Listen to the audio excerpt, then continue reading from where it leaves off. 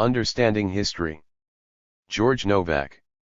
George Novack, 1905 to 1992, joined the communist movement in 1933, remaining a member and leader of the Socialist Workers' Party until his death. As National Secretary of the American Committee for the Defense of Leon Trotsky, Novack helped organize the 1937 International Commission of Inquiry, headed by John Dewey, which investigated the Moscow frame-up trials. In the 1940s, Novack was National Secretary of the Civil Rights Defense Committee, which gathered support for leaders of the Socialist Workers' Party and of the Midwest Teamsters strikes and organizing drives who were framed up and jailed during World War II under the Witch-Hunting Smith Act. He played a prominent role in numerous other civil liberties battles over subsequent decades.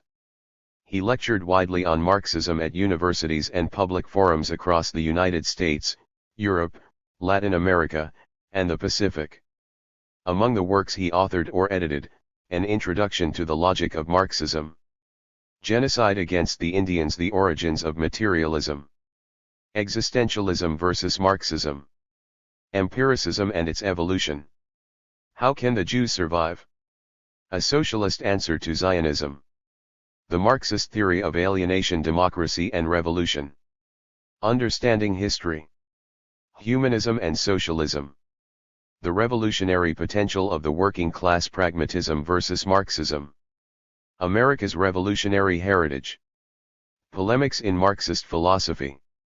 The articles in this collection were written at various times over the past 15 years in response to theoretical and political questions posed in the socialist movement. They cover a broad range of topics, from an interpretation of the totality of history to the identity of the social forces capable of redirecting its course. All of them attempt to apply the Marxist method of analysis to some of the most perplexing problems of the historical process. The opening essay, Major Theories of History from the Greeks to Marxism, is a discussion of pre-Marxist theories of history that traces the efforts of the keenest minds for 500 years to throw light on the procession of human events and render them intelligible. This is likewise the principal aim of the Marxist method of sociology. Historical materialism seeks to discover and formulate the laws that have governed the activities and achievements of humanity from the emergence of the hominids to the present day.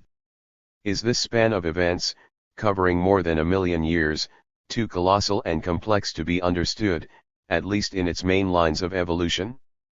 There are plenty of skeptics who, on one basis or another, aver that the progress of humankind from the most primitive social organization to the nuclear age is beyond the reach of scientific investigation and must forever remain impenetrable to human knowledge.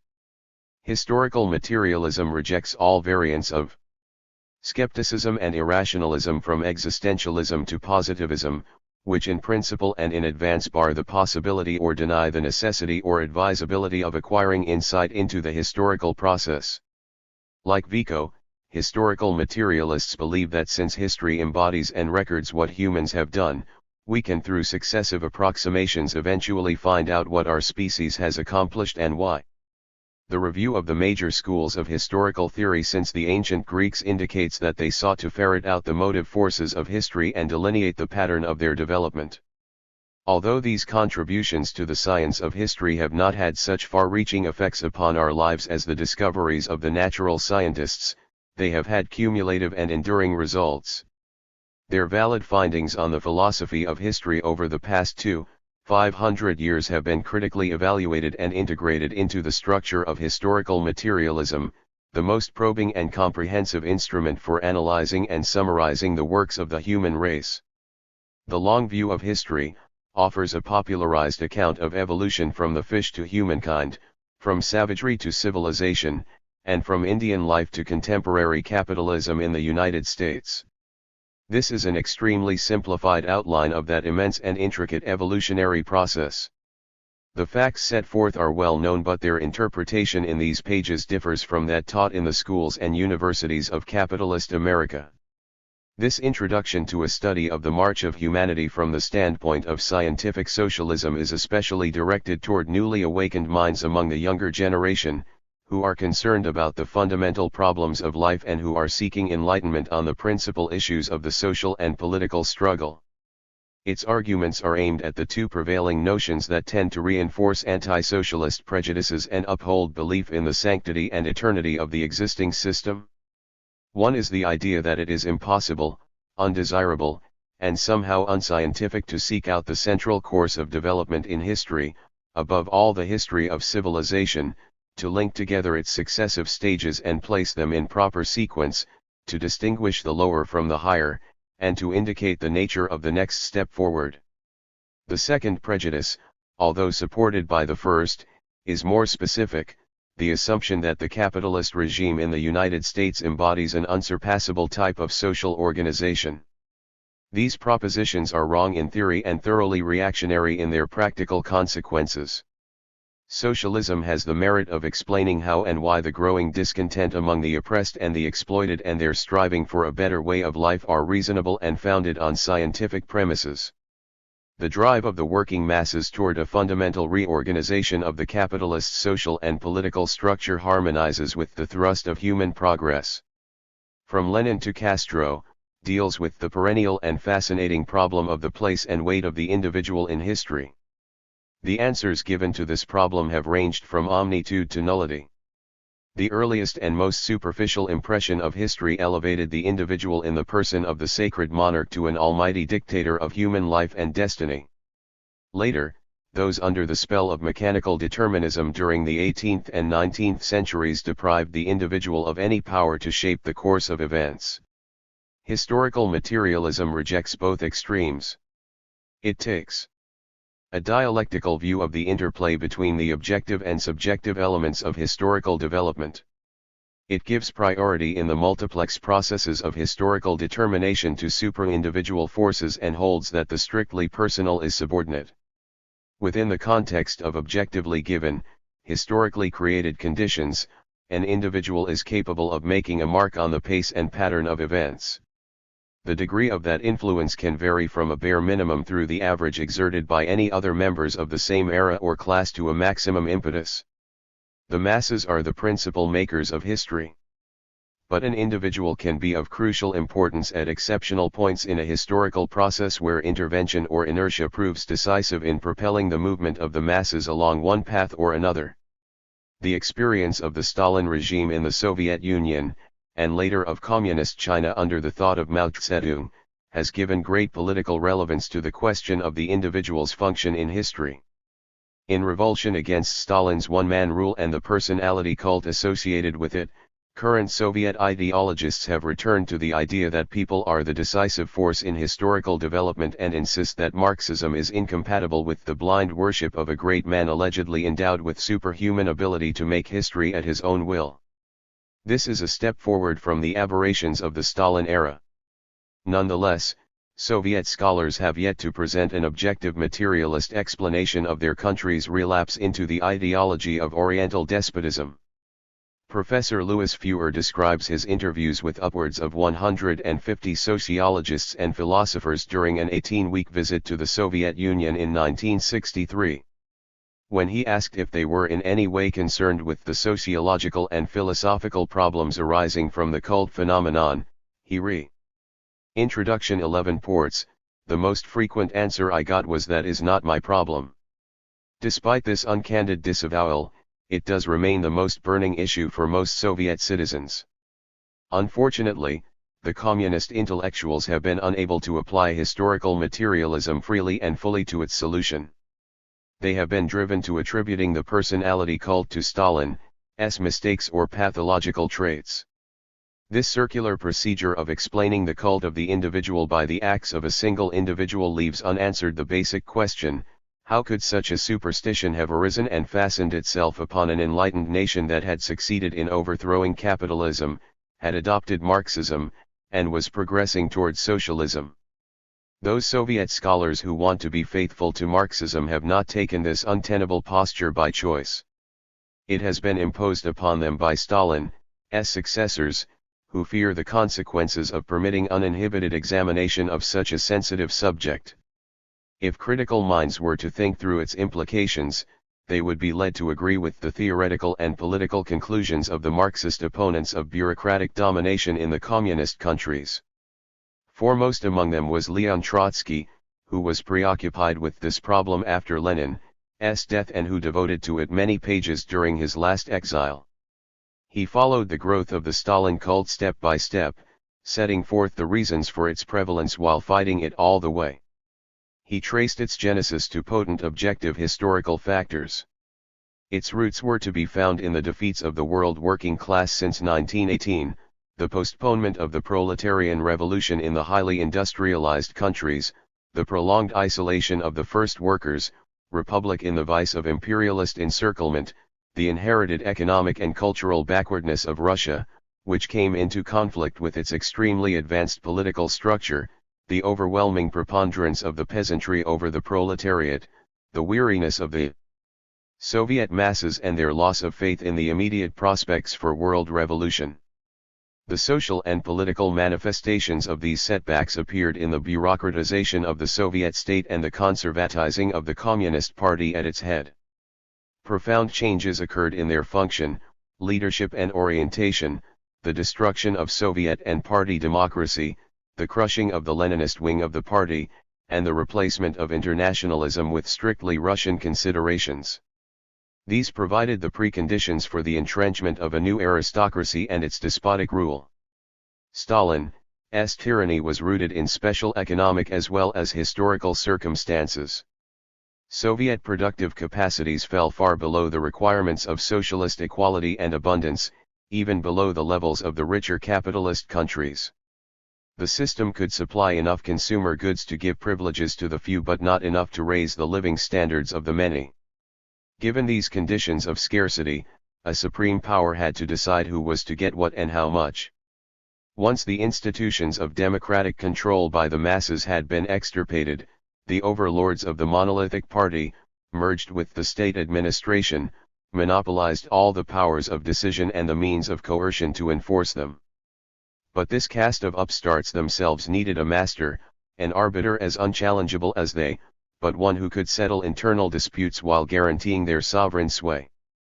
The bureaucracy created in its own image that omnipotent, omniscient promoter of its interests.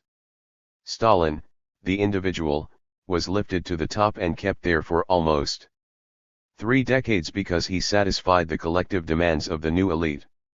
Thus, Trotsky explained the cult of the individual fostered by Stalinism, which was antithetical to the spirit and principles of scientific socialism, by applying the teachings and methods of scientific socialism. The aberration in the progress of the Russian Revolution had not come about because of original sin, lust for power, nor from the inherent vices of Bolshevism, its alleged totalitarian tendencies. It was the outgrowth of a specific set of historical circumstances that marred the first steps in the transition from class society to socialism. The Marxist interpretation of this political development in Soviet life had a logical corollary. When the international and internal conditions that had generated and sustained the Stalinist autocracy and its attendant ideology were changed, the cult would be weakened and abandoned. That has been the significance of the dethronement of Stalin and the reforms that his successors have introduced under pressure from the masses. Up to now, they have been limited to those concessions compatible with the preservation of the bureaucracy's privileges and monopoly of political power. However, the process of de-Stalinization cannot be arbitrarily and indefinitely curtailed to suit the needs of the ruling caste. They tend irresistibly toward direct confrontation between the regime and the people to decide whether the Soviet Union shall be thoroughly debureaucratized and made democratic. The practical usefulness of historical materialism is illustrated by its capacity to explain both the predominance of the personality cult and the reasons for its undoing. The insight offered by Marxism into the sources of bureaucratism in post-capitalist societies and the centralization of sovereign power in an individual that can result from its strangulation of workers' democracy is indispensable for combating those tendencies, which are so harmful to the advance of socialism. The next brace of essays, Uneven and Combined Development in History, present variations on a single theme, the law of uneven and combined development, first formulated by Leon Trotsky.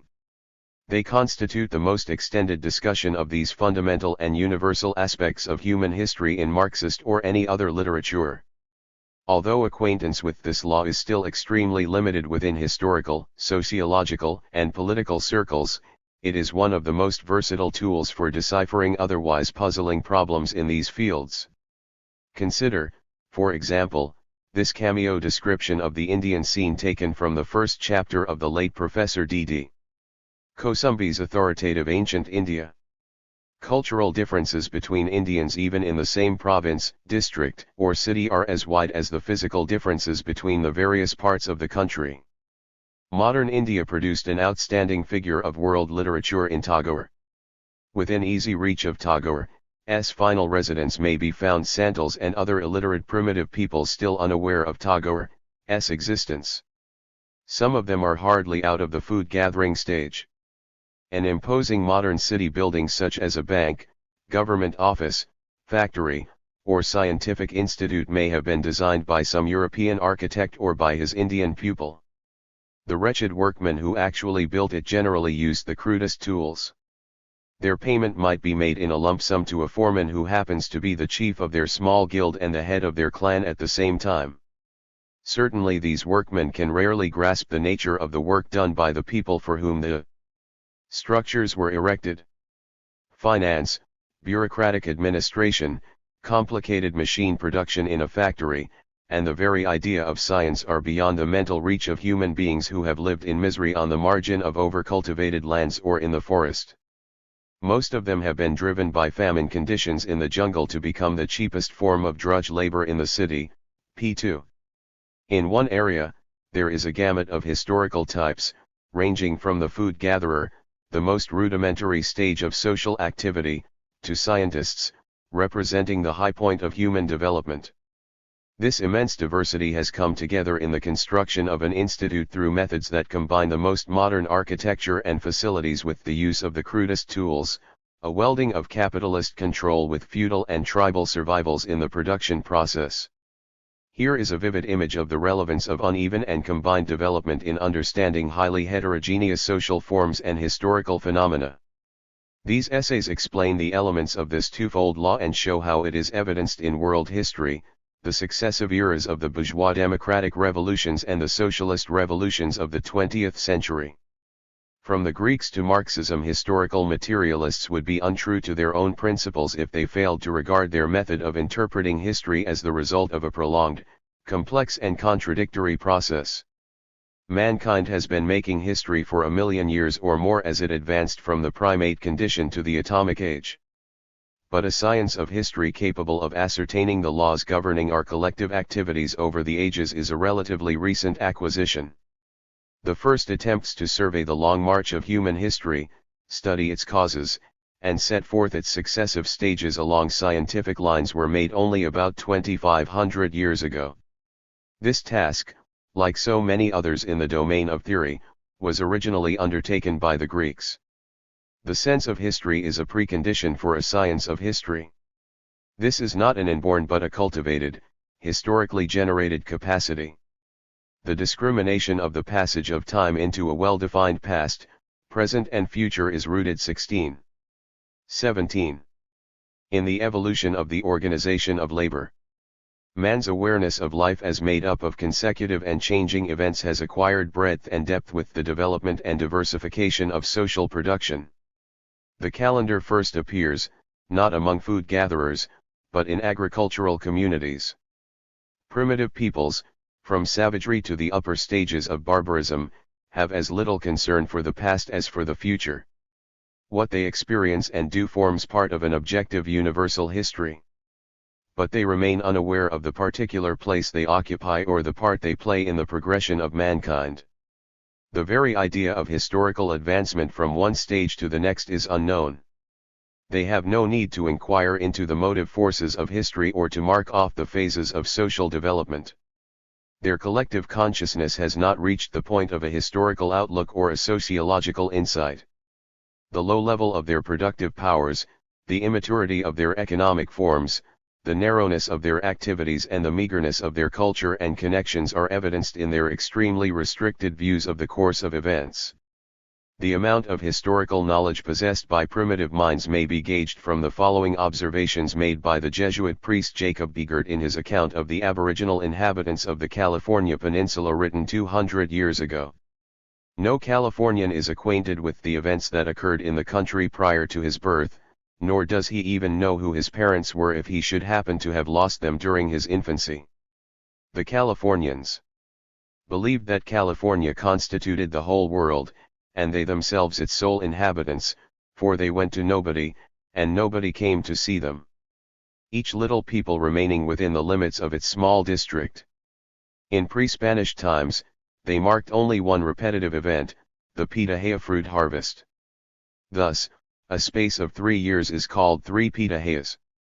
Yet they seldom make use of such phrases, because they hardly ever speak among themselves of years, but merely say, long ago, or not long ago, being utterly indifferent whether 2 or 20 years have elapsed since the occurrence of a certain event. Until several thousand years ago, peoples took their own particular organization of social relations for granted.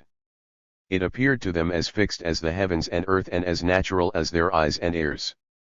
The earliest peoples did not even distinguish themselves from the rest of nature or draw a sharp line of demarcation between themselves and other living creatures in their habitat.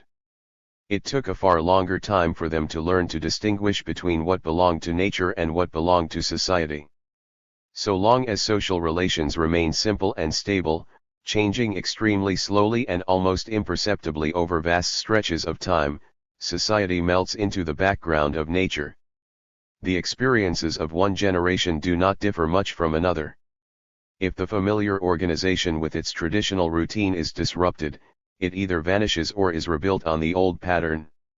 Moreover, surrounding communities, so far as they are known, and acquaintance does not extend very far either in space or time, are much the same.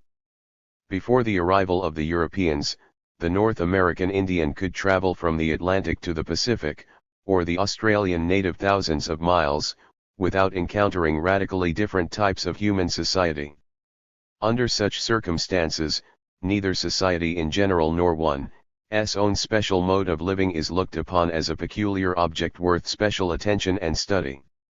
The need for theorizing about history or the nature of society does not arise until civilization is well advanced, and sudden, violent and far-reaching upheavals in social relations take place during the lifetime of individuals or within the memories of their elders. When swift strides are taken from one form of social structure to another, the old ways stand out in marked contrast, even conflict, with the new.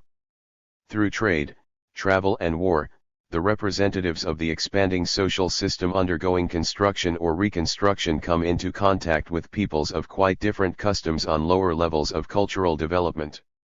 More immediately, glaring differences in the conditions of life within their own communities and bitter conflicts between antagonistic classes induce thoughtful men who have the means for such pursuits to speculate on the origins of these conflicts, to compare the various kinds of societies and governments, and to try to arrange them in an order of succession or worth. The English historian M.I. Finlay makes a similar point in reviewing 3 recent books on the ancient East in the August 20, 1965, New Statesman.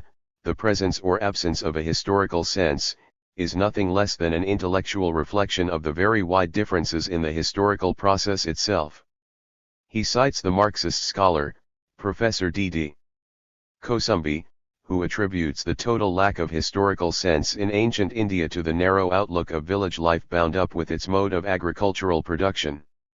The succession of seasons is all important, while there is little cumulative change to be noted in the village from year to year.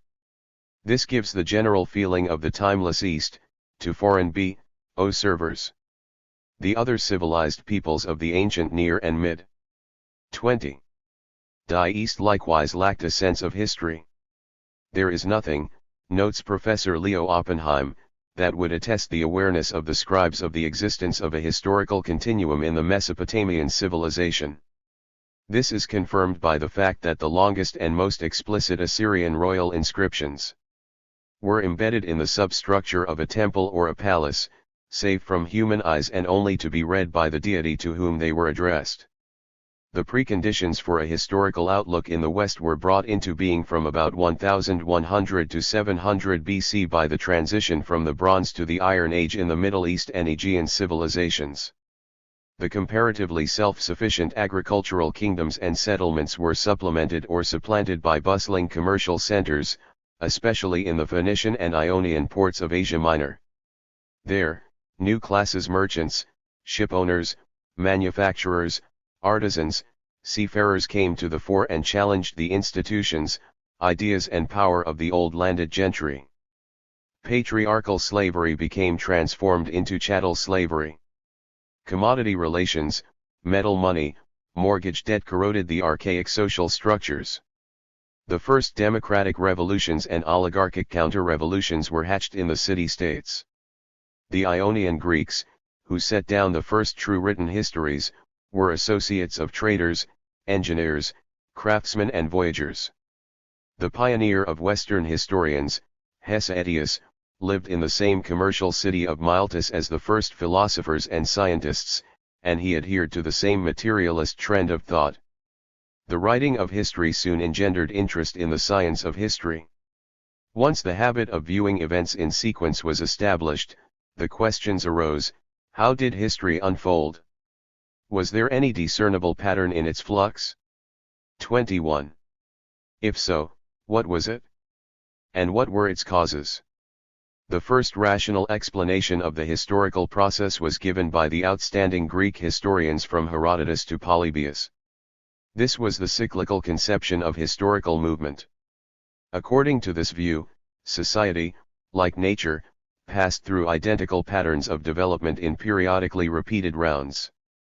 Thucydides, the preeminent Greek historian, declared that he had written his record of the Peloponnesian Wars to teach its lessons because identical events were bound to happen again. Plato taught the doctrine of the great year, at the end of which the planets would occupy the same positions as before and all sublunary events would be repeated. This conception was expressed as a popular axiom in Ecclesiastes: there is no new thing under the sun. The notion of a cyclical character of human affairs was closely affiliated with the conception of an all-powerful, inscrutable, inflexible destiny which came to replace the gods as sovereign of history. Destiny was mythologized in the persons of the three fates and further rationalized by learned men as the ultimate law of life. The notion of cosmic tragic fate from which human appeal or escape is impossible became the major theme of classic Greek drama and of the historical work of Herodotus, as well. Comparisons with other peoples, or between Greek states in different stages of social, economic and political development, produced, along with the first inklings of historical progression, a comparative history. As early as the 8th century BC, the poet Hesiod talked about the Copper Age that had preceded iron. Several centuries later, Herodotus, the first anthropologist as well as the father of history, gathered valuable information on the customs of the Mediterranean peoples living in savagery, barbarism or civilization. Thucydides pointed out that the Greeks 22 had once lived as the barbarians did in his own time. Plato, in his Republic, Laws and other writings, and Aristotle, in Politics, collected specimens of different forms of state rule. They named, classified and criticized them. They sought to ascertain not only the best mode of government for the city-state, but also the order of their forms of development and the causes of political variation and revolution. Polybius, the Greek historian of the rise of the Roman Empire, viewed it as the prize example of the natural laws which regulated the cyclical transformation of one governmental form into another. He believed, as did Plato, that all states inevitably passed through the phases of kingship, aristocracy and democracy, which degenerated into their allied forms of despotism, oligarchy and mob rule. The generation and degeneration of these successive stages of rulership was due to natural causes. This is the regular cycle of constitutional revolutions, and the natural order in which institutions change, are transformed, and return to their original stage, he wrote. Just as they knew and named the major kinds of political organization from monarchy to democracy, So did the Greek thinkers of both the idealist and materialist schools originate the basic types of historical interpretation which have endured to the present day. They were the first to try to explain the evolution of society along materialist lines, however crude and awkward were their initial efforts. The atomists, the sophists and the Hippocratic school of medicine put forward the idea that the natural environment was the decisive factor in the molding of mankind. In its extreme expressions, this trend of thought reduced social historical changes to the effects of the geographical theater and its climatic conditioning. Polybius wrote, "We mortals have an irresistible tendency to yield to climatic influences, and to this cause. 23. And no other, may be traced the great distinctions which prevail among us in character, physical formation and complexion, as well as in most of our habits, varying with nationality and wide local separation." These early sociologists taught that mankind had climbed from savagery to civilization by imitating nature and improving upon her operations. The finest exponent of this materialist view in Greco-Roman culture was Lucretius, who gave a brilliant sketch of the development of society in his poem On the Nature of Things. Predominant among the Greek thinkers, however, were the sorts of theory that have ever since been the stock in trade of historical idealists. 1. The Great God Theory. The most primitive attempts to explain the origin and development of the world and humanity are the creation myths of pre-literate peoples. We are best acquainted with the one in Genesis, which ascribes the making of heaven and earth to a Lord God who worked on a 6-day schedule. These fanciful stories do not have any scientific validity.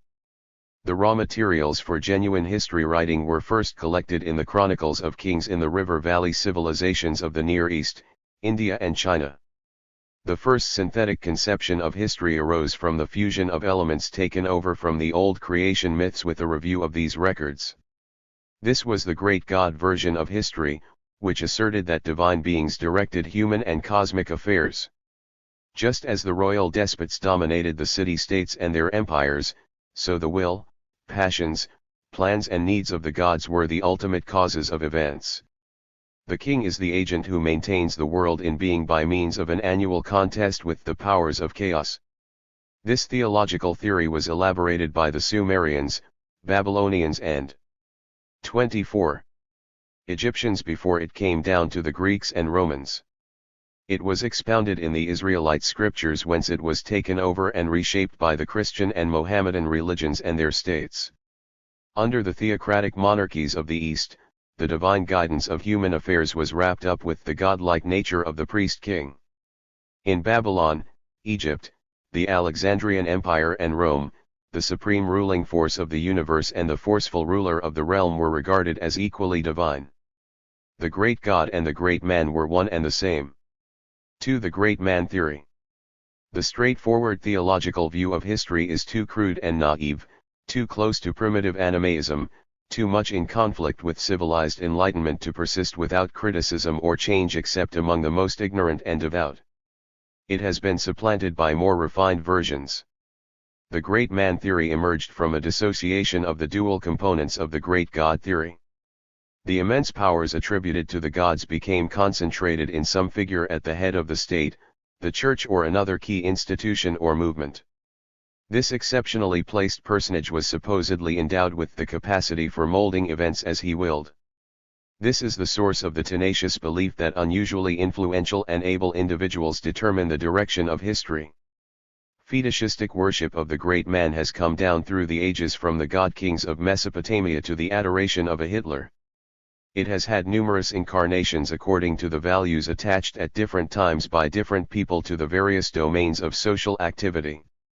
In antiquity these ranged from the divine monarch, the tyrant, the lawgiver, Solon, the military conqueror, Alexander, the dictator, Caesar, the hero emancipator, David. 25. And the religious leader, Christ, Buddha, Mohammed. All these males women were given no such preeminence in patriarchal societies, were put in the place of the Almighty as prime movers of history. The most celebrated latter-day exponent of this viewpoint was Thomas Carlyle, who wrote, "Universal history, the history of what man has accomplished in this world, is at bottom the history of the great men who have worked h. 3. The Great Mind Theory. A more sophisticated philosophical variant of the great God-man line of thought is the notion that history is drawn forward or driven ahead by an ideal force in order to realize its preconceived ends. The Greek Anaxagoras said, "Reason, nous, governs the world." Aristotle held that the prime mover of the universe, and thereby the ultimate animator of everything within it, was God, who was defined as pure mind engaged in thinking about itself. Hegel was the foremost modern exponent of the theory that the progress of mankind consisted in the working out and consummation of an idea. He wrote, "Spirit, or mind, is the only motive principle of history. The goal of the world spirit, the outcome of its laborious development, was the realization of the idea of freedom." The great mind theory easily slides into the notion that a set of brilliant intellects, or even one genius, constitutes the mainspring of human advancement. Plato taught that there are some natures who ought to study philosophy and to be leaders in the state, and others who are not born to be philosophers, and are meant to be followers rather than leaders. Thus, some 18th century rationalists who believed that opinion governs mankind looked toward an enlightened monarch to introduce the necessary progressive 26. Reconstruction of the state and society.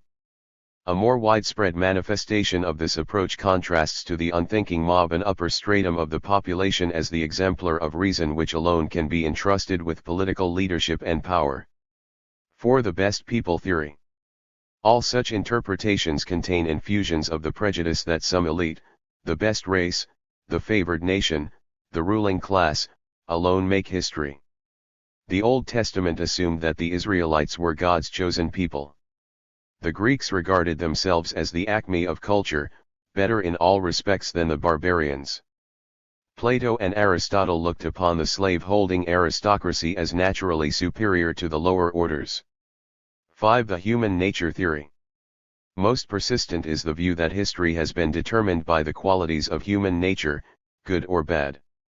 Human nature, like nature itself, was regarded as rigid and unchanging from one generation to another. The historian's task was to demonstrate what the invariant traits of the human character were, how the course of history exemplified them, and how the social structure was molded or had to be remodeled in accordance with them.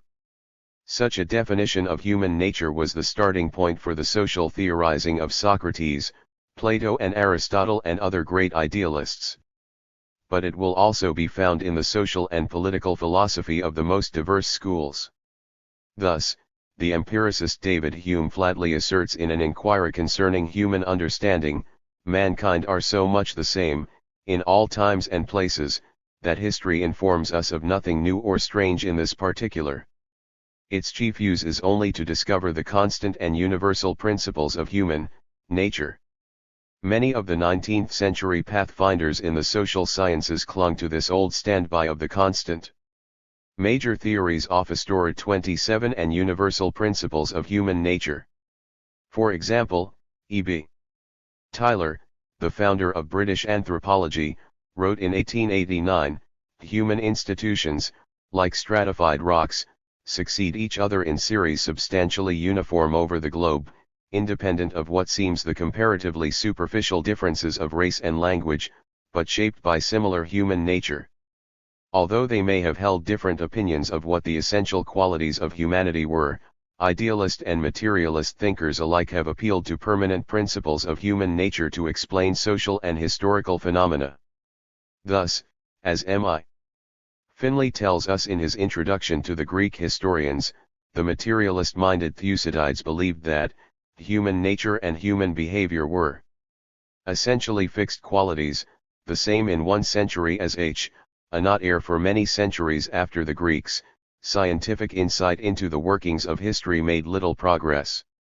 Under Christianity and feudalism, the theological conception that history was the manifestation of God's plan monopolized social philosophy.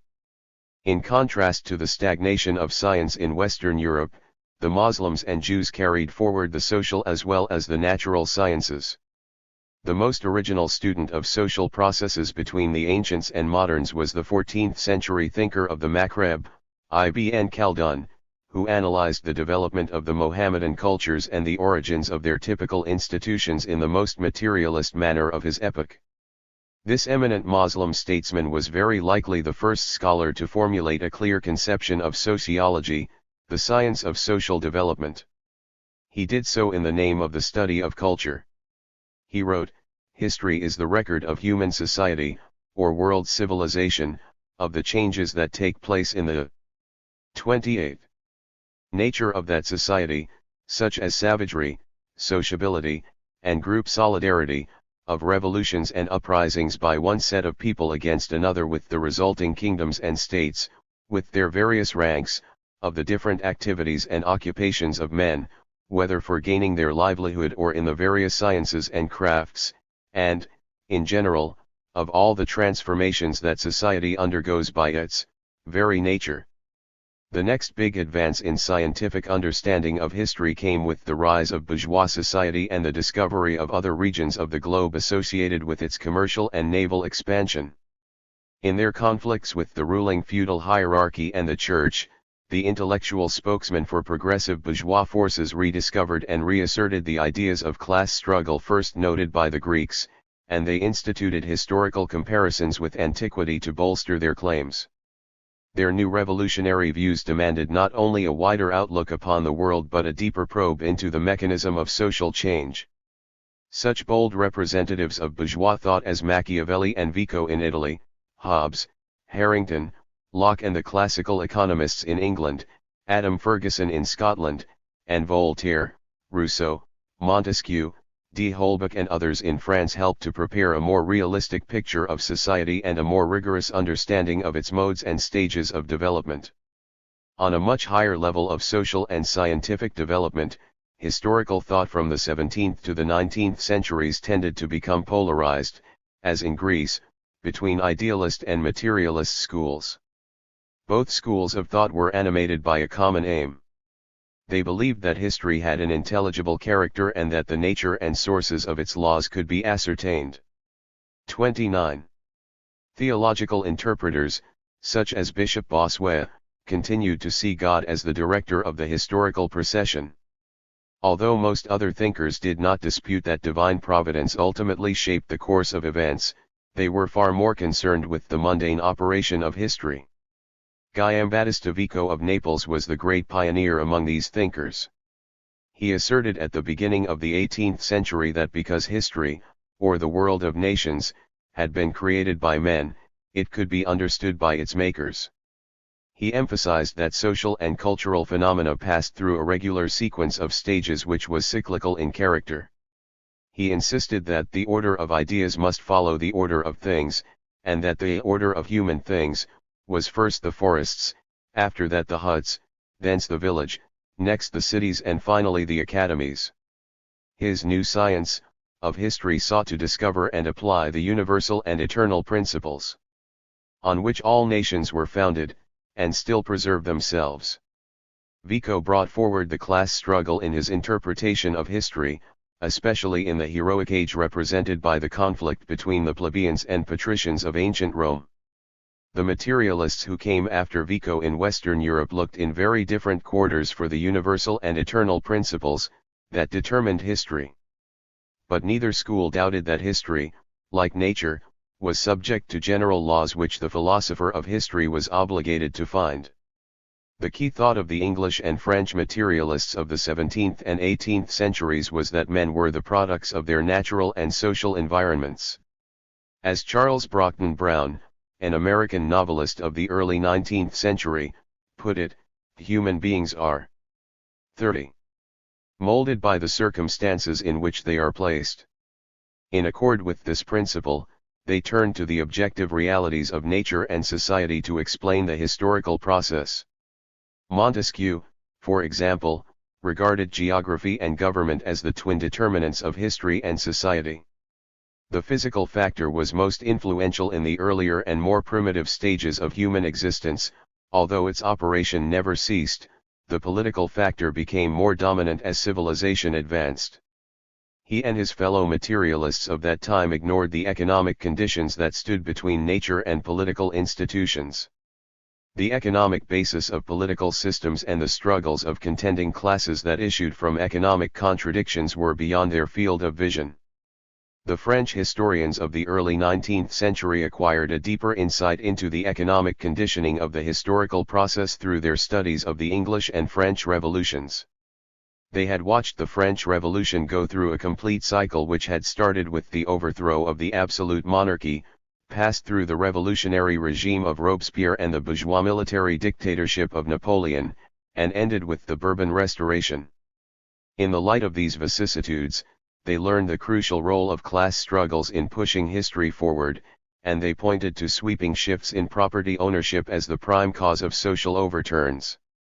However, they remained unable to uncover the determinants of a reconstruction and replacement of property relations as well as political forms. Many leading philosophers of the bourgeois era had a materialist view of nature and man's relations with the world around him. But none of them succeeded in work. 31. Ing out a consistent or comprehensive conception of society and history along materialist lines. At a certain point in their analyses, they departed from materialist premises and procedures, attributing the ultimate causal agencies of human affairs to human nature, a far-seeing human reason, or a great individual. What was responsible for their deviation into non-materialist types of explanation in the areas of historical and social determination? As bourgeois thinkers, they were confined by the capitalist horizon. So long as the ascending bourgeoisie was on its way to supremacy, its most enlightened ideologists had a passionate and persistent interest in boring deeply into economic, social and political realities. After the bourgeoisie had consolidated its position as the ruling class, its ideologists shrank from probing to the bottom of social and political processes. They became more and more sluggish and short-sighted in the fields of sociology and history because discovery of the causes of change in these fields could only threaten the continuance of capitalist domination. One barrier to a serious study of social science was their tacit assumption that bourgeois society and its institutions embodied the highest attainable form of social organization. All previous societies led up to that point and stopped there. There was apparently no progressive exit from the capitalist system. That is why the ideologists of the English bourgeoisie from Locke to Ricardo and Spencer tried to fit their conceptions of the meaning of all social phenomena into the categories and relations of that transitory order. This narrowness made it equally difficult for them to decipher the past, get to the bottom of their present, and foresee the future. Idealistic interpretations of history were promoted by a number of theorists from Leibniz to Fichte. Their work, 32, was consummated by Hegel. In the early decades of the 19th century, Hegel revolutionized the understanding of world history. His was the broadest historical perspective of the bourgeois era. His contributions may be summed up as follows. 1. Hegel approached all historical phenomena from the standpoint of their evolution, seeing them as moments, elements, phases in a single creative, cumulative, progressive and ceaseless process of becoming. 2. Because the world about him, which he called objective mind, was the work of man, he, like Vico, was convinced that it could be explicated by the inquiring mind. 3. He conceived of history as a universal process in which all social formations, nations and persons had their appropriate but subordinate place. No single state or people dominated world history, each was to be judged by its role in the development of the totality. 4. He asserted that the historical process was essentially rational. It had an internal logic that unfolded in a law-governed manner defined by the dialectical process. Each stage of the whole was a necessary product of the circumstances of its time and place. 5. Every essential element of each stage hung together as components of a unified whole which expressed the dominant principle of its age. Each stage made its own unique contribution to the advancement of mankind. 6. The truth about history is concrete. As the Russian thinker Chernyshevsky wrote, every object, every phenomenon has its own significance, and it must be judged according to the circumstances, the environment, in which it exists. A definite judgment can be pronounced only about a definite fact, after examining all the circumstances on which it depends. 7. History changes in a dialectical manner. Each stage of major theories of Histoire 33 social development has had sufficient reasons for coming into existence. It has a contradictory constitution, arising from three different elements. These are the durable achievements inherited from its predecessors, the special conditions required for its own maintenance, and the opposing forces at work within itself. The development of internal antagonism supplies its dynamism and generates its growth. The sharpening of contradictions leads to its disintegration and eventual dispossession by a higher and antithetical form which grows out of it by way of a revolutionary leap. 8. Thus, all grades of social organization are linked in a dialectically determined series from lower to higher. 9. Hegel brought forward the profound truth later developed by historical materialism that labor is imposed upon man as the consequence of his needs and that man is the historical product of his own labor. 10. History is full of irony. It has an overall objective logic that confounds its most powerful participants and organizations. Although the heads of states apply definite policies, and peoples and individuals consciously pursue their own aims, historical actuality does not accord with their plans. The course and outcome of history is determined by internal necessities independent of the will and consciousness of any of its institutional or personal agencies. Man proposes. The historical necessity of the idea disposes. 11. The outcome of history is the growth of rational freedom. Man's freedom comes not from arbitrary, willful intervention in events, but from growing insight into the necessities of the objective, universal contradictory processes of becoming. 12. The necessities of history are not always the same, they change into their opposites as one stage succeeds an. 34. Other. In fact, the conflict of lower and higher necessities is the generator of progress. A greater and growing necessity is at work within the existing order, negating the conditions that sustain it.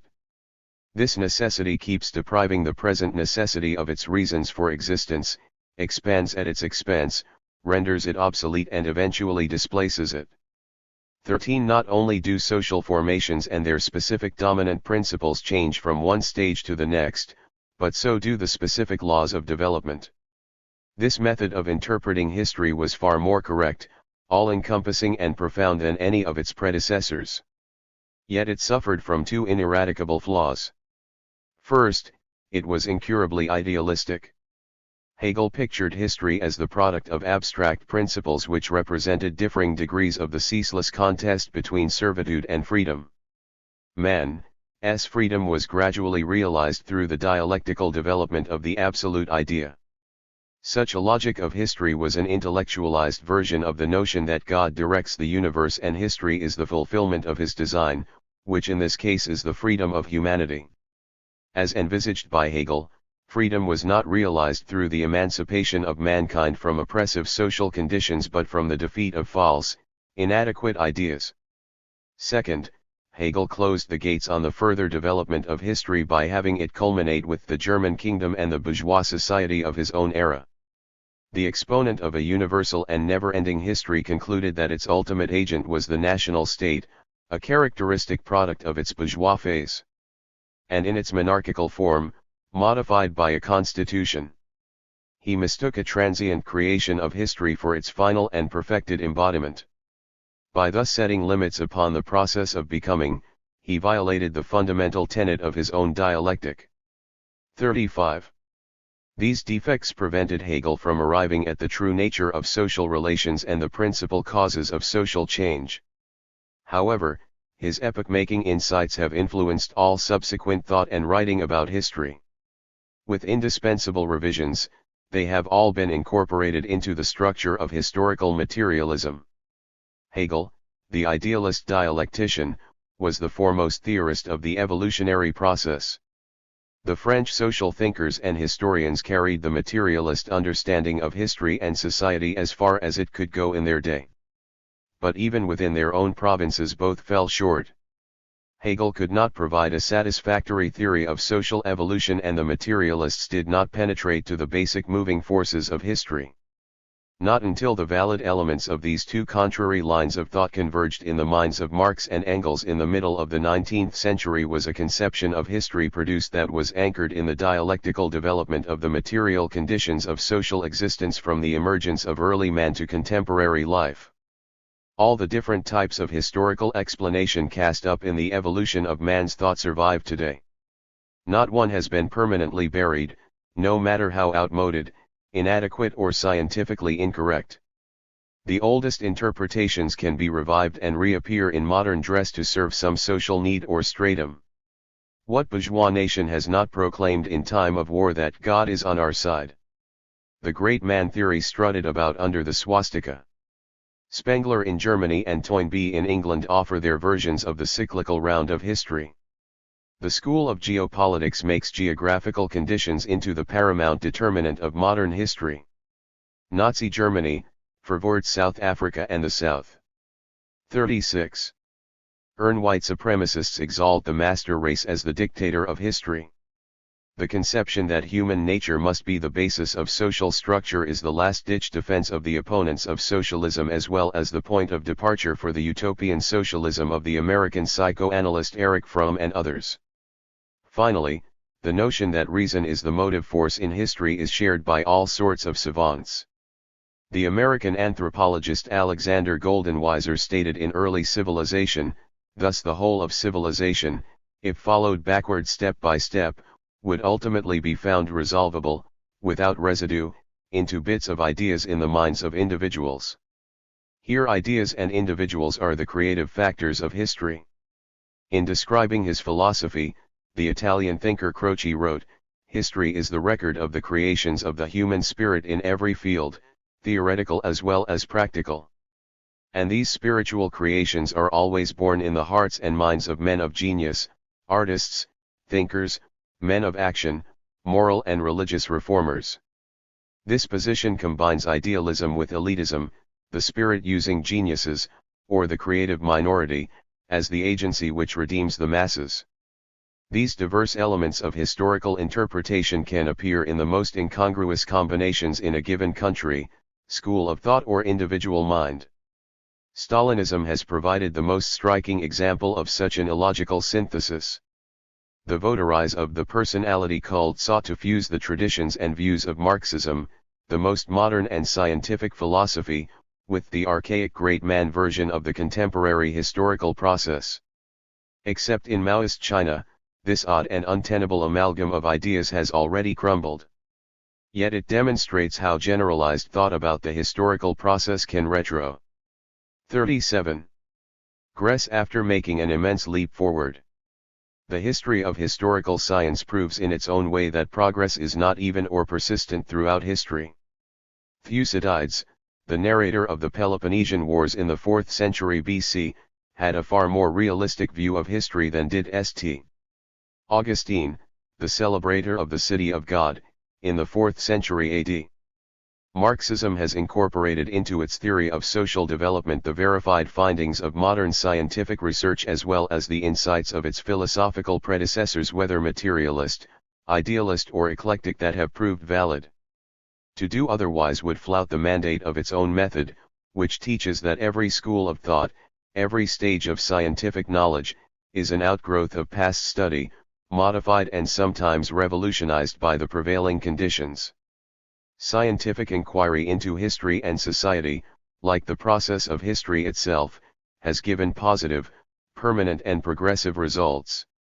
At the same time, Marxism rejects all versions of antiquated theories that have failed to provide an adequate or correct explanation of the origins and evolution of society. It does not deny that historical idealism contains significant ingredients of truth and has at times been historically progressive. Their progression since the Greeks has been from heaven to earth, from God to man, from the imaginary to the real. Individuals, influential or insignificant, and ideas, innovative or traditional, are essential to society. Their roles in the making of history have to be taken into account. The idealists rightly pay attention to these factors. Where they go wrong is in claiming decisive importance for them in the total process of historical determination. Their method confines their analyses to the outer layers of the social structure so that they remain on the surface of events. Sci. 38. INS has to delve into the nuclear core of society where the real forces that determine the direction of history are at work. Historical materialism turns away from the divine director, the great man, the universal mind, the intellectual genius, the elite, and an unchanging human nature for its explanation of history. The formation, reformation and transformation of social structures over the past million years cannot be understood by recourse to any supernatural beings, ideal agencies, petty personal or invariant causes. God did not create the world and has not superintended the development of mankind. On the contrary, man created the idea of the gods as a fantasy to compensate for lack of real control over the forces of nature and of society. Man made himself by acting upon nature and changing its elements to satisfy his needs through the labor process. Man has worked his way up in the world. The further development and diversification of the labor process from savagery to our present civilization has continued to transform his capacities and characteristics. History is not the achievement of outstanding individuals, no matter how powerful, gifted, or strategically placed. As early as the French Revolution, Condorcet protested against this narrow elitist view, which disregarded both what moves the mass of the human race and how the masses rather than the masters make history. He wrote, "Up to now, the history of politics, like that of philosophy or of science, has been the history of only a few individuals.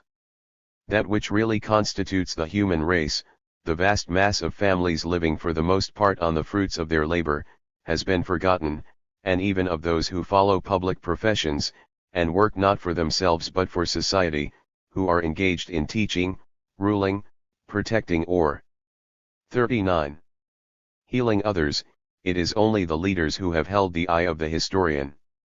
Marxism builds on this insight that history is the result of the collective actions of multitudes, of mass effort extending over prolonged periods within the framework of the powers of production they have received and extended and the modes of production they have created, built up and revolutionized. It is not elites but the many-membered body of the people who have sustained history, switched it in new directions at critical turning points, and lifted humanity upward step by step. History has not been generated, nor has its course been guided, by preconceived ideas. Social systems have not been constructed by architects with blueprints in hand. History has not proceeded in accord with any plan. Socio-economic formations have grown out of the productive forces at hand, its members have fashioned their relations, customs, institutions and ideas in accordance with their organization of labor. Human nature cannot explain the course of events or the characteristics of social life. Changes in the conditions of life and labor underlie the making and remaking of human nature. In the introduction to the English edition of Socialism, Utopian and Scientific, Engels defined historical materialism as that view of the course of history which seeks the ultimate cause and the great moving power of all historic events in the economic development of society, in the changes in the modes of production and exchange, in the consequent division of society into distinct classes, and in the struggles of these classes against one another. These are the principles from which the Marxist theory of the historical process is derived. They have come from 2.5 millennia of inquiry into the laws of who? 40. Man activity and social development. They represent its most valid conclusions. Historical materialism is itself the synthetic product of historically elaborated facts and ideas that are rooted in the economy and come to fruition in the science of society. 2. The long view of history. How humanity climbed to civilization. I propose first to trace the main line of human development from our remote animal ancestors to the present when humanity has become lord of the earth but not yet master of its own creations, not to mention its own social system. After that, I will deal with the central course of evolution in that specific segment of society which occupies the bulk of North America and represents the most developed form of capitalist society. I will try to show not only how our national history is related to world development, but also how we, collectively and individually, fit into the picture. This is a broad and bold undertaking, a sort of jet-propelled journey through the stratosphere of world history. It is forced upon us by the urge to grasp the whole vast spread of events and to understand our specific place within them, as well as by the very dynamic of scientific theory in sociology, which has its highest expression in Marxism. The movement based upon scientific socialism, which prepares most and for 1. 42. Energetically for the future, likewise must probe most deeply into the past. I shall start from the political case history of an individual. In January 1935, a book appeared which set the style for a series of reflective reports on the trends of our times. It had considerable influence upon radicalized intellectuals here until the outbreak of the Second World War. That book, Personal History, was written by Vincentian. This autobiography was a serious effort to find out what the history of his generation was leading to and what his attitude should be toward its mainstream and its cross-currents. Sheehan told how he started as an ignorant student at the University of Chicago at the close of the First World War. He knew as little about the fundamental forces at work in the world then as millions like him today who are encased in a similar provincialism. As he remarked, the bourgeois system insulated all its children as much as possible from a knowledge of the processes of human development, and in my case succeeded admirably in its purpose. Few Hottentots or South Sea Islanders could have been less prepared for life in the great world than I was at 21. This innocent American went abroad as a newspaperman and learned from the great events of the 20s. He observed the effects of the First World War and the Russian Revolution, he witnessed the stirrings in the Near East, in Morocco and Palestine, precursors of the vaster colonial disturbances after the Second World War. He was also a spectator and played an incidental role in the defeated Second Chinese Revolution of 1926. His experiences were topped by the economic collapse of capitalism after 1929. 43 and the spread of fascism in Europe. These upheavals jolted Sheehan from his doze, opened his eyes, and propelled him toward Marxism and the revolutionary socialist movement. He was swept along in the swirling torrent of that first stage in the crack-up of capitalist civilization and began to recognize it as such. Great social, economic and political events exposed the bankruptcy of the ideas about the world he had acquired through his middle-class education in the Midwest and impelled him to cast them off. Sheehan found in Marxism the most convincing explanation of the processes of social development and the causes of the decisive events of his own age. He was inspired by its ability to answer the question that besets every thinking person: what relation does my own life have to those who have preceded me on this earth, all my contemporaries, and the incalculable generations who will come later? Scientific, political and moral considerations combined to attract him to the science of the socialist movement. Sheehan admired Marxism, he emphasized, because it took the long view. This is not a phrase he coined, but one he borrowed from a participant in the struggle. Marxists, he noted, were or should be guided, not by partial views and episodic considerations, but by the most comprehensive outlook over the expanse of biological evolution and human achievement. The all-embracing synthesis of history offered by Marxism contrasted sharply with the worm's-eye view he had had in the Midwest. The interior of the United States had the most up-to-date gadgets, but it was dominated by extremely old-fashioned ideas about social evolution. Sheehan had caught on to one of the outstanding features of that system of thought which bears the name of its 44. Creator, Karl Marx. Scientific socialism does provide the most consistent, many-sided and far-reaching of all the doctrines of evolution and revolution. The long view it presents is the march of mankind seen in its full scope, its current reality and its ultimate consequences, so far as that is possible under present limitations. What was this long view that attracted Vincentian and so many millions before him and since? What can a review of the process of evolution, analyzed by Marxist methods, teach us about the way things change in this world? We can single out 4 critical turning points in the timetable of evolution.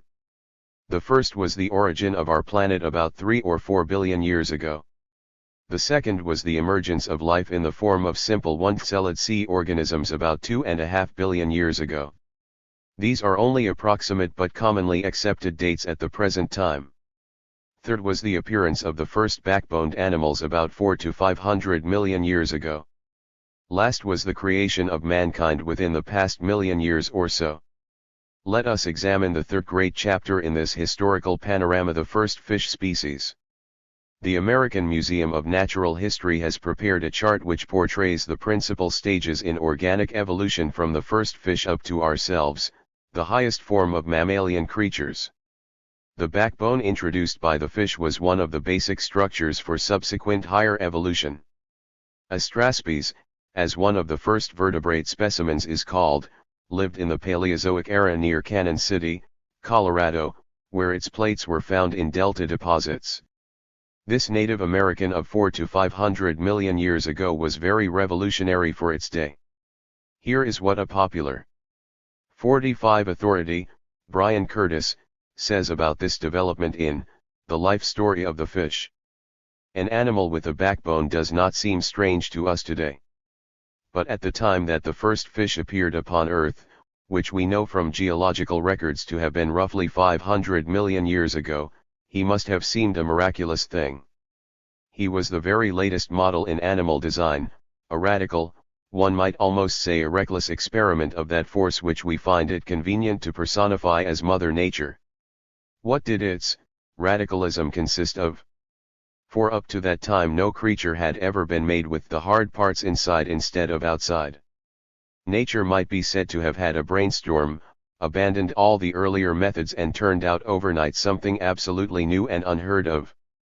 Although the fish retained some of the old external armor, what was decisive from the standpoint of evolution was its acquisition of the backbone. This converted the fish into a creature basically different from anything living before. Thus, the new backbone type both grew out of the old and outgrew it. But that is not all. It then went on to conquer new realms of existence and activity.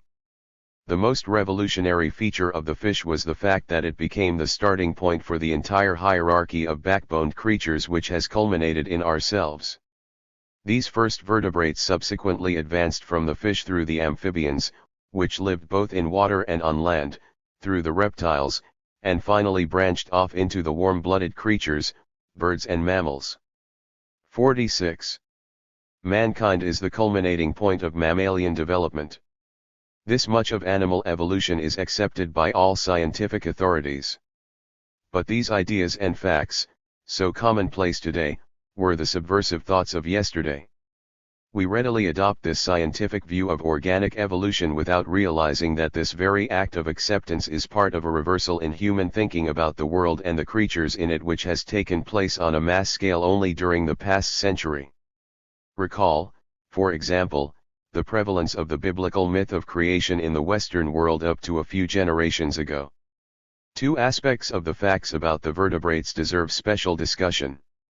First, the transfer of the bony parts of the fish from the outside to the inside embodied a qualitatively new form of organic structure, a break in the continuity of development up to that time, a jump onto a higher level of life. Every biologist acknowledges this fact. But this fact has a more profound significance, which tells us much about the methods of evolutionary change in general. It demonstrates how, at the critical point in the accumulation of changes outside and inside an organism, the conflicting elements which compose it break up the old form of its existence and the progressive formation passes over, by way of a leap, to a qualitatively new and historically higher state of development. This is true not only of organic species but of social formations and systems of thought as well. This radical overturn is undeniable in the case of the birth and evolution of the fish and its ultimate surpassing by higher species. But it is much harder for many people to accept such a conclusion when it comes to the transformation of a lower social organization into a higher social organization. This reluctance to apply the teachings of 47 evolution consistently to all things, and above all to the social system in which we live, is rooted in the determination to defend powerful but obsolete and narrow class interests against opposing forces and rival ideas that aim to create a genuinely new order of things. The second point to be stressed is the fact that the fish, as the first vertebrate, occupies a specific place in the sequence of the evolution of organisms. It is one link in a chain of the manifestations of life extending from one-celled protozoa to the most complex organisms. This first creature with a backbone came out of and after a host of creatures which never had such a skeletal structure, and in turn gave rise to superior orders which had that and much more. Contradictory as it is, many scholars and scientists who take the order of evolution of organic species for granted, stubbornly resist the extension of the same lawfulness to the changing species of social organizations. They will not admit that there has been, or can be, any definite and discernible sequence in the social development of mankind analogous to the steps in the progress from the invertebrates to the fish, through the reptile and mammalian creatures, up to the advent of mankind. This skepticism in sociology is especially pronounced in the present century, and in our own country and its colleges. Thinkers of this type, of course, know that there have been many changes in history, that many diverse formations are found in the fields of anthropology, archaeology, history, sociology and politics. What they deny is that these typical manifestations of social life can or even should be arranged in any determinate order of historical development in which each has its given place from the beginning to the end, from the lower to the higher.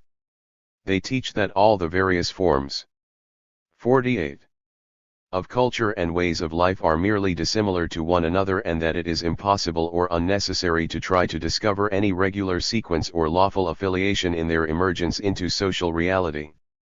This view and method is thoroughly anti-evolutionary, anti-scientific and essentially reactionary. But it is explainable. The denial of the possibility of finding out the order of advancement in social structures springs, if you will permit the analogy, from the resistance by today's invertebrates to the oncoming vertebrates who represent a superior form of organization and are destined to supplant them in the struggle for social survival. The evolutionary record itself, starting with the upward climb of the fish, most effectively refutes this tenacious conservatism. The first vertebrate was followed by 6 further progressive types of fish in the next 100 million years.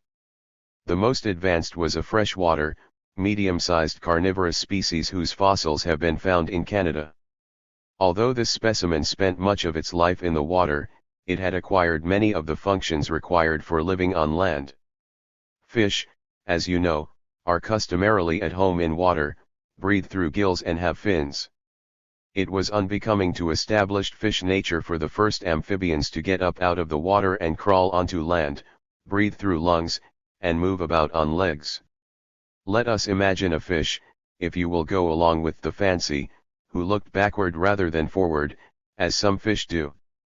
This backward-looking fish could exclaim to the forward-moving amphibians, "We fish, the oldest inhabitants, have never before done such things, they can, be done, they should, be done." And, when the amphibians persisted, shrieking, "These things mustn't be done, it's subversive of the good old order to do them." However, the resistance of inertia did not prevent some water dwellers.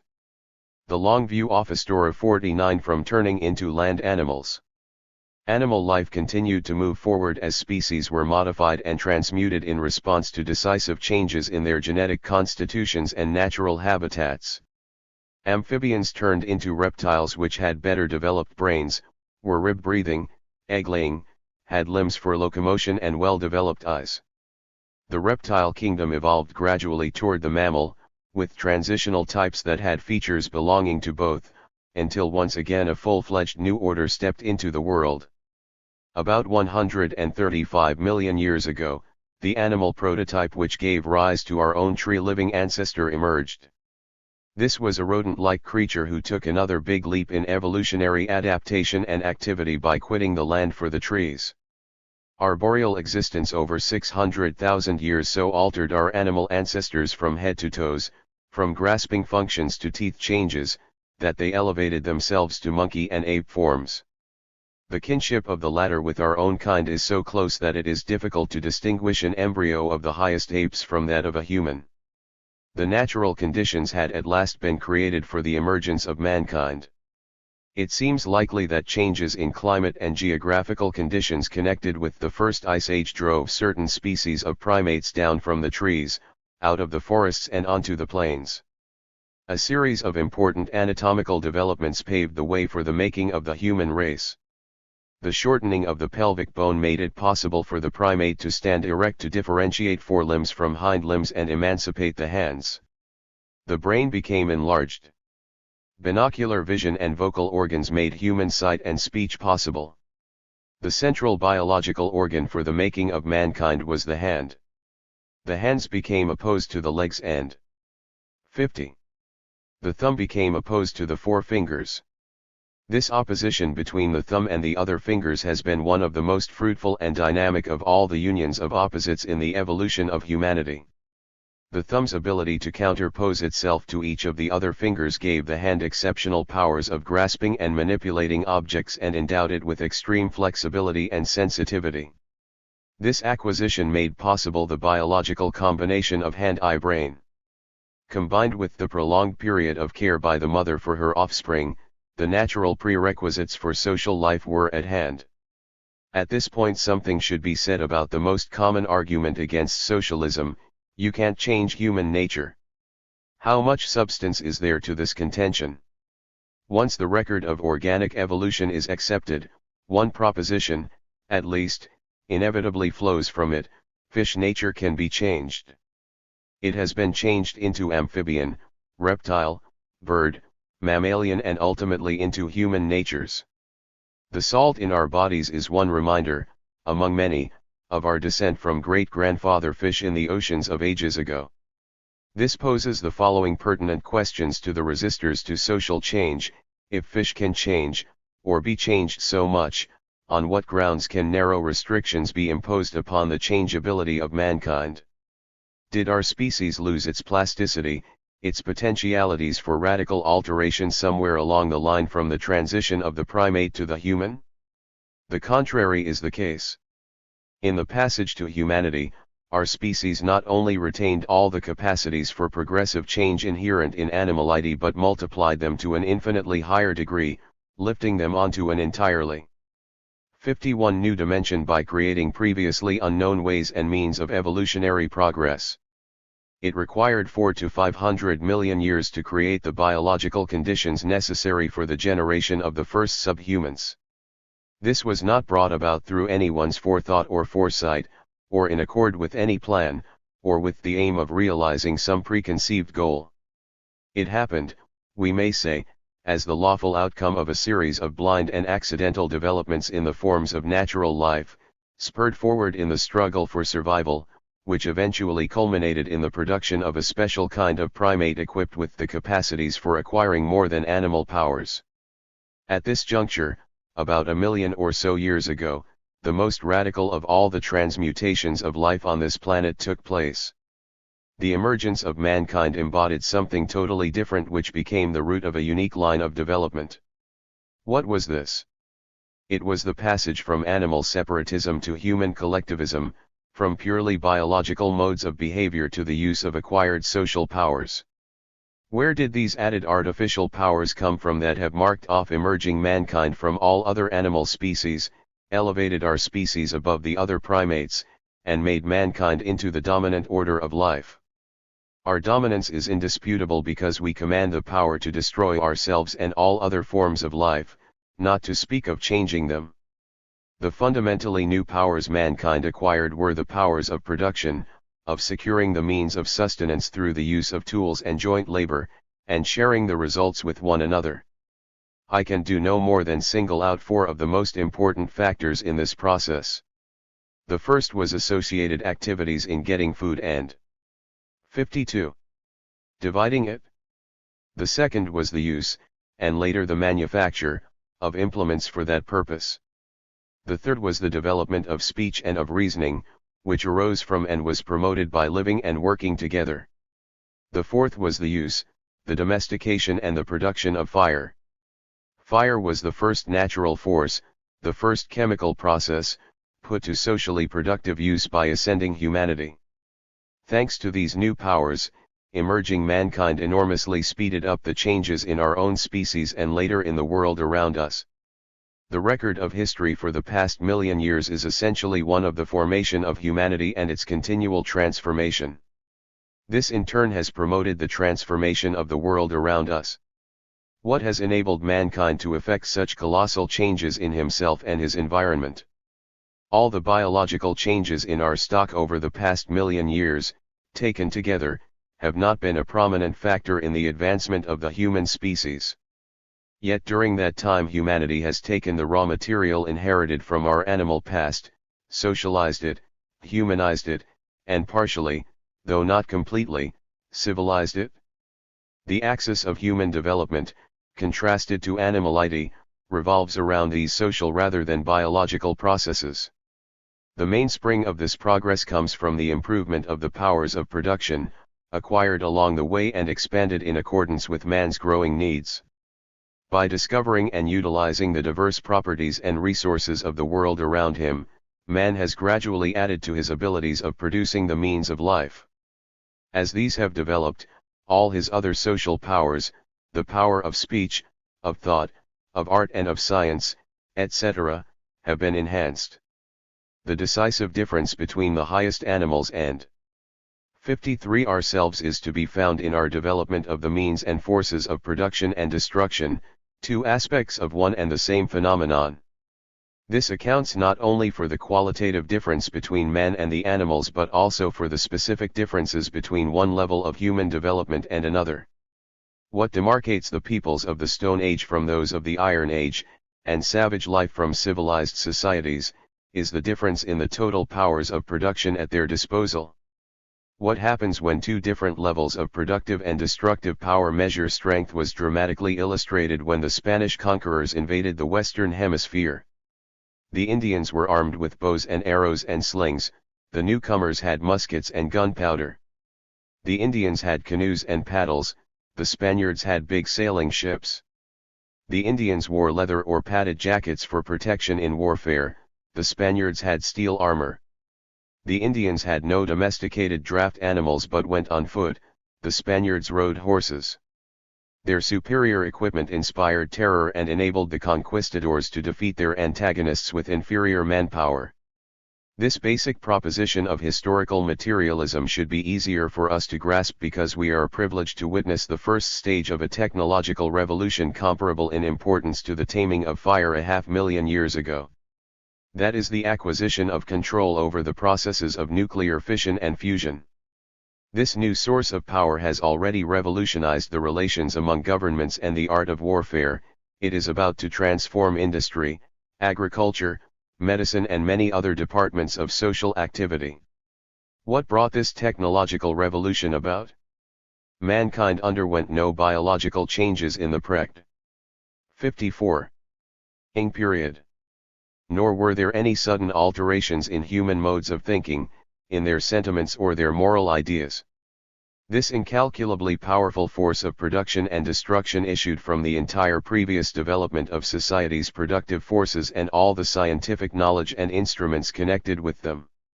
Atomic power is the latest link in the chain of acquired powers that can be traced back to the earliest elements of social production.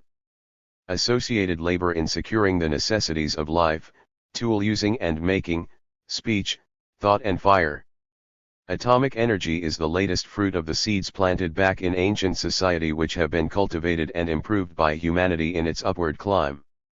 Let us come back to that remarkable organ of ours, the hand. The hand, which among the primates originally conveyed food to the mouth, was converted by humanity into an organ for grasping and guiding the materials used and then shaped for tools. The hand is the biological prototype of the tool and the handle. It is the prerequisite and parent of laboring activity. The passage from the hand to the tool coincides with the creation of society and the progressive development of mankind and its latent powers. The connection between the most rudimentary tools and the complex material instruments of production in today's industrial system has been graphically illustrated in a chart prepared for the Dual Corporation, of Des Plaines, Illinois, sponsor of a traveling exhibit on how basic tools created civilization. This exhibit, which claims to be the first attempt ever made to assemble the complete history of man's tools, documents the stages in the progress of technology. The first known tools formed by man, called eoliths, date back, some scientists say, to 1.5 million. 55 years ago. These were sections of broken stone with edges useful for cutting meat, scraping hides or digging for roots. They were little more than simple extensions of the hand. They were not designed for specific functions but were adaptable for pounding, throwing, scraping, drilling, cutting, etc. In the next stage, tools underwent improvement along two main lines. Their cutting edges were made more efficient, and they became fashioned for special purposes. Men learned to chip stone to a predetermined shape, thereby producing a sharper cutting edge. A wider variety of working tools, such as axes, sharp-pointed drills, thin-edged blades, chisels and other forerunners of today's hand tools, came into existence. These tools reduced the time needed to produce sustenance and shelter, thereby raising the social level of production and improving living conditions. Moreover, these new productive activities enhanced man's mental capacities. The complexity of special-purpose tools indicates the development of a mentality capable of understanding the necessity of producing the means before the end could be attained. Mental concepts of specific use preceded both the design and construction of these special-purpose tools. Each of the subsequent steps in the improvement of tool using and tool making likewise resulted in the economizing of labor time, an increased productivity of labor, better living conditions and the growth of man's intellectual abilities. The motive force of human history comes from the greater productivity of labor made possible by decisive advances in the techniques and tools of production. This can be seen in the development of hunting. At first, mankind could as a rule capture only small and slow animals. Regular consumption of big game was made possible. 56. By the invention of such hunting weapons as the thrusting spear, the throwing spear, the spear thrower and the bow and arrow. The latter was the first device capable of storing energy for release when desired. These implements increased the range and striking force of primitive hunters and enabled them to slaughter the largest and fleetest animals. All the basic hand tools in use today, the axe, adze, knife, drill, scraper, chisel, saw, were invented during the Stone Age. The first metal, bronze, did not replace stone as the preferred material for tool making until about 300-500 years ago. Metal not only imparted a far more efficient and durable cutting edge to tools but enabled them to be resharpened instead of thrown away after becoming dulled. During the period when bronze tools were the chief implements of production, means and standards of measurements were devised, mathematics and surveying were developed, a calendar was calculated, and great advances were made in sculpturing. Such basic inventions as the potter's wheel, the balance scale, the keystone arch, sailing vessels and glass bottles were created. About 200-500 years ago, iron, the most durable, plentiful and cheap metal, began to displace bronze in tool making. The introduction of iron tools tremendously advanced productivity and skills in agriculture and craftsmanship. They enabled more food to be grown and better clothing and shelter to be made with less expenditure of time and energy. They gave rise to many comforts and conveniences. Iron tools made possible many of the achievements of Greece and Rome, from the Acropolis of Athens to the tunnels, bridges, sewers and buildings of Rome. The energy for all these earlier means and modes of production was supplied exclusively by human muscles which, after the domestication of herds, was supplemented 57 to some extent by animal muscle power.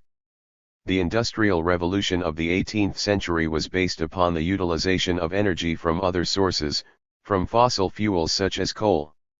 The combination of mechanical power generated by steam engines, machine tools, improved implements and production machinery, plus the increased use of iron and steel, have multiplied society's powers of production to their present point.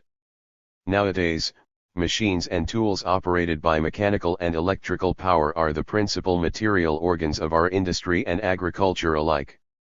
The most up-to-date machine tools have been developed out of simple hand tools. While using hand tools, men began to understand and employ the advantages of the lever, the pulley, the inclined plane, the wheel and axle, and the screw to multiply their strength. These physical principles were later combined and applied in the making of machine tools. This entire development of technology is organically associated with and primarily responsible for the development of mankind's intellectual abilities. This is pointed out in the following explanatory paragraph from the Do-All Corporation exhibit. Machine tools perform in complicated ways the same basic functions and operations as hand tools. These basic functions were established by handheld stone tools shaped by primitive man. It was through devising and using hand-wrought stone tools that mankind developed powers of mental and bodily coordination. And this in turn accelerated the increase in men's mental capabilities. Such ideas about the influence of technology upon thought, taken from the publication of a respectable copy. 58. Capitalist Corporation, resemble those to be found in the writings of Marx and Engels. The thought controllers may try to drive historical materialism out of the socialist door, but here it sneaks back in through a capitalist window. The Do-All exhibit demonstrates that the evolution of tools can be arranged in a chronological series and ascending order from wood and stone hand tools through metal hand tools to power-driven machine tools.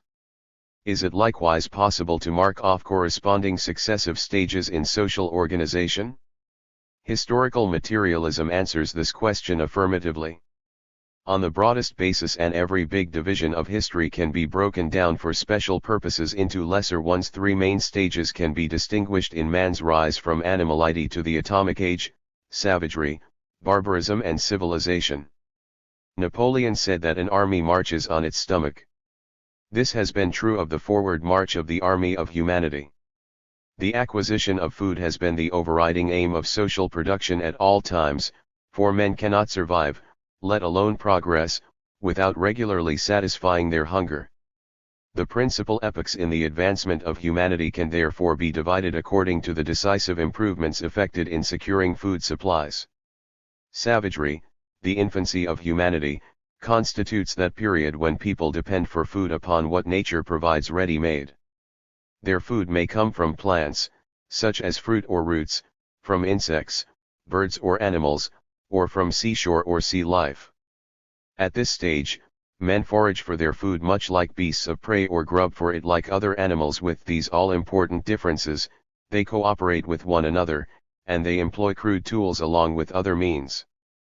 59. And powers of production to assist them in appropriating the means of subsistence for their collective use. The chief economic activities at this stage are foraging for food, hunting and fishing, and they were developed in that sequence. The club and spear enable the savage to capture the raw materials for his meals, clothing and shelter, all of which are embodied in animals on the hoof. The net catches fish and the fire prepares it for consumption. The Indians of Southern California were at this stage when the first white settlers arrived 2 centuries ago. Barbarism is the second stage of social organization. It was based upon the domestication of animals and the cultivation of plants. Food is now not merely collected but produced. The domestication of cattle, sheep, pigs, and other animals provided reserves of meat as well as food in the form of milk from goats and cows. The planting and growing of crops made regular and plentiful food supplies available.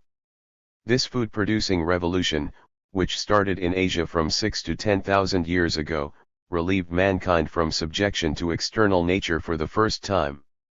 Up to that point, humanity had had to rely upon what the natural environment contained to take care of its needs, and had been dependent for survival upon completely external and uncontrollable natural conditions. Entire stocks and cultures of people arose, flourished, and then succumbed, like plant or animal species, in response to the beneficence or hostility of nature around them. For example, about 20 to 30,000 years ago, there arose a society centered around southern France called the reindeer culture. These people thrived by hunting huge reindeer and other herds which browsed upon the lush vegetation there. The drawings they made, which have been discovered in caves over the past 75-60 years, testify to the keenness of their eyes and minds and the trained sensitivity of their hands, and place them among the most superb artists that have ever appeared on earth. However, when changed climatic and botanic conditions caused the reindeer herds to vanish, their entire culture, and very likely the people as well, died out. The early hunters had no assured control over their mobile sources of food. The insecurity of savage life was largely overcome, or at least considerably reduced, with the advent of stock breeding, and especially with the development of agricultural techniques. For the first time, methods were instituted for obtaining extensive and expanding supplies of food products and fibers by systematic and sustained activities of working groups. These branches of economic activity made much larger and more compact populations possible. These activities and their increased output provided the elements for the higher culture of barbarism. Farming and stock raising led to the development of such handicrafts as smelting metals and pottery making, as accumulated food supplies generated the need to store and transport articles for the first time. Men became more stationary, denser populations aggregated, permanent dwellings were built, and village life sprang into existence. In their further and final development, the economic activities under barbarism created the prerequisites for the coming of civilization. The material foundation for civilization was the capacity acquired by the most advanced peoples for the regular production of far more food and goods than were required for the physical maintenance of their members. These surpluses had two results. They permitted specific sections of the communities to engage in diversified activities other than the direct acquisition and production of the basic means of life. Such specialists: 61 as priests, nobles, kings, officials, smiths, potters, traders, builders and other craftsmen made their appearance. With the growth of specialization and the extension of trade, the top layers of these groups moved into strategic positions which enabled the more fortunate and powerful to appropriate large personal shares of the surplus of wealth. The drive to increase personal wealth flowing from the growing social division of labor and exchange of goods, led in time to the development of private property, the family, slavery, class divisions, commodity production on a large scale, trade, money, the city and the territorial state with its army, police, courts and other relations and institutions characteristic of civilization. In its evolution to our own century, civilized society can be divided into three main epochs: slavery, feudalism and capitalism. Each of these is marked off by the special way in which the ruling propertied class at the head of the social setup manages to extract the surplus wealth upon which it lives from the laboring mass who directly create it. This entire period covers little more than the past 5,000 to 6,000 years. Civilization was ushered in and raised upon direct slavery. The very economic factors that broke up barbarism and made civilized life possible likewise provided the material preconditions for the use of slave labor. The division of labor based upon tending herds, raising crops, mining metals, and fashioning goods for sale enabled the most advanced societies to produce more than the actual laborers required for their maintenance. This made slavery both possible and profitable for the first time. It gave the most powerful stimulus to the predatory appetites of individual possessors of the means of production who strove to acquire and increase their surpluses of wealth. Slave product. 62. Ownership and ownership became the economic foundation of a new type of social organization, the source of supreme power, prestige and privileges. And it eventually reshaped the whole structure of civilized life. Chattel slavery was an extremely significant human contrivance, and it is distinctively human. Animals may feed upon carcasses of other animals, but they do not live upon the surpluses they create. Although we rightly recoil against any manifestations of servitude today and burn to abolish its last vestiges, it should be recognized that in its heyday slavery had imperative reasons for existence and persistence. Science demands that every phenomenon be approached, analyzed and appraised with objectivity, setting aside personal reactions of admiration or abhorrence. Historical materialism has to explain why slavery came to be adopted by the most advanced contingents of mankind. The principal reason was that, along with the private ownership of the means of production and the widening exchange of its products, slave labor increased the forces of production, multiplied wealth, comforts and culture, although only for the lucky few, and on the whole spurred mankind forward for an entire historical period. Without the extension of slave labor, there would not have been incentives unremitting enough to pile up wealth on a sizable scale which could then be applied to further the productive processes. The historical necessity for slavery can be illustrated along two lines. The peoples who failed to adopt slave labor likewise did not proceed to civilization, however excellent their other qualities and deeds. They remained below that level because their economy lacked the inner drive of the force of greed and the dynamic propulsion arising from the slaveholder's need to exploit the slave to augment his wealth. That is a negative demonstration. 63. But there is more positive proof. Those states based on some form of servitude, such as the most brilliant cultures of antiquity from Babylon and Egypt to Greece and Rome, also contributed the most to the civilizing processes from wheeled carts and the plough to writing and philosophy. These societies stood in the main line of social progress. But if slavery had sufficient reasons for becoming the beginning and basis of ancient civilization, in turn and in time, it generated the conditions and forces which would undermine and overthrow it. Once slavery became the predominant form of production either in industry, as in Greece, or in agriculture, as in Rome, it no longer furthered the development of agricultural techniques, craftsmanship, trade or navigation. The slave empires of antiquity stagnated and disintegrated until after a lapse of centuries they were replaced by two main types of feudal organization, Asiatic, as in India, China and Japan, and West European. Both of these new forms of production and social organization were superior to slavery, but the West European turned out to be far more productive and dynamic. Under feudalism, the laborers got more of their produce than did the slaves, they even had access to the land and other means of production. Serfs and peasants had greater freedom of activity and could acquire more culture.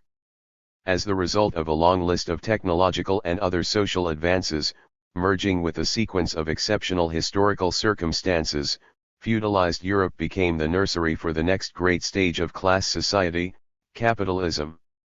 How and why did capitalism originate?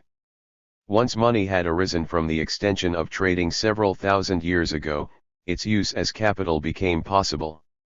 Merchants could add to their wealth by buying goods cheap and selling them dear, money lenders and 64. Mortgage holders could gain interest on sums advanced on the security of land or other collateral. These practices were common in both slave and feudal societies. But if money could be used in pre-capitalist times to return more than the original investment, other conditions had to be fulfilled before capitalism could become established as a separate and definite world economic system. The central condition was a special kind of transaction regularly repeated on a growing scale. Large numbers of propertyless workers had to hire themselves to the possessors of money and the other means of production in order to earn a livelihood. Hiring and firing seemed to us a normal way of carrying on production. But such peoples as the Indians never knew it. Before the Europeans came, no Indian ever worked for a boss. The word itself was imported by the Dutch, because they possessed their own means of livelihood. The slave may have been purchased, but he belonged to and worked for the master his whole life long. The feudal serf or tenant was likewise bound for life to the lord and his land. The epoch-making innovation upon which capitalism rested was the institution of working for wages as the dominant relation of production. Most of you have gone into the labor market, to an employment agency or personnel office, to get a buyer for your labor power. The employer buys this power at prevailing wage rates by the hour, day or week, and then applies it under his supervision to produce commodities which his company subsequently sells at a profit. That profit is derived from the fact that wage workers produce more value than the capitalist pays for their labor. Up to the 20th century, this mechanism for pumping surplus labor out of the working masses and transferring the surpluses of wealth they create to the personal. The Longview Office Door 65 credit of the capitalist was the mightiest accelerator of the productive forces and the expansion of civilization. As a distinct economic system, Capitalism is only about 450 years old, it has conquered the world and journeyed from dawn to twilight in that time. This is a short lifespan compared to savagery, which stretched over 1,000,000 years or more, or to barbarism, which prevailed for 4,000 to 5,000 years. Obviously, the processes of social transformation have been considerably speeded up in modern times. This speeding up in social progress is due in large measure to the very nature of capitalism, which continually revolutionizes its techniques of production and the entire range of social relations issuing from them. Since its birth, world capitalism has passed through three such phases of internal transformation. In its formative period, the merchants were the dominant class of capitalists because trade was the main source of wealth accumulation. Under commercial capitalism, industry and agriculture, the pillars of production, were not usually carried on by wage labor but by means of small handicrafts, peasant farming, slave or serf labor. The industrial age was launched around the beginning of the 19th century with the application of steam power to the first mechanized processes, concentrating large numbers of wage workers into factories.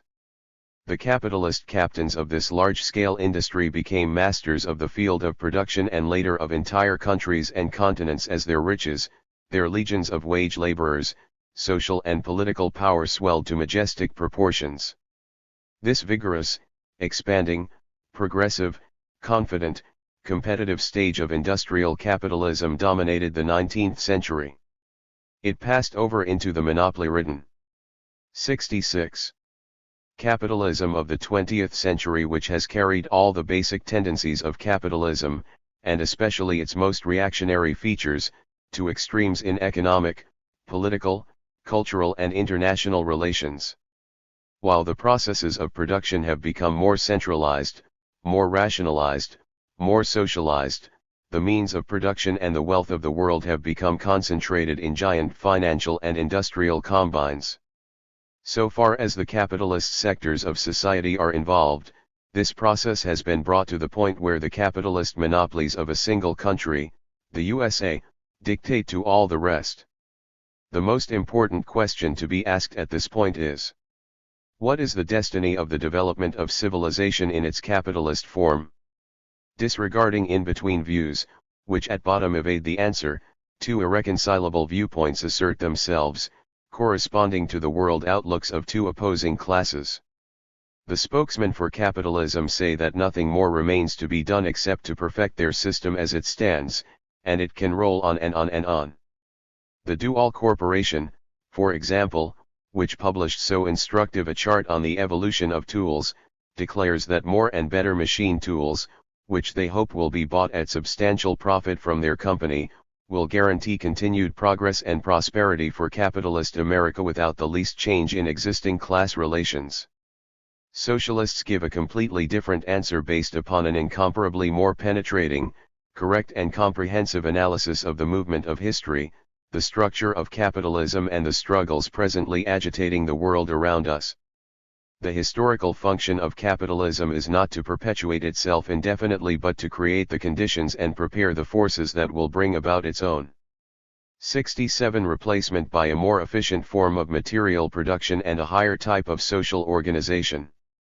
Just as capitalism supplanted feudalism and slavery, and civilization swept aside savagery and barbarism, so the time has come for capitalism itself to be superseded. How and by whom is this revolutionary transformation to be effected? In the last century, Marx made a scientific analysis of the workings of the capitalist system which explained how its inner contradictions would bring about its downfall. The revolutions of our own century since 1917 are demonstrating in real life that capitalism is due to be relegated to the Museum of Antiquities. It is worthwhile to understand the inexorable underlying causes of these developments, which appear so inexplicable and abhorrent to the upholders of the capitalist system. Capitalism produces many things, good and bad, in the course of its evolution. But the most vital and valuable of all the social forces it creates is the industrial working class. The capitalist class has brought into existence a vast army of wage laborers, centralized and disciplined, and set it into motion for its own purposes, to make and operate the machines, factories and all the other production and transportation facilities from which its profits emanate. The exploitation and abuses, inherent and inescapable in the capitalist organization of economic life, provoke the workers time and again to organize themselves and undertake militant action to defend their elementary interests.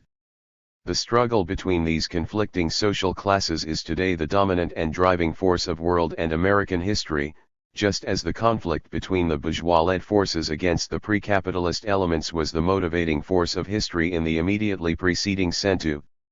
RLES. The current struggle, which has been gathering mo. 68. Momentum and expanding its scope for 100 years, has entered its decisive phase on a world scale. Except for Cuba, the preliminary battles between the pro-capitalist and the anti-capitalist forces have so far been waged to a conclusion in countries outside the Western Hemisphere. Sooner or later, however, they are bound to break out and be fought to a finish within this country, which is not only the stronghold of capitalist power but also the home of the best organized and technically most proficient working class. The main line of development in America, no less than the course of world history, points to such a conclusion. Why is this so? The main course of American history and its next stage. We have reviewed the course by which humanity climbed out of the animal state and marked the successive steps in that climb. Mankind had to crawl through savagery for 1,000,000 years or more, walk through barbarism and then, with shoulders hunched and head bowed, enter the iron gates of class society.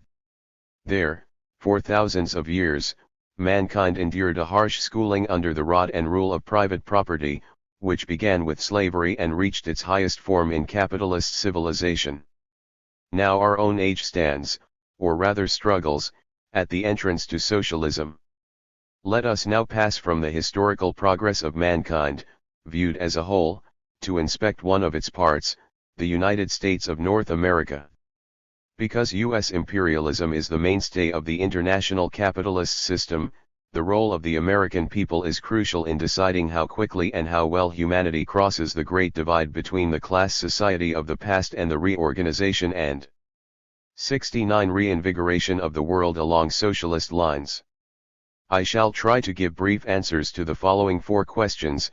What has been the course of American history in its essentials? What are its connections with the march of the rest of humankind? What has been the outcome to date? Finally, where do we fit into the picture? American history breaks sharply into 2 fundamentally different epochs. One belongs to the aboriginal inhabitants, the Indians, the other starts with the coming of white Europeans to America at the end of the 15th century. The beginnings of human activity in the Western Hemisphere are still obscure. But it is surmised that from 20 to 30,000 years ago, early Stone Age Asiatics, thanks to favorable climatic conditions which united that part of Alaska with Siberia, crossed over the Bering Strait and slowly made their way throughout North, Central, and South America. Later streams of migration may have brought the practices of gardening with them. It is upon these bequests that the Indians fashioned their type of existence. Whoever regards the Indians as insignificant or incompetent has defective historical judgment. Humanity has been raised to its present estate by 4 branches of productive activity. The first is food gathering, which includes grubbing for roots and berries as well as hunting and fishing. The second is stock raising. The third is agriculture. The fourth is craftsmanship, graduating into large-scale industry. The Indians were extremely adept at hunting, fishing, and other ways of food gathering. They were ingenious craftsmen whose work in some fields has never been excelled. The Incas, for example, made textiles which were extremely fine in texture, coloring and design. They in 70 invented and used more different techniques of weaving on their hand looms than any other people in history. However, the Indians showed the greatest talent in their development of agriculture. They may even have independently invented soil cultivation. In any case, they brought it to diversified perfection. We are indebted to the Indians for most of the vegetables that today come from the fields and through the kitchens onto our tables. Most important are corn, potatoes and beans, but there is in addition a considerable list including tomatoes, chili, pineapples, peanuts, avocados, and for after-dinner purposes, tobacco. They knew and used the properties of 400 separate species of plants. No plant cultivated by the American Indians was known to Asia, Europe or Africa prior to the white invasion of America. Much is heard about all that white men brought over to the Indians, but little about what the Indians gave the European whites. The introduction of the food plants taken from the Indians more than doubled the available food supply of the older continent after the 15th century and became an important factor in the expansion of capitalist civilization. Over half of the agricultural produce raised in the world today comes from plants domesticated by the Indians.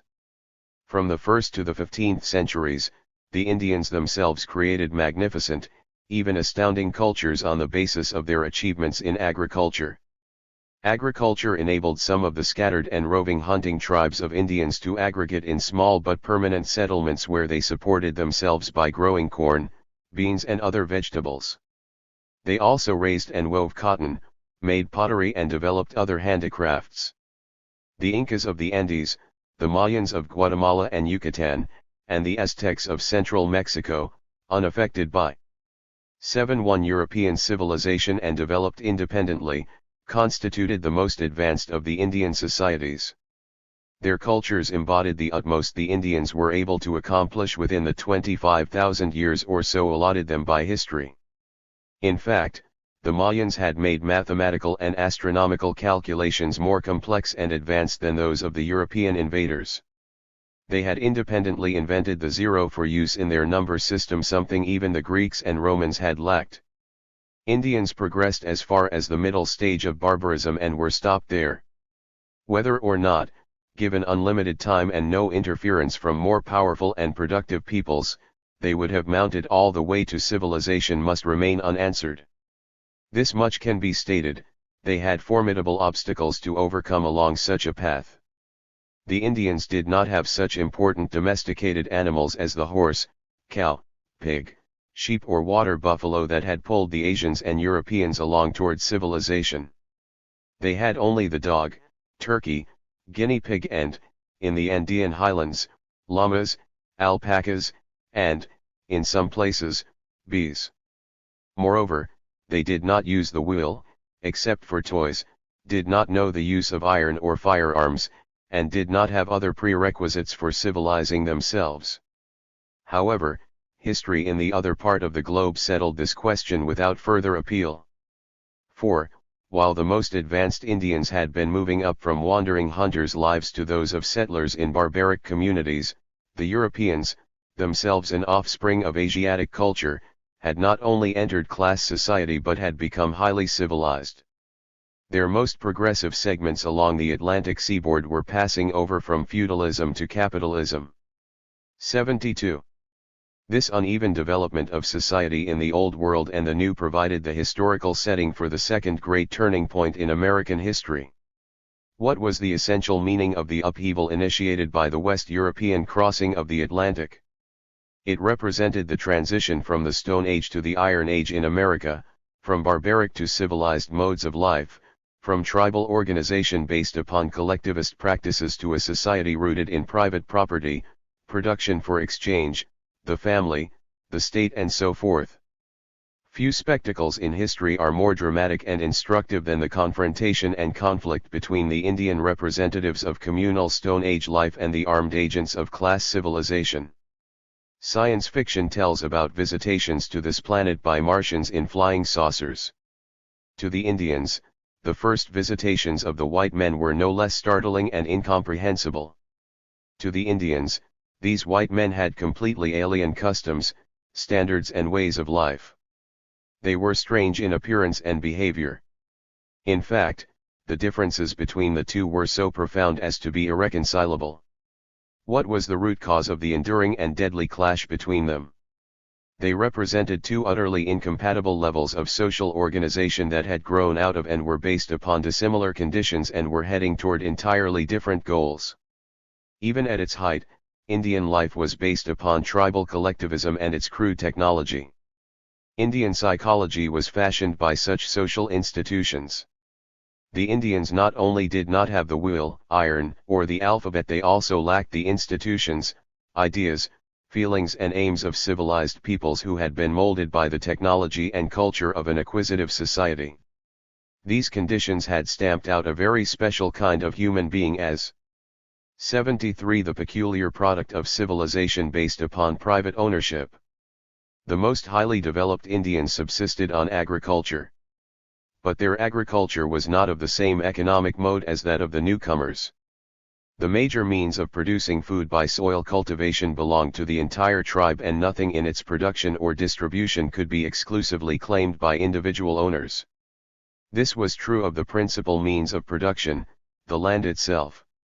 When the Europeans arrived at these shores, all the way from the Atlantic to the Pacific, there was not a single foot of ground that a person could stand on and assert, "This belongs to my solitary private self, or to my little famille, while others keep off and stay out." The land belonged to the whole people. It was quite otherwise with the white men, the bearers of the new and higher type of society. To them it appeared natural and necessary, as it still does to most citizens of this country, that almost everything on earth should pass into someone's private ownership. Clothes, houses, weapons of war, tools, ships, even human beings themselves, could be bought and sold. It was in the shiny embodiment of precious metals that private property became not only the cornerstone of worldly existence but even opened up the gates of heaven. Columbus wrote to Queen Isabella as follows: "Gold constitutes treasure, and he who possesses it has all he needs in this world, as also the means of rescuing souls from purgatory and restoring them to the enjoyment of paradise." This was literally true at that time, because rich Catholics could buy indulgences for their sins from the Pope. Cortés is said to have told some natives of Mexico, "We Spaniards are troubled with a disease of the heart for which we find gold, and gold only, a specific remedy." 74. The doctrine of the European whites was that everything must have its price, whether it pertains to present happiness or future salvation. This idea remains the guideline for the plutocratic rulers of our own day, who in their campaigns to dominate the world not only buy up individuals but even whole governments. In their quest for gold and lust for gain, Columbus and the conquistadors enslaved and killed thousands of West Indians in the islands they discovered. And that was only the beginning. Viewed from the heights of world history, this turning point in America was characterized by the conjuncture of two revolutionary processes. The first was the shift of maritime Europe from a feudal to a bourgeois basis. Part of this revolutionizing of Western Europe was a push outward as the capitalist traders extended their operations throughout the globe. Their exploring, marketing, pirating expeditions brought the emissaries of the budding bourgeois society in Europe across the ocean and into collision with the Indians. The rape of the ancient cultures of the Aztecs and Incas, the enslavement and extermination of the natives by the Spanish conquerors and others, was a collateral offensive of this European revolution on our own continent. Through the extension of the revolutionary process, the peoples of the Stone Age here were overcome and supplanted by the most advanced representatives of class civilization. This was not the only continent on which such a process took place. What happened from the 15th to the 19th centuries in the New World had taken place much earlier in Western Europe itself, and it was to reach into the most remote sectors of the world, as capitalism has spread over the earth from that time to our own. The contest between the Stone Age peoples and the representatives of the bourgeois epoch was fiercely fought. 75. Their wars stretched over 4 centuries and ended in the disintegration, dispossession or destruction of the prehistoric cultures and the unchallenged supremacy of class society. With the advent of the white Europeans, as well as the enslaved colored Africans who were transported here by them, American history was switched onto an entirely different set of rails, a new course marked out by the needs of a young, expanding world capitalism. We come now to a most crucial question: what has been the main line of American growth since 1492? Various answers are given: the growth of national independence, the spread of democracy, the coming into his own of the common man, or the expansion of industry. Each of these familiar formulas taught in the schools does record some aspect of the process, but none goes to the heart of the matter. The correct answer to the question is that despite Dieter's en route, the main line of American history has consisted in the construction and consolidation of capitalist civilization, which has been carried to its ultimate in our own day. Any attempt to explain the development of American society since the 16th century will be brought up against this fact. The discovery, exploration, settlement, cultivation, exploitation, democratization and industrialization of this continent must all be seen as successive steps in promoting the building of bourgeois society. This is the only interpretation of the decisive events in the past 450 years in North America that makes sense, gives continuity and coherence to our complex history, distinguishes the mainstream from tributaries, and is validated by the development of American society. Everything in our national history has to be referred to, and linked up with, the process of establishing the capitalist way of life in its most 76. Pronounced and, today, its most pernicious form.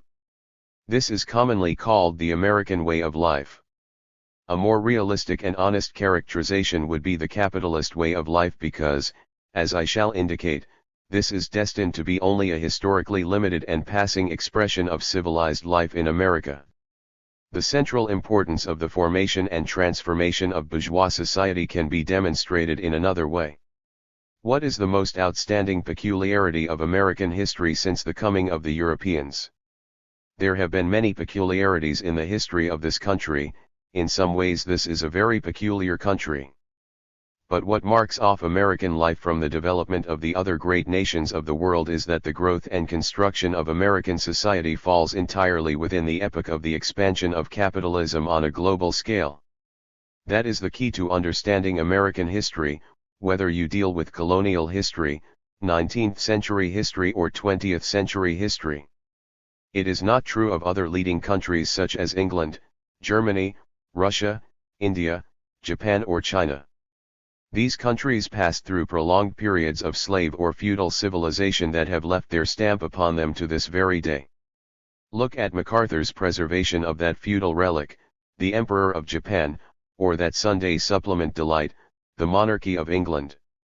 America, on the other hand, leaped from savagery and barbarism to capitalism, tipping its hat along the way to slavery and feudalism, which held no more than subordinate places in building the bourgeois system. In a couple of centuries, the American people hurried through stages of social development that took the rest of mankind many thousands of years. But there was close connection between these two processes. If the rest of mankind had not 77 already made these acquisitions, we Americans would not have been able to rush ahead so far and so fast. The tasks of pioneers are invariably harder and take far longer to accomplish. The fusion of the anti-feudal revolution in Europe with the wars of extermination against the Indians ushered in the bourgeois epoch of American history. This period has stretched over 450 years. It falls into three distinct phases, each marked off by revolutionary changes in American life. The first period is that of colonial America, which extended from 1500 to the passage of the U.S. Constitution in 1788-89. If we analyze the social forms and economic forces of American life during these 3 centuries, colonial America, the formative period of our civilization, stands out as an exceptional blending of pre-capitalist agencies with the oncoming capitalist forms and forces of production. The tribal collectivism of the Indians was being transformed, pushed back, annihilated. Remnants of feudalism were imported from Europe and transplanted here. The ranchos of Southern California in the early 19th century had been preceded by colonial baronies. Entire colonies such as Maryland and Pennsylvania were owned by landed proprietors who had been given title to them by the English monarchy. Big planters exploited white indentured servants and colored chattel slaves who in many places provided the main labor forces. Alongside them were hundreds of thousands of small farmers, hunters, trappers, artisans, traders, merchants, and others associated with the new forms of ownership and economic activity and animated by customs, feelings and ideas stemming from the capitalism which was advancing in Europe and now beginning to flourish on 78. This side of the Atlantic. The fundamental question posed by this development was which would prevail, the pre-capitalist or the capitalist forces. This was the axis of the social struggles within the colonies and even of the incessant wars for possession of the New World among the European nations which characterized the colonial period. The showdown on this front came in the years between 1763 and 1789, the period of the preparation, outbreak, waging and conclusion of the First American Revolution. This was the first stage of the bourgeois democratic revolution on this continent. It assumed the form of a war between the rulers and supporters of Great Britain and the colonial masses led by representatives of the northern merchants, bankers and manufacturers and planters of the southern slave system, which was an appendage of growing native capitalism. The outcome of the contest determined the next stage in the destiny of American capitalism. If Great Britain's domination had persisted, that may have stunted and perverted the further development of bourgeois society here as it did in India and Africa. The first American Revolution and its war for independence was a genuine people's movement. Such movements destroy much that has become rotten and is ready for burial. But, above all, they are socially creative, bringing to birth institutions which provide the ways and means for the next surge forward. That was certainly true of our first national revolution, which is permanently embedded in the American and international consciousness. So powerful and persistent are its traditions that they are today a source of embarrassment to the capitalist rulers of this country in their dealings with the colonial movements for emancipation. What were the notable achievements of this first stage? The Longview Office Door 79 of the North American Bourgeois Democratic Revolution? It overthrew the reactionary rule of the 10,000 merchants, bankers, landowners and manufacturers of Great Britain, who, after helping to spur the American colonies forward, had become the biggest block to their further advance. It gave independence to the colonies, unified them, and cleared away such feudal vestiges as the crown lands which the monarchy held. It democratized the states and gave them a republican form of government. It cleared the ground for a swift expansion of civilization in its native capitalist forms from the Atlantic to the Pacific. The revolution had international repercussions. It inspired and protected similar movements during the next century in the Latin American colonies and even radiated back to the old continent. Read the diary of Gouverneur Morris, a financial leader of the Patriot Party, who became one of the early U.S. ambassadors to France. He was in Paris selling American properties to aristocrats who were threatened with exile by the French Revolution. These clients complained to the sympathetic Morris that if only his countrymen had refrained from revolution, the French people would never have had the notion or courage to follow suit. But even the most thoroughgoing revolution cannot do more than historical possibilities permit. Two serious shortcomings in the work of this first upheaval manifested themselves in the next decades. One was the fact that the revolution did not and could not eliminate the soil in which the institution of slavery was rooted. Many leaders of the time, among them Thomas Jefferson, hoped that slavery would wither away because of unfavorable economic conditions. The second shortcoming was that although the revolt gave Americans political independence, it could not give 80. Thoroughgoing independence to the U.S. in a capitalist sense. This was true in two ways. At home the northern capitalists had to share power with the southern slave owners with whom they had waged the Revolutionary War for independence and set up the new government. On the international market they remained in economic subordination to the more advanced industrial and financial structure of England. The leaders of the revolution were aware of these deficiencies. The same Gouverneur Morris wrote to President George Washington from Paris on September 30, 1791. We shall make great and rapid progress in useful manufactures. This alone is wanting to complete our independence. We shall then be as it were a world by ourselves, and far from the jars and wars of Europe. Their various revolutions will serve merely to instruct and amuse. Like the roaring of a tempestuous sea, which at a certain distance becomes a pleasing sound. However, a historical freak came along which upset this pleasant prospect. This freak was the result of a double revolution in technology, one which took place in Europe, especially in English industry, and the other in American agriculture. The establishment of factories with steam-driven machinery in English industry, notably in textiles, its most important branch, created the demand for large supplies of cotton. The invention of the cotton gin enabled the Southern planters to supply that demand. Consequently, slavery, which had been withering on the vine, acquired a new lease on life. This economic combination invested the nobles of the Southern Cotton Kingdom with tremendous wealth and power. A study of 81 American history in the first half of the 19th century shows that its national and political life was dominated and directed by the struggle for supremacy waged by the forces centered around the Southern slaveholders on one side and those of the anti-slavery elements on the other. The crucial social issue before the nation was not always stated bluntly. But when every other conflict was traced to its roots, it was found to be connected with the question, what are we Americans going to do about slavery? A similar situation exists today in relation to capitalism. No matter what dispute agitates the political economic life of this country, it sooner or later brings up the great social economic question, what are we Americans going to do about capitalism? For the first 50 years of the 19th century, the cotton aristocrats of the South undeniably held center stage. They became very cocky about their power and privileges, which they thought would last indefinitely. Then, around 1850, conditions began to change quite rapidly. A new combination of social forces appeared that was to prove strong enough not only to challenge the slave power but to meet it in civil war, conquer and eliminate it.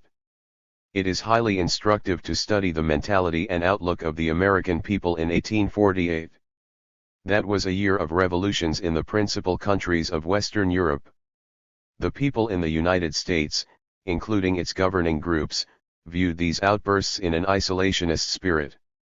The European revolutions even pleased certain sections of the ruling classes in the United States because they were directed mainly against monarchies. There were no monarchies here to overthrow, although there was a slave aristocracy rooted in the South.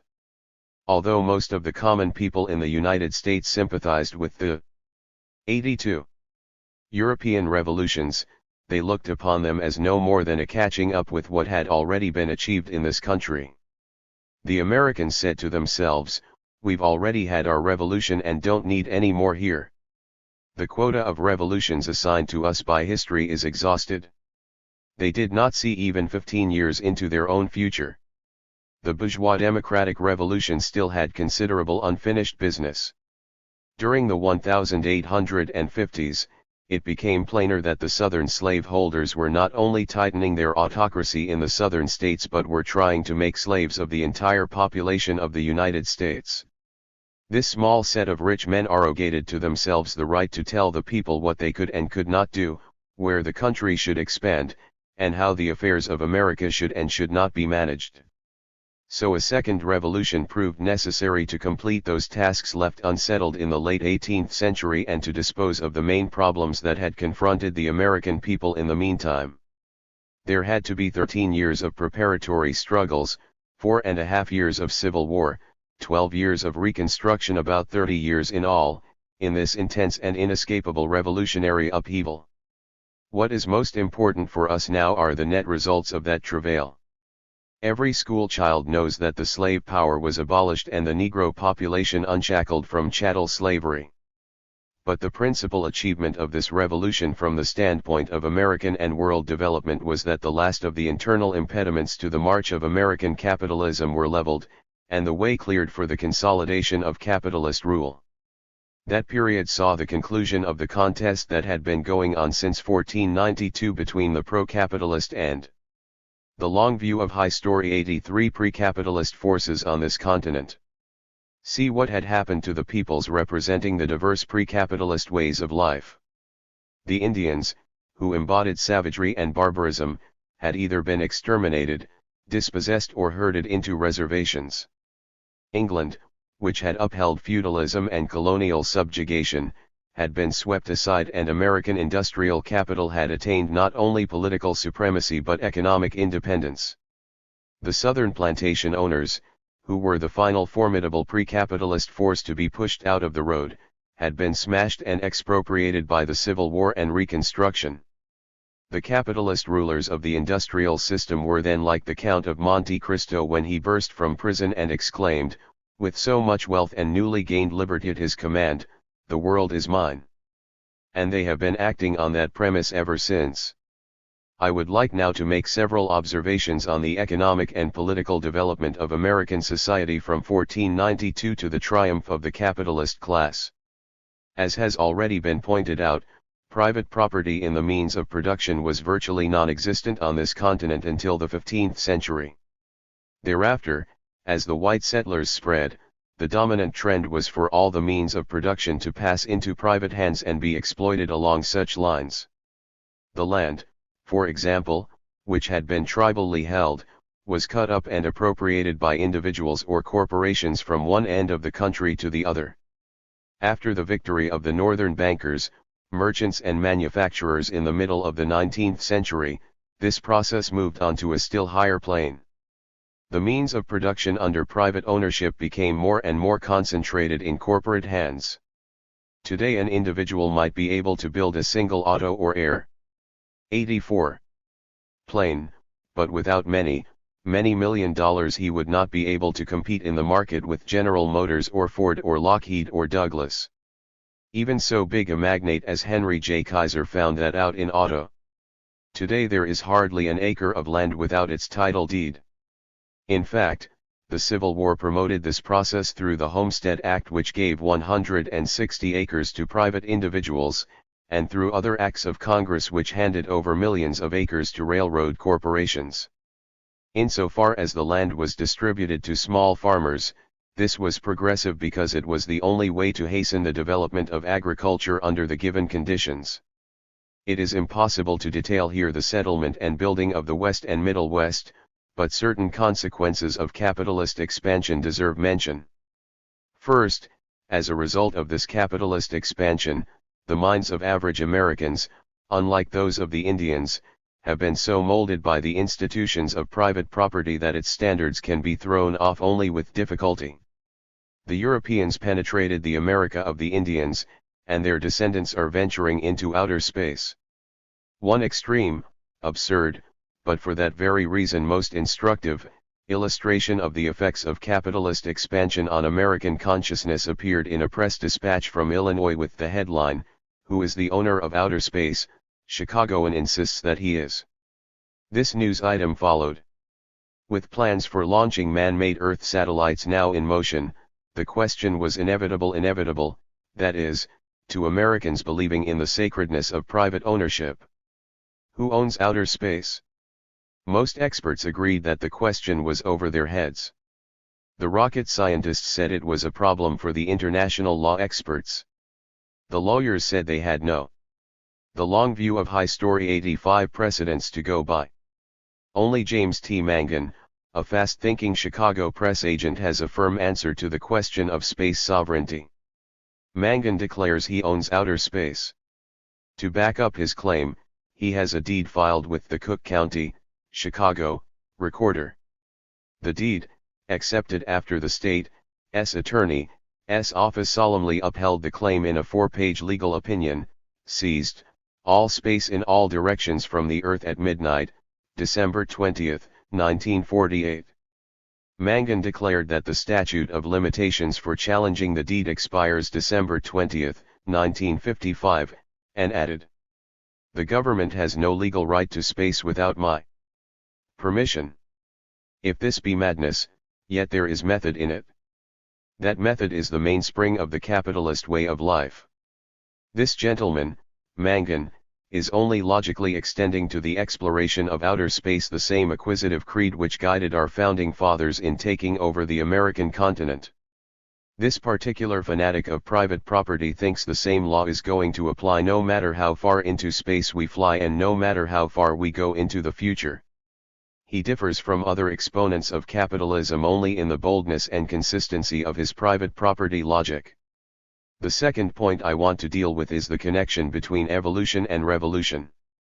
These two phases of social development are often opposed to each other as unconnected opposites, irreconcilable alternatives. What does American history teach us about them? The American people have already passed through two revolutionary periods in their national history, each the culmination of lengthy periods of social progress on the basis of previous achievements. During the interval between revolutions, relatively small, 86 changes gradually occurred in people's lives. They consequently took the given framework of their lives for granted, viewed it as fixed and final, and found it hard to imagine a different way. The idea of revolutionary change in their own lives and lifetimes seemed fantastic or at least irrelevant. Yet it was during those very periods of evolutionary progress that often unnoticed accumulations of changes prepared more drastic change. The new class interests, which grew powerful but remained unsatisfied, the social and political conflicts, which recurred but remained unresolved, the shifts in the relations of antagonistic social forces kept asserting themselves in a series of disturbances until they reached an acute stage. The people of this country were not reckless. They made every attempt to find reasonable compromises between the contending forces, and often arrived at them. But after a while, these truces turned out to be ineffectual and short-lived. The irrepressible conflict of social forces broke out at higher stages until the breaking point was reached. Look at the American colonists of 1763. They had just emerged side by side with Mother England from a successful war against the French and the Indians. They did not anticipate that within 10 years they would be fighting for their own freedom against England and alongside the very French monarchy they had fought in 1763. That would have been considered fantastic. Yet it happened only a little more than a decade later. Dr. Benjamin Rush, one of Pennsylvania's signers of the Declaration of Independence, observed in his autobiography that not one man in 1,000 contemplated or wished for the independence of our country in 1774, and but few of those who assented to it, foresaw the immense influence it 87 would soon have upon the national and individual characters of the Americans. So, too, the majority of Northerners, who enjoyed the economic boom in America from 1851 to 1857, the biggest boom in the 19th century preceding the Civil War, little reckoned that as the result of domestic processes accelerated by that very prosperity, the country was going to be split on the slave question 4 years after the Depression of 1857. Instead, they reasoned, hadn't there been a compromise with the slaveholders in 1850, and couldn't others be arrived at? Indeed, there were attempts at compromise up to the very outbreak of the Civil War, and even afterwards. Of course, the abolitionists at one extreme and the Southern fire-eaters at the other, prophesied a different course of development and, in their own ways, prepared for the coming revolution. But these radical voices on the left and the right were few and far between. These crucial episodes in American history demonstrate that, under conditions of class society, periods of gradual social evolution prepare forces for the revolutionary solution of the accumulated and unfinished problems of peoples and nations. This revolutionary cleanup in turn creates the premises for a new and higher stage of evolutionary progress. This alternation is demonstrated with exceptional clarity by American history in the 18th and 19th centuries. It is important to note, as a third point in dealing with the consequences of capitalist development in the United States, that our national revolution stemmed directly from native conditions. Neither was imported by outside agitators, although some, like Tom Paine, played important roles. They came from the ripening of conflicts. 88. Between internal social forces. But this is only one side of the matter. The domestic struggles in turn were connected with, conditioned and determined by world economic and social development. We pointed out earlier that the impetus for the overseas migration that changed the face of America came from the anti-feudal bourgeois revolutions, which were transforming Europe. The conquest of our continent was an offshoot of those revolutions. The first American Revolution occurred during the era of commercial capitalism, which was the first stage in world capitalist development. Historically, it forms part of the series of bourgeois democratic revolutions by which the capitalist class came to power on an international scale. The first American Revolution must be considered a child of the English bourgeois revolution of the mid-17th century and a parent of sorts to the French bourgeois democratic revolution of the late 18th century. Trade in this era, not simply American but world trade, produced a powerful merchant class in the North, which was backed up by maritime workers and artisans in the coastal cities and by free farmers in the countryside.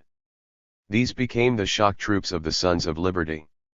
It is no accident that the bustling seaport of Boston, populated by rich merchants, who wanted to get out from under the thumb of Great Britain, and robust waterfront workers, longshoremen and sailors, stood in the forefront of the fight against Great Britain, and that the Revolutionary War itself was detonated by the British efforts to gag and strangle Boston.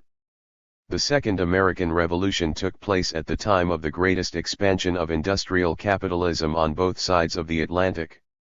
The years from 1848 to 1871 were punctuated by wars and revolutions. These conflicts did 89 not mark the disintegration of world capital, as they do in the present century, but finally gave the capitalist class unmitigated supremacy in a series of countries in America and Europe. The second stage of the bourgeois democratic revolution in the United States, the Civil War, placed the northern industrialists in the saddle. It was the outstanding revolutionary event of the entire period from 1848 to 1871, which began with the abortive French and German revolutions of 1848 and ended with the Franco-Prussian War and the Paris Commune of 1871. The decisive event of that period in world history was the U.S. capitalists' victory in this country, which heralded their ascent to world power. With these lessons in mind, let us now look at the march of American society from the close of the Civil War period to today. Having reaped the fruits of two successful revolutions, the capitalists began to enjoy them. For them, revolution in America was a thing of the past. The United States would advance by small, slow steps. Indeed, there has been a significant evolution of capitalist society on the foundation of the achievements of its previous revolutions. But in the dialectic of our national development, it is the very extraordinary expansion of the capitalist forces of production that has been preparing the elements for another, and this time a final, showdown between class forces that belong to different stages of economic and social evolution. Since 1878, there have been two major trends in operation in this country. The predominant one to date has been the growing concentration of economic, political and cultural power in the hands of the monopolists. They have occasionally been challenged but never dislodged. Today they are open and insolent in the exercise of power. As Mr. 90. Wilson of the biggest monopoly and the Defense Department has said, "What's good for General Motors is good for the country." This echoes the assertion by an earlier absolute monarch, Louis XIV, "I am the state."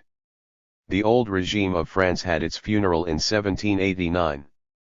Everything in this world, and this is especially true of political regimes and social systems under class society, includes within itself its own opposition, its own fatal opposition. This is certainly true of the power of capitalism, which breeds its own nemesis in the productive and political capacities of wage labor. The irony is that the greater the wealth of the capitalists, the stronger becomes the social position of the exploited workers from whom this wealth is derived. The United States has witnessed, side by side with the rise of monopoly capitalism, the emergence of an ever more strongly organized, centralized and unified labor movement. Ever since the capitalists and wage workers came into existence together, there have been differences, friction, outbursts of conflict, strikes, lockouts, between sections of these two classes. They arise from the very nature of their relations, which are antagonistic.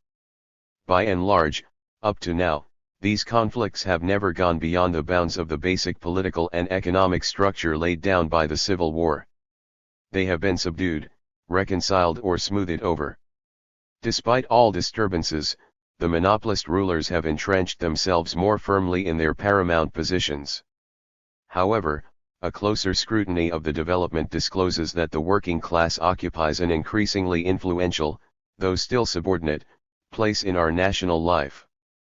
The question presents itself with renewed force: will this situation of class stalemate with the workers in a secondary position continue indefinitely?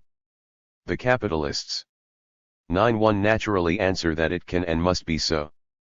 Furthermore, they do everything from teaching in school the perpetual existence of the established class structure to passing anti-labor laws to ensure the continuance of the status quo. The union officialdom, for their part, go along with this general proposition. Neither the capitalist spokesman nor the AFL-CIO officialdom will find any precedent in American history to reinforce their expectations of an indefinite maintenance of the status quo. That is one lesson from our national past that the long view of socialism emphasizes. For many years, despite occasional tiffs, the American colonists got along with their mother country and even cherished the tie. Then came a very rapid and radical reversal in relations, a duel to the end. The same held true of the long coexistence of the northern free states and southern slavery. For 60 years, the northerners had to play second fiddle to the southern slave autocracy until the majority of people in the country came to believe that this situation would endure indefinitely. The slave owners, like the capitalists of today, taught that their American way of life was the crown of civilization.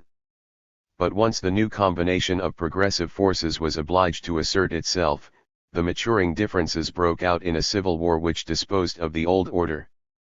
The political collaborators of yesterday turned into irreconcilable foes on the morrow. The upholders of the status quo in this country can find still less support from the main trends of world history in our own time.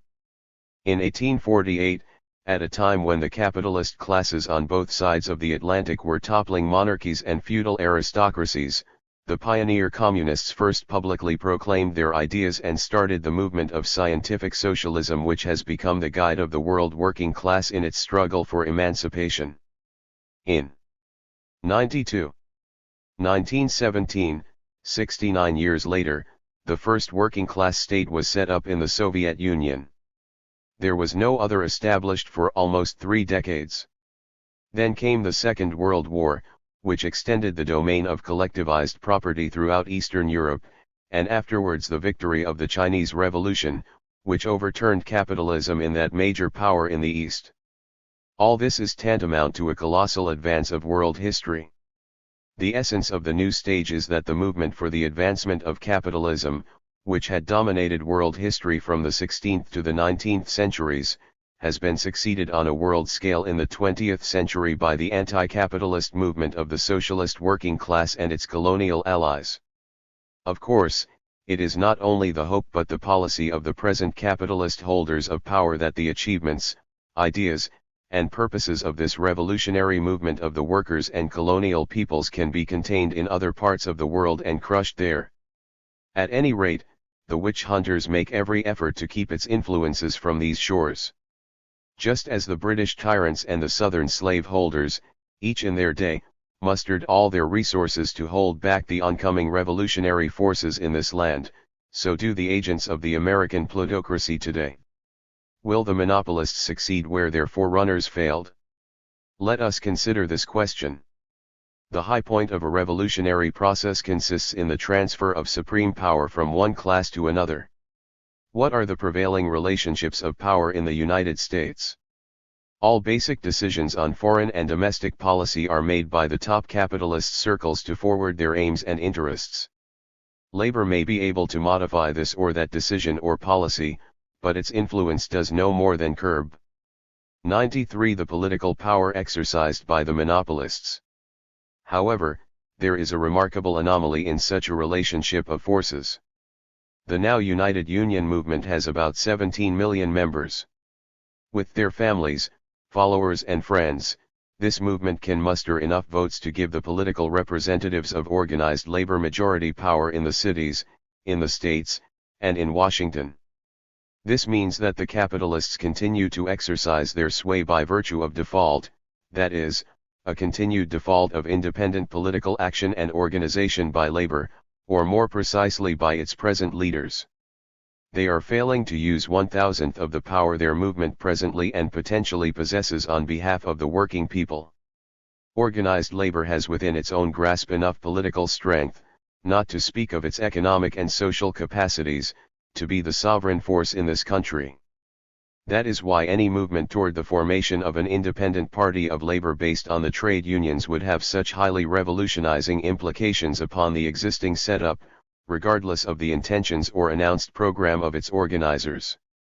Any such move on a massive scale would portend a shift in the power of supreme decision in the United States from capitalist to labor circles, just as the coming to Washington of the Republican Party in 1860 signified the shift of power away from the slaveholders to the Northern industrialists. The Republican leaders of 1861 did not have revolutionary intentions. They headed a reformist party. They wanted to restrict the power of the slaveholders. But to do this involved upsetting the established balance of class forces. The slaveholders recognized the threat to their supremacy far more clearly and felt it more keenly than did the Northern Republican leaders themselves. That is why. 94.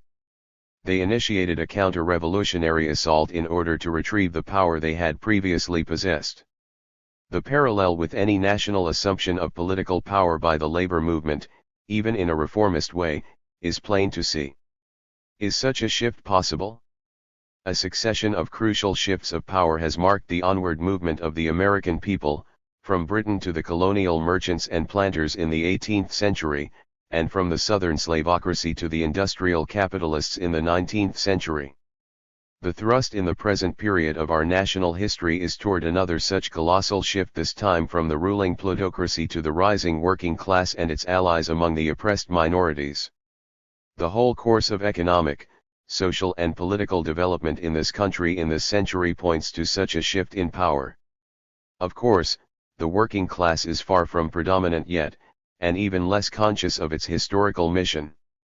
But, from the standpoint of the long view, it is most important to note the different rates of growth in the economic, social and political potentialities of the respective contenders for supreme power. Reviewing this country's history from 1876 to 1957, together with the rate of growth of the working class movement on a world scale, the balance of forces has been steadily shifting, despite all oscillations, toward the side of working class power. Nothing whatsoever, including imperialist war, the Taft-Hartley Act and McCarthyism, has been able to stop the momentum of the U.S. labor movement. The supreme merit of scientific socialism is that it enables us to participate in this process by understanding it, by striving to influence it through all its stages, by giving it proper direction and speeding it up so that its great aims can be achieved most economically and efficiently. This job can be done in an organized fashion only through a 95 revolutionary leadership and a Marxist party which understands its indispensable educational and organizational functions in the process. Let us now return to Vincentian, who popularized the phrase the long view of history, and who was the inspiration for these remarks. Sad to say, this writer held the long view for a very short time. Uplifted by the revolutionary events of the 1920s, and transformed by the widespread radicalism of the 1930s, he had become a well-wisher of the socialist transformation of society, in his own way a partisan of the anti-imperialist cause, and even a sympathizer of Leninism. But as the backward sweep in the tide of events and of political thought gained strength in this country with the approach of the Second World War, she enjoined the intellectuals in retreat. He slid from the socialist science of Marx and Lenin to the mysticism of Mahatma Gandhi. Let us leave him dozing and dreaming at the spinning wheel about the virtues of passive resistance to evil so long as he doesn't catch hold of any of us and try to pull us back with him. It was a decisive step in the process of evolution, we pointed out, when the first creature acquired a backbone. There have been many relapses in the movement of history, especially in the world-shaking struggles of our own generation. Many people became frightened by the immensity of the tasks or crushed by adversity to the point of losing their moral and intellectual backbones and of losing sight of the direction of social evolution. This has happened in recent years to many more than Vincentian both in labor and intellectual circles. This lost generation has forgotten, if they ever learned, the supreme lesson of both world history and American history. This is that the forces making for the advancement 96 of mankind have overcome the most formidable obstacles and have won out in the end. Otherwise, we should not be here to tell the tale or to help in making its next chapter. Our animal ancestors progressed from the fish to the ape. Our human ancestors have climbed upward from the ape to Republican President Eisenhower of the United States and conservative President Meany of the AFL-CIO. Along the way, they disposed of recalcitrant master classes, who, like the monopolists, refused to believe their sovereignty would ever end. Is it rational to think that men of their stripe are the ultimate representatives of the American nation and its labor movement or enduring shapers of the world's destiny, or that their reactionary policies and short-sighted outlook will prevail for decades?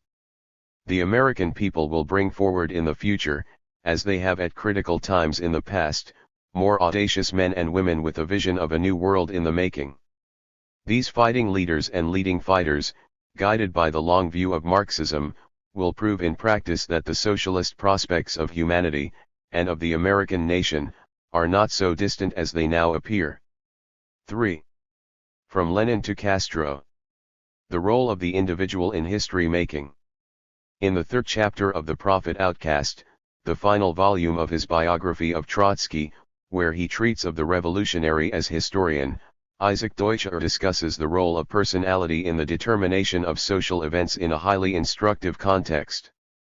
The problem is raised in connection with Trotsky's appraisal of Lenin's place in the Russian Revolution.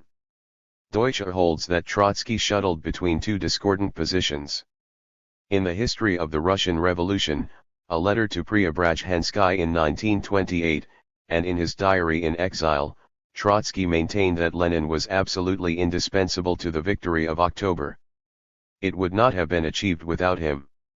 Elsewhere, in The Revolution Betrayed, says Deutscher, Trotsky reverted to the orthodox view of historical materialism which subordinates the quality of the leadership to the more objective factors in the making of history.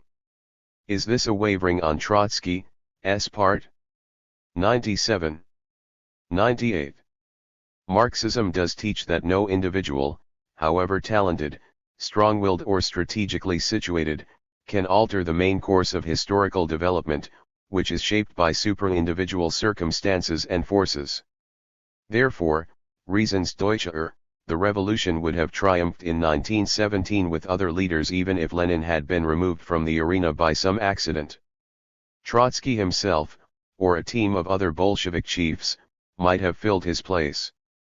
Deutscher divines that Trotsky's lapse into a subjectivism bordering on the cult of the individual in regard to Lenin was motivated by a psychological need to exaggerate the role of individual leadership as a counterweight to Stalin's autocracy in his mortal political combat with him. He seeks to correct Trotsky by reference to the ideas expressed in Plekhanov's classical essay on the role of the individual in history. This was a polemic against the Narodnik school of subjective sociology which exalted the hero as an autonomous creator of history at the expense of the masses and other objective determinants of the class struggle. Arguing against the thesis that the collective demand for leadership could be supplied by only one remarkable individual, Plekhanov pointed out that the person hoisted into supreme authority bars the way of others who might have carried through the same tasks, though in a different style. The eclipse of alternate candidates creates the optical illusion of the sole irreplaceable personality. If the objective prerequisites are ripe and the historical demand forceful enough, a range of individuals can fulfill the functions of command. The Chinese and Yugoslav examples, writes Deutscher, demonstrate how rising revolutions can utilize men of smaller stature than a Lenin or Trotsky to take power. The class struggle can press into service whatever human 99. Material is available to fulfill its objectives. This theme has an importance surpassing Trotsky's judgment on Lenin's significance for the Russian Revolution or Deutscher's criticism of Trotsky's alleged inconsistencies on the matter. The reciprocal action of the objective and subjective factors in the historical process is one of the key problems of social science. It is no less a key to revolutionary practice in our own time. Historical materialism unequivocally gives primacy, as Deutscher emphasizes, to such objective factors as the level of the productive forces and the state of class relations in the making of history. But there is more to the matter than this. In the first place, the social phenomena divided into opposing categories are only relatively objective or subjective. Their status changes according to the relevant connections. If the world environment is objective to the nation which is part of it, the nation in turn is objective to the classes, which constitute its social structure. The ruling class is objective to the working class. The party is subjective to the class whose interests it represents, while groups, tendencies, factions and their combinations are subjective to the movement or party that contains them. Finally, the individual has a subjective status relative to all these other factors, although he has an objective existence in relation to other individuals. In the second place, the multiple factors in any historical process do not, and indeed cannot, have an equal and simultaneous growth. Not only do some mature before others, but certain of them may fail to achieve a full and adequate reality at the decisive moment, or indeed at any point. The coming together of all the various factors essential for the occurrence of a particular result in a great historical process is an exceptional or accidental event. 100. Which is necessary only in the long run. The leadership, collective and individual, embodies the conscious element in history. The influence of an individual in determining a course of events can range from negligibility to totality. The extent of his effectiveness in action depends upon the stage of development of historical conditions, the correlation of social forces, and the person's precise connection with these at a given conjuncture. There are long stretches of time when the strong-willed revolutionist cannot in the least avail against the march of events and counts for practically nothing in redirecting them. On the other hand, there are tides in the affairs of men which, taken at the flood, lead on to fortune. Ordinarily, individual action takes place somewhere between these two extremes. What individuals do or do not do in their personal capacity affects to some limited degree the velocity and specific features of the main line of development. The question is where and when can an individual exert the maximum weight and become the decisive force in the outcome of a struggle? This can happen only when the individual intervenes at the culminating point of a prolonged evolution, when all the other factors of a more objective sort have come into being. These set the stage for a decisive role and provide the means for carrying through the purposes and program of the movement he or she represents. The individual who helps start a novel line of development in any field comes as the last link in the concatenation of events. We are all familiar with the straw that breaks the camel's back or the drop that overflows the cup. The individual who makes all the difference serves as the precipitant that transforms quantity into quality in the process whereby the new supersedes the old. 101. However, the individual must intervene at the critical turning point of development to have so decisive an influence. Such fortunate timing, which does not always depend upon the individual's own awareness, permits him to become the final cause in the cumulative sequence of conditions, which are necessary determinants of the outcome. The discrepancy noted by Deutscher between Trotsky's observations that Lenin was indispensable for the October victory and that the objective laws of history are far more powerful than the special traits of the protagonists is to be explained by the difference between the short and the long run of history. The calculation of probabilities applies to human history as well as to natural events. Given enough chances in the long run, the forces representing the objective necessities of social progress will break through all obstacles and prove stronger than the defenses of the old order. But that is not necessarily true at any given stage or in any instance along the way. Here the quality of the leadership can decide which of the genuine alternatives growing out of the prevailing conditions will be realized. The conscious factor has a qualitatively different import over an entire historical epoch than it has in a specific phase or situation within it. When antagonistic social forces vie for supremacy on a world historical scale, such favorable and unfavorable circumstances as the character of the leadership tend to cancel one another. The underlying historical necessities assert themselves in and through the aggregate struggles and override the more superficial and chance features which can decide the upshot of any particular encounter. Moreover, an ascending class in the long run benefits more than its opponent from the accidents of development, since the receding class has less and less reserve strength to withstand small variations in the 102 relation of forces. The total assets of one increase as those of the other diminish. Time is an all-important element in the conflict of contending social forces. The indeterminate phase when events can be diverted in either direction does not last long. The crisis in social relations must be resolved quickly one way or the other. At that point, the activity or passivity of dominant personalities, groups, parties and masses can tip the scales on one side or the other.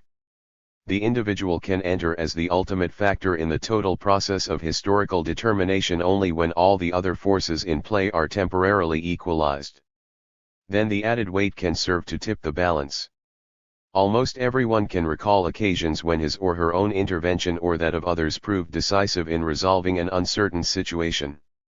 What happens in the small incidents of life applies to big events. Just as the single vote of the chair can decide when the forces on an issue are evenly divided, so the outstanding qualities of great figures are manifested when history arrives at a deadlock. Their decision or decisiveness breaks the tie and propels events along a definite line. This holds for counter-revolutionary as well as revolutionary tendencies. Hitler was important because he took Germany into fascism and war. But he did not direct German or world history into a qualitatively new channel. He simply helped write a further horrible chapter in the death agony of capitalism. Lenin's imperishable contribution was the push he gave to opening an entirely new path for Russian and world history, redirecting it from the dead end of capitalism onto the beginning of socialism.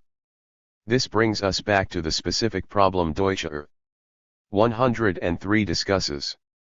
He does not question the fact that, in the actual unrolling of the 1917 revolution, Lenin functioned as the final cause in the October victory. The difference between Deutscher and Trotsky concerns the uncertain realm of historical possibilities. Could another revolutionist such as Trotsky, or a combination of them, have assumed Lenin's place? Trotsky said categorically no. Deutscher objects that if others on hand could not have performed the same job of leadership, then the position of historical materialism on the lawful determination of events must be abandoned. Either the objective or the subjective factors decide, it is necessary to choose between them. In my opinion, Deutscher here takes a too constricted and one-sided stand on historical determinism, whereas Trotsky employed a more flexible and multi-sided interpretation based upon the interrelation of mutually opposing categories. He tested his conception, first in practice, then in theory, in the successive stages of the Russian Revolution where the importance of the conscious factors stood out with remarkable clarity. The type of leadership was very different in the two revolutions of 1917. The February Revolution was not planned or directed from above. Trotsky pointed out in the chapter of his History of the Russian Revolution, who led the February Revolution, that it was led by conscious and tempered workers educated for the most part by the party of Lenin.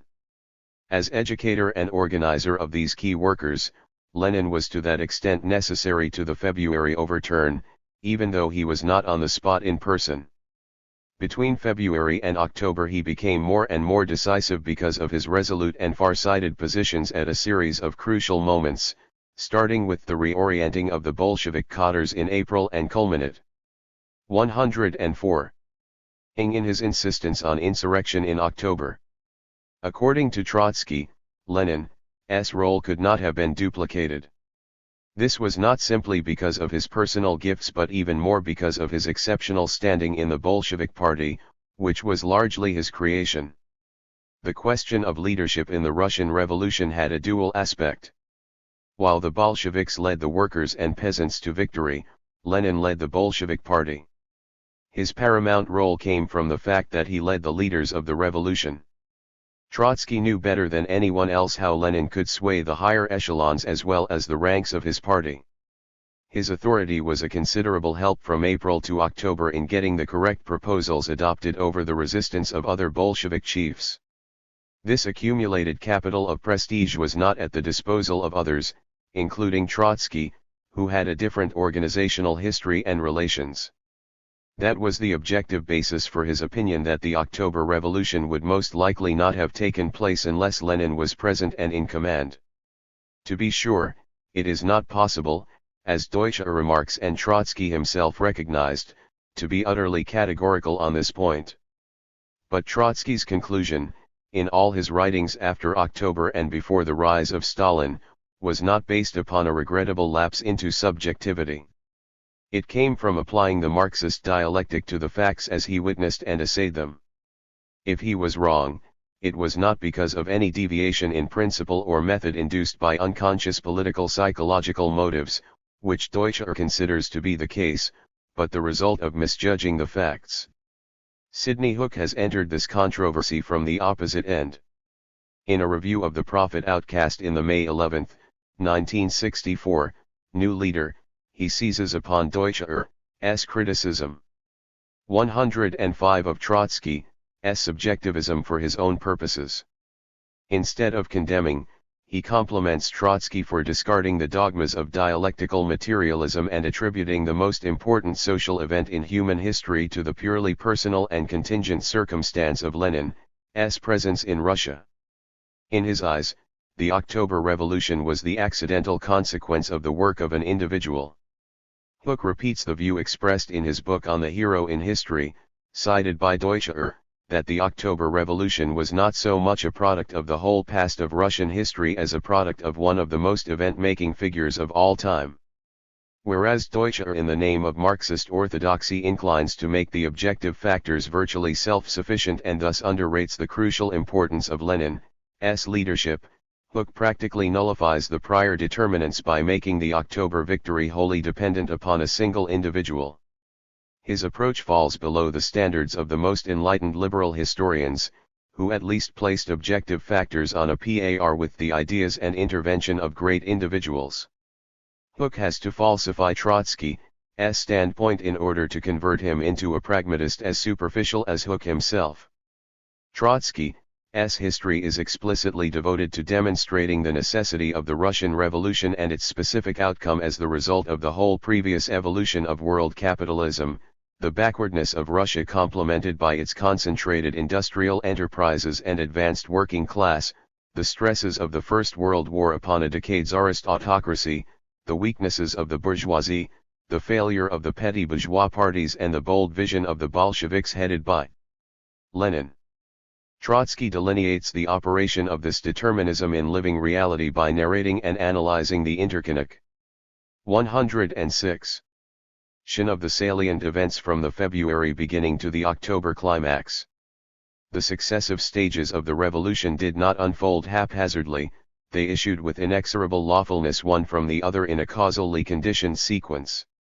The aim of his theoretical exposition was to find in the verified facts of the actual process the effects of the objective necessities formulated in the laws of the class struggle applied to a backward great power under 20th-century conditions.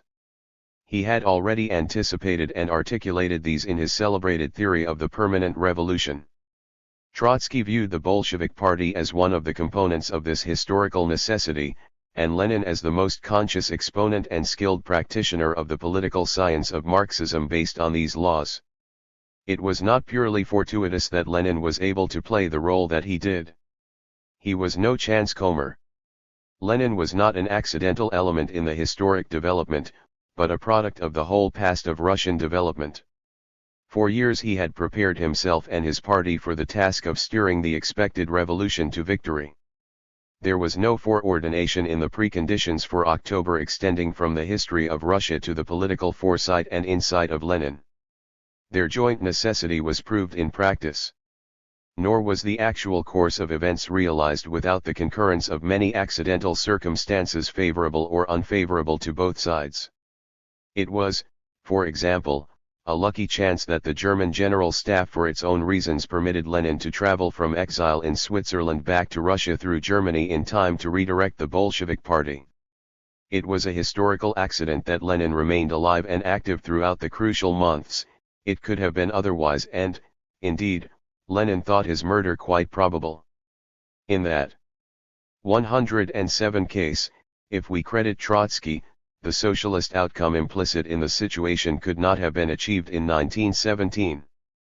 This means that the history of the 20th century, now unthinkable apart from the Russian Revolution in all its consequences, would have been quite different, not in the broadest lines of its development but certainly in the particular course of the irrepressible contest between the socialist revolution and its capitalist antagonists. There is nothing un-Marxist, as Deutscher seems to think, in acknowledging this. To link the fortunes of mankind in this century, with Lenin's activity in 1917 is not subjectivist thinking, it is a matter of fact. Conversely, Lenin's absence could well have subtracted that margin of determinism from the conditions required for victory, which would have made the subsequent sequence of developments in the world revolution quite different. The great fortune of the Russian people and all mankind is that in 1917 both accident and necessity coincided to carry the struggle of workers and peasants to its proper conclusion. This has not always happened in the decades since. Deutscher weakens his case considerably by focusing attention on Russia. The role of Lenin and his party stands out more clearly in light of the defeat suffered by the working class elsewhere in Europe and Asia during the 20s and 30s because of the lack of a collective and individual leadership of Bolshevik-Leninist caliber. The October victory coupled with the post-October defeats convinced the once dubious Trotsky of the decisive role of leadership in an objectively revolutionary situation. These experiences led him to the generalization that was the keystone of the founding program of the Fourth International, adopted in 1938, that the historical crisis of mankind is reduced to the crisis of revolutionary leadership. That is why he dedicated the last years of his life to the task of at 108. Tempting to assemble such a leadership under the banner of the Fourth International. Deutscher's disagreement with Trotsky over Lenin's part in the Russian Revolution is directly connected with his difference with Trotsky over the latter's role in the post-Lenin period.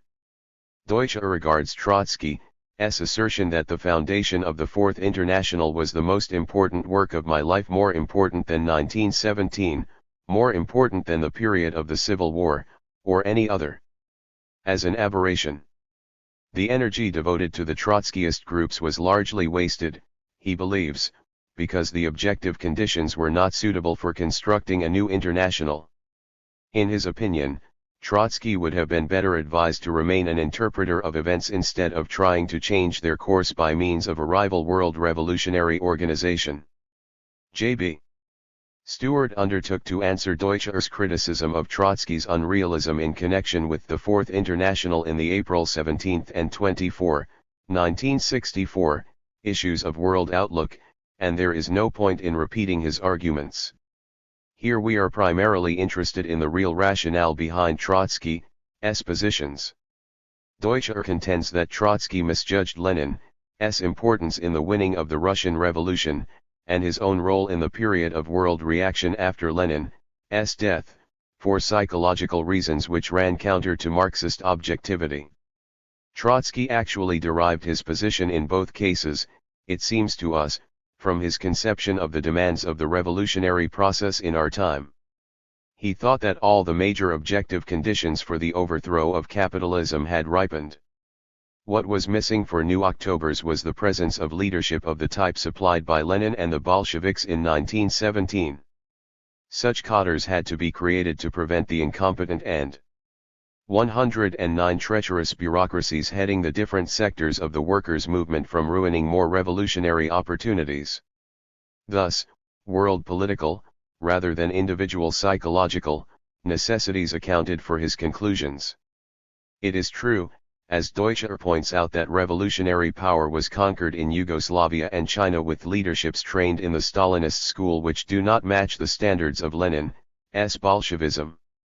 The 1963 Reunification Congress of the Fourth International took cognizance of this development in its resolution, "The dynamics of world revolution today, the weakness of the enemy in the backward countries has opened the possibility of coming to power even with a blunted instrument."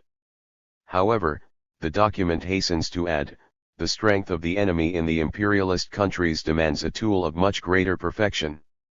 For the taking of power in the capitalist strongholds as well as the administration of power in the degenerated or deformed workers' states, the building of new mass revolutionary parties and their unification in a new international organization remains the central strategic task of the present period, no less than in Lenin's and Trotsky's day. This dialectical unity of the objective and subjective factors in the making of a revolution has been both exemplified and theorized by Fidel Castro and his close associates. If ever an historic event could be considered the work of one man, that was and is the Cuban Revolution. Castro is truly its líder máximo, main leader.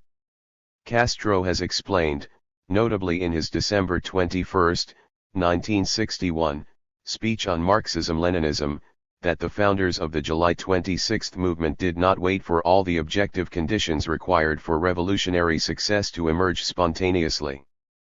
They deliberately set about creating the still miss 110 ing revolutionary conditions by fighting. Their guerrilla warfare did bring about the moral, psychological, political changes needed to overthrow Batista's tyranny. The transformation of the balance of forces in favor of the progressive side by the initiative of a small band of conscious revolutionary fighters in Cuba dramatically demonstrates how decisive the subjective factor can be in making history. Yet Castro's intentions would have miscarried and his combatants would have been rendered powerless without the response they received, first from the peasants in the mountains and then from the masses in the rural and urban areas. Events 90 miles from Cuba have highlighted the twofold aspects of the individual's weight in history-making. Kennedy's assassination in November 1963 did not seriously interrupt any operations of the U.S. government or shift its course at home or abroad. After assuming executive authority, Johnson pursued essentially the same policies as his predecessor, albeit with a Texas brand rather than a Harvard accent. Thus, the abrupt removal of an extremely popular and powerful personality proved to be inconsequential compared to the automatism of capitalist rulership. Pro-capitalist individuals come and go. The system remains. At the same time, the holder of supreme office in the United States controls more massive military power than any other person in human history. On June 4, 1964, Johnson boasted that the national strength is stronger than the combined might of all the nations in the history of the world. The president can release enough nuclear missiles to destroy all mankind. Who can question the overwhelming importance of the individual when one man's decision can terminate human history on this planet? Kennedy. 111 was eyeball to eyeball with this possibility during the 1962 Caribbean crisis. To be sure, the man in the White House does not act as an isolated individual. He is the chief executive of the United States, commander-in-chief of its armed forces, and more significantly, agent of the profiteers who run the economy and government.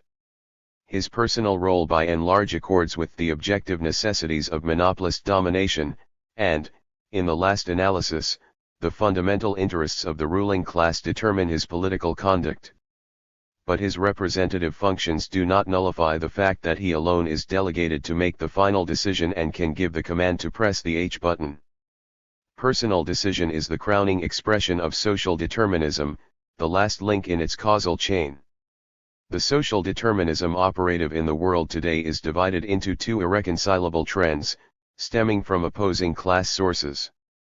One is directed by the capitalist warmakers, whose spokesmen in the United States have stated that they will not refrain from using atomic weapons if necessary. The other is constituted by the masses of the United States and the rest of the world who dread this prospect and have everything to lose if it should occur. Which of these contending determinisms will prevail? The fate of mankind hangs in the balance of this decision. To dispossess and disarm the atomaniacs headquartered in Washington, a revolutionary movement of tremendous dimensions and determination will have to be built. No single individual will stop them. But victory in the life and death struggle for world peace against nuclear annihilation will require the initiative and devotion of individuals who, though they may not possess the outstanding leadership capacities of a Lenin, Trotsky or Castro, can act in their spirit. 4. Uneven and combined development in world history. The uneven course of history. This essay aims to give a comprehensive explanation of one of the fundamental laws of human history, the law of uneven and combined development. This is the first time, to my knowledge, that this has been undertaken. I shall try to show what this law is, how it has worked out in history, and how it can clarify some of the most puzzling social phenomena and political problems of our age. The law of uneven and combined development is a scientific law of the widest application to the historic process. This law has a dual character, or, rather, it is a fusion of two closely connected laws. Its primary aspect deals with the different rates of growth among the various elements of social life. The second covers the correlation of these unequally developed factors in the historic process. The principal features of the law can be briefly summarized as follows. The mainspring of human progress is man's command of the forces of production. As history advances, there occurs a faster or slower growth of product 113 forces in this or that segment of society, owing to the differences in natural conditions and historical connections. These disparities give either an expanded or a compressed character to entire historical epochs and impart varying rates and extents of growth to different peoples, different branches of economy, different classes, different social institutions and fields of culture. This is the essence of the law of uneven development. The variations among the multiple factors in history provide the basis for the emergence of exceptional phenomena in which features of a lower stage are merged with those of a superior stage of social development. These combined formations have a highly contradictory character and exhibit marked peculiarities. They may deviate so much from the rule and effect such an upheaval as to produce a qualitative leap in social evolution and enable a formerly backward people to outdistance, for a certain time, one more advanced. This is the gist of the law of combined development. It is obvious that these two laws, or these two aspects of a single law, do not stand upon the same level. The unevenness of development must precede any combinations of the disproportionately developed factors. The second law grows out of and depends upon the first, even though it reacts back upon it and affects its further operation. The discovery and formulation of this law is the outcome of over 500 years of theoretical investigation into the modes of social development. The first observations upon which it is based were made by the Greek historians and philosophers. But the law itself was first brought into prominence and consistently applied by the founders of historical materialism, Marx and Engels, over a century ago. This law is one of Marxism's greatest contributions to a scientific understanding of history and one of the most 114 powerful instruments of historical analysis.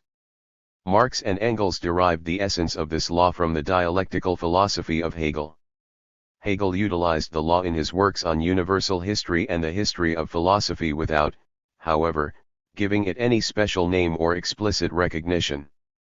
Many dialectically minded thinkers before and since Hegel have likewise used this law in their studies and applied it more or less consciously to the solution of complex historical, social and political problems. All the outstanding theoreticians of Marxism, from Koski and Luxemburg to Plekhanov and Lenin, grasped its importance, observed its operations and consequences, and used it for the solution of problems that baffled other schools of thought. Let me cite an example from Lenin. He based his analysis of the first stage of the Russian Revolution in 1917 upon this law. In his letters from afar, he wrote to his Bolshevik collaborators from Switzerland, the fact that the February Revolution succeeded so quickly is due to an unusual historical conjuncture where there combined, in a strikingly favorable manner, absolutely dissimilar movements, absolutely different class interests, absolutely opposed political and social tendencies. Collected Works, Book 1, p. 31. What had happened?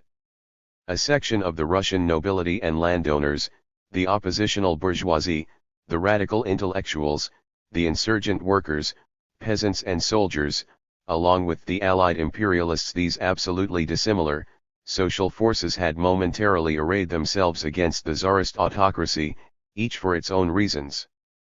Together, they besieged, isolated and overthrew the Romanov regime. This extraordinary conjuncture of circumstances and unrepeatable combination of forces 115 had grown out of the previous unevenness of Russian historical development with all its still unsolved social and political problems exacerbated by the First Imperialist World War. The differences that had been submerged in the offensive against Tsarism reasserted themselves after February, and it did not take long for this de facto alliance of inherently opposing forces to disintegrate. The allies of February 1917 were transformed into the irreconcilable foes of October 1917. How did this hostility come about? The overthrow of Tsarism had in turn produced a new unevenness in the situation, which may be summarized in the following formula. On one hand, the objective conditions were ripe for the assumption of power by the workers. On the other hand, the Russian working class, and above all its leadership, had not yet correctly appraised the situation or tested the new relationship of forces. Consequently, they were subjectively unready to take power. The unfolding of the class struggles from February to October 1917 may be said to consist in the growing recognition by the working class and its revolutionary leaders of what had to be done and in overcoming the disparity between the objective conditions and the subjective preparation. The gap was closed in action by the triumph of the Bolsheviks in the October Revolution, which combined the proletarian conquest of power with the widespread peasant uprising. This process is fully explained by Trotsky in his History of the Russian Revolution. The Russian Revolution itself was the most striking example of uneven and combined development in modern history. In his classic analysis of this momentous event, Trotsky gave to the Marxist movement the first explicit formulation of that law. Trotsky, the theoretician, is most celebrated as the originator.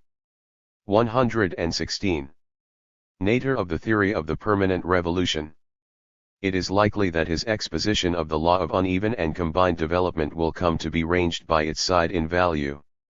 He not only gave this law its name but was also the first to evaluate its full significance. These two contributions to the scientific understanding of social movement are in fact intimately linked. Trotsky's conception of the permanent revolution resulted from his study of the peculiarities of Russian historical development in the light of the new problems presented to world socialism in the epoch of imperialism. These problems were especially acute and complex in backward countries where the bourgeois democratic revolution had not yet taken place, at a time when the proletarian revolution was already at hand. The fruits of his thinking on these questions, confirmed by the actual developments of the Russian Revolution, prepared and stimulated his subsequent elaboration of the law of uneven and combined development. Indeed, Trotsky's theory of the permanent revolution represents the most fruitful application of this very law to the key problems of the international class struggles in our own time, the epoch of the transition from the capitalist domination of the world to socialism. However, the law itself is not only pertinent to the revolutionary events of the present epoch but, as we shall see, to the whole compass of social evolution. And it has even broader applications than that. So much for the historical background from which the law of uneven and combined development has emerged. Let us now consider the scope of its application. Although having originated in the study of modern history, the law of uneven and combined development is rooted in features common to all processes of growth in nature as well. 117 As in society. Scientific investigators have emphasized the prevalence of unevenness in many fields. All the constituent elements of a thing, all the aspects of an event, all the factors in a process of development are not realized at the same rate or to an equal degree. Moreover, under differing material conditions, even the same thing exhibits different rates of growth. Every rural farmer and urban gardener knows that. In Life of the Past, G.G. Simpson, one of the foremost authorities on evolution, develops this point. The most striking things about rates of evolution are that they vary enormously and that the fastest of them seem very slow to humans, including paleontologists, I may say. If any one line of phylogeny is followed in the fossil record, it is always found that different characters and parts evolve at quite different rates, and it is generally found that no one part evolves for long at the same rate. The horse brain evolved rapidly while the rest of the body was changing very little. Evolution of the brain was much more rapid during one relatively short span than at any other time. Evolution of the feet was practically at a standstill most of the time during horse evolution, but 3 times there were relatively rapid changes in foot mechanism. Rates of evolution also vary greatly from one lineage to another, even among related lines. There are a number of animals living today that have changed very little for very long periods of time, a little brachiopod called Lingula, in some 400 million years, Limulus, the horseshoe, crab, really more of a scorpion than a crab in 175 million or more, Sphenodon, a lizard-like reptile now confined to New Zealand, in about 150 million years, Didelphis, the American opossum, in a good 75 million years. These and the other animals for which evolution essentially stopped long 118 ago all have relatives that evolved at usual or even at relatively fast rates. There are, further, characteristic differences of rates in different groups. Most land animals have evolved faster than most sea animals, a generalization not contradicted by the fact that some sea animals have evolved faster than some land animals, pages 137 to 38. The evolution of entire orders of organisms has passed through a cycle of evolution marked by an initial phase of restricted, slow growth, followed by a shorter but intense period of explosive expansion, which in turn settled down into a prolonged phase of lesser changes. In the meaning of evolution, G.G. Simpson states, the times of rapid expansion, high variability, and beginning adaptive radiation are periods when enlarged opportunities are presented to groups able to pursue them. Such an opportunity for explosive expansion was open to the reptiles when they evolved to the point of independence from water as a living medium and burst into landscapes earlier barren of vertebrate life. Then a quieter period ensues when the basic radiation has been completed and the group can indulge in the progressive enjoyment of a completed conquest, pages 72 to 73. The evolution of our own species has already gone through the first phase of such a cycle and entered the second. The immediate animal forerunners of mankind went through a prolonged period of restricted growth as a lesser breed compared to others. Mankind arrived at its phase of explosive expansion only in the past million years or so, after the primate from which we are descended acquired the necessary social powers. However, the further development of mankind will not duplicate the cycle of animal evolution because the growth of society pro. 119 seeds on a qualitatively different basis and is governed by its own unique laws. The evolution of the distinctive human organism has been marked by considerable irregularity. The skull developed its present characteristics among our ape ancestors long before the development of our flexible hands with the opposable thumb. It was only after our prototypes had acquired upright posture and working hands that the brain inside the skull expanded to its present proportions and complexity. What is true of entire orders and species of animals and plants holds good for its individual specimens. If equality prevailed in biological growth, each of the various organs in the body would develop simultaneously and to the same proportionate extent. But such perfect symmetry is not to be found in real life. In the growth of the human fetus, some organs emerge before others and mature before others. The head and the neck are formed before the arms and legs, the heart at the 3rd week and the lungs later on. As the sum of all these irregularities, we know that infants come out of the womb in different conditions, even with deformations, and certainly at varying intervals between conception and birth. The 9-month gestation period is no more than a statistical average. The date of delivery of a given baby can diverge by days, weeks or months from this average. The frontal sinus, a late development in the primates, possessed only by the great apes and men, does not occur in young humans, but emerges after puberty. In many cases, it never develops at all. The development of social organization, and of particular social structures, exhibits unevenness no less pronounced than the life histories of biological beings from which it has emerged with the human race. The diverse elements of social existence have been created at different 120 times, have evolved at widely varying rates, and grown to different degrees under different conditions and from one era to another. Archaeologists divide human history into the stone, Bronze and Iron Ages according to the materials used in making tools and weapons.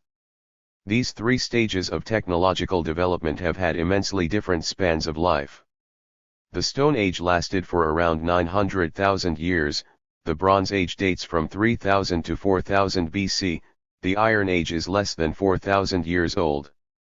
Moreover, different sections of mankind passed through these stages at different dates in different parts of the world.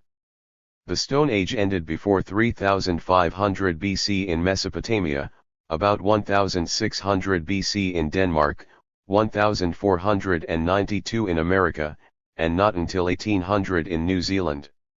A similar unevenness in time spans marks the evolution of social organization. Savagery, when men lived by collecting food through foraging, hunting or fishing, extended over many hundreds of thousands of years, while barbarism, which is based upon breeding animals and raising crops for food, dates back to about 8000 BC. Civilization is little more than 6000 years old. The production of regular, ample and growing food supplies effected a revolutionary advance in economic development which elevated food-producing peoples above backward tribes that continued to subsist on the gathering of food. Asia was the birthplace of both domestication of animals and of plants. It is uncertain which of these branches of productive activity preceded the other, but archaeologists have uncovered remains of mixed farming communities which carried on both types of food production as early as 8000 BC. There have been purely pastoral tribes, which depended exclusively on stock raising for their existence, as well as 121 wholly agricultural peoples, whose economy was based on the cultivation of cereals or tubers. The cultures of these specialized groups underwent a one-sided development by virtue of their particular type of production of the means of life. The purely pastoral mode of subsistence did not, however, contain the potentialities of development inherent in agriculture. Pastoral tribes could not incorporate the higher type of food production into their economies on any scale, without having to settle down and alter their entire mode of life, particularly after the introduction of the plow, which superseded the slash-and-burn techniques of gardening.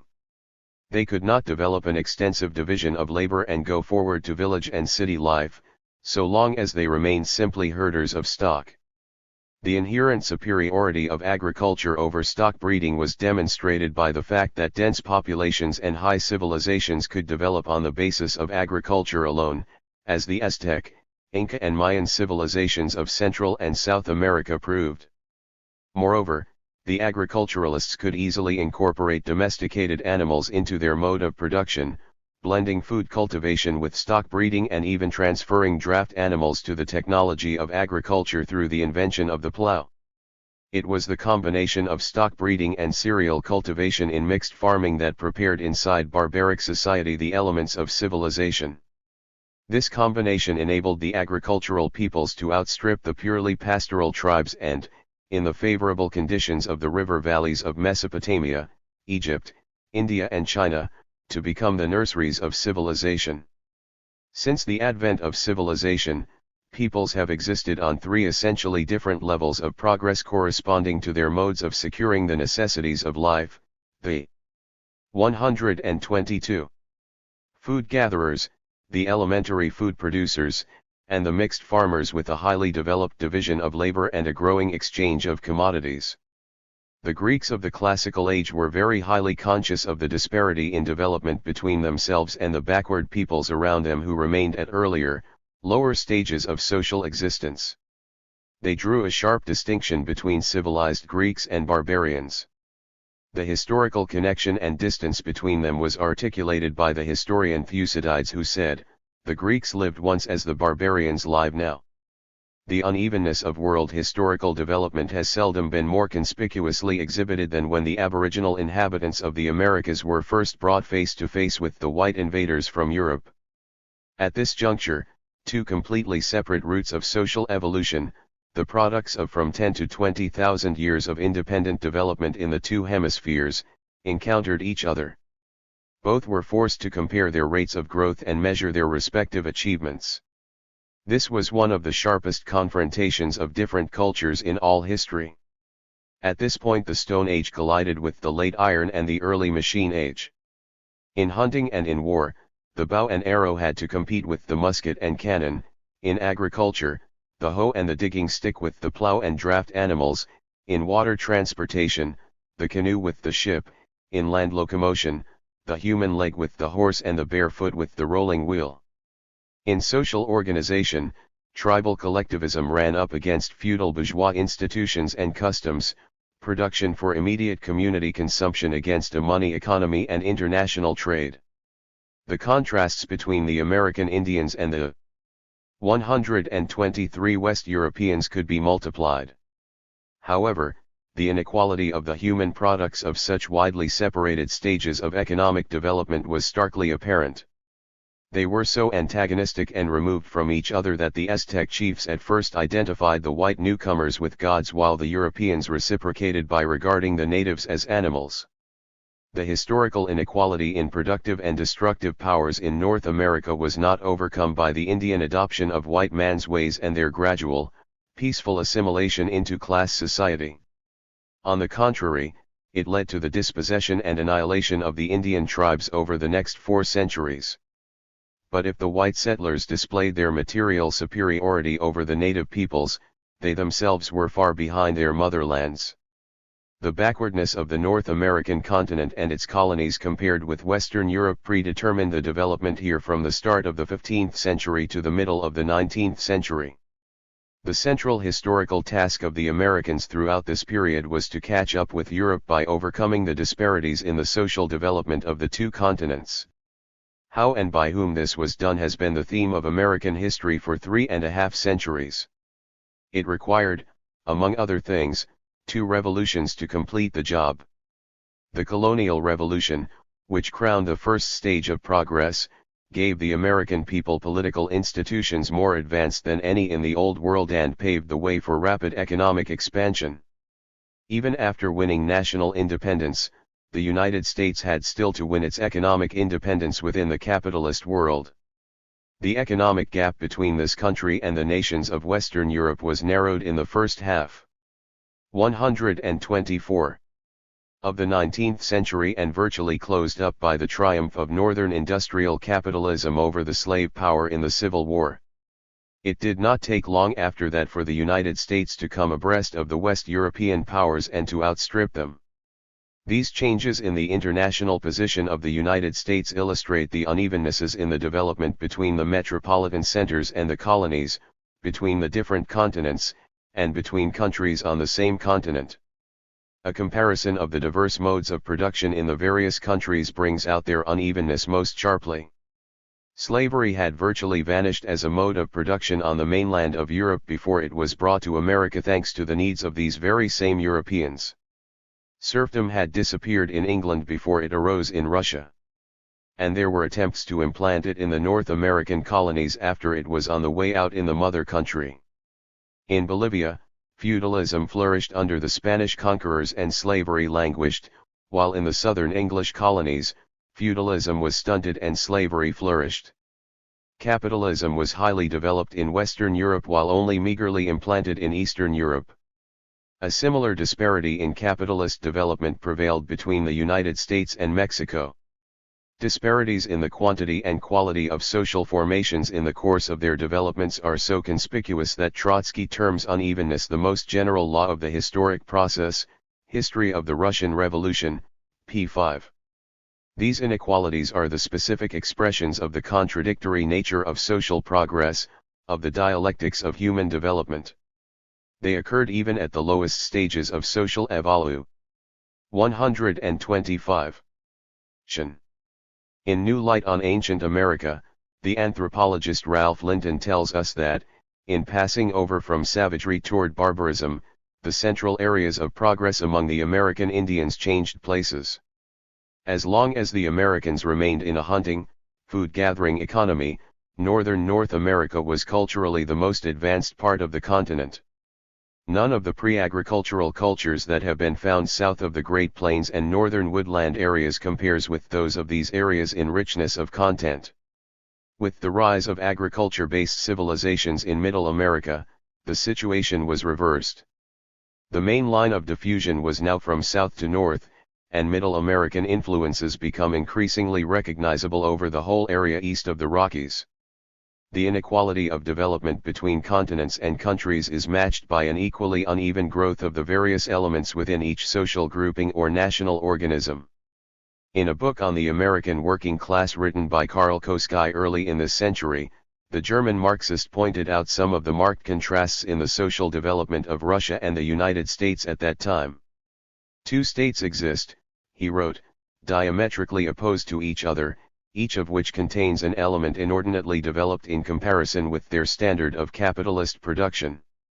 In one state America it is the capitalist class. In Russia it is the proletariat. In no other country but America is there so much ground for speaking of the dictatorship of capital, while the proletariat has nowhere acquired such importance as in Russia. This difference in development which Koski described in the Bud, has since become enormously accentuated. In the opening chapter of his History of the Russian Revolution, Peculiarities of Russia's Development, Trotsky 126 gave a superb analysis of the significance of such unevenness for explaining the course of a nation's history. Tsarist Russia contained social forces belonging to three different stages of historical development. On top were the feudal elements, an overgrown Asiatic autocracy, a state clergy, a servile bureaucracy, a favored landed nobility. Below them were a weak, unpopular bourgeoisie and a cowardly intelligentsia. These opposing phenomena were organically connected. They constituted different aspects of a unified social process. The very historical conditions which had preserved and fortified the feudal forces, the slow tempo of Russian development, her economic backwardness, her primitive social forms and low level of culture had stunted the growth of the bourgeois forces and fostered their social and political feebleness. That was one side of the situation. On the other side, the extreme backwardness of Russian history had left the agrarian and the national problems unsolved, producing a discontented, land-hungry peasantry and oppressed nationalities longing for freedom. Furthermore, the late appearance of capitalist industry gave birth to highly concentrated industrial enterprises under the domination of foreign finance capital and an equally concentrated proletariat armed with the latest ideas, organizations and methods of struggle. The sharp unevenness in the social structure of Tsarist Russia set the stage for the revolutionary events which started with the overthrow of a decayed medieval structure in 1917 and concluded in a few months with the rise of the proletariat and the Bolshevik Party to power. It is only by analyzing that unevenness that it is possible to grasp why the Russian Revolution took place as it did. The pronounced irregularities to be found in history have led some thinkers to deny that there is, or can be, any 127 causality or lawfulness in social development. The most fashionable school of American anthropologists, headed by the late Franz Boas, explicitly denied that there were any determinate sequence of stages to be discovered in social evolution and denied that the expressions of culture are shaped by technology or economy. According to R.H. Lowy, the foremost exponent of this view, cultural phenomena present merely a planless hodgepodge, a chaotic jumble. The chaotic jumble is all in the heads of these anti-materialists and anti-evolutionists, not in the history or the constitution of society. It is possible for people living under Stone Age conditions in the 20th century to possess a radio, though not to manufacture one. But it would be categorically impossible to find such a product of contemporary electronics buried with human remains in a Stone Age deposit of 20,000 years ago. It does not take much penetration to see that the activities of food gathering, foraging, hunting, fishing and fowling existed long before food production in the forms of gardening or stock breeding. Or that stone tools preceded metal, speech came before writing, cave dwellings before house building, camps before villages, the exchange of goods before money. On a general historical scale, these sequences are absolutely inviolable. The main characteristics of the social structures of savages are determined by their primitive methods of producing the means of life, which, in turn, depend upon the low level of their productive forces. It is estimated that food-gathering peoples require from 4 to 40 square miles per capita to maintain themselves. They could neither produce nor maintain large concentrations of population on such an economic foundation. The groups usually numbered fewer than 40 persons and seldom exceeded 128. 100. Their scanty food supply and dispersion of forces set strict limits to their development. What about the next higher stage of social development, barbarism? The noted archaeologist, V. Gordon Childe, has published in a book called Social Evolution a survey of the successive steps through which barbarian cultures actually passed on the road to civilization in contrasted natural environments.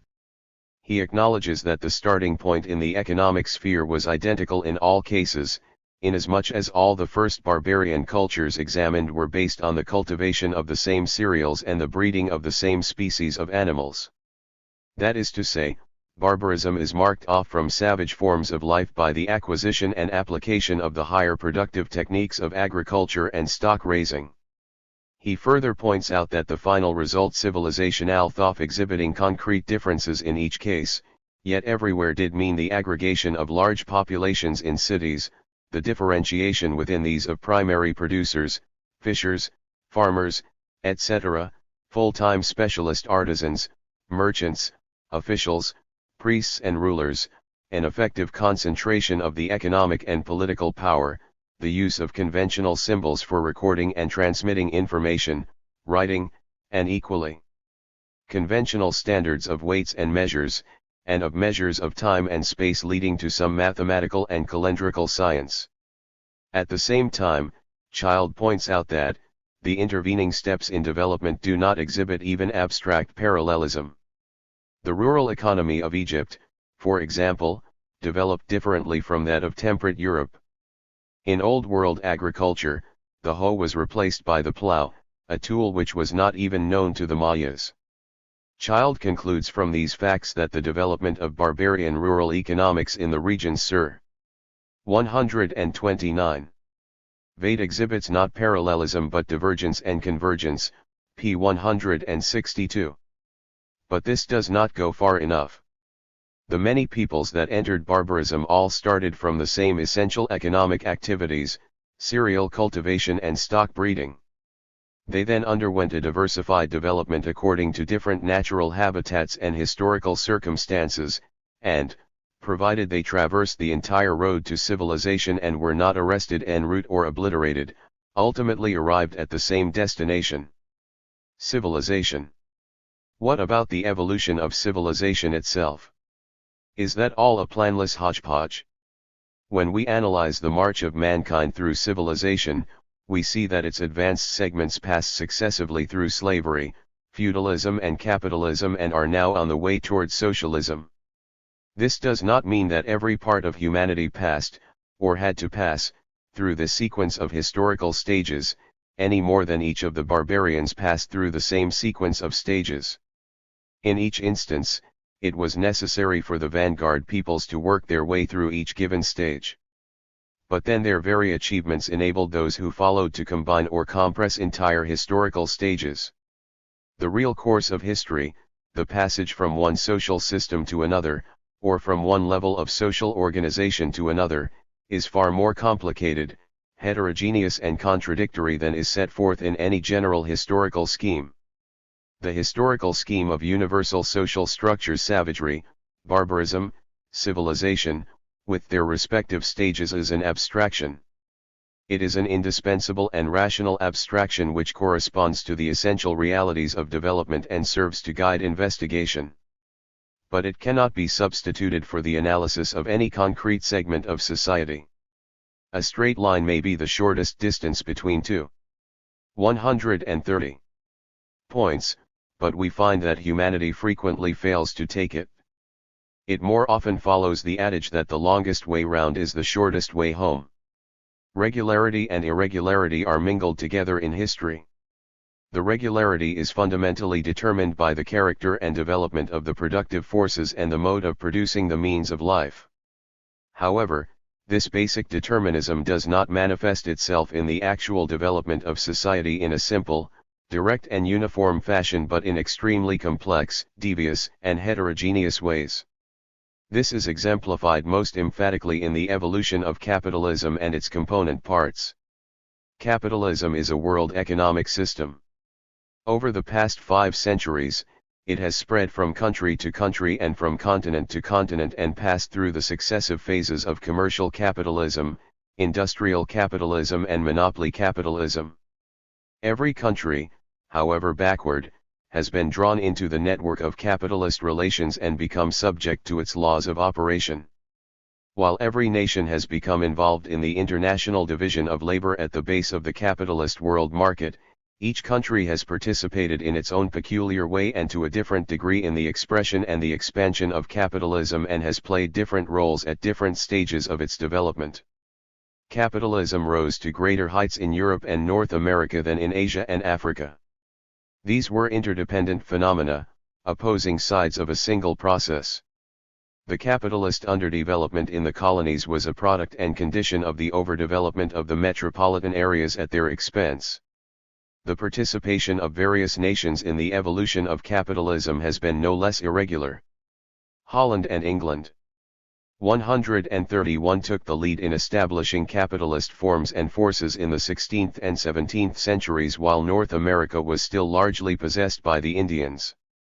Yet in the final stage of capitalism in the 20th century, the United States has far outdistanced England and Holland. As capitalism absorbed one country after another into its orbit, it increased their dependence upon one another. But this growing interdependence did not mean that they followed identical paths or possessed the same characteristics. As they drew closer together economically, profound differences asserted themselves and separated them. Their national development in many respects did not proceed along parallel lines but at angles to one another, and sometimes even at right angles. They acquired not identical but complementary traits. The rule that the same causes produce the same effects is not unconditional. The law holds good only when the historically produced conditions are the same, and since these are usually different for each country and constantly changing and interchanging with one another, the same basic causes can lead to very different, and even opposite, results. For example, in the first half of the 19th century, England and the United States were both governed by the same laws of industrial capitalism. But these laws had to operate under very different conditions in the two countries and, in the field of agriculture, they produced very different results. The enormous demand of British industry for cotton and cheap foodstuffs immensely stimulated American agriculture at the same time that these very economic factors strangled farming in England itself. The expansion of agriculture in the one country and its contraction in the other were opposite but interdependent consequences of the same economic causes. 132. To shift from economic to intellectual processes, the Russian Marxist Plekhanov pointed out in his remarkable work in defense of materialism that the uneven development of national institutions permits the same stock of ideas to produce very different impacts upon philosophical life. Speaking of ideological development in the 18th century, Plekhanov stated, "The very same fund of ideas leads to the militant atheism of the French materialists, to the religious indifferentism of Hume and to the practical religion of Kant." The reason was that the religious question in England at that time did not play the same part as it was playing in France, and in France not the same as in Germany. And this difference in the significance of the religious question was caused by the fact that in each of these countries the social forces were not in the same mutual relationship as in each of the others. Similar in their nature, but dissimilar in their degree of development, the elements of society combined differently in the different European countries, and thereby brought it about that in each of them there was a very particular state of minds and manners which expressed itself in the national literature, philosophy, art, etc. In consequence of this, one and the same question might excite Frenchmen to passion and leave the British cold, one and the same argument a progressive German might treat with respect, while a progressive Frenchman would regard it with bitter hatred. p. 206. I should like to close this examination of the processes of uneven development with a discussion of the problem of national peculiarities. Marxists are often accused by their opponents of denying, ignoring or underestimating national peculiarities in favor of universal historical laws. 133 There is no truth to this criticism, although individual Marxists are sometimes guilty of such errors. Marxists deny neither the existence nor the importance of national peculiarities. It would be theoretically stupid and practically reckless because national differences may be decisive in shaping the policy of the labor movement, of a minority struggle, or of a revolutionary party in a given country for a certain period. For example, most politically active workers in Britain follow the Labour Party. This monopoly is a prime peculiarity of Great Britain and the political development of its working people today. Marxists who failed to take this factor into account as the keystone of their organizational orientation would violate the spirit of their method. Far from being indifferent to national differences, Marxism is the only historical method and sociological theory that adequately explains them, demonstrating that they are rooted in the material conditions of life and viewing them in their historical origins, development, disintegration and disappearance. The schools of bourgeois thought look upon national peculiarities in a different way, as inexplicable accidents, God-given birthrights, or fixed features of a particular people. Marxism regards them as historical products arising from concrete combinations of worldwide forces and intranational conditions. This procedure of combining the general with the particular, the abstract with the concrete, accords not only with the requirements of science but with our everyday habits of judgment. Every individual has a distinctive facial expression which enables us to recognize him and separate him from all others. At the same time, we realize that this individual has the same kind of eyes, ears, mouth, forehead and other organs as the rest of the human race. In fact, the peculiar physiognomy which produces his 134 distinctive expression is nothing but the outward manifestation of the specific complex of common human structures and features.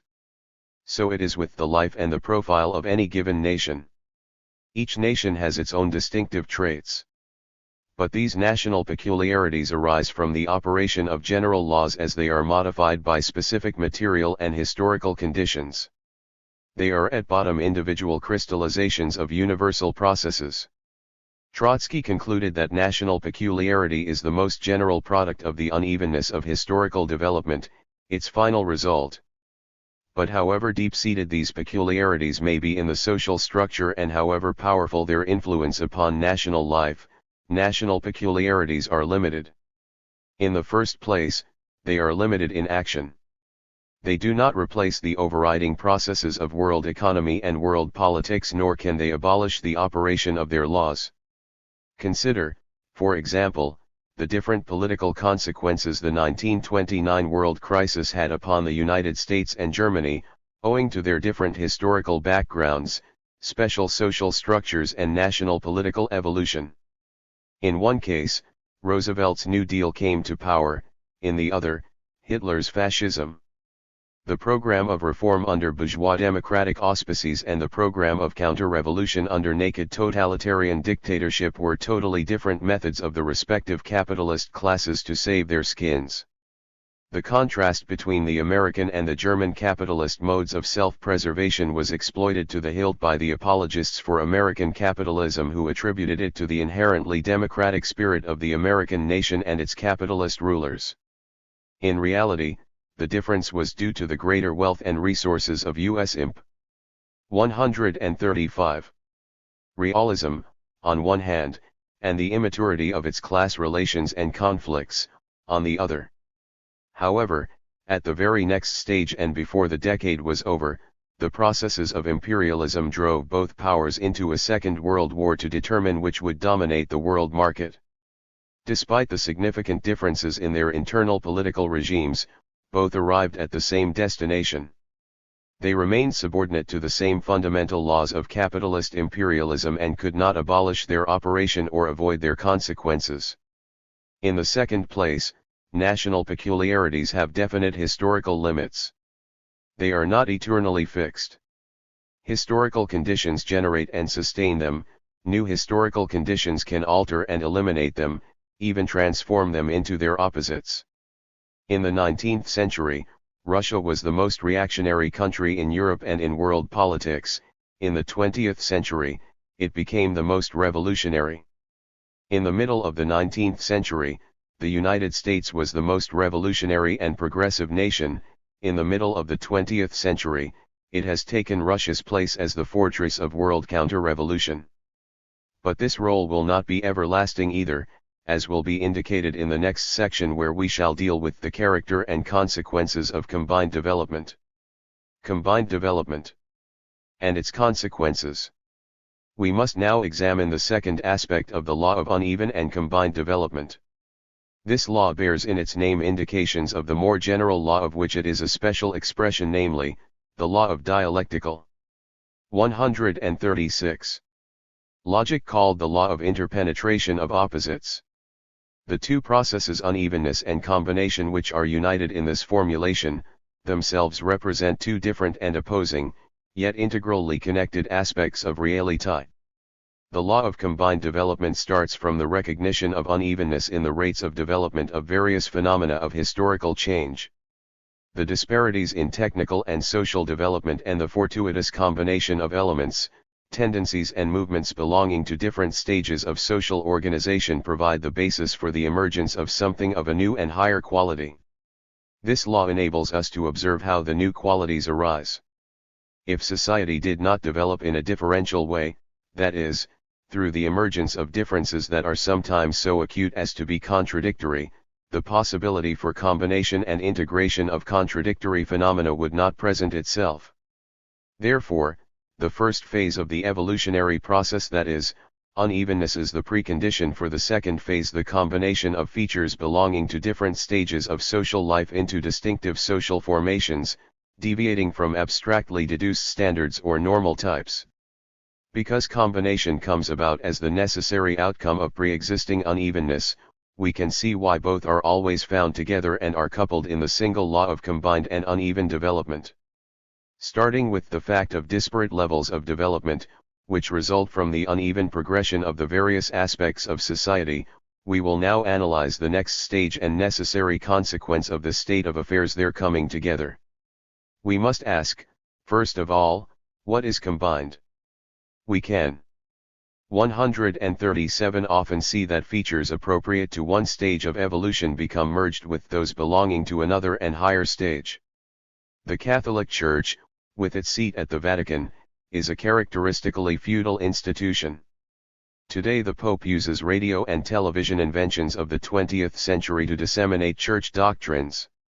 This leads to the second question: how are the different features combined? Metal alloys provide a useful analogy. Bronze, which played so great a part in the development of early tool making that its name has been given to an entire stage of historical development, the Bronze Age, is composed of two elementary metals, copper and tin, mixed together in specific proportions. Their fusion produces an alloy with important properties different from either of its constituents. Something similar happens in history when elements belonging to different stages of social evolution are fused. The fusion gives rise to a new formation with its own special characteristics. The colonial period of American history, when European civilization, changing over from feudalism to capitalism, met and merged with savagery and barbarism, provided a lush breeding ground for combined formations and furnishes a most instructive field for their study. Almost every kind of social relationship then known to mankind, from savagery to the shareholding company, was to be found in the New World during colonial times. Several colonies, such as Virginia and North and South Carolina, were originally settled by capitalist shareholding enterprises which had been granted charters by the Crown. The highest form of capitalist undertaking, the shareholding firm, came into contact with Indians still living under primitive tribal conditions. One of the prime peculiarities of American development was the fact that every one of the pre-capitalist forms 138 of life that grew up here was combined to one degree or another with fundamental features of bourgeois civilization. Indian tribes, for example, were annexed to the world market through the fur trade. On the other hand, the white European colonists, hunters, trappers and pioneer farmers, became partially barbarized by having to survive in the wilds of the plains and hills of the virgin lands.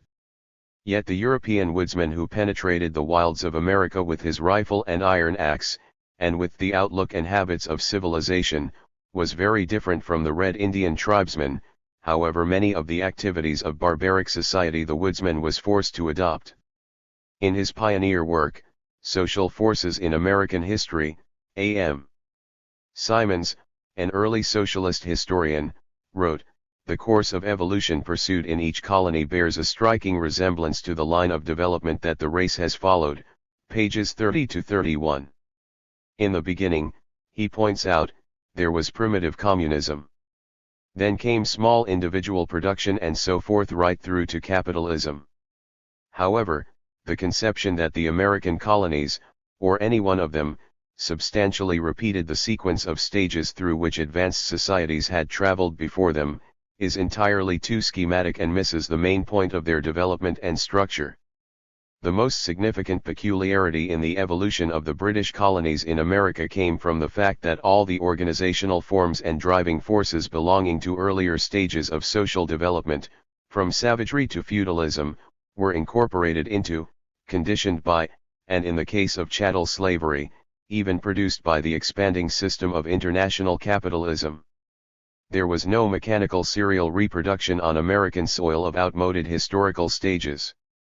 Instead, colonial life witnessed a dialectical admixture of all these varied 139 elements, which resulted in the emergence of combined social formations of new and special types.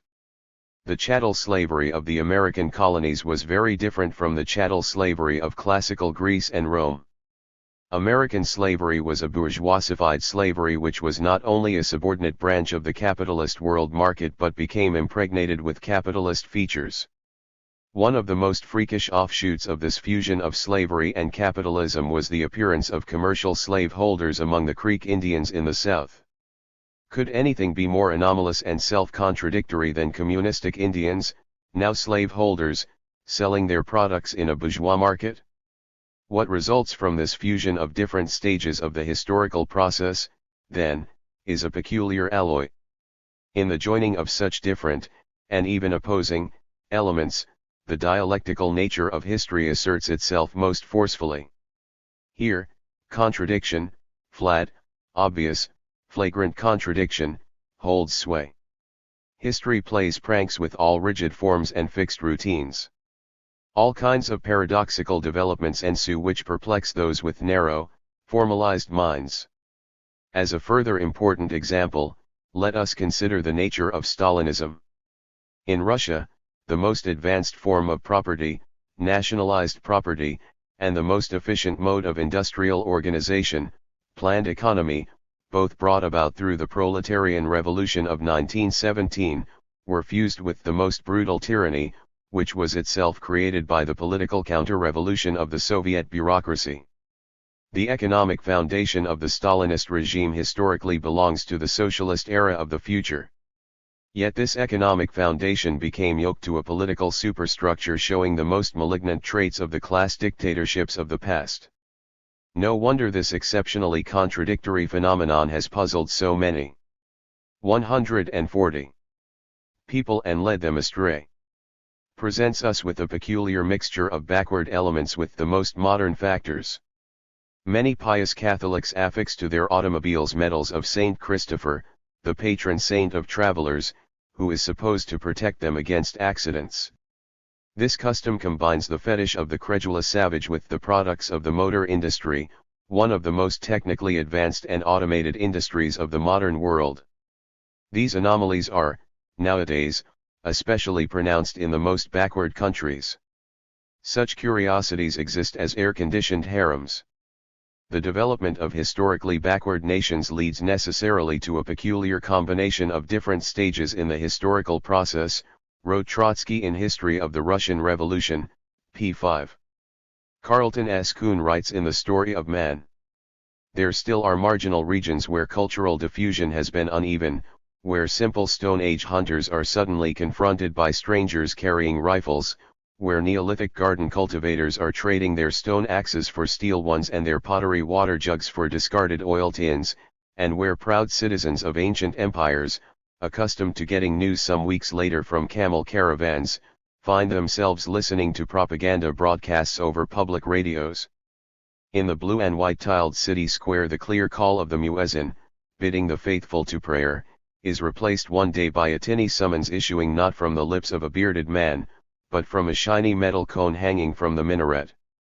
Out at the airport, pilgrims to the holy places climb directly from the backs of camels to seats in a DC-4.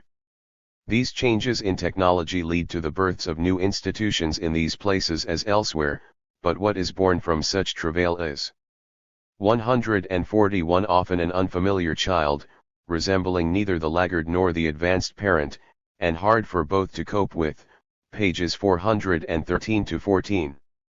In Africa today, among the Kikuyu in Kenya, as well as among the peoples of the Gold Coast, ancient tribal ties and customs strengthen their solidarity in the struggles for social advance and national independence against the English imperialists. In Premier Nkrumah's movement, a national parliamentary party is linked with trade unions and tribalism, all three of which belong to different stages of social history. The blending of backward elements with the most modern factors can also be seen when we compare modern China to the United States of America. Today many Chinese peasants in tiny hamlets have pictures of Marx and Lenin on their walls and are inspired by their ideas. The average American worker, living in the most modern cities, has, by contrast, paintings of Christ or photographs of the president on his prefabricated walls. However, the Chinese peasants have no running water, paved roads, cars, or television sets, as the American workers have.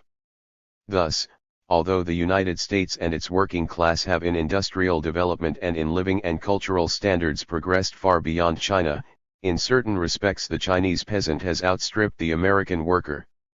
The historical dialectic knows neither naked backwardness nor chemically pure progressiveness, as Trotsky put it. If we analyze the social structure of contemporary Britain, we can see that it has features belonging to three different social historical periods, inextricably interwoven. On top of its political system is a monarchy and an established church, both inherited from feudalism, which 142 serve a capitalist monopolist property structure belonging to the highest stage of capitalism. Alongside these capitalist-owned industries exist nationalized industries, mighty trade unions, and a labor party, all precursors of socialism. It is significant that this particular contradictory combination in Britain sorely perplexes the American. The liberal American cannot understand why the English retain a monarchy and an established church. The capitalist-minded American is puzzled by the British ruling class's toleration of the Labour Party. At the same time, Britain is being shaken by the most formidable of all the combined movements of social forces in our time, namely, the combination of the anti-capitalist movement of the working class with the anti-colonial revolution of the colored peoples. These two very different movements, both of them flowing out of opposition to imperialist rule, reinforce one another. These two movements, however, do not have the same effects in all imperialist countries. They are felt, for example, more directly and forcefully in Britain and France than in the United States. Even in the United States, however, the struggles of the colonial peoples for independence and of the oppressed minorities for self-determination reciprocally influence one another. The most important outcome of the interaction of uneven and combined development is the occurrence of leaps in the process of history. The biggest leaps are rendered possible by the coexistence of peoples on different levels of social organization. In today's world, these social organizations stretch all the way from savagery to the very threshold of socialism. In North America, while the Eskimos in the Arctic and the Seri Indians of Lower California are still in the stage of savagery, the bankers 143 of New York and the workers of Detroit operate in the highest stage of monopoly capitalism. Historical leaps become inevitable because retarded sections of society are brought face to face with tasks that can be solved only by the most up-to-date methods. Under the spur of external conditions, they are obliged to skip over, or rush through, stages of evolution that originally required an entire historical epoch to unfold. The wider the range of differences in development and the greater the number of stages present at any one time, the more dramatic are the possible combinations of conditions and forces, and the more startling is the nature of the leaps. Some combinations produce extraordinary sudden eruptions and twists in history.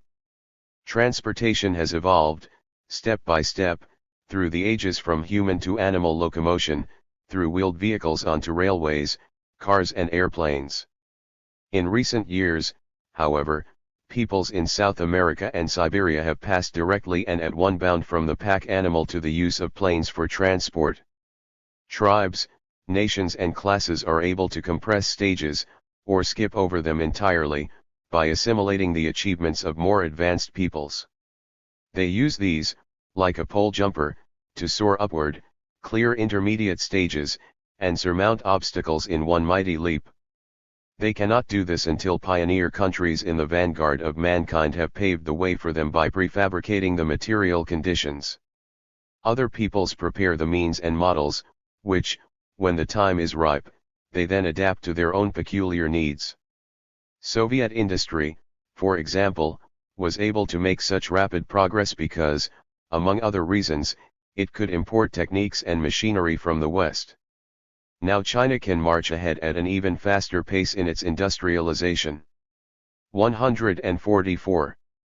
By relying not only upon the technical achievements of the advanced capitalist countries but also upon the planning methods pioneered by the Soviet economy. In their efforts to come abreast of Western Europe, the colonists of the North Atlantic coast quickly passed through wilderness barbarism, virtually skipped over feudalism, implanted and then extirpated chattel slavery and built large towns and cities on a capitalist basis. They did all this at an accelerated rate.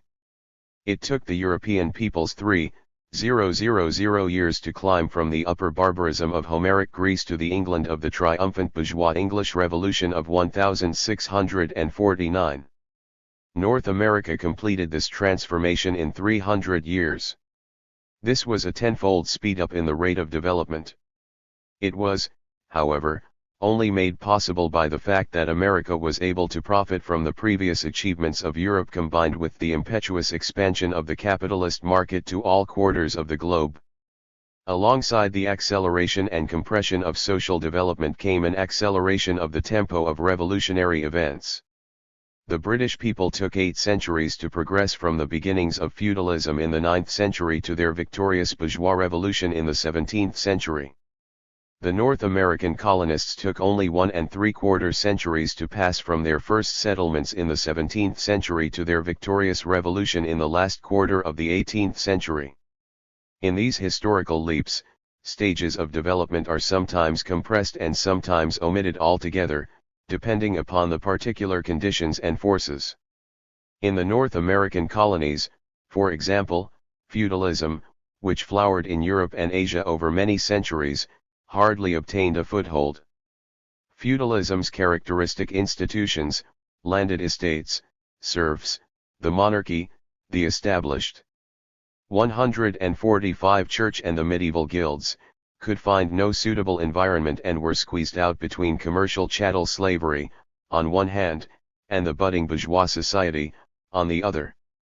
Paradoxically, at the very time that feudalism was being strangled in the North American colonies, it was undergoing vigorous expansion on the other side of the world in Russia. On the other hand, slavery in the southern colonies of North America sank deep roots, enjoyed such an extensive growth and proved so tough and durable that it required a separate revolution to eradicate it. There are, indeed, still, to this day, significant anachronistic survivals of chattel slavery in the South. History has its periods of reaction no less than its periods of revolution. Under conditions of reaction, infantile forms and obsolete features, appropriate to bygone periods of development, can be fused with advanced structures to generate extremely retrogressive formations and hinder social advance. A prime example of such a regressive combination was chattel slavery in America, where an obsolete mode of property and form of production belonging to the infancy of class society sprang up in a bourgeois environment belonging to the maturity of class society. Recent political history has made us familiar with the examples of fascism and Stalinism, which are symmetrical, but by no means identical, historical phenomena of the 20th century. Both represented reversions from pre-existing democratic forms of government which had entirely different social foundations. Fascism was the destroyer and supplanter of bourgeois democracy in the final period of imperialist domination and decay. Stalinism was the destroyer and supplanter of the workers' democracy of revolutionary Russia in the initial period of the International Socialist Revolution. 146. Thus far, we have singled out two stages in the dialectical movement of society.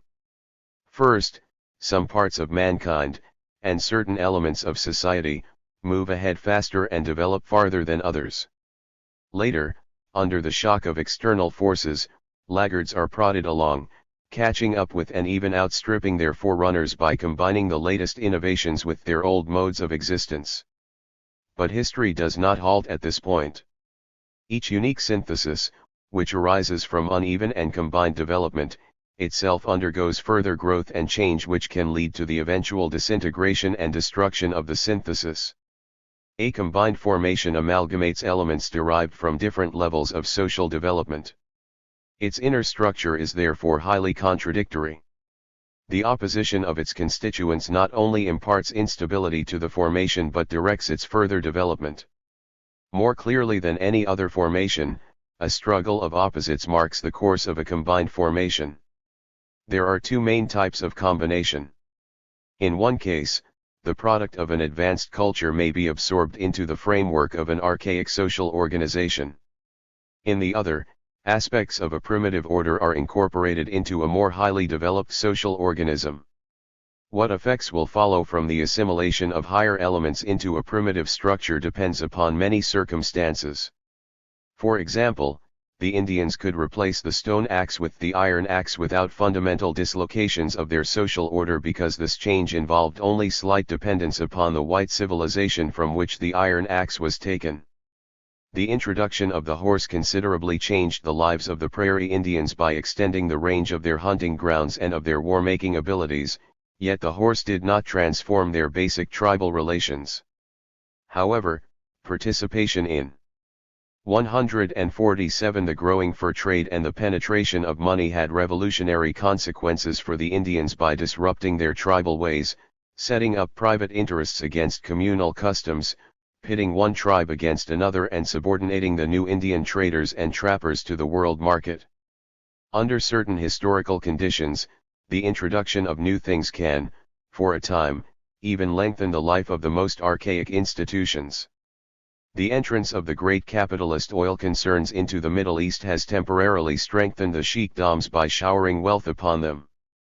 But, in the long run, the invasion of up-to-date techniques and ideas cannot help but undermine the old tribal regimes because they break up the conditions upon which the old regimes rest and create new forces to oppose and replace them. A primitive power can fasten itself upon a higher one, gain renewed vitality, and even appear for a time superior to its host. But the less developed power leads an essentially parasitic existence and cannot indefinitely sustain itself at the expense of the higher. It lacks suitable soil and atmosphere for its growth, while the more developed institutions are not only inherently superior but can count upon a favorable environment for expansion. The development of chattel slavery in North America provides an excellent illustration of this dialectic.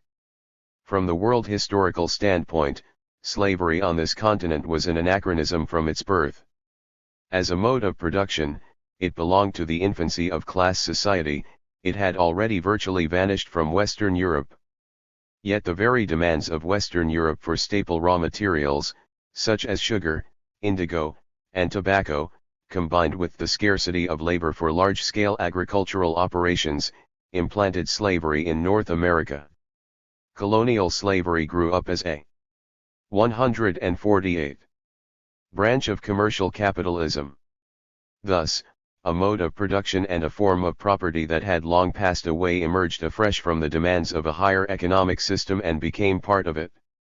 This contradiction became accentuated when the rise of capitalist factory industry in England and the United States lifted the cotton-producing states of the Deep South to top place in American economic and political life. For decades, the two opposing systems functioned as a team. They then split apart at the time of the American Civil War. The capitalist system, which at one stage of its development fostered slavery's growth, at another stage created a new combination of forces that overthrew it. The combined formation of the old and the new, the lower and the higher, chattel slavery and capitalism turned out to be neither permanent nor indissoluble, it was conditional, temporary, relative. The enforced association of the two tended toward dissociation.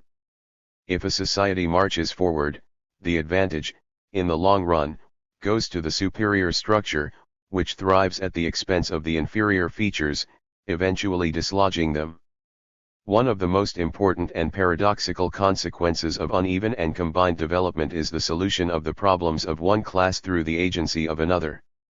Each stage of social development inherits, poses, and solves its own specific complex of historical tasks. Barbarism, for example, developed the productive techniques of plant cultivation and animal breeding and husbandry as branches of its economic activity. These activities were also prerequisites for the supplanting of barbarism by civilization. In the bourgeois epoch, the unification of separate provinces into centralized, national states and the industrialization of these national states were historical tasks of 149 the rising bourgeoisie. But, in a number of countries, the underdevelopment of capitalist economy and the consequent weakness of the bourgeoisie made them unable to fulfill these historically bourgeois tasks. Right in the heart of Europe, for example, the unity of the German people was affected, from 1866 to 1869, not by the bourgeoisie and not by the working class, but by an outmoded social caste, the Prussian Junker landlords, headed by the Hohenzollern monarchy and directed by Bismarck. In this case, a historical task of a capitalist class was carried through by pre-capitalist forces. In the present century, China presents another, reversed example on a higher historical level. Under the double yoke of its old feudal relationships and of imperialist subordination, China could neither be unified nor industrialized. It required nothing less than a proletarian revolution, however deformed this revolution may have been from the start, backed up by a mighty peasant insurrection, to clear the way for the fulfillment of these long-postponed bourgeois tasks. Today, China is unified for the first time and is rapidly becoming industrialized. However, these jobs are not being carried out by capitalist or pre-capitalist forces but by the working class and under the leadership of the working class. In this case, the unfinished tasks of the aborted capitalist era of development have been shouldered by a post-capitalist class. The extremely uneven development of society makes necessary these exchanges of historical roles between classes, the telescoping of historical stages makes the substitution possible. As Hegel pointed out, history often resorts to the most indirect and cunning mechanisms to achieve its ends. One of the major problems left unsolved by the bourgeois democratic revolution in the United States was the abolition 150 of the old stigmas of slavery and the extension of equality to the blacks. This task was only partially fulfilled by the industrial bourgeoisie of the North during the American Civil War. This failure of the bourgeoisie has ever since been a great source of embarrassment and difficulty for its representatives. The question now posed is whether the present ultra-reactionary capitalist rulers of the USA can now carry through to fulfillment a national task that it failed to complete in its revolutionary heyday. The spokesmen for the Democrats and Republicans find it necessary to say that they can in fact do this job. The reformists of all kinds claim that the bourgeois government can be made to do it.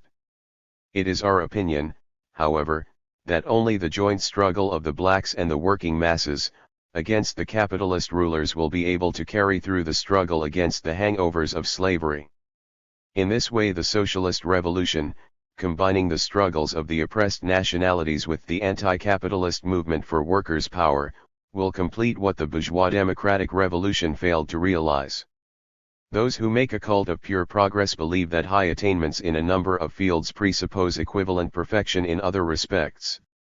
Many Americans automatically assume that the United States surpasses the rest of the world in all spheres of human activity just because it does so in technology, material productivity, and standard of living. Yet in politics and philosophy, to mention no others, the general development of the United States has not yet passed beyond the 19th century, whereas countries in Europe and Asia, far less favored economically, are far ahead of the USA in these fields. In the last few years of his rule, Stalin sought to impose the notion that only rootless cosmopolitans could maintain that the West had outdistanced the USSR in 151 any branch of endeavor from mechanical invention to the science of genetics.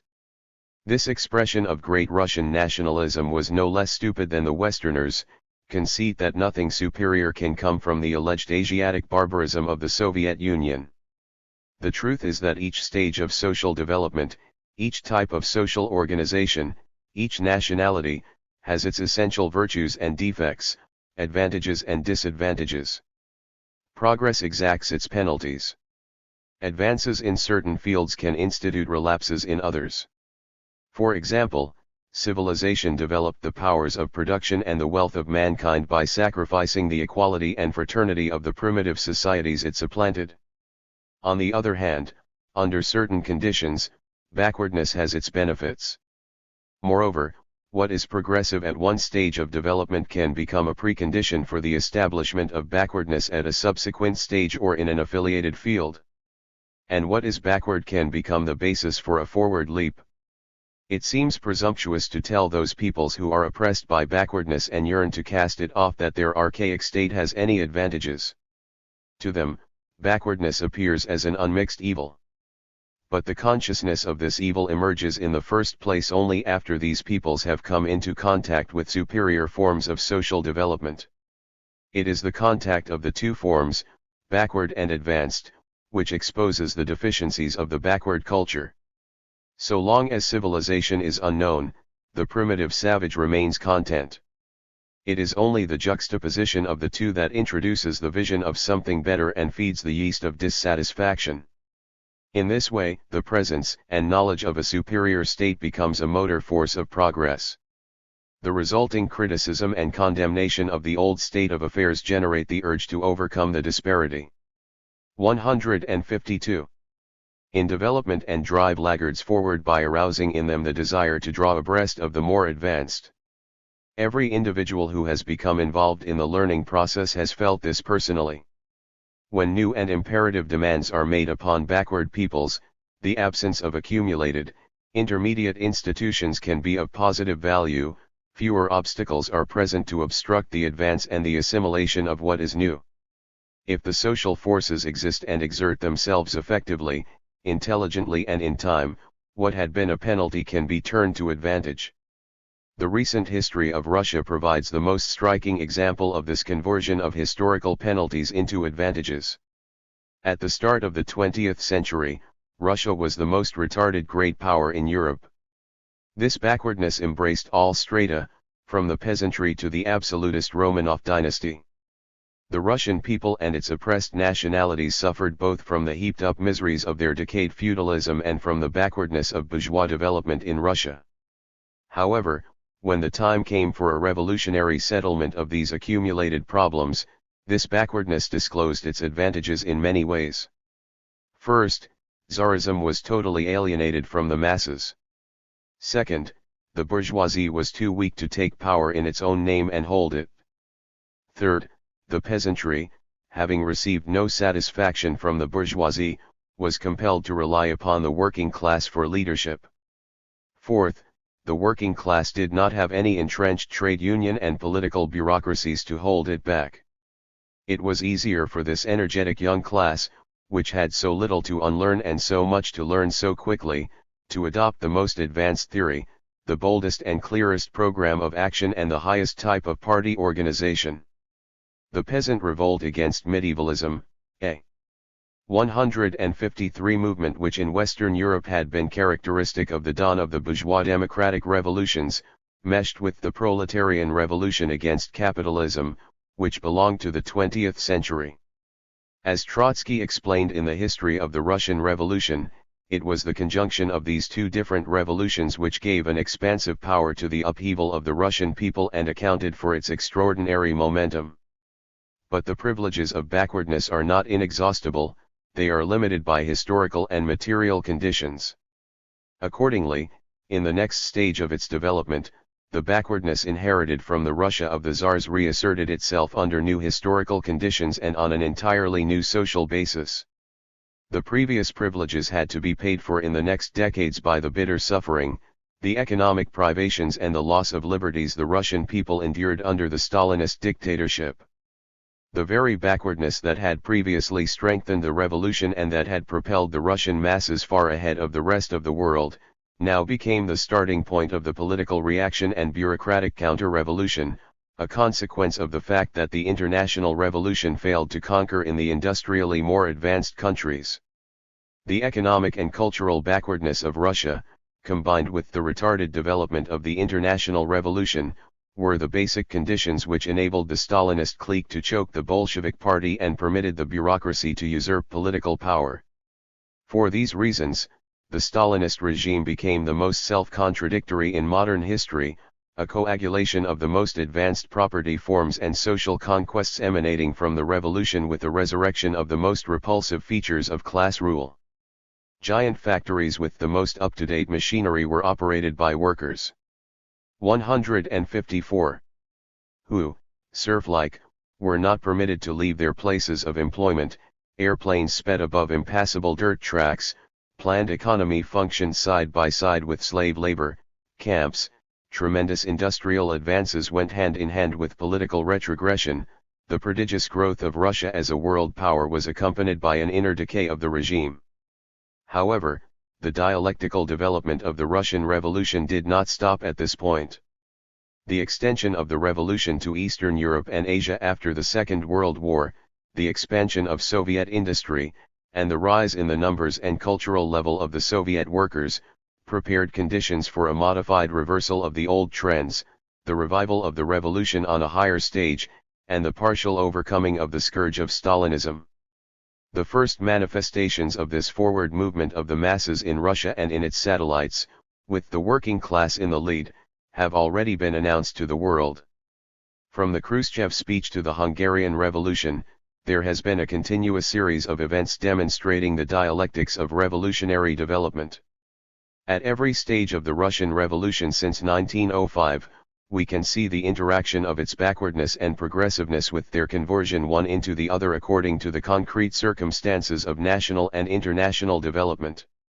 Only an understanding of the dialectics of these changes can provide an accurate picture of the extremely complex and contradictory development of the USSR throughout the 50 years of its existence. The dozens of oversimplified characterizations of the nature of modern Russian society, which serve only to confuse the revolutionary movement, derive from a lack of understanding of the laws of dialectics and the use of metaphysical methods in analyzing historical processes. 155. The law of uneven and combined development is an indispensable tool for analyzing the Russian Revolution and for charting its growth and decay through all its complex phases, its triumphs, its degeneration and its prospective regeneration as the process of de-Stalinization and the movement towards socialist democracy is carried through to the end by the Soviet people. Disproportions of American development. The previous section showed how the law of uneven and combined development enables the Marxists to unravel the twisted course of the Russian Revolution. Every socialist today recognizes the supreme importance of arriving at a satisfactory explanation of the degeneration of the Soviet Union and so of reliably estimating the significance of the conflict between the progressive character of nationalized property in the USSR and the reactionary bureaucracy that rules that country.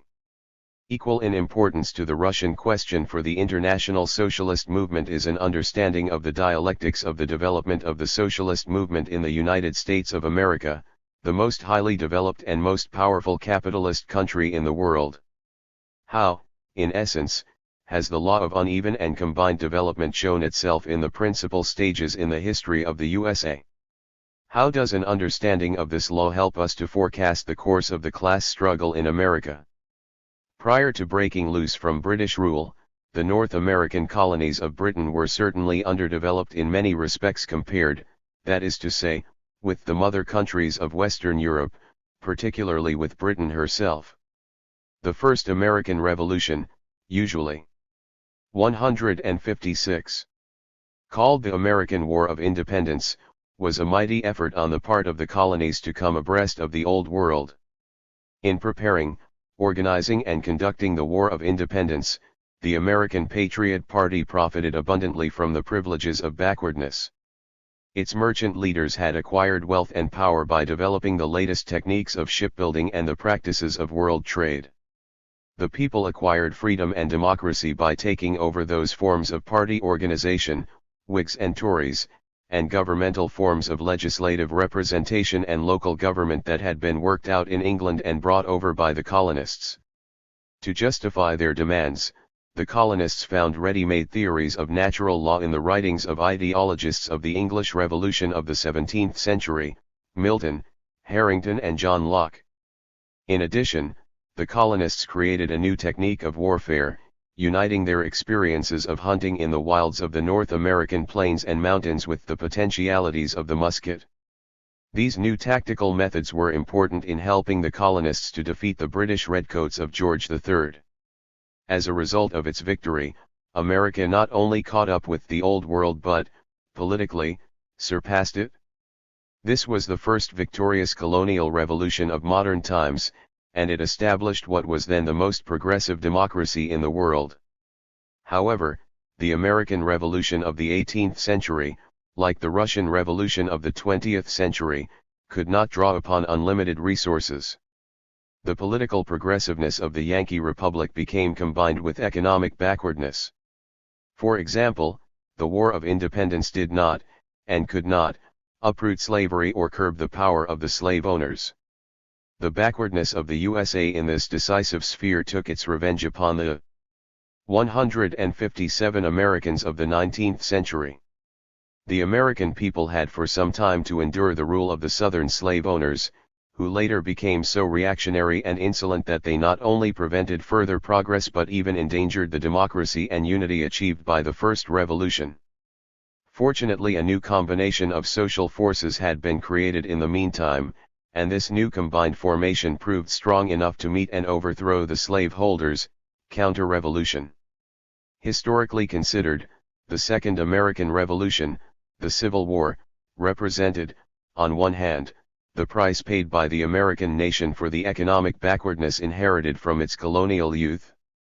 On the other hand, the impetus provided by the Yankee victory in the Civil War jet propelled the USA once again into becoming the leading nation of the world. After all the pre-capitalist forces and formations, from the Red Indian tribes to the slavery of the southern states, had been disposed of, American capitalism was able to leap forward with mighty strides, so making the USA today the most advanced capitalist nation and the paramount world power. This dominant position was not achieved all at once but in two revolutionary leaps separated by an interval of gradual progress and political reaction. What are the penalties of progressiveness and the privileges of backwardness in the USA today? American technical know-how is the most advanced and American industry and agriculture, the most productive in the world. This not only enriches the capitalist monopolists but showers many benefits upon the American people, ranging from an abundance and variety of foodstuffs to a plethora of television sets, refrigerators, automobiles and other luxuries. This is one side of the picture. On the other side, the American monopolists are the most efficient of all the 158 capitalists in the world in exploiting both their own working people and the rest of the toilers of the world. While the American worker enjoys the highest standard of living of any worker in the world, he is also the most heavily exploited. This tremendously productive working class gets back for its own consumption a smaller part of its output and hands over in the form of profit to the capitalist owners of the instruments of production a greater part of its output than does either the English or the French working class. The greatest unevenness of America's social development is that its economy is so advanced that it is fully ripe for collective ownership and planned production, that is, it is ripe for socialism, and yet this economy remains in a straitjacket of capitalist and nationalist restrictions. This contradiction is the main source of the social insecurity of our age and of the main social evil of our time, not only in the USA but throughout the world. The high productivity of the American economy, along with the privileges of the dominant position of American capitalism in world economy, is primarily responsible for another phenomenon of American life, and one that always impresses foreign observers: the extraordinary backwardness of American politics in general and the backwardness of the political ideology of organized labor in particular. In this field, it may be said, a colonial cottage is standing upon foundations suitable for skyscrapers. The workers and even the farmers of Britain, or even for that matter the peasants of China, are today influenced and, to some extent, guided by socialist ideas, while the working people of America remain captive to the crudest bourgeois ideas and organizations. This is the second outstanding feature of unevenness in the social structure of the USA. The political life of 159 America lags far behind that of most of the rest of the world, and even further behind the economic and social development of the country itself. This lag is, ironically enough, part of the price America is paying for the successes of its two previous revolutions and for its resulting outstanding achievements in industry and agriculture. The Third American Revolution, the Socialist Revolution, is being retarded precisely because its forerunners accomplished so much. Unevenness also prevails in other sections of the American social consciousness. The ideology of the American ruling class is one of the most highly developed in capitalist history. This ruling class not only has a militant, positive philosophy to justify its privileges, a philosophy that it assiduously disseminates inside the USA and internationally, but it is also simultaneously engaged in an unceasing offensive against the ideas of communism and socialism, even though Marxist ideas have spread amongst the people of America to the most limited degree. This anti-communist, anti-socialist crusading zeal, together with its acute class sensitivity and consciousness of the class struggle, expresses the American ruling class's forebodings about its own future. In contrast to the class consciousness of the capitalists, the American working class has not yet reached the level of generalizing its own particular class interests, even in the form of the most elementary social reformist notions. This indifference to socialist ideology is one of the most pronounced peculiarities of the American worker. This is not to say that the American worker is devoid of class feeling and initiative. On the contrary, the American working class has asserted itself time and time again as an independent fighting force, especially in the industrial field, often with brilliant results. But these experiences have not led to the establishment of a con. 160. Serious and permanent challenge to the capitalist order to a mass socialist movement. The hyperdevelopment of bourgeois ideology in America and the corresponding underdevelopment of working class consciousness are the inseparable products of the same historical conditions. They are interdependent aspects of the present stage of social and political development in the USA. Today, the political complexion of the whole world reflects the unevennesses of American society, one in the domain of production, another in political organization, and a third in social consciousness. The gap between the economy's ripeness for socialization and its capitalist monopolist ownership and administration, and the gap between the high level of labor's trade union organization and its political and ideological immaturity, are the most striking peculiarities of American life. This situation poses the most difficult theoretical and practical problems for all socialists, especially for those who have to operate in such an environment. To the whole world of labor, these gaps in American social life sometimes look like bottomless pits into which the peoples of the whole world must be dragged to their nuclear destruction. Sometimes it seems impossible to imagine that forces could ever come into existence to bridge the abyss. But will things remain like this forever, or even for the remainder of this century? Will the contradictions in America's social life persist indefinitely without essential changes? Will the gaps between the level of American economic development and the forms of ownership, between the present weaknesses and the potential power of the American working class, remain as they are today? The capitalists, the reformists, the liberals, the pragmatists and pseudo-Marxists of all kinds not only think they will but try also. 161 To induce everyone else to share their convictions. But all these people reckon without the movement of world history, a movement which has been considerably speeded up in our time. They reckon without the contradictions of the capitalist system on a world scale, and these contradictions will, in time, generate new and more devastating crises. They reckon without the development of the class conflicts in our own time. Above all, they underestimate the creative capacities of the American working class. Not being Marxists, they leave out of their calculations the operation and effects of the law of uneven and combined development. Let us see how the law of uneven and combined development can help us to penetrate below the surface and to expose the kernel of present realities. As we have seen, this is certainly not the first time in the history of America, nor is America the only place in the world in the 20th century, where economic relations, political structures and social ideas have lagged far behind the development of the forces of production.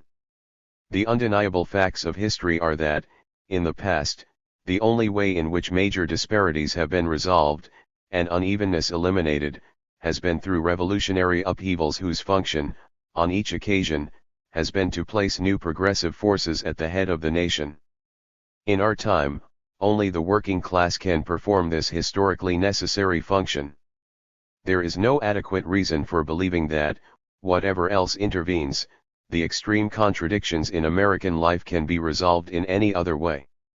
At this point, an astute critic may object that according to the law of uneven and combined development, and this exposition of it, events do not necessarily reproduce themselves in the same way even within the same social system, but, under a different set of circumstances, the course 162 of events may take a different line of development. Why then does the USA have to follow the same revolutionary path in the 20th century as it did in the 18th and 19th centuries? Why must the USA necessarily follow the course taken by the backward countries like Russia and China in our own time? Is it not possible for America to make a detour around the socialist revolution and by easy and gradual stages arrive at a higher form of social organization and a better life? It is certainly true that no historical precedent, however superficially apposite, can properly replace the direct analysis of the concrete situation. Precedents can only guide and supplement specific investigation.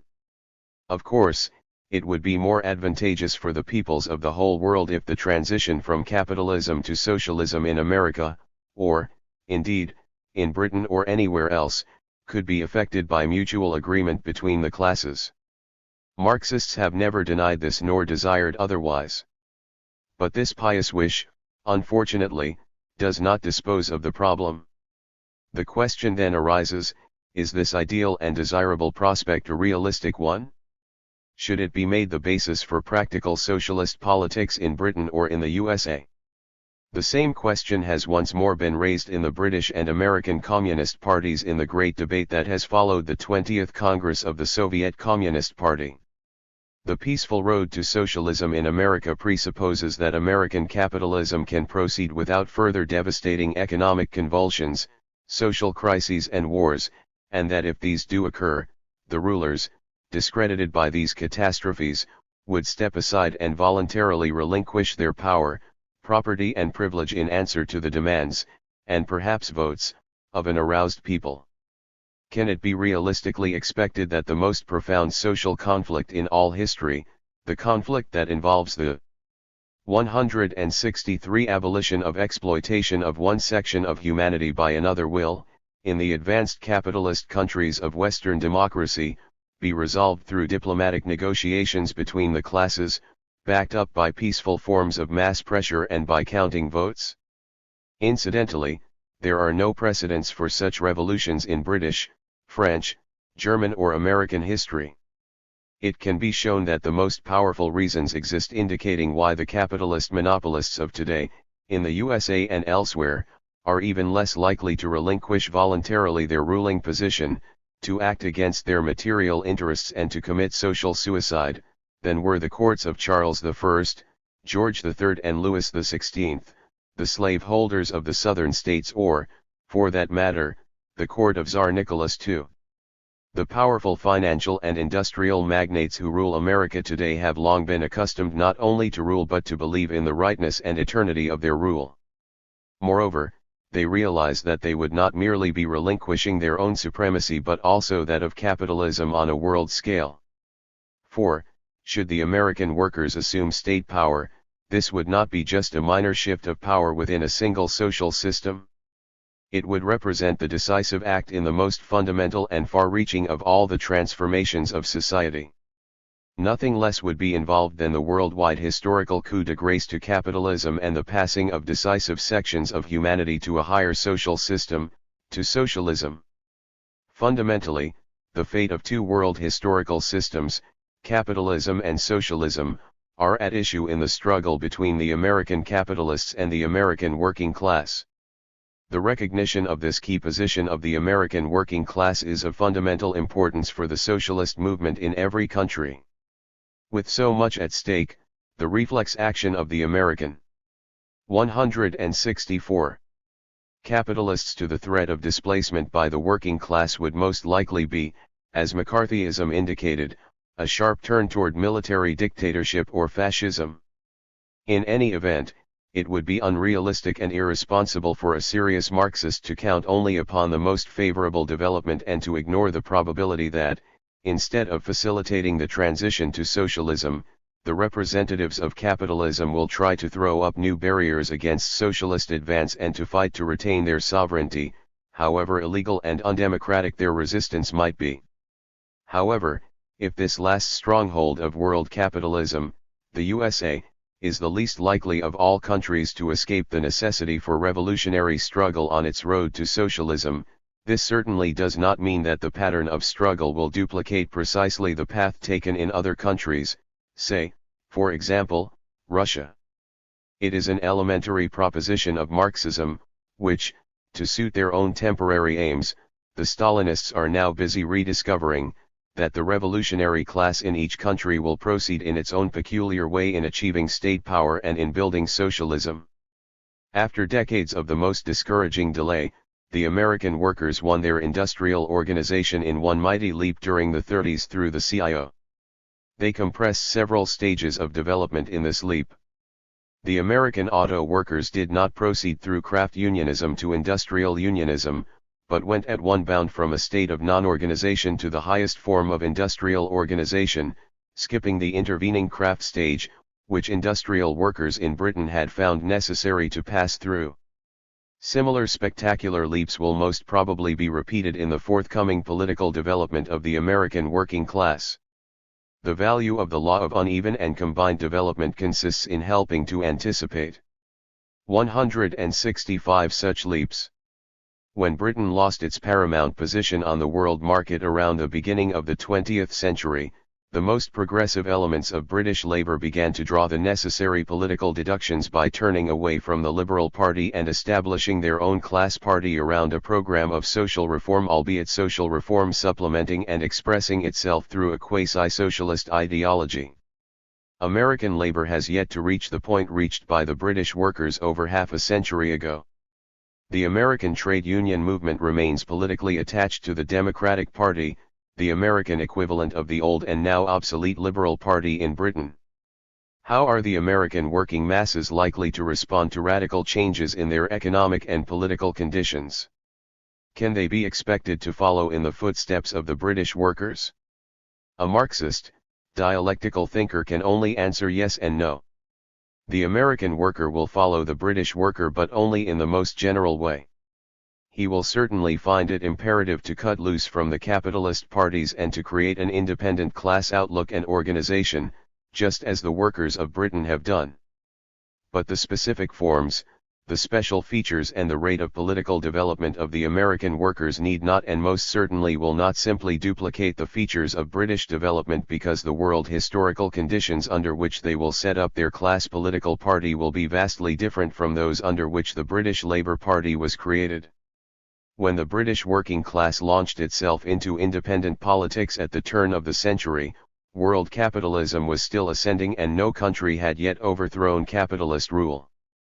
Today, capitalism on a world scale is on the defensive, while the anti-capitalist powers and the socialist 166 and colonial movements have become a mighty reality. Nor is the America of today, internally, anything like the Britain of the first half of the 20th century. Today, America is the last stronghold of capitalism and, unlike the British capitalists of Edwardian days, the American capitalists have little room for strategic retreat.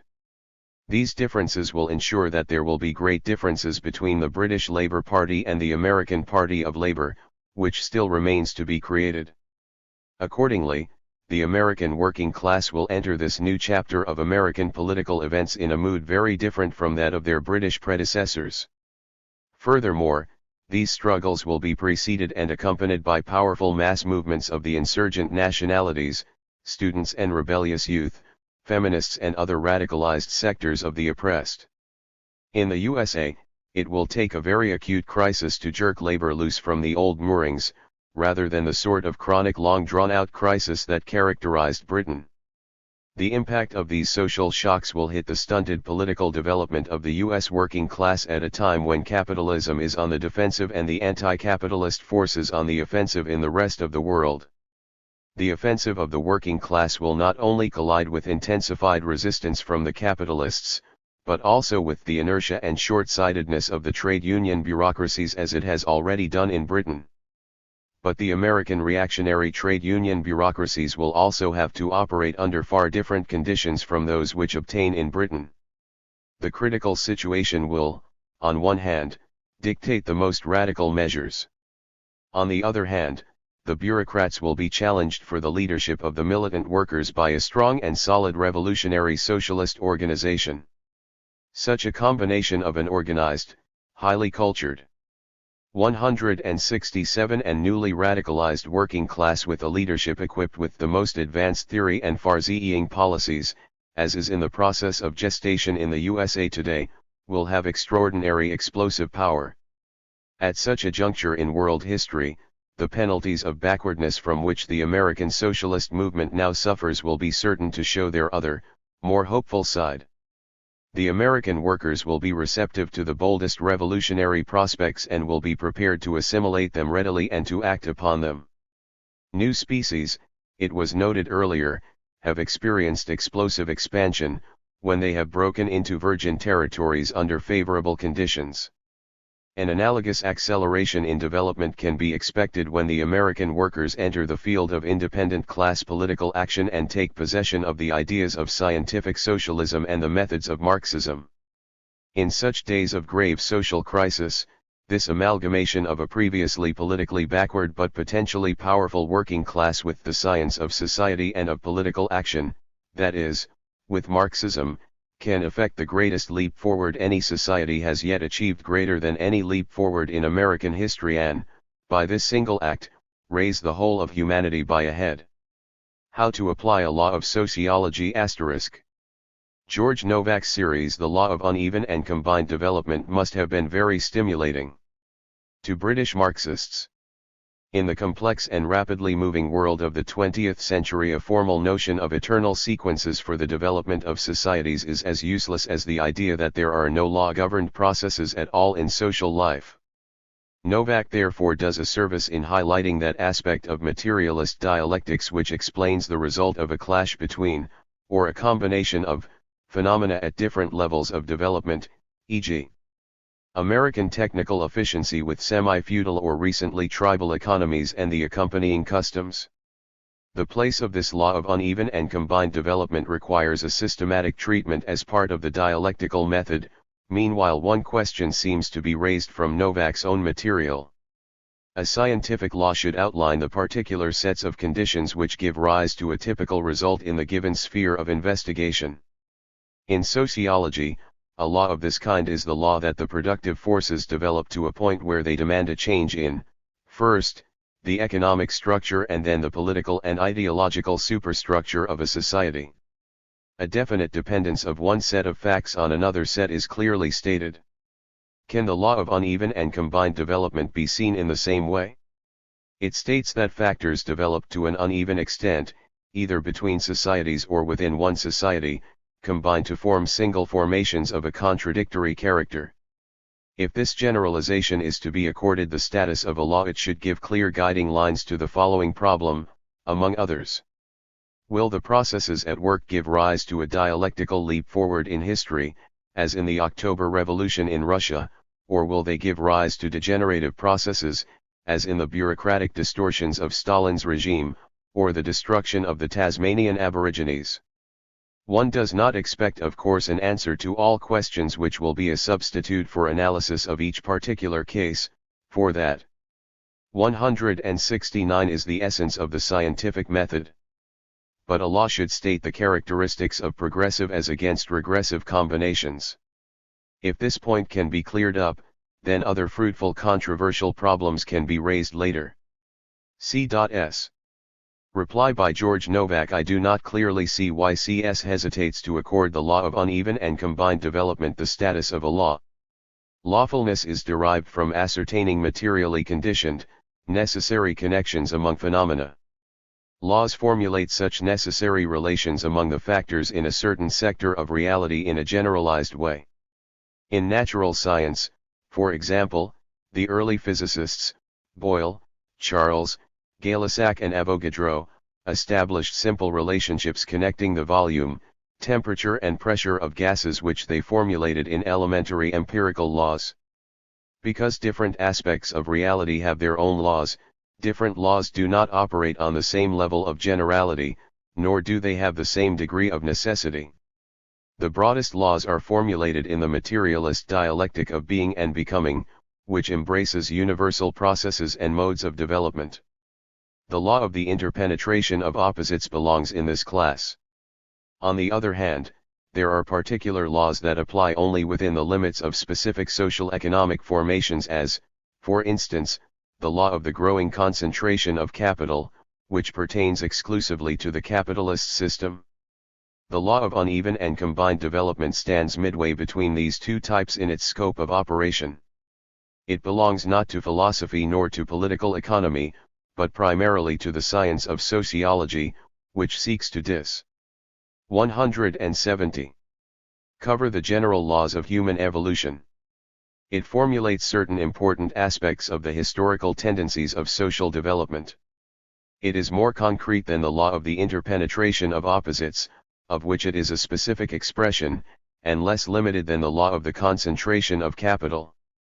One historical materialism starts from the factual premise that humans cannot exist without eating, drinking, etc.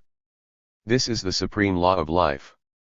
2. The inescapable physical contradiction between hunger and survival, which animals overcome by direct appropriation and consumption of food, is solved by mankind through labor activities.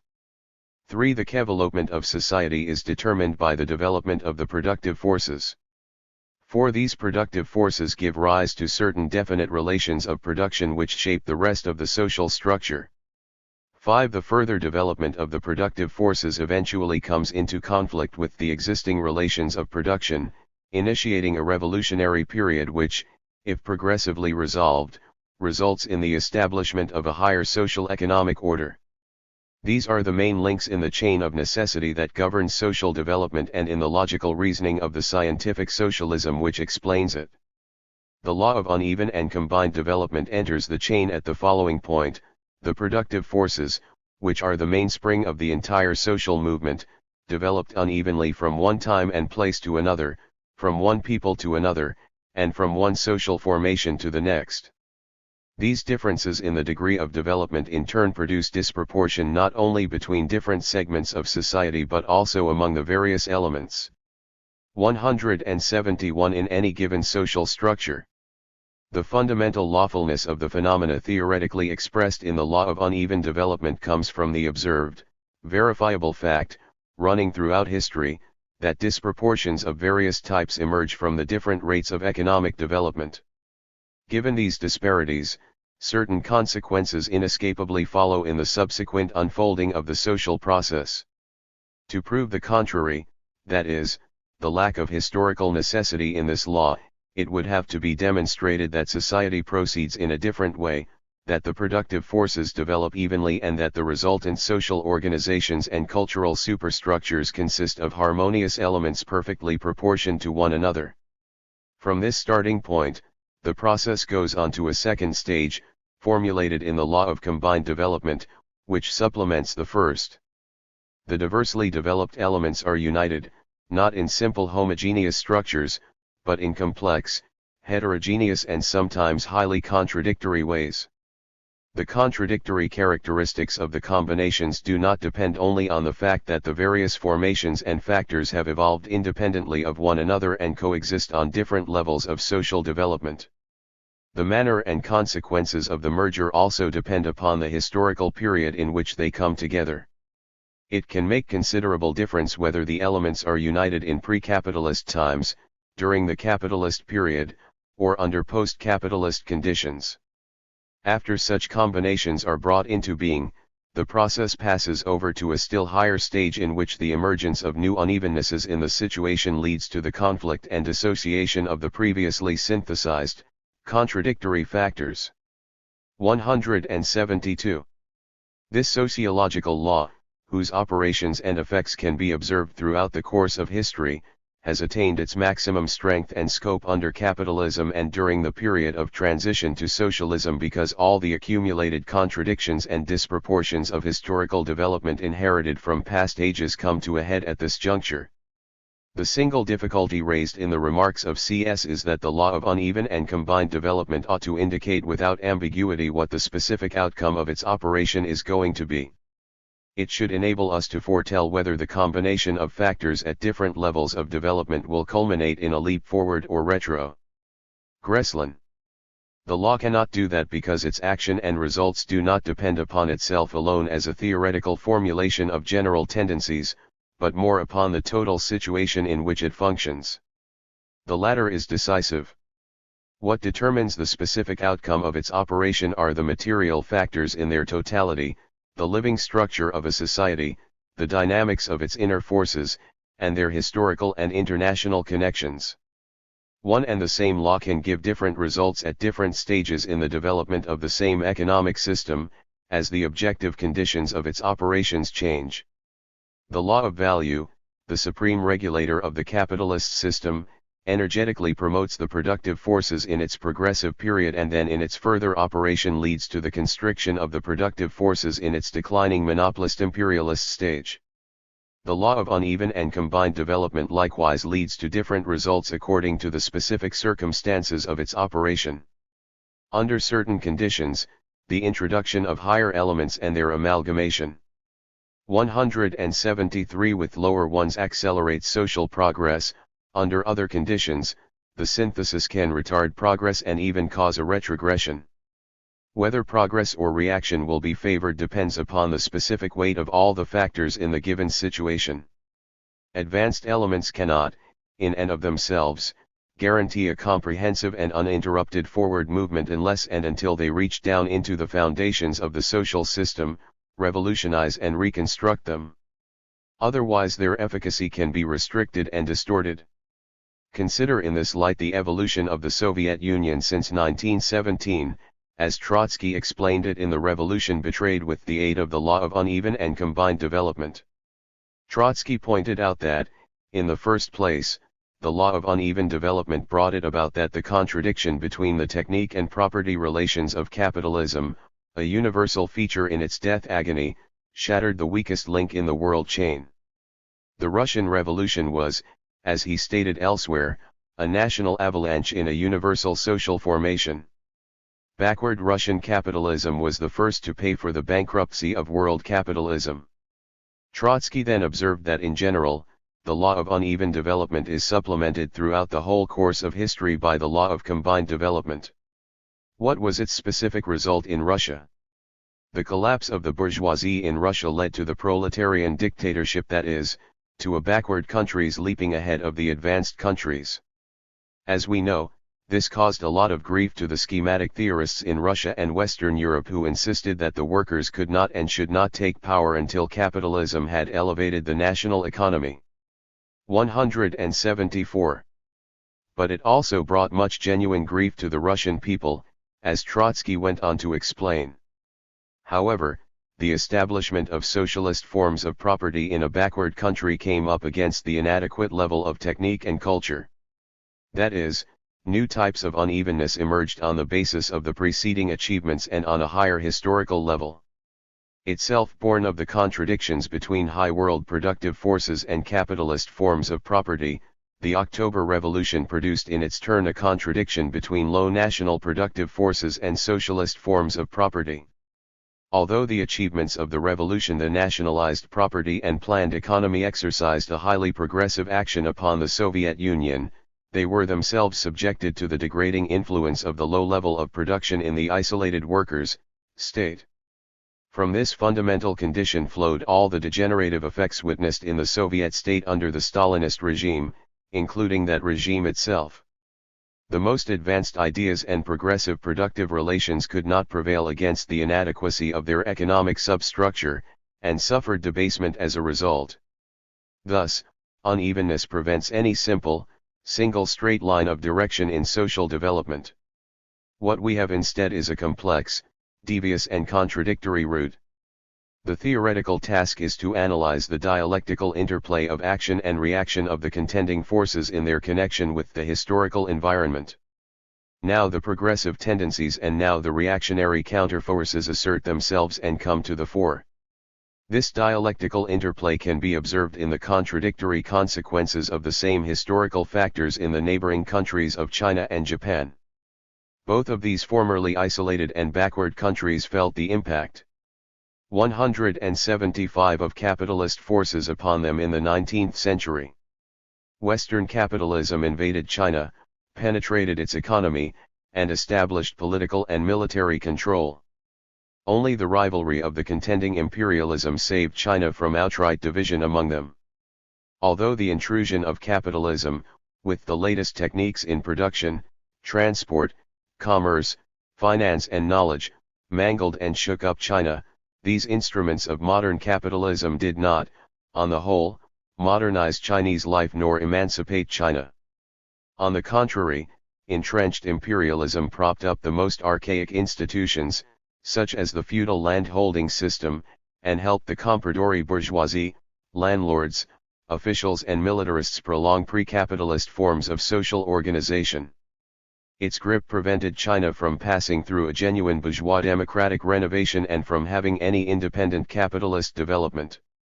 In the same period that these capitalist influences were stunting Chinese development, they were stimulating Japan.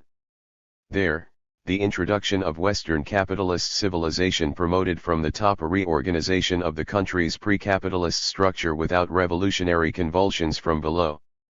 Along with the Meiji Restoration, the capitalist agencies of change strengthened new classes of industrialists, merchants, financiers, who developed large-scale industry, trusts, banks and military power after the most advanced Western models. Instead of being a victim of Western imperialism, Japan became the supreme embodiment of Eastern imperialism, avidly flinging itself upon China for its share of the spoils. Thus, in the first stage, under the given historical conditions, the law of uneven and combined development led to the degradation and subjugation of China, while Japan experienced a tremendous surge of national energy and 176. Achievement under capitalist auspices. Little wonder that in Japan nationalism poured into imperialist channels, while across the China Sea nationalism had to seek other outlets along anti-imperialist lines. However, as we know, the world historical process swung in a different direction following the First World War and the Russian Revolution, and this affected the trend of development in the Far East. Even during the first period of the merger of Western capitalism with Far Eastern life, tendencies emerged that ran counter to the dominant direction of development in both countries. In Japan, the imperialist regime product of the highest stage of world and national evolution was headed by an emperor cult carried over from pre-feudal times. Its capitalist structure bulged with bizarre combinations and extreme disproportions. Modern factories and workshops sprang up in the cities while feudal relations in the countryside remained unaltered. Light industry was overdeveloped, while the heavy industry, from which contemporary mastery is derived, remained underdeveloped. The military, equipped with the latest weapons, remained animated by feudal traditions. Because of its reformation from above, instead of revolutionization from below, democracy was feeble and parliamentary life flimsy.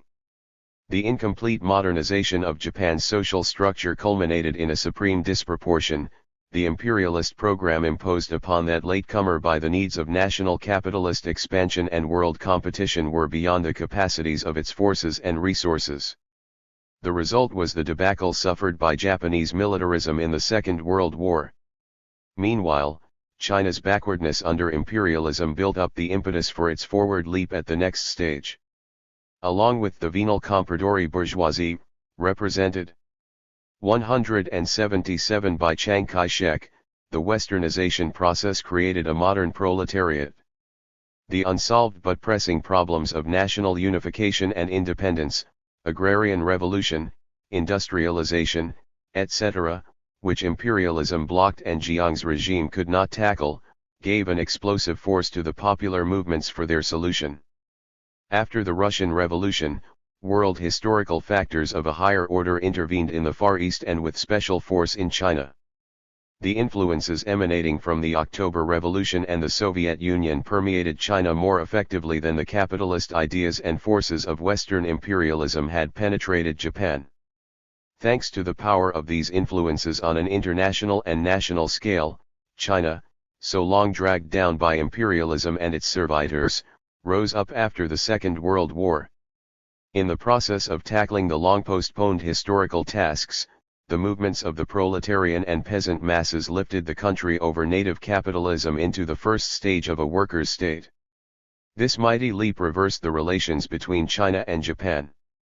Under the pressures of world capitalism, Japan had climbed from feudalism to imperialism in a couple of generations, while China was held down by the same forces. Then, at the next stage, under the combined pressures of reactionary imperialism and progressive socialism, mixed with Stalinism, China vaulted beyond capitalism and took the lead from Japan. Thus, each of the two series of historical influences, the first issuing from capitalism in the 19th century, the second from post-capitalist movements in the 20th century, had very different impacts upon the development of the two neighboring countries. This demonstrates that the consequences of the law of uneven and combined development depend upon the action and reaction of the 178 new forces upon the old. The concrete reality at any given stage is a resultant of the dynamic interplay between them. These can acquire the most divergent forms. A sociological generalization, such as the law of uneven and combined development, can serve only as a guide to the investigation and analysis of the processes at work in a given social environment. It can help us understand the peculiarities of past history and orient us with respect to the peculiarities of unfolding social processes. But it cannot categorically tell us in advance what will issue from its further operation. The specific results are determined by the struggle of living forces in the national and international arenas. The law of uneven and combined development expresses certain features of the dialectics of history. The dialectic is the algebra of revolution and evolution. That is to say, it formulates certain necessary aspects, relations or tendencies of reality in a general form, extracted from specific conditions. Before its abstract algebraic qualities can be converted into definite, arithmetic quantities, they have to be applied to the substance of a particular reality. In every new case and at every successive stage of development, specific analysis is necessary of the actual relations and tendencies in their connection and continual interaction. The dialectical formulas are abstract but the truth is concrete. 5. The uneven development of the world revolutionary process. All social formations and their component parts have undergone irregular development. This is a universal feature of history and a fundamental law of its dialectical process, which has its ultimate material source in the variable growth of the forces of production. The disproportions that have accumulated in all sectors of society through the ages have been coalesced, accentuated, and brought to a head under world capitalism. The totality of their effects is being manifested during this system's decline, which overlaps the first stage in the transition to socialism. The extremely variegated growth of capitalist relations and power in different parts of the globe is the underlying historical cause for the contradictory course of the socialist revolution. From the 16th to the 20th centuries, indigenous capitalism rose to its full stature only in Western Europe, North America, and Japan. It was retarded in Eastern Europe and the Iberian Peninsula, and 180. Barely got off the ground in Asia, Africa, the Middle East and Latin America. The disparity of capitalist development decisively shaped the march of events in the 19th and 20th centuries. The older, richer, and more favored capitalist powers carved up the planet for themselves, stunted and distorted the growth of the less advanced nations, and blocked their progress. By 1914, the world had been split into a few plutocratic giants enjoying a monopoly of industrial capacity, wealth, and power, with the majority of humankind suffering from both pre-capitalist stagnation and imperialist depredation. Their confrontation set the stage for the first round of revolutions in which those peoples who had lagged far behind the industrialized metropolises began to turn the tables and deal staggering blows to the imperialist system. Those who bemoan the crawling pace and jagged path of the proletarian struggle for power need reminding if ever they knew that the mass democratic movements that marked the formative stages of capitalism and gave hegemony to the bourgeoisie went through an even more protracted and twisted development. It took more than 3 centuries for the anti-feudal forces to unfold their full potential and for the Western magnates of capital to gain mastery. The first period of bourgeois democratic revolutions was inaugurated by the uprising of the Low Countries against Spanish dominion in the late 16th century and culminated in the 2 English revolutions of the 17th century. 100 years later, bourgeois revolutionary energies reached their peak with the American War of Independence, the first victorious colonial revolt of modern times, and the decisive French Revolution, which broke world revolutionary process 181 the spine of the European feudal order. The era came to a close during the series of wars and revolutions from 1848 to the Paris Commune of 1871, with the Civil War in the United States the foundry in which the present colossus of world capitalism was forged. The progressive camp and its plebeian elements experienced many setbacks during this upward climb. The big bourgeoisie, which was the ultimate victor, at times saw the political power it had once slip from its grasp into the hands of its rivals. That happened, for instance, when the northern merchants, bankers and manufacturers of the United States were shoved aside at Washington by the southern cotton planters and their accomplices in the decades before the Civil War. Even after 300 years of struggle for republican democracy, political regimes the world over were not transformed as much as the social structures. As late as 1848, monarchy, either absolute or constitutional, remained the most common mode of governing states, except on the American continent, and even there Brazil had an emperor. The crowned heads were not removed from Germany, Austro-Hungary and Russia until the First World War and the advent of the First Proletarian Revolution. Nevertheless, the pre-capitalist order was overthrown and its major institutions eliminated by these successive endeavors spanning the centuries. The basic acquisitions of the revolutionary process proved enduring, the reverses transitory. The new men of power had taken over the civilized world by the last quarter of the 19th century. But the bourgeoisie did not everywhere conquer political sovereignty. It is widely believed that a capitalist democracy, headed by the captains of industry, trade and 182. Finance, is an obligatory stage in the political advancement of all enlightened nations. This preconception is strongest in the United States. Actually, the bourgeoisie has managed to win and retain political preeminence largely in the most privileged capitalist nations. Elsewhere, this possessing class arrived too late and with too little to dislodge its rivals to the right or its challengers on the left, to concentrate state power in its own hands. This default was first and most evident in Russia. Up to 1917, the Russian bourgeoisie had to bow before the Tsar and the landlords. Its representatives could not wield power in their own right between February and October and lost the last chance of taking command of the state when the worker-peasant revolt led by the Bolsheviks kicked out the provisional government and set up the First Soviet Republic.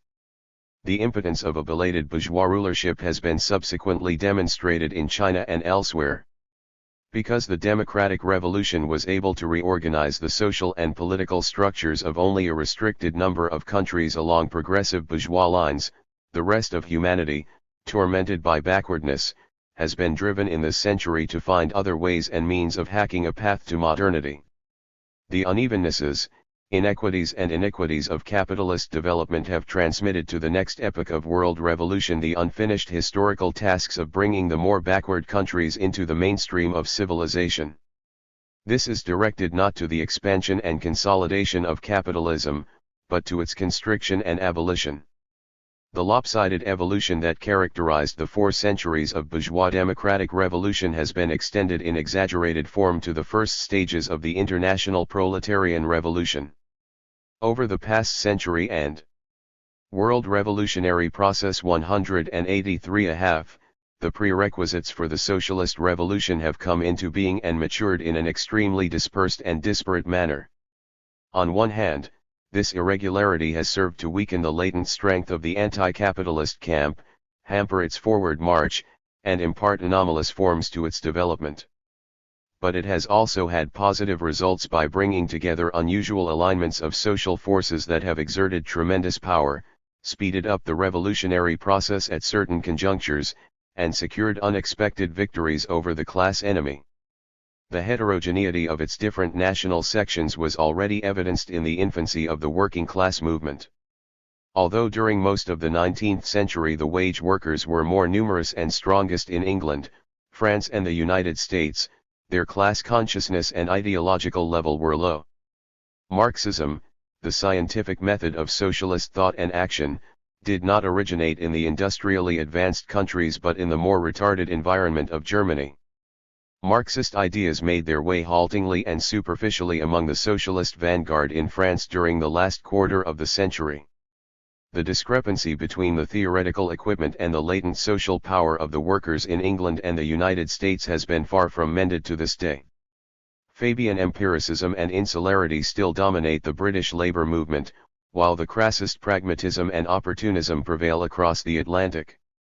When Marx and Engels published the Communist Manifesto in 1848, Western Europe was the exclusive theatre of proletarian revolutionary activity. Russia and the United States, the 2 titans of the 20th century, were given only marginal mention in the original text of that epoch-making programmatic document. The shifts in the revolutionary center of gravity since then indicate that the imbal 184 ance in the distribution of the forces ready for socialism has persisted. Both the First and Second Internationals, the earliest political organizations of the world working class, had their seats of strength entirely in Western Europe. The outlying regions did not count for much in that preliminary phase of the mobilization of the proletarian forces. Although the Labor and Socialist International rested on a mass base, it was predominantly a white man's organization that had few ties and little concern with the colonial masses. The most radical sections came from the perimeter of Europe, Russia and Poland. Its mainstay and model, the German Social Democracy, was the undisputed leader of the workers, a close partner of the unions, and performed a prodigious work of organization and indoctrination. But its leaders, talents in these fields were not equaled by foresight, courage, revolutionary will or internationalism. These deficiencies proved to be the undoing of German social democracy and the Second International in August 1914 and thereafter. Although the Russian working class was not so large and cultured and could not create such powerful mass organizations as the German, it had since 1903 acquired something far more precious and decisive, a firm, far-sighted and audacious leadership in the Bolshevik team. When the strains and disasters of the First World War provoked the insurrection of the Russian masses, Lenin's party was able to make the most of the opportunities it offered for the overthrow of the old order. In the first chapter of the history of the Russian Revolution, Peculiarities of Russia's Development, Trotsky has explained how the conjoined proletarian and peasant uprisings grew out of the unequal development of capitalist imperialism, which imposed objectives upon the back. World Revolutionary Process 185 Ward State and Society of Russia, exceeding the strength and endurance of all its possessing classes, from the landed nobility to the weak bourgeoisie. Under the mounting stresses of the Tsarist government's participation in the imperialist dogfight, the most vulnerable pillar of world capitalism collapsed and the revolutionary epoch burst in through the most weakly barricaded door. Trotsky wrote in The Revolution Betrayed. Russia took the road of proletarian revolution, not because her economy was the first to become ripe for a socialist change, but because she could not develop further on a capitalist basis. Socialization of the means of production had become a necessary condition for bringing the country out of barbarism. p. 5. Thus the law of uneven development brought it about that the contradiction between the technique and property relations of capitalism shattered the weakest link in the world chain. Backward Russian capitalism was the first to pay for the bankruptcy of world capitalism, pages 299 to 300. It turned out that the Russian people likewise had to pay a terrible price for their primacy in the order of socialist revolution. The very unevenness of historical development that propelled Russia ahead of the more advanced countries, enabling it to install the first workers, government and nationalize the means of production, took its revenge subsequently. The new economy moved forward by fits and starts, now dragging along, now spurting ahead, at the cost of tremendous sacrifices, but all too slowly to bridge the enormous gap between the low level of productive power and the elementary needs of the people. Because of the isolation and national backwardness of the Soviet Union, its revolutionary vanguard was thrown 186 back and crushed. The establishment of socialist forms of property in the backward country came up against the inadequate level of technique and culture. Itself born of the contradictions between high world productive forces and capitalist forms of property, the October Revolution produced in its turn a contradiction between low national productive forces and socialist forms of property. Trotsky, The Revolution Betrayed. The political regression was consummated by Stalin's bureaucratic despotism.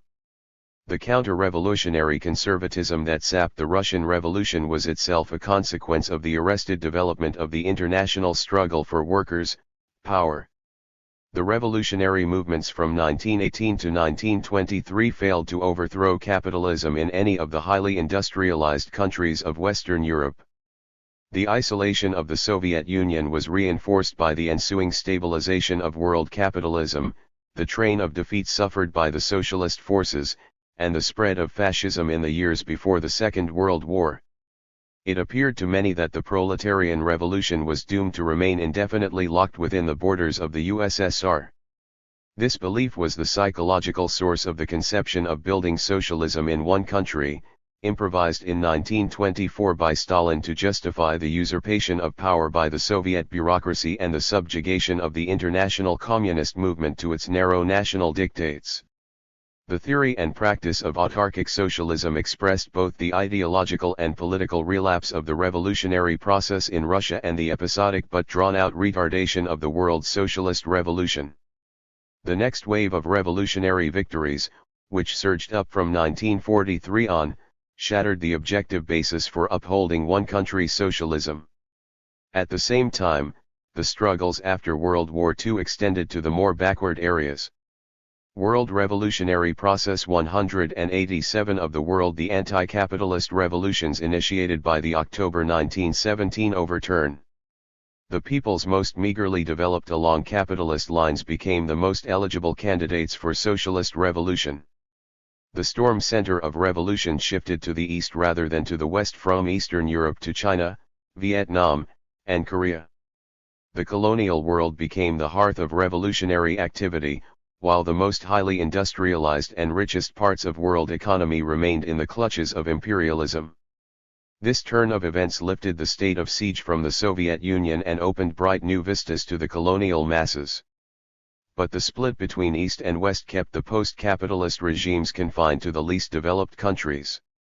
Thus, on a more magnified scale and higher historical plane, the workers' states, separately and together, continued to be ringed by world imperialism. The unremitting pressures exerted by the class enemy had injurious effects upon the new revolutionary regimes. they could not avoid being deformed from birth to one degree or another by their own material and cultural backwardness and the influence of Stalinism. These deformations were strongest in Eastern Europe and China. The interweaving of the favorable and unfavorable effects of uneven development can be discerned in the unfolding of the socialist revolution in Cuba. This island was the last country in Latin America to be liberated from Spanish domination. It was the first to be liberated from capitalist exploitation. The decadence of world Stalinism discredited the Cuban Communist Party as the fresh young leadership of the July 26 movement was stimulated to take the helm of the popular revolution and propel it forward. Unfortunately, its example has yet to be duplicated in Latin America. This has kept the Castro regime isolated in 188. The Western Hemisphere and imperiled by Washington's economic blockade and threat of intervention, despite the aid received from other workers' states. The extension of the socialist revolution through Latin America is, as Havana recognizes, imperative both for the salvation of the peoples of that continent and the healthy internal growth of the new Cuba itself. The disabilities arising from the disproportionate tempos in diverse zones of the revolutionary process are more conspicuous today than ever.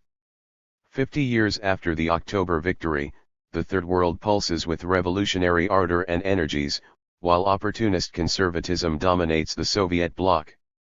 The working class movements and parties in the major capitalist countries remain largely unresponsive to the demands of the world's struggle for socialism.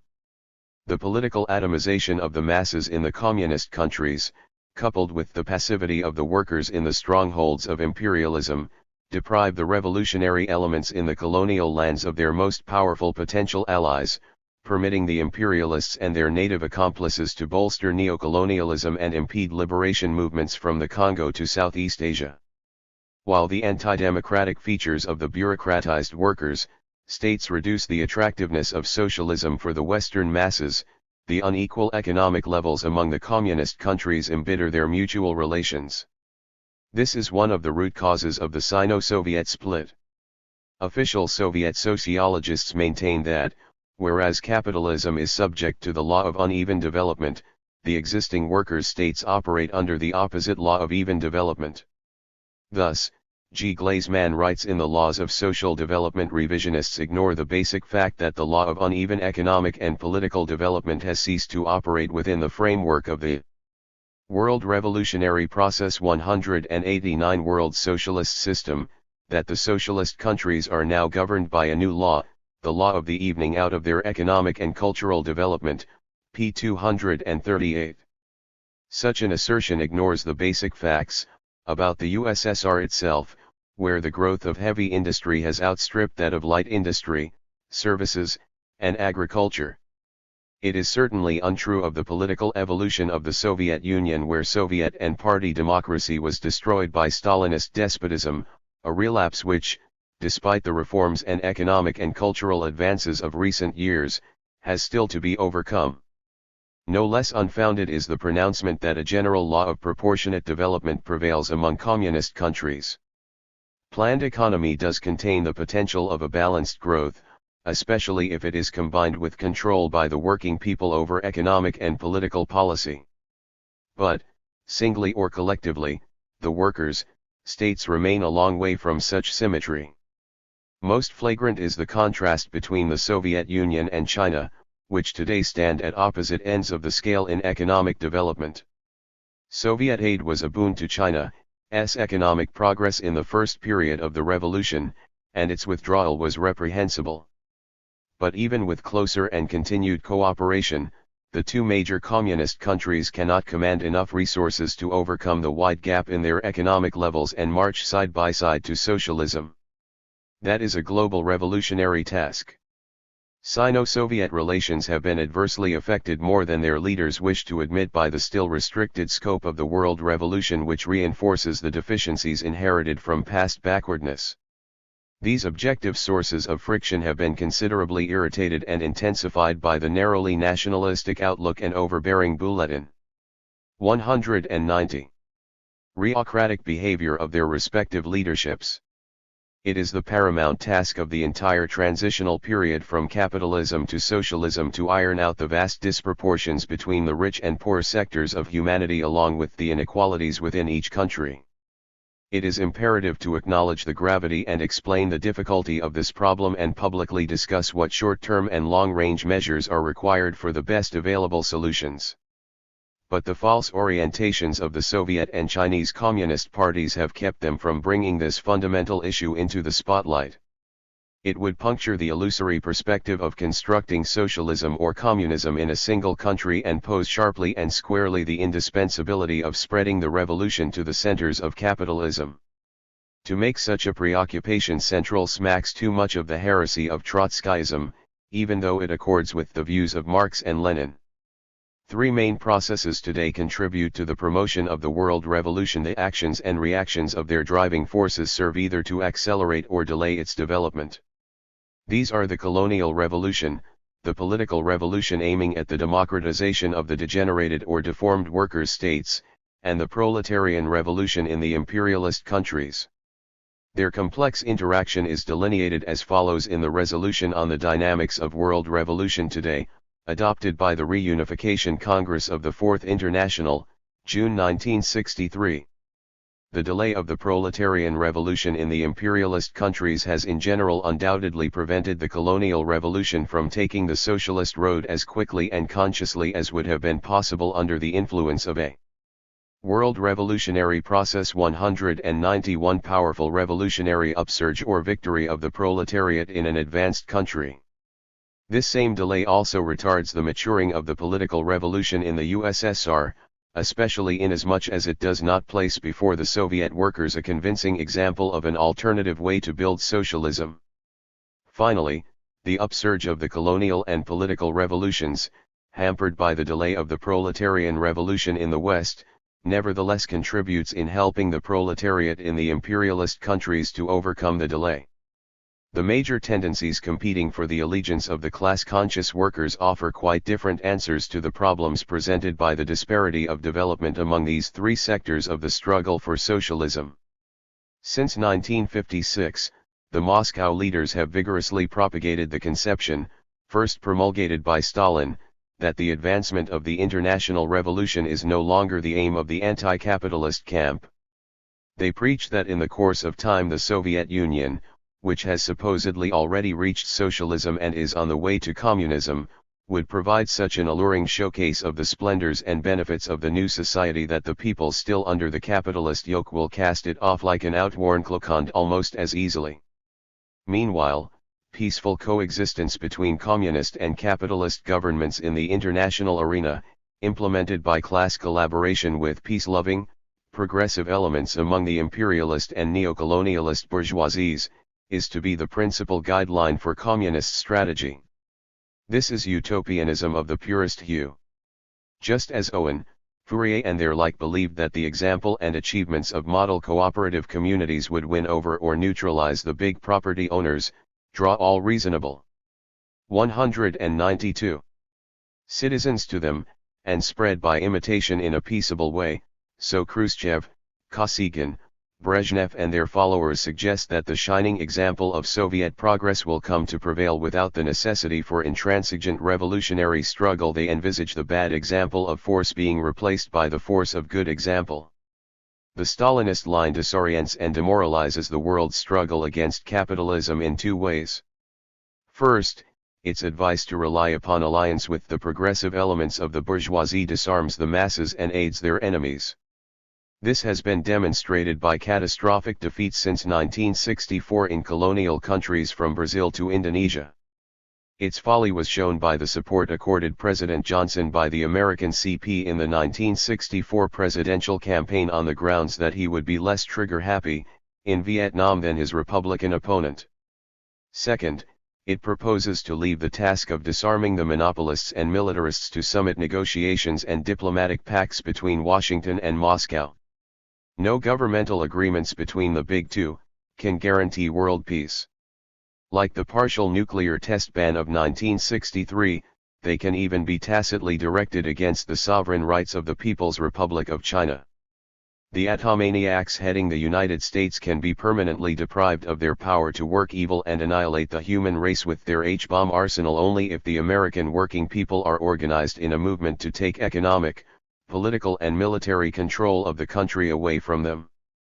The Maoists advocate, at least in words, a more militant strategy for world revolution than do their adversaries in the Kremlin. Yet they have displayed serious shortcomings in theory and practice.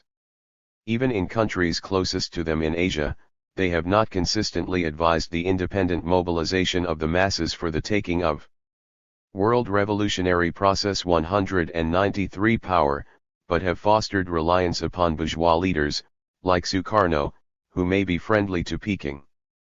This attitude led to tragic consequences in Indonesia.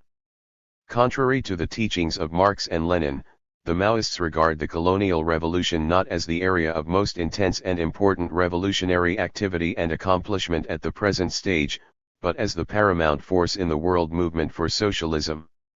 They depreciate or dismiss the factor that shapes the prevailing international balance of forces and can bring about the successful outcome of the world revolution, the class relations in the imperialist strongholds. Thus, in an editorial article commemorating the first anniversary of Defense Minister Lin Piao's celebrated programmatic document Long Live the Victory of a People's War, the newspaper Genmin Jipao wrote in September 1966 that the big battle between people who accounted for more than 90% of the world's population and United States imperialism was the decisive battle between revolution and counter-revolution on which hinges the future of the world. It was also said to be the decisive battle between socialism and capitalist imperialism. Both for its benefits to the most oppressed nations and the blows it delivers to imperialism, the colonial revolution has colossal historical significance and class consequences. But it would be incorrect for a Marxist to regard its course and outcome as ultimately decisive in the world's struggle for workers' power and socialism. The superiority of the program and perspectives of the Fourth International, which views the dynamics of the revolutionary process in its entirety through all its historical twists and turns, is demonstrated on this crucial issue. It never loses sight of the truth that the development of the proletarian struggle for supremacy within the imperialist 194 countries is of cardinal importance for the world revolution. The economic, military and diplomatic successes scored by the existing workers' states and their colonial allies are mighty spurs to progress, and foundation stones of socialism. But the key to permanent peace and the construction of a democratic socialist society of abundance on a global basis lies within the capitalist centers, above all in the United States. The missile crisis of 1962 and the escalation of the war in Southeast Asia should have driven home this lesson. The international revolution and the social structures issuing from it promise to be as full of incongruities and imbalances in the second half-century of the breakup of the old order as in the first. How are these pronounced disproportions to be dealt with? Marxism teaches that the inescapable contradictions of the period of transition from capitalism to socialism can be lessened and overcome only by broadening and deepening the revolutionary processes. Any national state, no matter how great its resources, is too narrow a framework for the building of a harmonious socialist society that will be in all decisive respects superior to and stronger than the most advanced capitalist countries. The only way out of its internal difficulties and external dilemmas will be found in the international arena. This is the principal lesson to be derived from the economic and political experiences of the Soviet Union during its first 50 years, and it is also the gist of the theory of the permanent revolution. The workers in the highly industrialized countries have an indispensable role to play in easing and eventually eliminating the multiple deficiencies and distortions engendered by the paucity of productive power in the less developed areas. Their conquest of power would remove the terrible threats and pressures exerted by the ever-aggressive imp. World Revolutionary Process 195 Realists. On the other hand, they can, through international planning, supply essential material aid for arriving most quickly at effective solutions to the excruciating problems presented by the restriction of the anti-capitalist revolutions to the poorer parts of the world. The underlying assumption of the Kremlin's policy of peaceful coexistence and of social democratic reformism is that national and world politics will be more calm, peaceful and reasonably regulated in the decades ahead than between 1917 and 1967. This might be if there were not as many explosive elements lodged in international and class relations as in military technology. The diversity of crises inherent in the contradictions of a hard-pressed capitalist system can produce abrupt and deep-going shifts in the balance of class forces which will considerably speed up the timetable of revolution and counter-revolution in unexpected ways and places. Who thought in 1950 that Cuba would enter the path to socialism by the end of the decade? The drawbacks of disproportionate development are not one-sided. If they favor the opponents of socialism at one point, they can seriously cripple them at another. In the showdown, the defenders of capitalism in Russia, Yugoslavia, China and Cuba found themselves without sufficient means to save their sources of power and became casualties of the operation of the law of uneven and combined development. Disproportions in historical development create as many opportunities as obstacles for the forces of progress. They lay the groundwork for the emergence of unusual conjunctures of circumstances and combinations of elements that can give rise to startling novelties and sharp reversals of fortune. Thus, in the last part of the 19th century, Japan burst from feudal isolation and rushed into a feverish 196 capitalist career which culminated in catastrophe for its overambitious imperialists.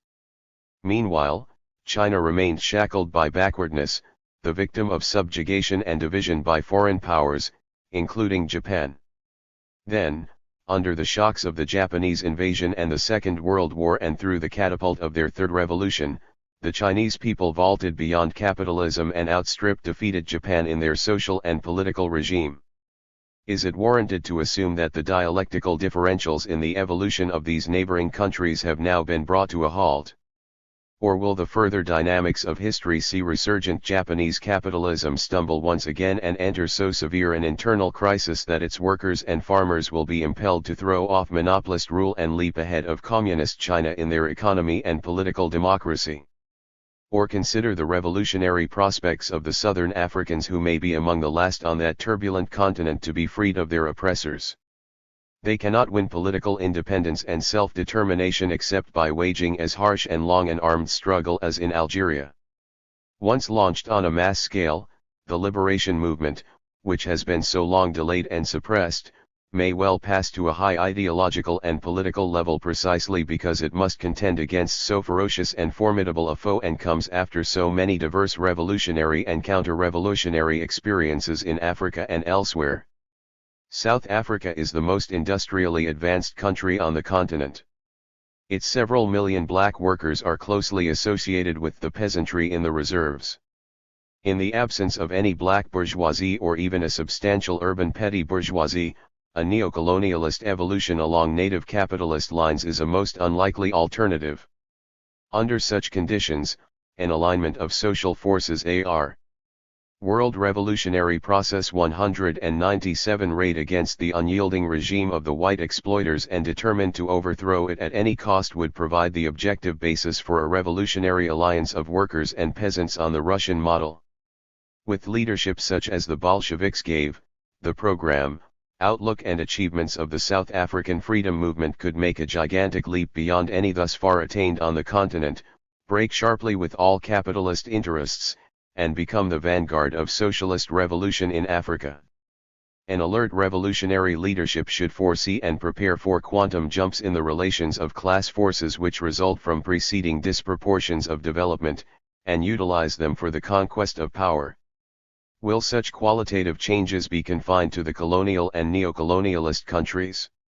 This has become an article of faith with many anti-capitalists whose outlook is based on the assumption that the practical struggle for socialism in our time is the exclusive prerogative of the Third World. They see little or no chance of the working class under neo-capitalist affluence becoming a history-making force. Because every successful revolution in this century has taken place in the less developed lands, they conclude that this persistent pattern will not be violated or complicated by the outbreak of revolution and the establishment of workers' power in any major capitalist country. They have converted into its opposite Marx's expectation that the socialist revolution would begin in the most advanced countries. They prescribe that henceforward it must travel undeviatingly from the extremities to the heartlands of imperialism or, as the Maoists put it, from the people's war in the countryside to the cities. They have a short memory. From 1943 to 1947, the masters of capitalism were alarmed by the imminent prospect. 198. Of working-class uprisings in Western Europe. The danger to their rule was removed thanks to timely aid from Stalin and the communist parties and then by the reconstruction and reinforcement of the capitalist economy. But the revolutionary potential lurks below the surface and can rise up again, as the May-June 1968 general strike in France indicated. The neat diagram of universal priorities that fixes the labor movement of the West at the end of the revolutionary line can also be upset by sudden turns in the class struggle. The coming decades should provide some surprises for both the foes and the friends of socialism. The different sectors of neocapitalism may not be quite so impervious to the consequences of class antagonisms as they appear during the exceptionally prolonged post-war expansion. The supreme testing ground will of course be the United States. As the richest, strongest, most stable sector of capitalism, it has long been considered immune to structural transformation. The Gibraltar of imperialism would stand fast in the future regardless of the storms raging elsewhere. However, it is open to question whether the United States is destined to remain indefinitely separated from the world historical movement towards socialism, when it is up to its ears in every other important international development. Indeed, the consequences of its reckless and far-ranging activities in safeguarding a declining capitalist system against socialism promise to accelerate an eventual internal radicalization. The administrators of the ruling class have pledged unlimited resources against the advance of the anti-capitalist forces on all fronts. Will Washington be able to carry out this gigantic historical assignment successfully, or will the incalculable obligations involved exceed the capacities? World Revolutionary Process 199 of the Colossus of Capitalism and Boomerang? In projecting their revolutionary strategy for Latin America, the Cuban leaders have insisted on the vulnerability of an overextended Yankee imperialism. It will not have, they predict, the necessary strength to check all the uprisings of the oppressed peoples. It has had to employ 245,000 men in order to confront the heroism of the people of a country as small as Vietnam. The number reached 525,000 early in 1968. How many divisions and how many men will they need to confront a whole continent? How many situations similar to that of Vietnam can imperialism face simultaneously? What will happen when not one but several, and even the greater part of the peoples of the continent, take the road of revolutionary action?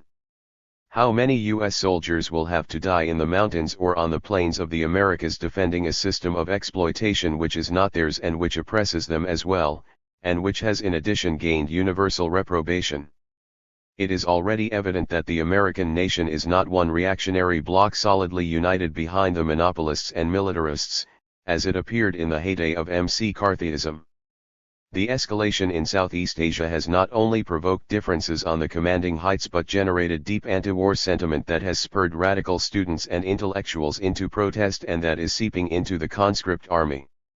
One of the major potential anti-capitalist forces, the 22 million Afro-Americans, has embarked on a struggle for black power and liberation. The most inscrutable and anomalous element in American society is the working class, which is unique in world labor history. It numbers tens of millions, is highly skilled, 200, powerfully unionized, and capable of tremendous militancy. Yet, because of special historical circumstances and privileges, its political and ideological development lags far behind the ripeness of the American economy for socialization and the consciousness of its fellow workers in other lands. The American labor movement remains without any independent political organization or socialist inspiration. Conservative mentalities, including many in left circles, conclude from its present condition that the American working class must be dismissed as a revolutionary factor. Marxists have the opposite outlook.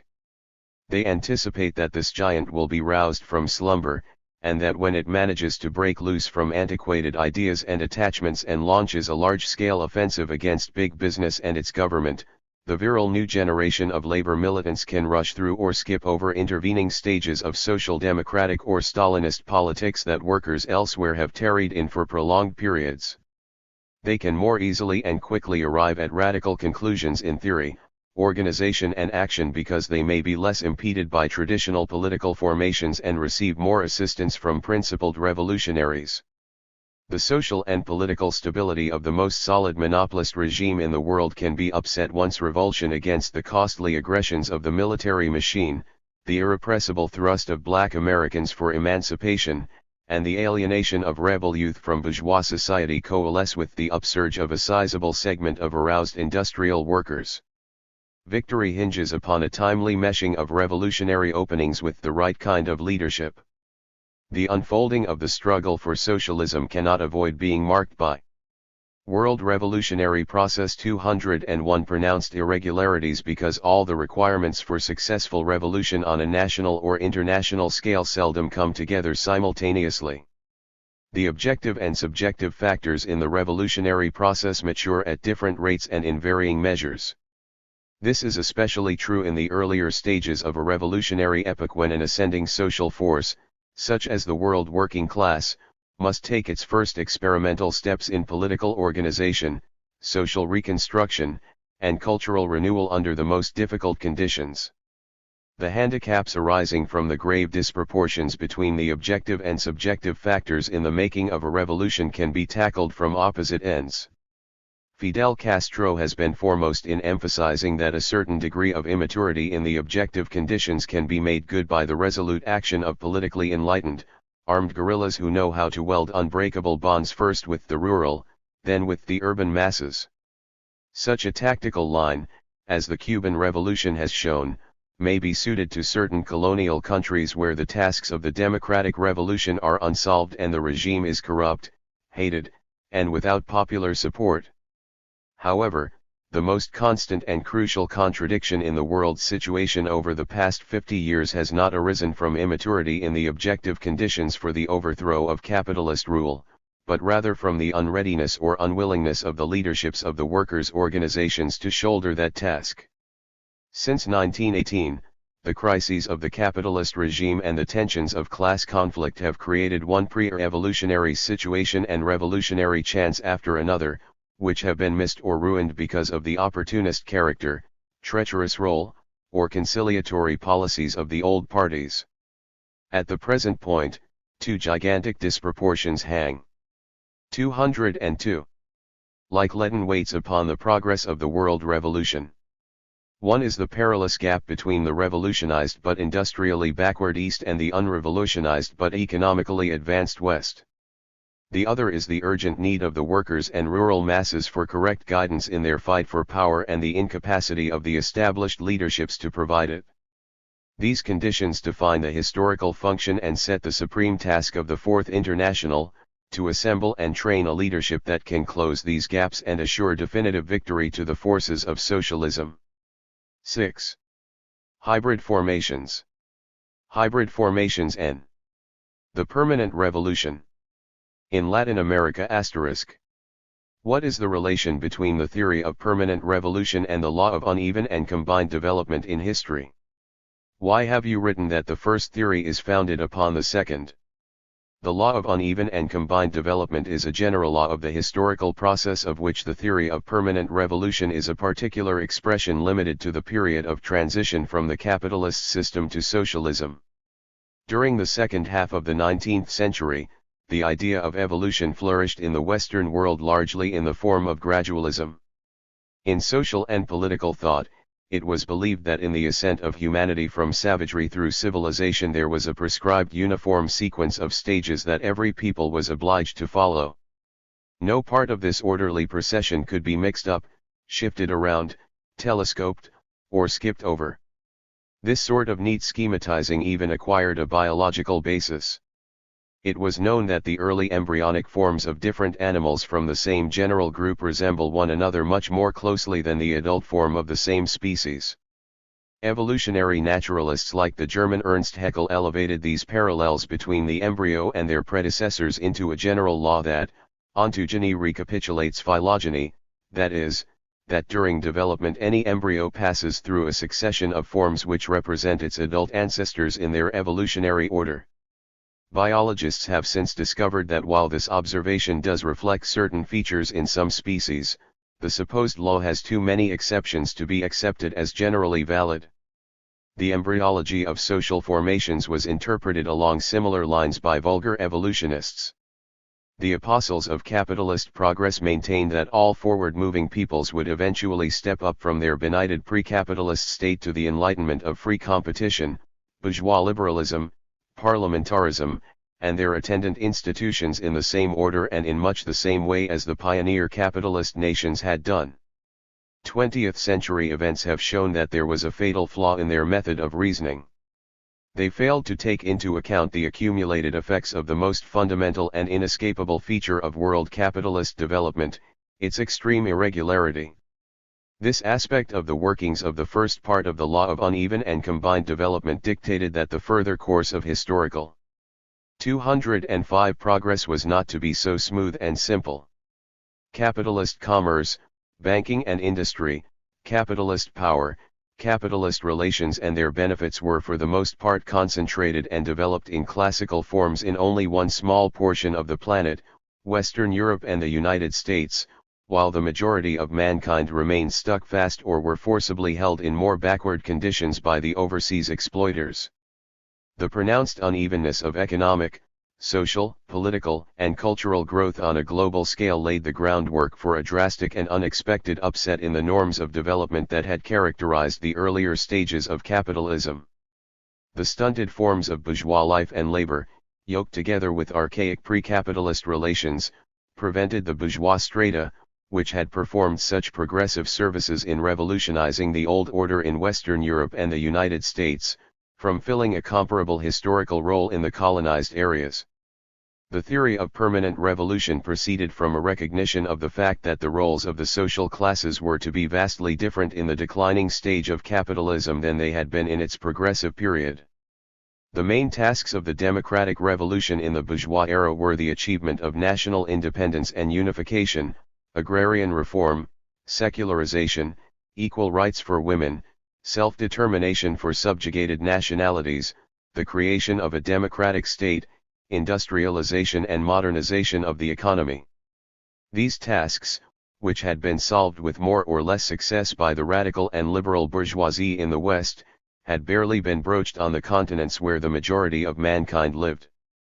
Because of the deficiencies arising from the unequal development of capitalist civilization, neither the big nor the little native bourgeoisie in the underdeveloped lands 206 could shoulder these tasks and lead the masses in a thorough renovation of the old regime along democratic lines. What then was to be done? This has been the paramount question posed to the revolutionary vanguard in the backward countries since the turn of the century. Through an analysis of the social structure of semi-feudal, semi-capitalist Russia and the dynamics of the class forces revealed during the defeated 1905 revolution, Trotsky drew the following conclusions: the liberal bourgeoisie had become impotent and politically bankrupt. When the chips were down, it would go over to the counter-revolution. The peasantry and intellectuals could only play auxiliary roles in the revolutionary process. The sole available candidate for revolutionary leadership to carry the struggle for democracy to its conclusion was the proletariat, the peculiar product of the capitalist industrial revolution. The unique alignment of social forces produced by the evolution of world capitalism as it entered upon its imperialist phase had prepared the conditions, Trotsky deduced, for a combined development of historical stages in the revolutions of the 20th century. This correlation had two major aspects. First, because the anti-capitalist working class was the leading political force in the upheaval, the democratic tasks appropriate to a belated anti-feudal revolution inevitably became intertwined with the tasks of the socialist revolution. The latter tasks included the conquest of power by the proletariat at the head of the insurgent masses, the abolition of capitalist private property, the collectivization of agriculture, the creation of a planned economy and the state monopoly of foreign trade, the development of a socialist democracy. These institutions could promote the most rapid growth of the economy and lead to higher levels. 207 of consumption and culture, the abolition of inequalities, the gradual elimination of the differences between mental and manual labor, between the city and the countryside, and the uprooting of alienation in social life. The overriding task was the extension of the world revolution through the establishment of workers' power in the most advanced industrial countries, where the most highly developed productive forces and the seats of imperialist power were located. Second, both sets of tasks, one belonging to the dawn, the other to the sunset of capitalist society, had to be carried out by a revolutionary alliance of the workers and peasants in mortal combat against the property and power of the native bourgeoisie, the pre-capitalist proprietors, and the foreign imperialists. In collaboration with Parvus, A.L. Helphand, Trotsky originated this conception of the revolutionary process and its socialist strategy in the epoch of imperialism as early as 1906, while considering the orientation of the proletarian struggle in Russia. It was adopted in principle by Lenin and the Bolsheviks in April 1917. It guided their policy leading to the October overturn. Trotsky's theory of the permanent revolution has been confirmed since that time by the Yugoslav, Chinese, Cuban, and Vietnamese revolutions. It has been confirmed in the negative by the inability of those colonial peoples that have not combined their struggle for national independence with a victorious onslaught against capitalist property and power, to achieve either a stable democratic regime or an escape from the yoke of imperialism. Witness the continent of Latin America today from Argentina to Mexico.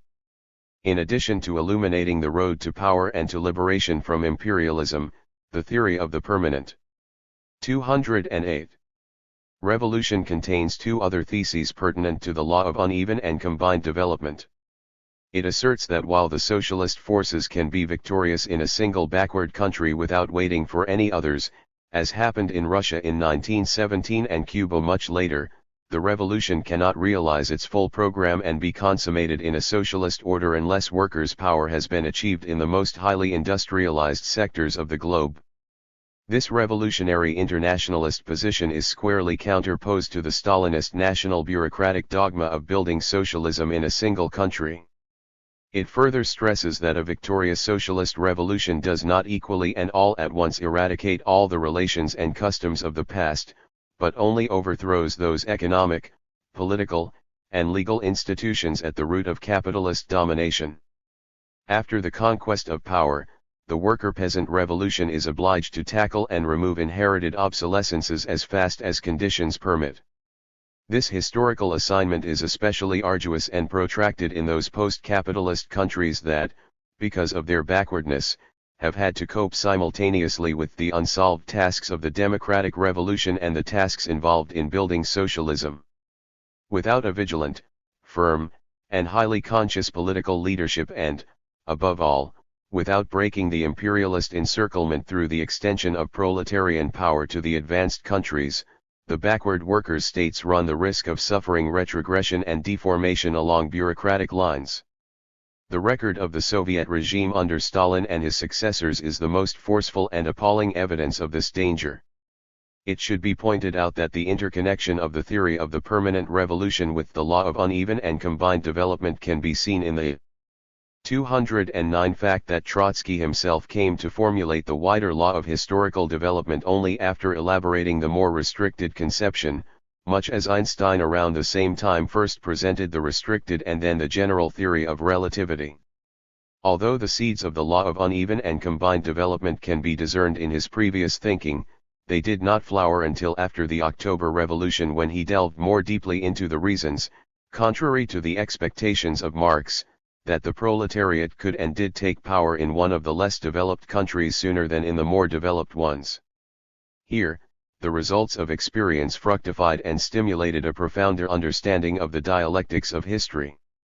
The successive stages in Trotsky's intellectual enlightenment can be studied in his two works, Results and Prospects, written in 1906, and the first chapter of the masterful History of the Russian Revolution, written in the early 1930s. Some authors such as André Gunder Prank believe that the formula of uneven and combined development cannot be applied to Latin America since it is nothing but a Trotskyist schema. What do you think of the interpretation of Latin American development presented in his work, which contraposes the Marxist method to the Trotskyist law of uneven and combined development? The first questions focused upon the passage from a well-developed capitalism to a post-capitalist society. The subject now concerns the earlier period of transition from pre-capitalist to capitalist formations. Despite Frank's contention, there is no opposition between the Marxist method of approach and the application of the law of uneven and combined development to 210. The problems involved in this historical process. The two are identical. Indeed, the complexities of the colonial period cannot be unraveled without resort to the law of uneven and combined development. As capitalism spread from its center in maritime Europe to create the world market, it encountered and penetrated all sorts of pre-capitalist formations and relations. These early forms ranged from primitive food collectors through a gamut of intermediate types of social organization to feudalism. The forces of capitalism could not immediately wipe out these archaic social relations, especially in the field of production. Quite the contrary. Just as the feudal proprietors of Western Europe had made use of slavery and peasant households along with the dominant serfdom in the rural regions and the merchants and guildsmen in the towns, so the original emissaries of capitalist trade and manufacture sought to harness pre-capitalist institutions and put them to work for their own profit. The mercantile elements went so far as to recreate overseas antiquated modes of production which they had already outgrown at home. The most conspicuous case was the large-scale implanting of chattel slavery in the New World long after it had come to play a marginal role in Europe.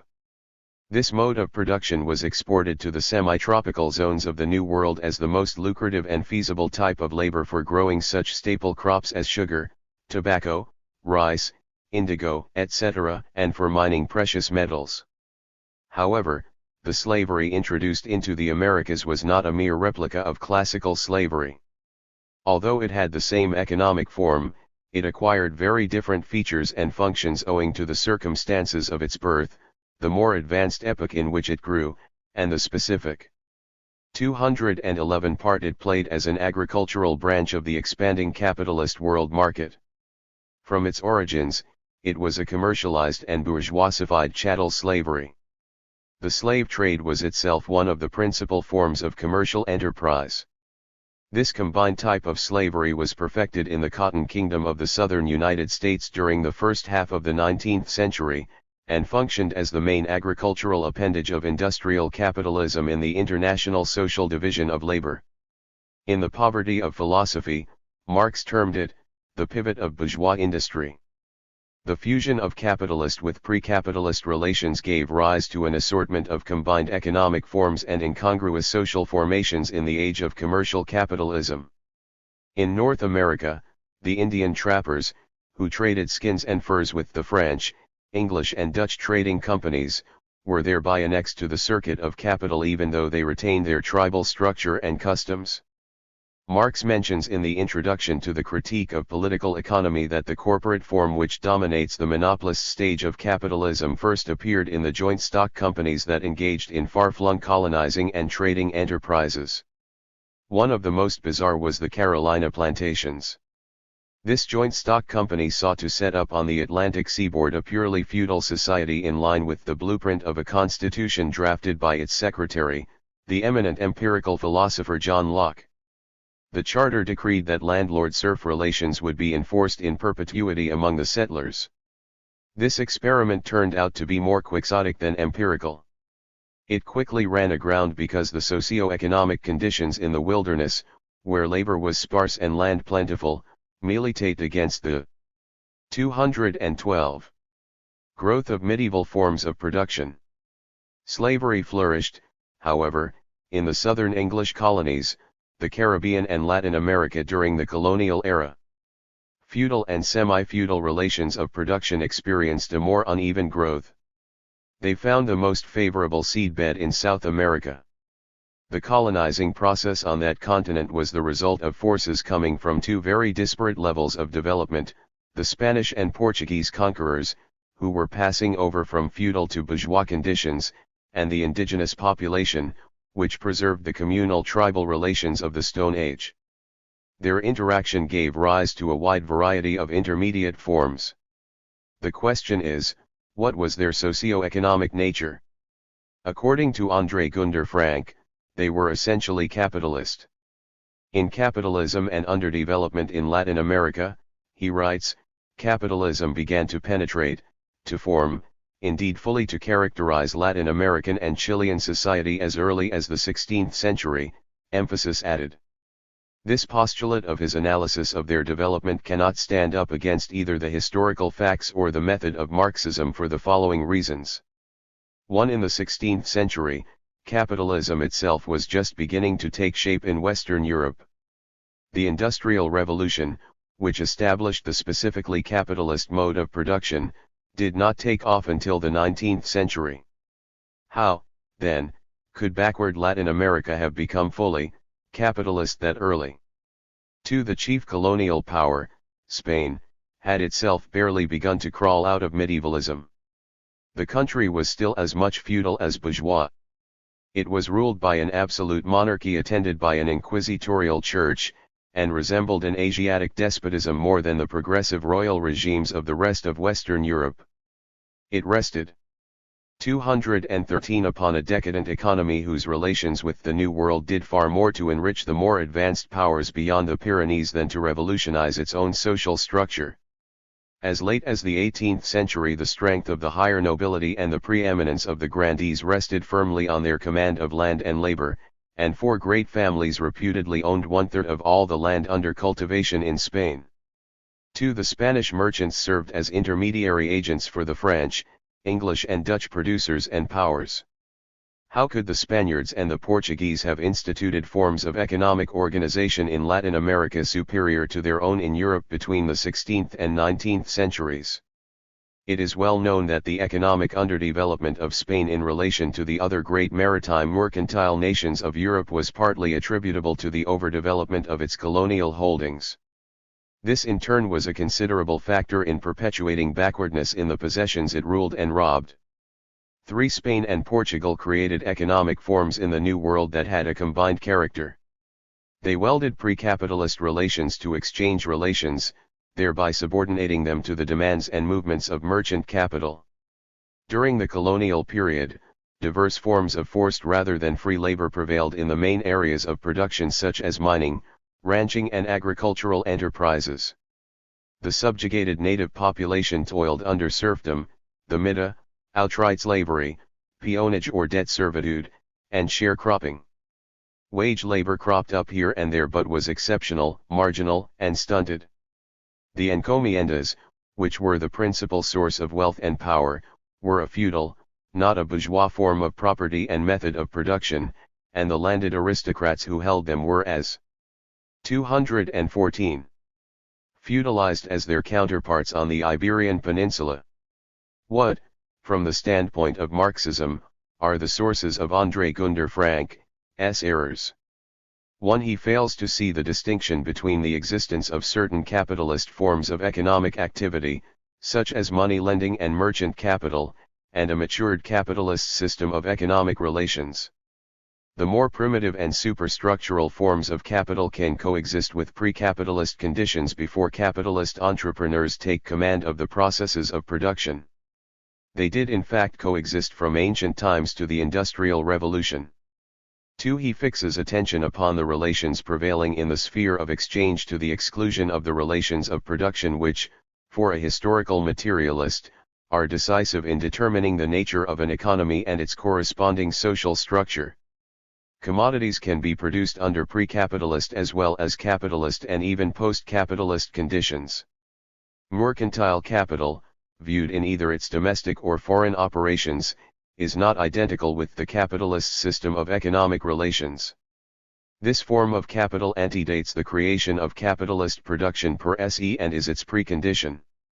As Marx explained, the capitalist mode of production acquires its adequate and appropriate technical basis only with the advent of large-scale factory industry under the command of industrial capital. 3. He does not understand the role of combined formations in the period of transition from a pre-capitalist to a capitalist economy. He thereby misses the very peculiar character, the special form of exploitation that characterized the colonial system, the exploiting of pre-capitalist conditions of production by the colonial powers for the benefit of the rising capitalist system. Capitalist exploitation can thus take place before capitalism takes over the system of production at the base of social life. 215. When gold, silver, and diamonds were mined by slaves or enforced laborers rather than wage workers and then brought to market, this was a combined economic activity from the standpoint of historical evolution. The precious metals produced by pre-capitalist methods were converted into commodities, then into money, and eventually into capital, contributing mightily to the prosperity and power of the commercial kingdoms on the way to bourgeoisification. But the weighty role of these commodities in promoting capitalism does not negate the fact that they originated within pre-capitalist forms.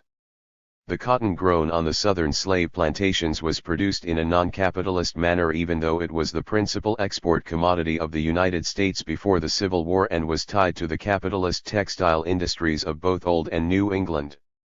4. On the level of Marxist theory and method, Frank does not grasp either the highly contradictory character of such transitional formations or the dynamics of their development. 3. The European civilization that was grafted upon the aboriginal population of Latin America not only produced biological half-breeds like the mestizo but sociological hybrids that were as much feudal as bourgeois.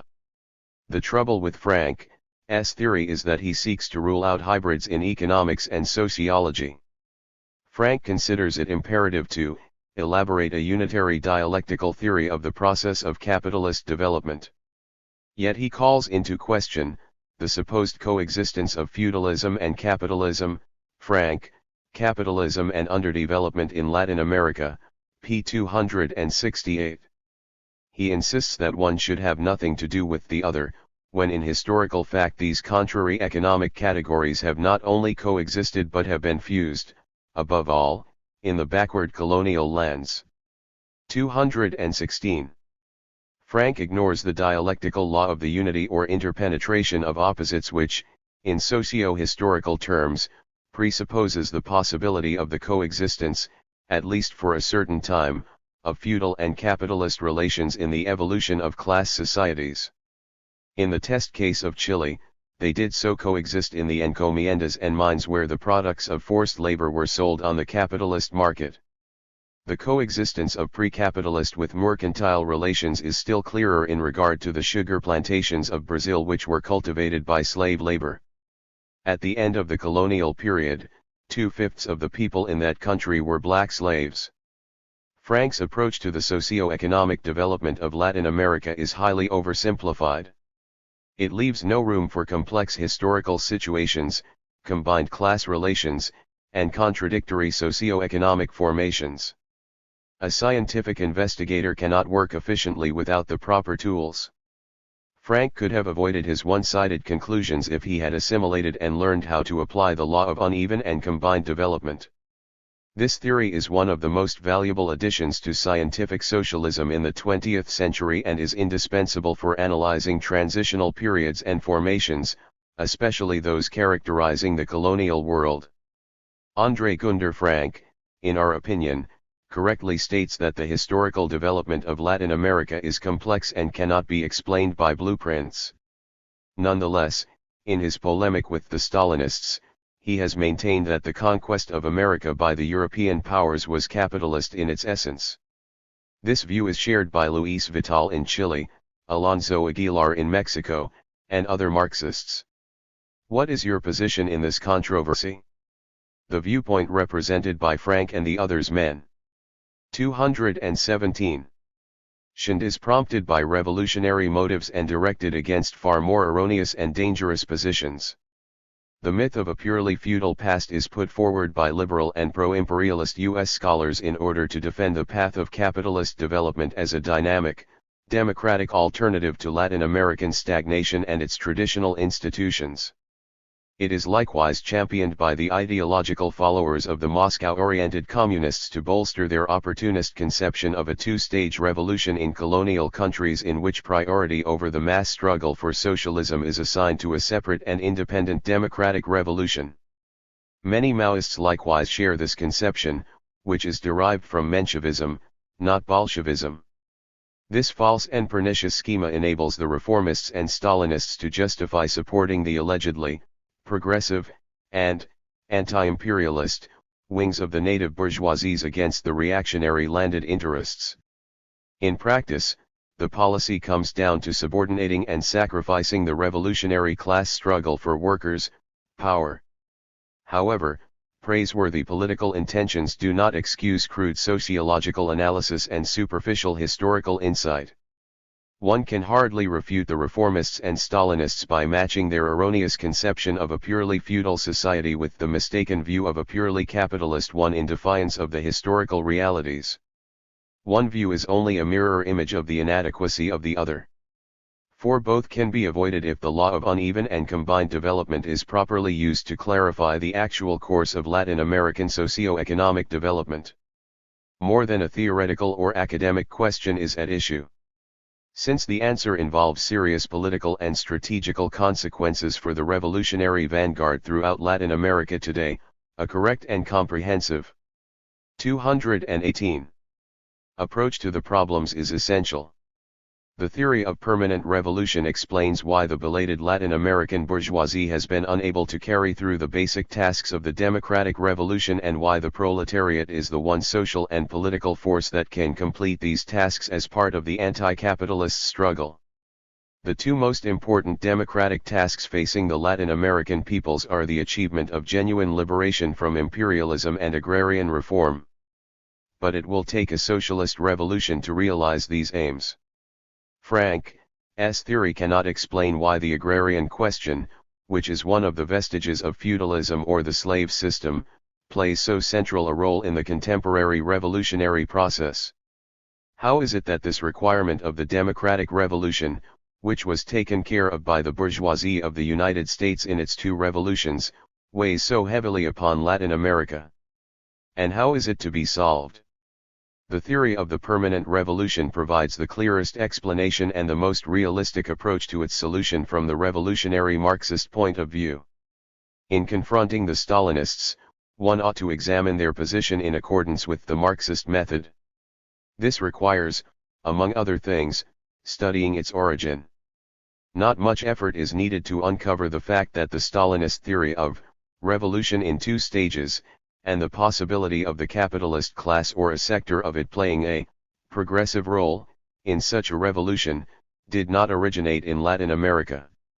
It is a mere application in Latin America and elsewhere of a theory advanced by Stalin after the bureaucratic caste had usurped power in the Soviet Union.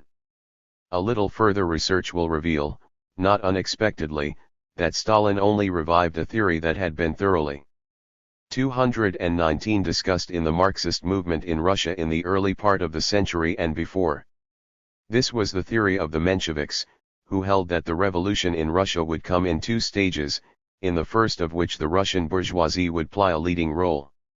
The debate of the Russian Marxists over this question is highly pertinent to the current discussion, inasmuch as they were confronted with the problem of making a revolution in a land where very palpable vestiges of feudalism existed. It is hardly worthwhile to re-examine that debate from the vantage point of Frank's theory, but it would seem obvious that Trotsky's contribution of the theory of permanent revolution would, of course, be rejected out of hand, as would the basic position of Russian Marxism, including that of Plekhanov and Lenin, since all of the Russian Marxists, whatever their differences on other questions, agreed that the tasks historically belonging to the bourgeois democratic revolution had not yet been achieved in Russia. 5. Against the Marxists, a Russian revolutionary committed to the equivalent of Frank's theory would have said that the country was already capitalist and that the question of feudal vestiges was only diversionary.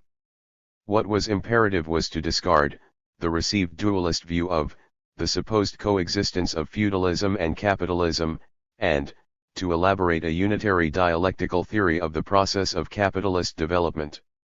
The Russian prototype of Frank would also be hard put to explain the origin of the agrarian question, why a thoroughgoing agrarian reform was of paramount importance, and why Lenin insisted on working out a correct program so as to assure leadership of the revolution to the proletariat. Andrei Gunder Frank can argue that this is absurd. Naturally, in the case of Russia he agrees that the Marxists 220 of those days were correct in holding to a dualist view, and correct in viewing agrarian reform as a bourgeois democratic task that had fallen to the workers to carry out.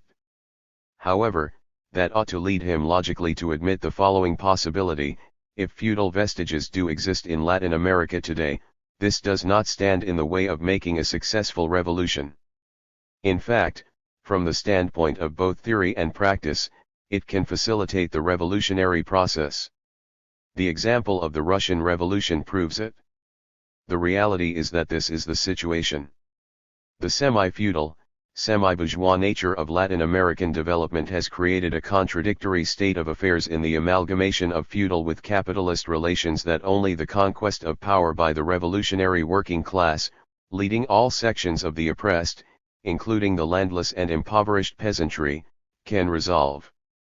Just as the structure of Latin American society intermingles pre-capitalist with capitalist elements in an indissoluble unity, so the solution of its inherited democratic tasks are inseparably linked with the socialist tasks of the coming revolution. This is the gist of the teaching of the permanent revolution. It is no less Marxist than Trotskyist.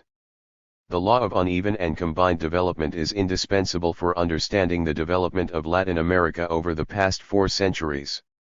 It can illuminate both the earliest stage, when pre-capitalist were meshed with capitalist relations, and the present stage, when the tasks of democratization, belonging historically to the bourgeois epoch, have become an integral part of the proletarian revolution of the 20th century. That is also why Frank's attempt to divide Marxism from Trotskyism and contrapose one to the other does not hold water. The theoretical formulations of the Trotskyist 221 movement are not only solidly rooted in scientific socialism but are the most penetrating expressions of Marxist thought available today. Law of uneven and combined development and Latin America *. David Romagnolo makes 2 main criticisms of the law of uneven and combined development. First, it supposedly disregards the leading principle of historical materialism that the mode of production determines the nature of a social formation. It thereby bases itself upon the superficial peculiarities, the exceptional features, of historical development instead of its general and fundamental ones. Second, the law of uneven and combined development focuses on exchange rather than productive relations, thus lapsing into the errors of the vulgar bourgeois economists. Neither contention is factually correct. The law of uneven and combined development proceeds from the premise that the mode of production, constituted by the level of the productive forces and the corresponding relations of production, is the underlying determinant in all social structures and historical processes. Nor does the law subordinate the relations of production to exchange relations, although it recognizes that in the generalized commodity relations intrinsic to capitalism exchange relations have far greater importance than in pre-capitalist societies, where the sale and purchase of products is economically marginal. However, these 2 elementary Marxist principles only provide the points of departure and serve as guidelines for analyzing historically developed social formations in their full concreteness. With their aid it is necessary to go forward and explain why a particular mode of production manifests itself in such different ways and develops to such disparate degrees under different circumstances. How is it, as Marx pointed out, that the same economic basis shows infinite variations and gradations of appearance? This can be ascertained, he tells us, only by analysis of the empirically given circumstances. In this case we must ask, what empirical circumstances account for the variations and gradations of appearance of the modes of production in Latin America after its conquest and colonization? The law of uneven and combined development formulates the general reason, the underlying causes, for the differential growth of a given mode of production within a concrete social formation. It may grow normally, like 19th century British capitalism, or in stunted fashion, like feudal relations in the North American English colonies, or luxuriantly, like slavery in Brazil. The specific nature and level of its development depends upon the environing conditions and influences. A mode of production does not come into the world, or a continental part of it, ready-made and fully fledged. It goes through a complex course of evolution from start to finish. In the process of origination, expansion, disintegration, and destruction, its relations with other modes of production of an inferior or superior order have a great deal to do with the rate, extent and quality of its own development. They mold its special characteristics. These distinctive features arising from its actual career in life are incorporated and cannot be separated from it or ignored. 223 In defining or assessing its real nature. The principal issue of historical theory in the so-called dependency debate is, what caused the relative backwardness of Latin America with all the fateful consequences of its underdevelopment? Collaterally, why have the Latin American bourgeoisies had so feeble and stunted a development, and played so limited a progressive role, compared with their North American and Western European counterparts? The law of uneven and combined development can help clarify these problems along the following lines. Up to the 16th century, the Old World and the New, cut off from each other, experienced very different paths of development, which placed them on different levels. The maritime powers of Western Europe were passing over from feudalism to capitalism at a time when the original inhabitants of the Americas were still far behind them. This immense disparity in their grades of development predetermined the predominance of the one over the other and shaped the further destinies of Latin America from the conquest to the present day. Romagnuolo insists that the focus of historical materialism is upon internal development, while that of the law of uneven and combined development is upon external relationships. p. 18. Such a rigid dichotomy between internal and external relationships is unwarranted for the era of capitalist expansion which unfolded on a worldwide scale. It is most inappropriate in connection with the development of Latin America in post-Columbian times, when external forces directed by the Iberians invaded the continent, subjugated and plundered its inhabitants, and radically altered previous economic and social relationships. The collision and conjunction of their modes of life and labor set an indelible stamp upon the whole of Latin America. 224. The new and higher relations that the Spanish and Portuguese introduced into the Western Hemisphere from Mexico to Chile did not evolve organically out of the pre-existing social order, as in Western Europe, where the rising bourgeois forces flourished to the point where they demanded a higher form of social economy and political regime. To the contrary, commercial capital penetrated by various channels into the New World as its representatives broke up the ancient communal institutions and reconstructed human relations in hitherto unknown ways. For instance, the cities as trading centers did not grow out of the countryside as in Western Europe, but were independently founded by the commercial colonizers under the patronage of the crown, whence a nascent Creole bourgeoisie proceeded to change rural life. The law of uneven and combined development operates with special force and can be most relevantly applied to such periods of transition when old conditions are being uprooted and transformed, or deformed, and new ones are in the formative stage. Romagnuolo writes, the extension of commodity circulation can provide an impetus to the development of a mode of production but does not initiate a change in the form of social production. The internal contradictions of the mode of production do not emanate from the fortuitous combination of elements, i.e., externally, rather, they are inherent in the social form of production and characterize the essential relationship between the forces of production and the social relations of production. p. 18. This categorical assertion skips over the fact that before a mode of production can function in accord with its own 225 immanent laws, it must be brought into being. Chattel-slave, feudal and capitalist relations, along with other institutions, customs, and values of civilization, did not exist in the New World until they were imported from overseas. The commodity circulation of the world market and the lust for precious metals that propelled the Spaniards and Portuguese westward in the first place did far more than give an impetus to the existing form of social production. It implanted and fostered all the characteristic modes of class exploitation in Latin America except mechanized industry. Whether slave masters or feudalists, its mine owners, entrepreneur planters and ranchers produced and sold commodities for the world market. The precious metals extracted by forced labor promoted the formation, circulation, and accumulation of capital abroad.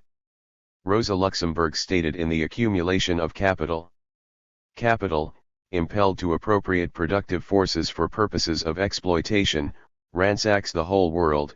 It procures its means of production from all corners of the earth, seizing them, if necessary by force, from all levels of civilization and from all forms of society. One capitalist accumulation in all its stages has depended to one or another extent upon access to means of production and subsistence produced under pre-capitalist or non-capitalist conditions. In doing so, it annexes pre-capitalist forms of production as tributaries to its economic operations. Brazilian sugar earlier played the same role in this respect as southern cotton cultivated by slaves and Russian wheat raised by serfs. Indeed, the Brazilian plantations, which had a precocious growth as the world's chief exporter of sugar, provide an impressive case of uneven and combined development. Their predominance imposed an extreme lopsidedness upon the economy during the colonial period. The crop was cultivated and processed by slave labor. 226. The most primitive kind of extensive agricultural labor. While the sugar barons directly profited from the surplus labor of their workforce, their type of operation was not the same as the classical slavery based upon a natural economy. It was a commercialized slavery which originated and developed as an offshoot of the capitalist world market. Although the plantation, fazenda, was a self-sustaining, isolated production unit outside the money economy, where the opulent landowning families disported themselves like lords and ladies on the backs of their slaves, it was geared into the vast machinery of commerce. The labor supply came not from the local Indians but, as in the Caribbean, from African traders who dealt in slaves as a commodity. The sugar mills required a sizable capital investment. The luxury staple was marketed by monopolistic companies, carried on Portuguese ships alone, sold in Portugal and exchanged for goods from the mother country. Consequently, unlike the Spanish towns, the few underdeveloped seaboard centers were little more than places for the transshipment of goods. This symbiosis of slave production with international commerce gave a combined character to the Brazilian economy. It resulted from and embodied the mutual penetration of factors belonging to two different historical species: slavery, which was characteristic of the first stage of class society, and the market and monetary relations that were ushering in its climactic capitalist form. Of course, once black slavery was established on a large scale, 6 to 8 million slaves were brought into the colony from the late 16th to the early 19th century, it was actuated by its own internal laws. But this mode of production, beset by a twofold contradiction, had a twin-motored dynamic. Its development was regulated.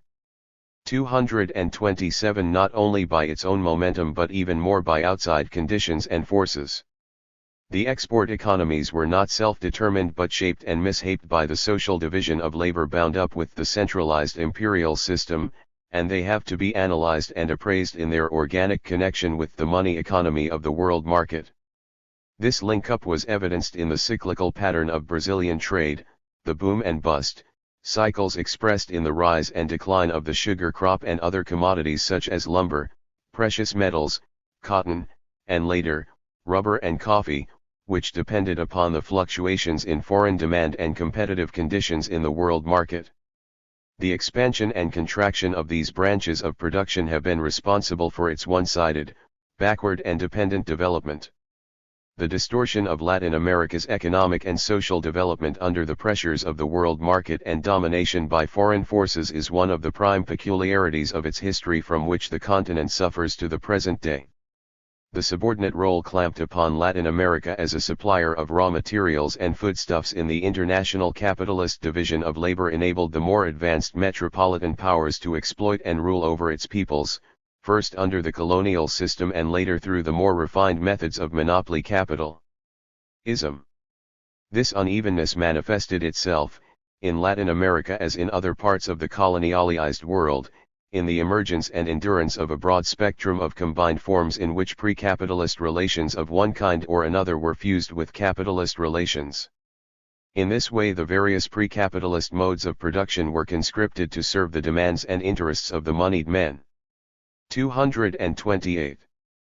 Overseas and at home. In the transitional period from the dominance of one mode of production to the maturity of its displacement by another, Romagnolo does not allow for the existence of such mixed modes with contradictory characteristics that give a peculiar twist to the social structure of a country. Two articles in the same issue of Latin American Perspectives that Romagnolo's article appears in pinpoint successive stages in the process of combination. The first step whereby institutions of a lower and weaker order were subjected to the influence of a higher and more powerful one is described in the paper by Karen Spalding on the reorganization of social relations in Peru under the Spanish colonial rulers. 2. The Ilug, the ancient unit of the Inca community based on kinship, was transmuted when the Andean population was relocated and concentrated into villages controlled by representatives of the Spanish authorities. Although the Indians retained the right of using the land, it became the legal property of the Spanish state. Here the traditional kinship form of social life, with its communal possession, was subordinated to the rule of the exploiters and oppressors, who exacted tribute from the people. The old communal possession was amalgamated with the new state property in a servile formation under the impulsion of the European exchange economy. Even more brutal was the parceling out of the Indians to the proprietors of the encomiendas, who exacted forced labor from them. The prevalence of subsequent combined formations is excellently documented by Kyle Steenland in his notes on feudalism and capitalism in Chile and Latin America. 3. He distinguishes four stages in the economic development of post-conquest Chile. 1. The direct enslavement of the native population. 2. The growth of semi-feudal relations of 229 production. 3. The appearance of wage labor toward the end of the 19th century with agriculture remaining semi-feudal. 4. The dominance of capitalist relations from the 1930s on. In none of these stages did the Chilean economy have a fully capitalist or a purely pre-capitalist character. It was, he pointed out, a composite singular mixture of one and the other. While agriculture and mining, the main sectors of production and sources of wealth, were carried on under servile or feudal conditions, these branches of the economy were hooked into commercial capitalist relations that were responsible for their rise or decline, as happened with the Brazilian sugar crop. The pre-capitalist forms of labor ministered to the needs of the world market dominated by merchant capita. 1. Steenland poses the problem very clearly when he writes, one cannot define as capitalist an economy which produces predominantly for the market but in which labor is not free. On the other hand, it is clear that an economy which produces for the market, in which the main goal of the landowners or farmer is commodity exchange, cannot be called feudal one. For the solution to this contradictory situation is to acknowledge that Chile during this period was semi-feudal, he says. That is, its economy blended pre-capitalist productive relations with commodity ties to the local and world market. That is correct. The Chilean economy did not have a homogeneous but a heterogeneous nature. It was, in fact, a combined formation in which primitive features were synthetically unified with more advanced ones. When Romagnolo criticizes the law of uneven and combined development for focusing on exchange rather than productive relations, he fails to understand the peculiar and decisive feature of the colonial period in Latin America and of the era of commercial capitalism as such. On 230. Under the colonial system, the backward countries were exploited by their metropolitan masters precisely through the external relations of exchange and commerce that they instituted and operated for their benefit. The Board of Trade in London that monopolized the commerce of the British colonies for the Crown government, exciting the North American War of Independence, had its counterpart in the Trade House at Seville, which regulated foreign trade even more strictly. Romagnolo faults the law of uneven and combined development for implying that the capitalist mode of exploitation can take place, it would seem, under any conditions of production, be they capitalist or pre-capitalist, p. 20. His irony is misplaced. He writes as though industrial production is the exclusive method of exploitation available to the capitalist. This is not so. Money lending and merchant capital employ the method of exploitation characteristic of capital without engaging in the distinctive capitalist mode of production. Wage labor is the essential mode of extracting surplus value from the workforce in a matured capitalism. But even under monopoly capitalism, the worker can be exploited not only as a producer but as a consumer, through installment loans from the money lender. Here the primary exploitation in the production process is supplemented by the secondary exploitation of the usurer. Romagnuolo forgets that, on top of the direct exploitation of one class by another, there exists the economic, political, military and cultural domination of one country and even one continent by another. These two types of exploitation are inseparably united under the colonial system and its imperialist successor. Before the capitalists arrived at their own mode of technical production based on mechanized industry, the bankers, merchants and manufacturers of the more advanced powers practiced diverse methods of 231 extorting wealth from the backward peoples of the earth. Marx describes these ways and means in Capital under the heading of the so-called primitive accumulation. 5. The Old World enriched itself at the expense of the New not only by direct exploitation through the process of production but indirectly through state and commercial relations. The globe was divided into oppressive and exploitative powers and oppressed and exploited nations. The maintenance of feudal relations in Latin America on its export plantations was indispensable both for the accumulation of international capital and the prosperity of the native landowners. These conjoined ruling class necessities have held the continent in their grip for centuries. It is strange that Romagnuolo objects to the application of the law of uneven and combined development to Latin America when he admits the possibility of the simultaneous presence of more than one mode of production, p. 15, and says that backward Russia was characterized by a combination of semi-feudal and capitalist relations, p. 12. When two qualitatively different sets of economic relations commingle, as they did in Tsarist Russia and Latin America, they constitute a combined formation. Romagnuolo does not deny the presence of uneven development, structural inequality is all too obvious. He further admits the possibility of combined formations. However, he refuses to take the next logical step of putting the two historical phenomena together in their necessary correlation. That is what the law of uneven and combined development does. There is an excess of abstraction and a dearth of concreteness in his strictures on the law of uneven and combined. 232.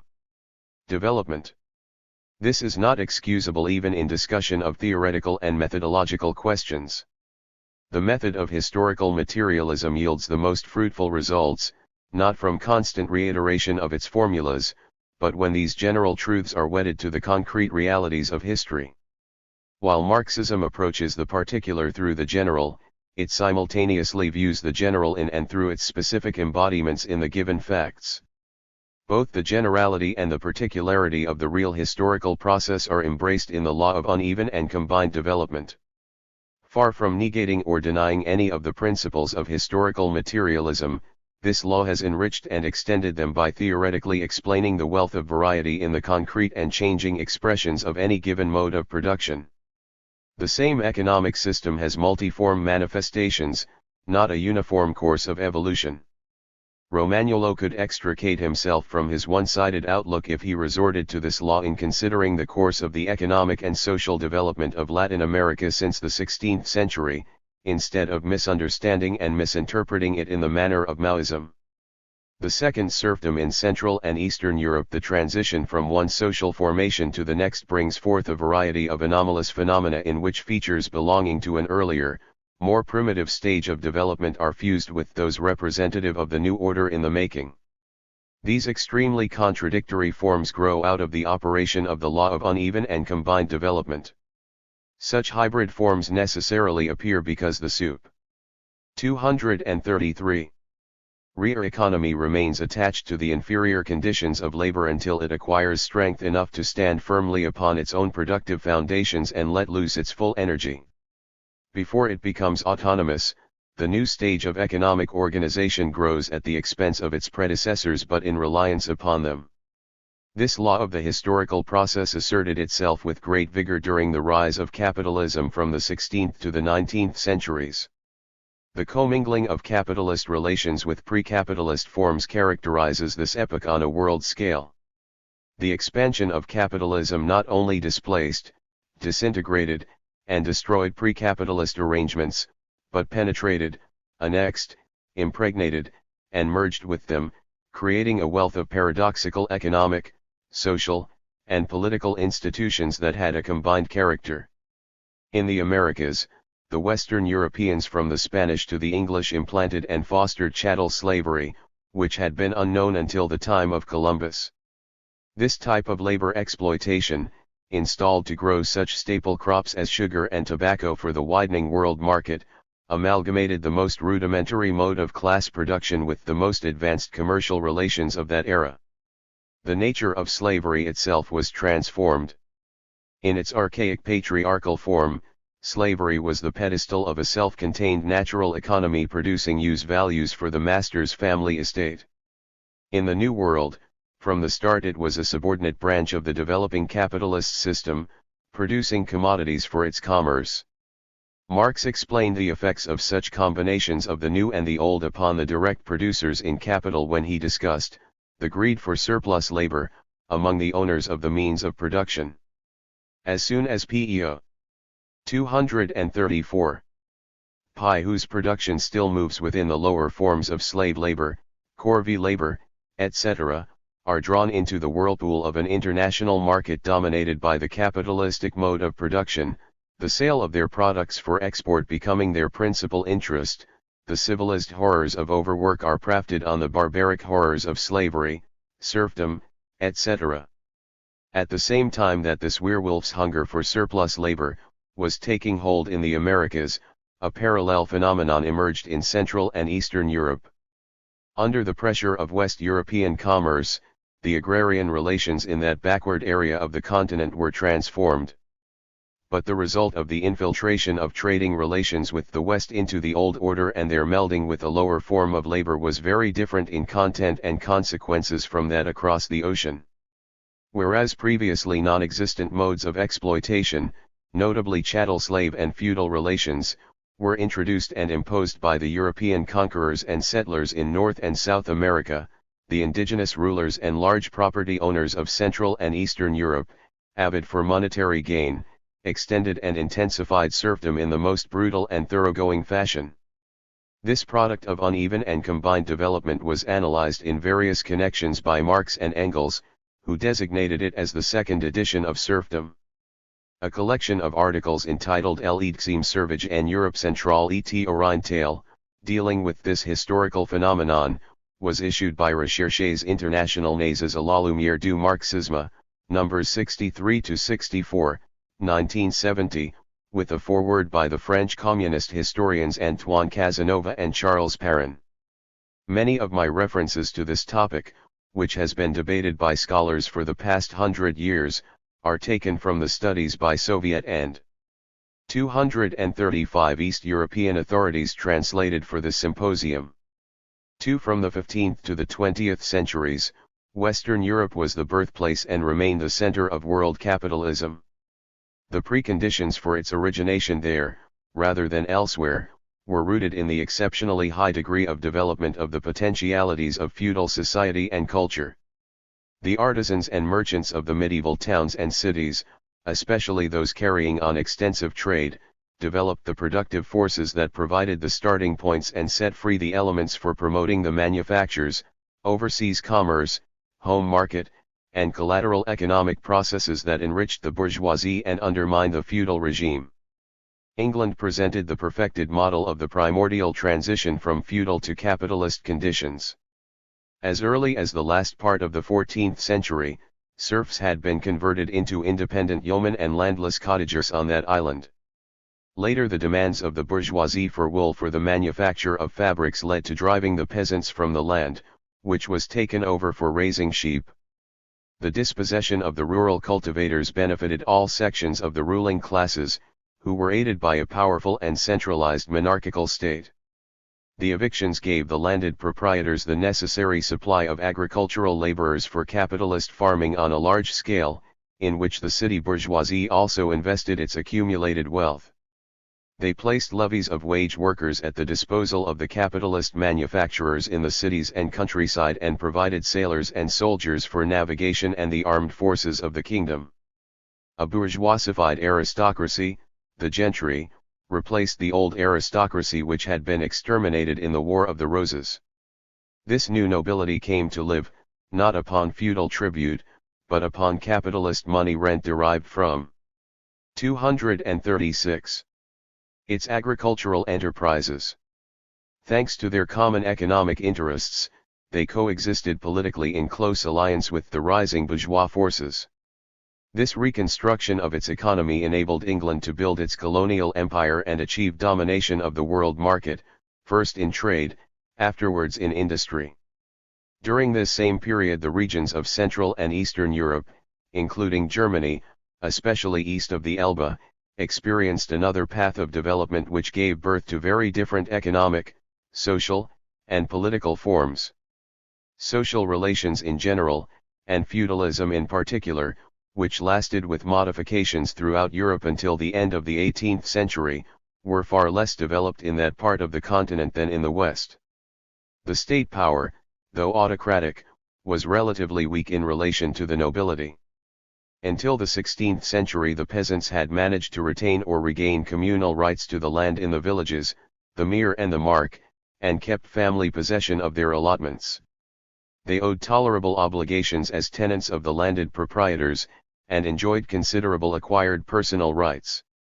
The lords of the manor did not feel an overwhelming urge to turn from brigandage, compete with the patrician bourgeoisie, and amass monetary wealth by selling sizable amounts of surplus produce from their domains. The feudal mode of production pivots around the payment of tribute in diverse forms to the liege lord by the direct producers, serfs or peasants. The first edition of feudalism, like patriarchal slavery, was based upon the supremacy of a natural economy in which the feudal domain was a self-sufficient whole. Most of the agricultural output was consumed by the people living on the estate and only a small surplus was exchanged or sold on the nearby market. 237 While the cultivators were attached to the land, this tie endowed them with that indispensable means of production. They owed fealty to their lord and paid their dues to him in kind or in labor. The serf or peasant worked the soil on an extremely low level of traditional technique, using the crudest implements. However ample the lord's holdings, they were cultivated by a multiplicity of small farming units. Under these conditions the amount of surplus labor extracted from the free peasants or bondsmen was circumscribed. The weakening of the feudal dependence of the peasantry in many places during the 13th and 14th centuries further eased their situation. The entry of capitalist influences from the end of the 15th century on changed the situation from top to bottom. The increased demand for agricultural products by Holland, England, Scandinavia, and other countries, coincided with a revolutionary rise in prices that doubled and tripled the price of commodities in the 16th century, impelled the nobles in Central and Eastern Europe to embark on a new course. They strove to enlarge their domains, deprive the peasants of their family and communal lands and rights, and intensify serf corvée labor in order to export large quantities of grain and other agricultural products abroad, maintain their extravagant courtly style of living, and buy new articles of consumption to vie with the wealthy merchants. The lords of the land became transformed from feudal barons into entrepreneurs engaging in large-scale undertakings of the commercial type. For this kind of exploitation they required greater territory and more forced labor. So they proceeded to acquire both of these necessary means of production at the peasants' expense. In various ways and by devious means free peasants were ousted from their allotments of land, which were 238. Amalgamated with the lords' domains. The cultivators were converted from tenants, owing payment in kind or money to the seigneur, into full-fledged serfs. Their corvée labor became the basis of this second edition of serfdom. This type of tribute that had formerly been minor became major. Corvée in general comprised obligatory services of an economic, social, or military kind rendered to a lord or a king.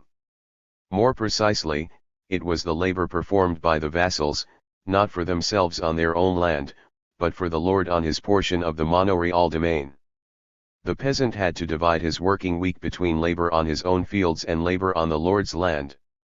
Labor rent, corvée, rent in kind, in agricultural or artisan products, and money rent were the three successive forms of feudal rent.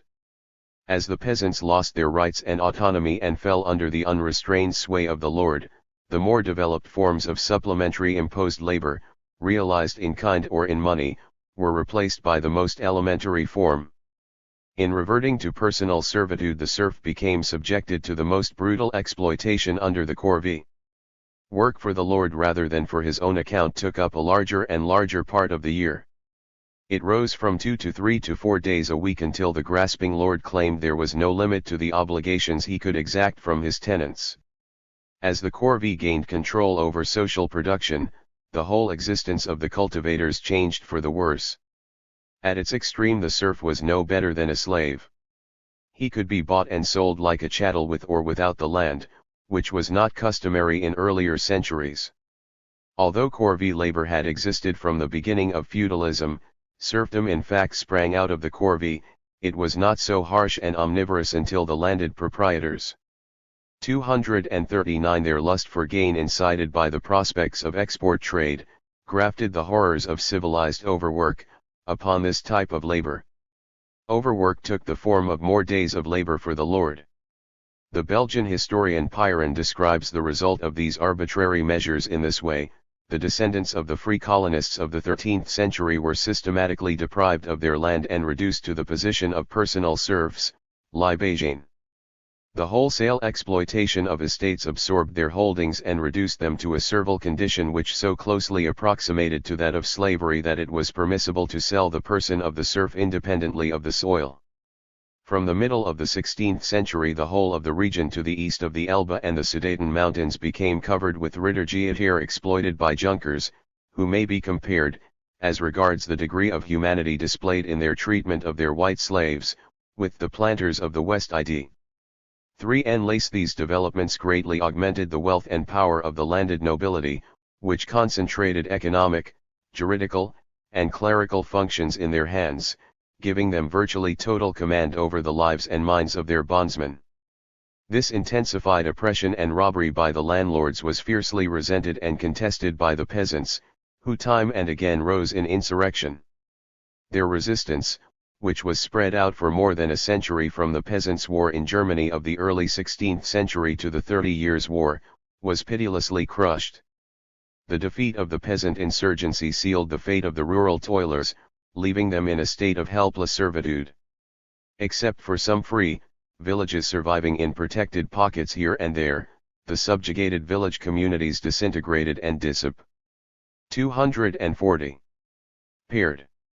Thus the second edition of serfdom was consolidated on the expropriation and coercion of the peasantry, just as serfdom was instituted in Latin America on the forced labor of the aboriginal population and slavery on the importation and bondage of the African peoples. The second serfdom, oriented to the production of commodities for the international market, was not a mere replica of the first, which was based on the growing and making of products for local consumption. It was a reversion in form but not in substance. Whereas the serfs originally created use values according to custom, the overworked bondsmen of the new dispensation had to produce more and more exchange values. Far from reproducing the pristine state of affairs, the second serfdom was a novel combination with dual characteristics, imposed by the higher laws of social development that forcibly merged an old mode of production with a new form of exchange. The second serfdom, whereby the surplus agricultural product entered the European market, was a product of the uneven development of capitalism in its rise and feudalism in its decline. It was a specific phenomenon that could take root and flourish only in essentially backward agrarian countries with an underdeveloped social division of labor and a dispersed rural population, lacking a strong central authority or thriving commercial centers to which the peasants and serfs could flee and be absorbed. Such a feudalized society in Eastern Europe was suitable for economic annexation by the more advanced countries of Western Europe with a high degree of commodity production, exchange, and monetary relations. Capitalism preserves and uses for its own purposes all forms of labor, provided they remain subordinate to its mastery. The combination of capitalist relations with pre-capitalist methods of production that took place on all 241 continents during the transition from feudalism to capitalism presupposed the coexistence of social formations on disparate levels of historical development. This was not an unprecedented phenomenon. After all, feudalism itself had originated as a composite of the decayed remains of Roman civilization and Germanic barbarism integrated with the technological innovations, particularly in agriculture, of the early Middle Age. So too the North American Indian trappers living in collective tribal conditions hunted and exchanged their skins and furs for goods, firearms, whiskey, and money offered by the great trading companies or their factors. In Latin America the colonial powers and landed aristocrats subjugated native peoples and reduced them to serfdom, instituting feudal relations of production and forms of ownership in the service of mercantile and money-lending capital. Such hybrids are inevitable when backward societies come under the sway of higher ones, wherever, that is, disproportionate historical and social development is present and active. Similar crossbreeds arose in industry as well as agriculture. Whereas manufacture, the primary stage of capitalist industry, was carried on in Western Europe in cottage industry or by wage labor, in the Russia of the 18th and early 19th centuries many manufacturing enterprises employed serf labor. Indeed, as Trotsky pointed out, the landlords who owned factories were the first among their caste to favor replacing serfdom by wage IA or. History exhibits manifold variations even within a single mode of production. There were not only two editions of feudalism east of the Elbe but, as we have indicated, pronounced contrasts between the feudal societies of Western and Eastern Europe. The rich and diversified urban activity. 242. Ties of the former gave it a progressive character that led on to the independent evolution of capitalism. The retarded urban and industrial development, the stunted growth of the bourgeoisie, the lack of differentiation among the peasantry, and the generally adverse political and cultural conditions gave a sluggish and reactionary stamp to Eastern Europe that facilitated the imposition of the second serfdom upon it. In the Western Hemisphere the vigor of bourgeois relations in the British colonies of the North American seacoast gave an impetus to their advancement along capitalist lines that eventuated in revolutionary consequences. On the other hand, the weakness of bourgeois forces coupled with the strength of feudal and semi-feudal institutions under the Spanish and Portuguese conquerors stunted the development of capitalist relations in Latin America and perpetuated its backwardness. As A. Casanova and C. Perrin note in their introduction, the second edition of serfdom itself passed through very uneven phases of development from place to place and from one century to another. This phenomenon, they write, involved a lengthy process, extending from the 16th to the 18th centuries, unrolling at paces and in forms and stages that differ for Germany, where the essential stages are the Peasants' War and the 30 Years' War, Poland, Russia, Hungary or still more Romania, where the expansion of the system is complicated and relatively late. As Romania demonstrated, even parts of the same nation were unequally developed. After the breakup of primitive collectivism it is rare to find a pure and simple social formation without weighty carryovers from earlier forms of life and labor. The distinguished French medievalist Marc Bloch observed, "Feudal Europe was not all feudalized in the same degree.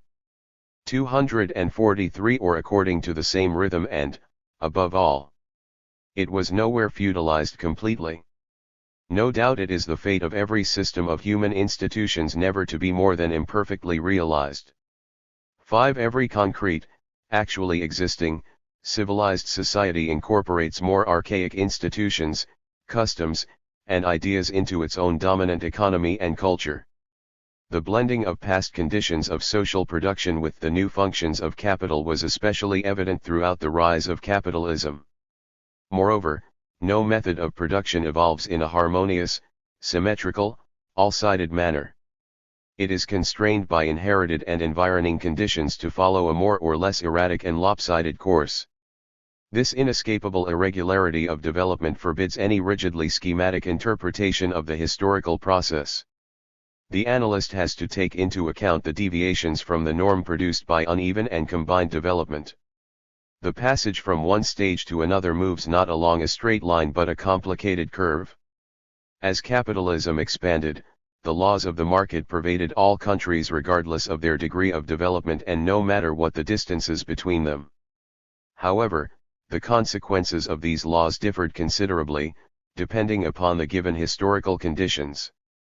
The heterogeneity in the socio-economic development of Central and Eastern Europe and Western Europe in the infancy of the capitalist system left its imprint upon the entire subsequent course of European and world history and had fateful consequences for its peoples. Indeed, the key to the evolution of Eastern Europe and Russia from the 16th to the 20th centuries is to be found in the role played by the Second Serfdom. 244. It saddled an onerous backwardness upon these nations from which they have still not fully recovered. The corvée remained intact in Russia until the reform of 1861, and even then this moribund system of economy hung on. In his first major work, The Development of Capitalism in Russia, Lenin devoted a chapter to the landowner's transition from corvée to capitalist economy, which contained the following pertinent paragraph. Thus capitalist economy could not emerge at once, and corvée economy could not disappear at once. The only possible system of economy was, accordingly, a transitional one, a system combining the features of both the corvée and the capitalist systems. And indeed, the post-reform system of farming practiced by the landlords bears precisely these features. With all the endless variety of forms characteristic of a transitional epoch, the economic organization of contemporary landlord farming amounts to two main systems, in the most varied combinations. Labor service. In a footnote, Lenin explains that this is another term for corvée. G.N. System and the capitalist system. The systems mentioned are actually interwoven in the most varied and fantastic fashion. On a mass of landlord estates there is a combination of the two systems, which are applied to different farming operations.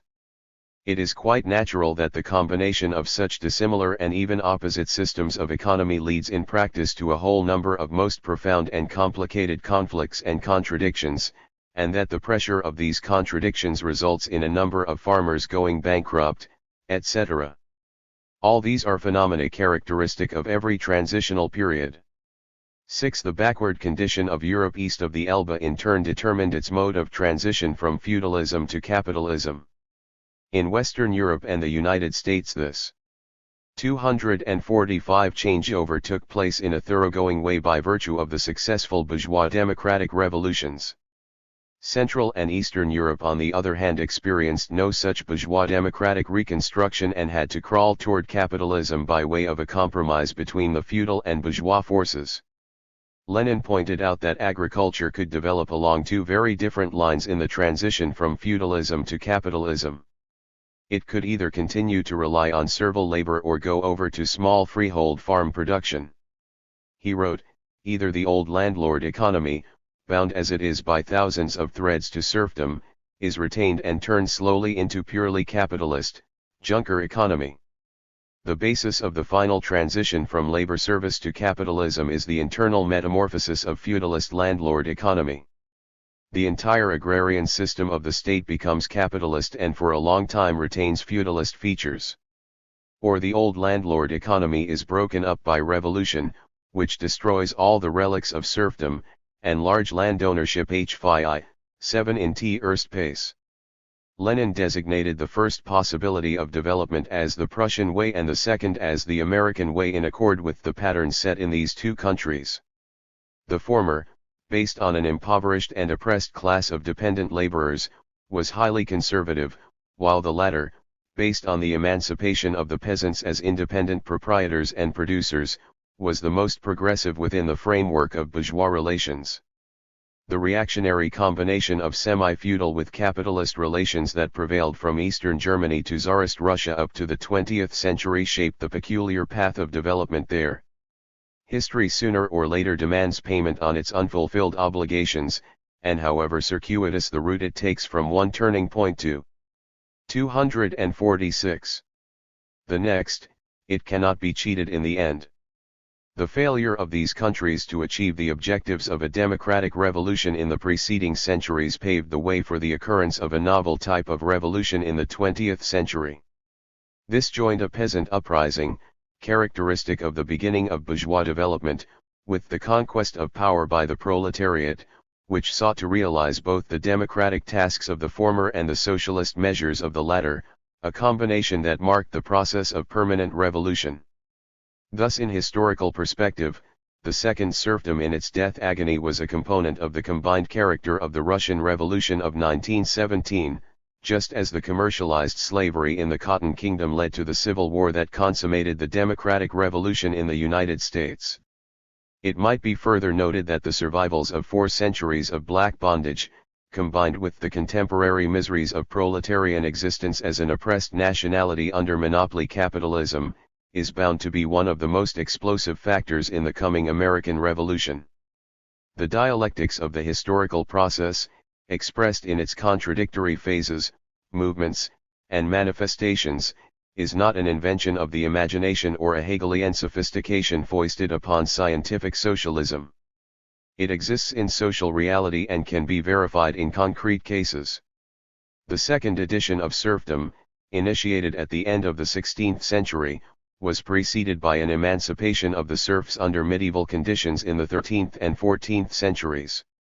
And it was followed in the post-reform period of Tsarist Russia by a transitional form in which corvée labor was intermingled with hands hired by the year, season, or day. Contrary to the mechanical thinkers, a given cause can 247 have very different effects, depending on the context.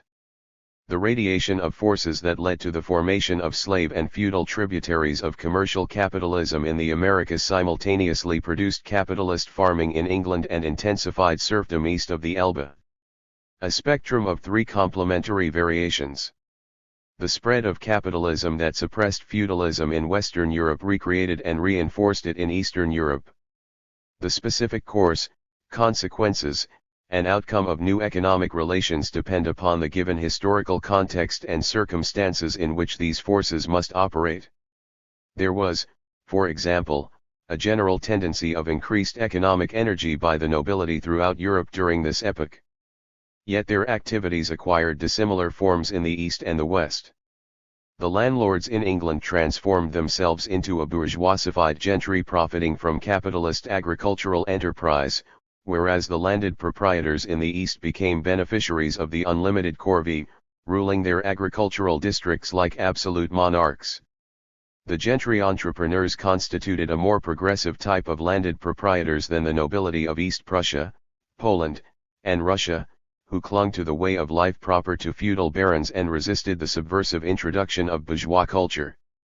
To be sure, at a later stage the Junkers themselves more and more approximated the category of landlord entrepreneurs, as did the cotton planters of the southern slave states.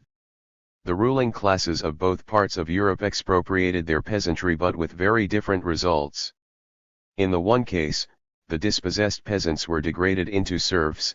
In England they became landless and propertyless proletarians, raw material for capitalist exploitation as wage workers in agriculture or manufacture. 248. The efficient cause for the strengthening of serfdom as the fundamental form of labor organization in Central and Eastern Europe came from the influences exerted by foreign commercial capital. But this economic driving force had to find the existing social structure susceptible to its penetration. While natural, geographical, technological, and other factors played a role in the process, its outcome was determined by the alignment of the class forces engaged in struggle. The correlation between the noble landlords and the agrarian population was most decisive. But their respective strengths were conditioned by the presence or absence and the active intervention of other social forces on the arena. Here the peasants were immensely disadvantaged. The state backed up the nobility. There was no strong and oppositional urban bourgeoisie or aggressive petty bourgeoisie to give aid and leadership to the rural rebels, as in the West. The rich merchants allied themselves by and large with the feudal reaction. The isolated and scattered peasants could not prevent the lords from suppressing their defensive efforts and reducing them to abject servitude. At all stages of its development, capitalism has produced inequalities between the imperial powers and the less developed peoples they directly or indirectly subjected. Outside Europe these were incorporated into their colonial systems. Within Europe the backward peoples of the East on a lower economic level labored for the benefit of the West. Just as contemporary imperialism blocks and holds back the economic and cultural progress of the colonial world, so Dutch, English, and West European capital took the feudalists into tow, upheld their power, and deformed and checked the development of their countries along capitalist lines. Not the city and its culture but rather the 249 village and the manor acquired supremacy, consolidated themselves, and dictated the further mode of development. There was a comparable contrast between the slave-holding South and the free North in the United States. The phenomenon of the second serfdom in Europe casts light upon the issues involved in the contemporary debate over the relations between capitalism and feudalism in Latin America from the 16th to the 20th centuries. Two positions have been defended in this discussion.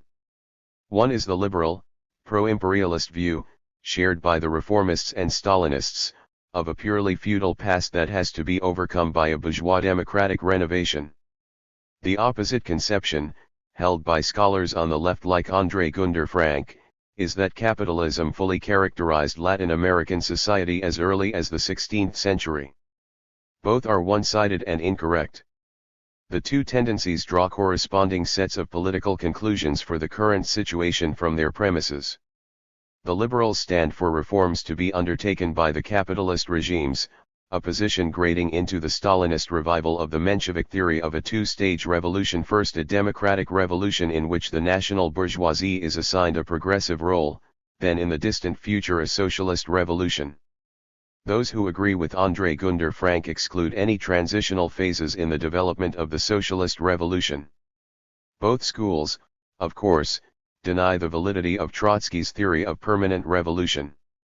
Just as economic pressures from Western Europe produced the second serfdom in the East, similar pressures created a first edition of serfdom in Latin America. Both of these formations had a combined character resulting. 250. From the adaptation of a primitive culture to the more advanced one.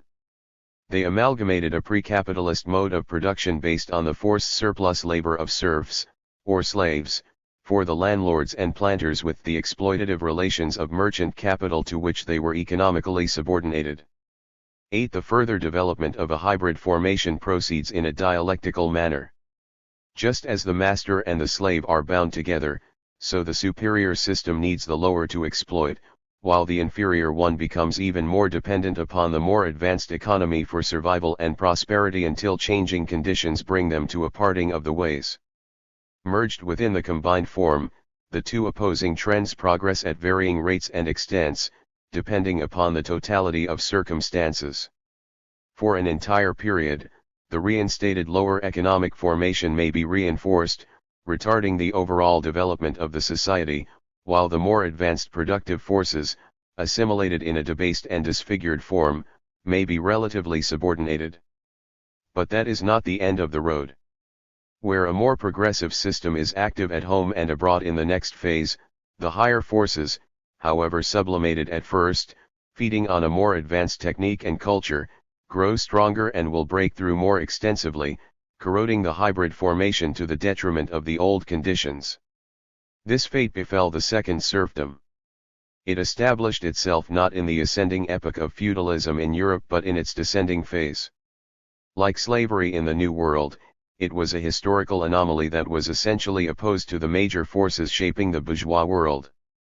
As a mixed offspring of capitalism in its rise to world supremacy, corvée labor burned brightly before it suffered extinction.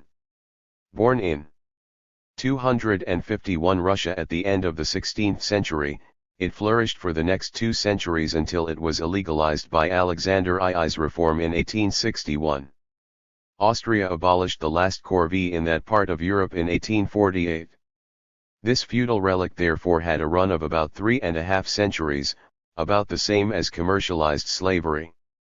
This differential growth of the old forms and the new in backward countries where pre-capitalist systems of economy are first implanted and invigorated, and thereafter devitalized and eliminated, exemplifies the contradictory pattern of historical progress, the essence of its dialectic.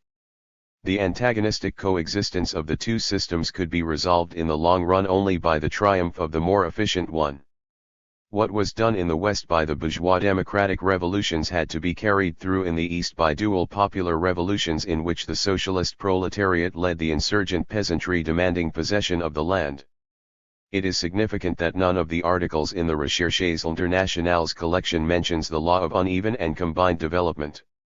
Since all the writers live in Eastern Europe or the Soviet Union, they may never have heard of it.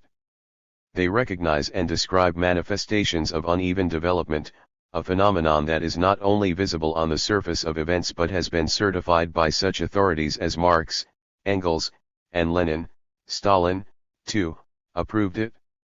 However, the authors do not go beyond this point of empirical observation to a profounder theoretical insight into the main features of the transition from feudalism to capitalism that have a combined character.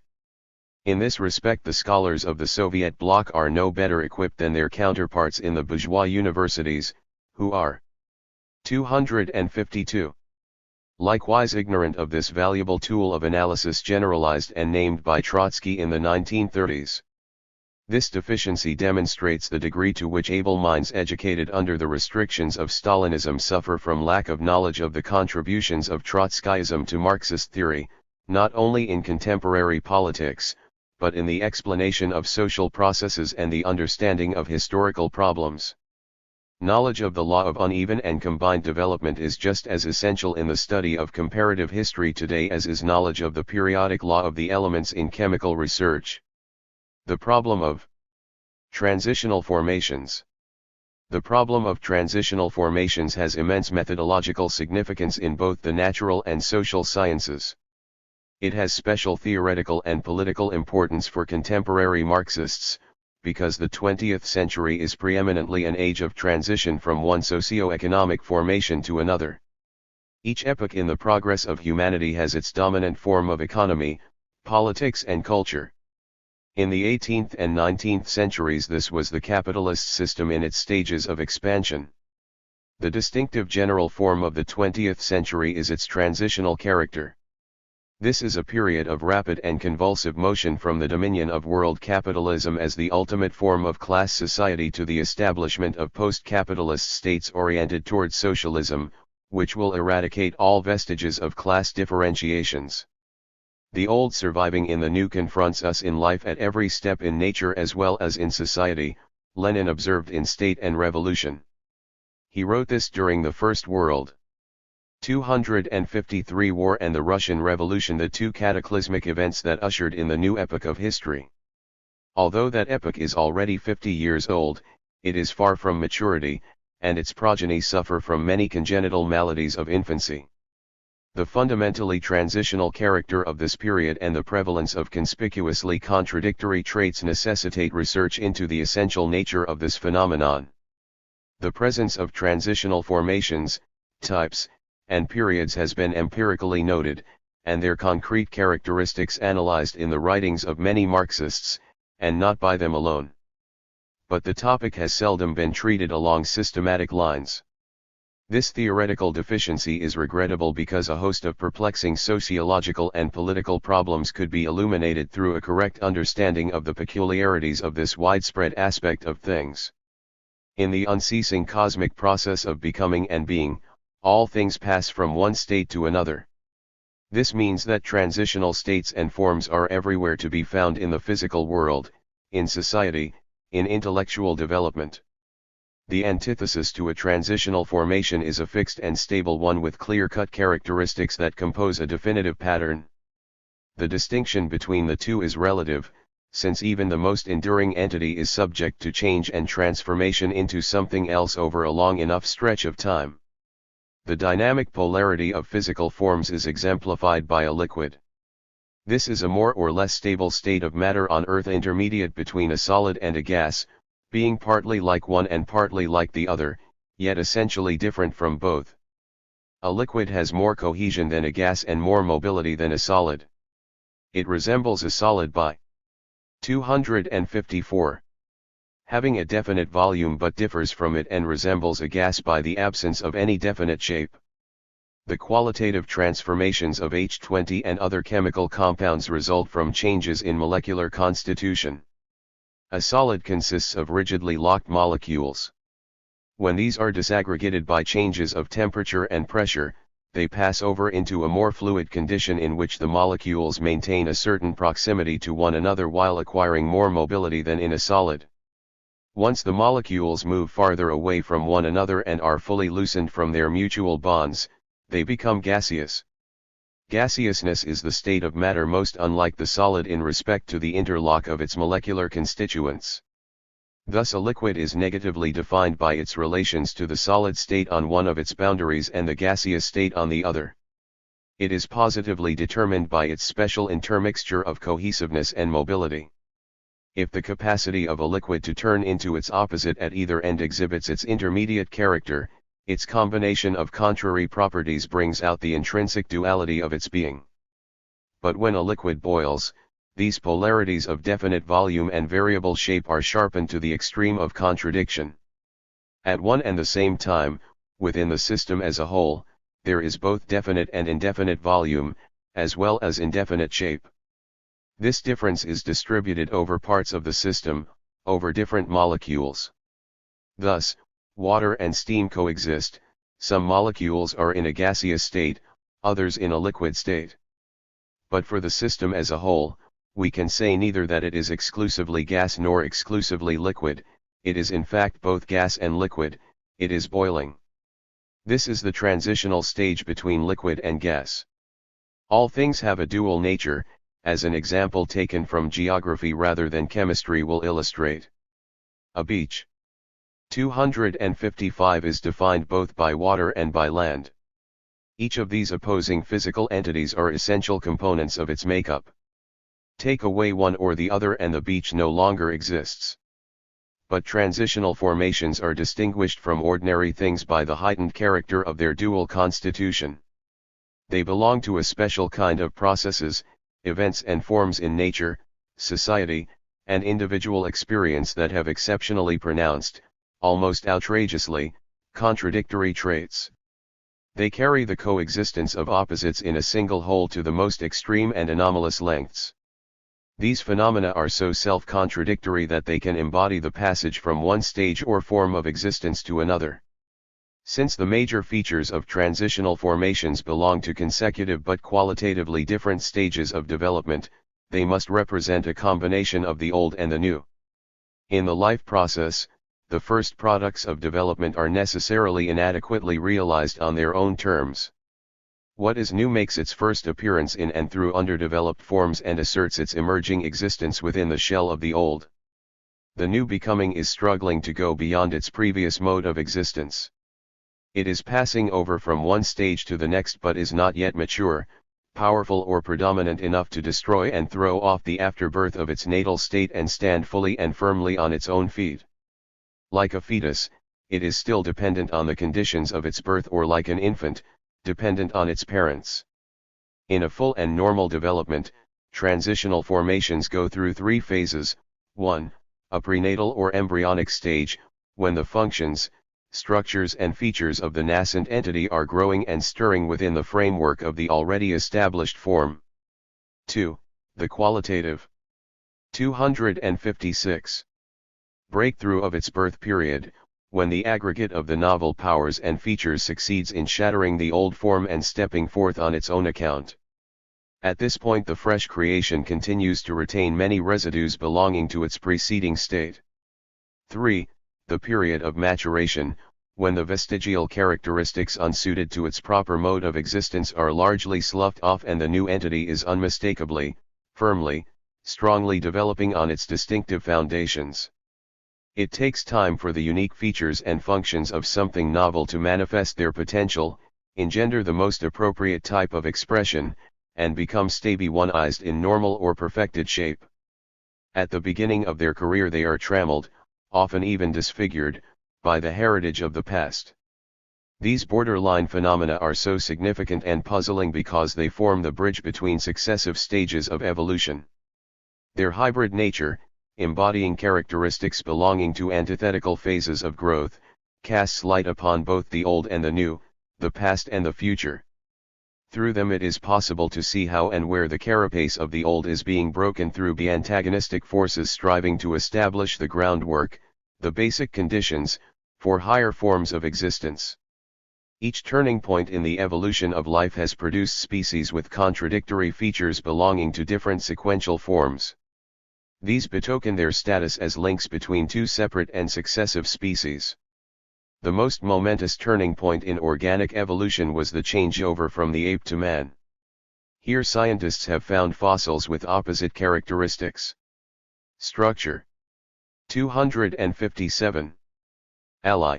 The South African Australopithecus was not altogether an ape nor altogether a man, it was something in between.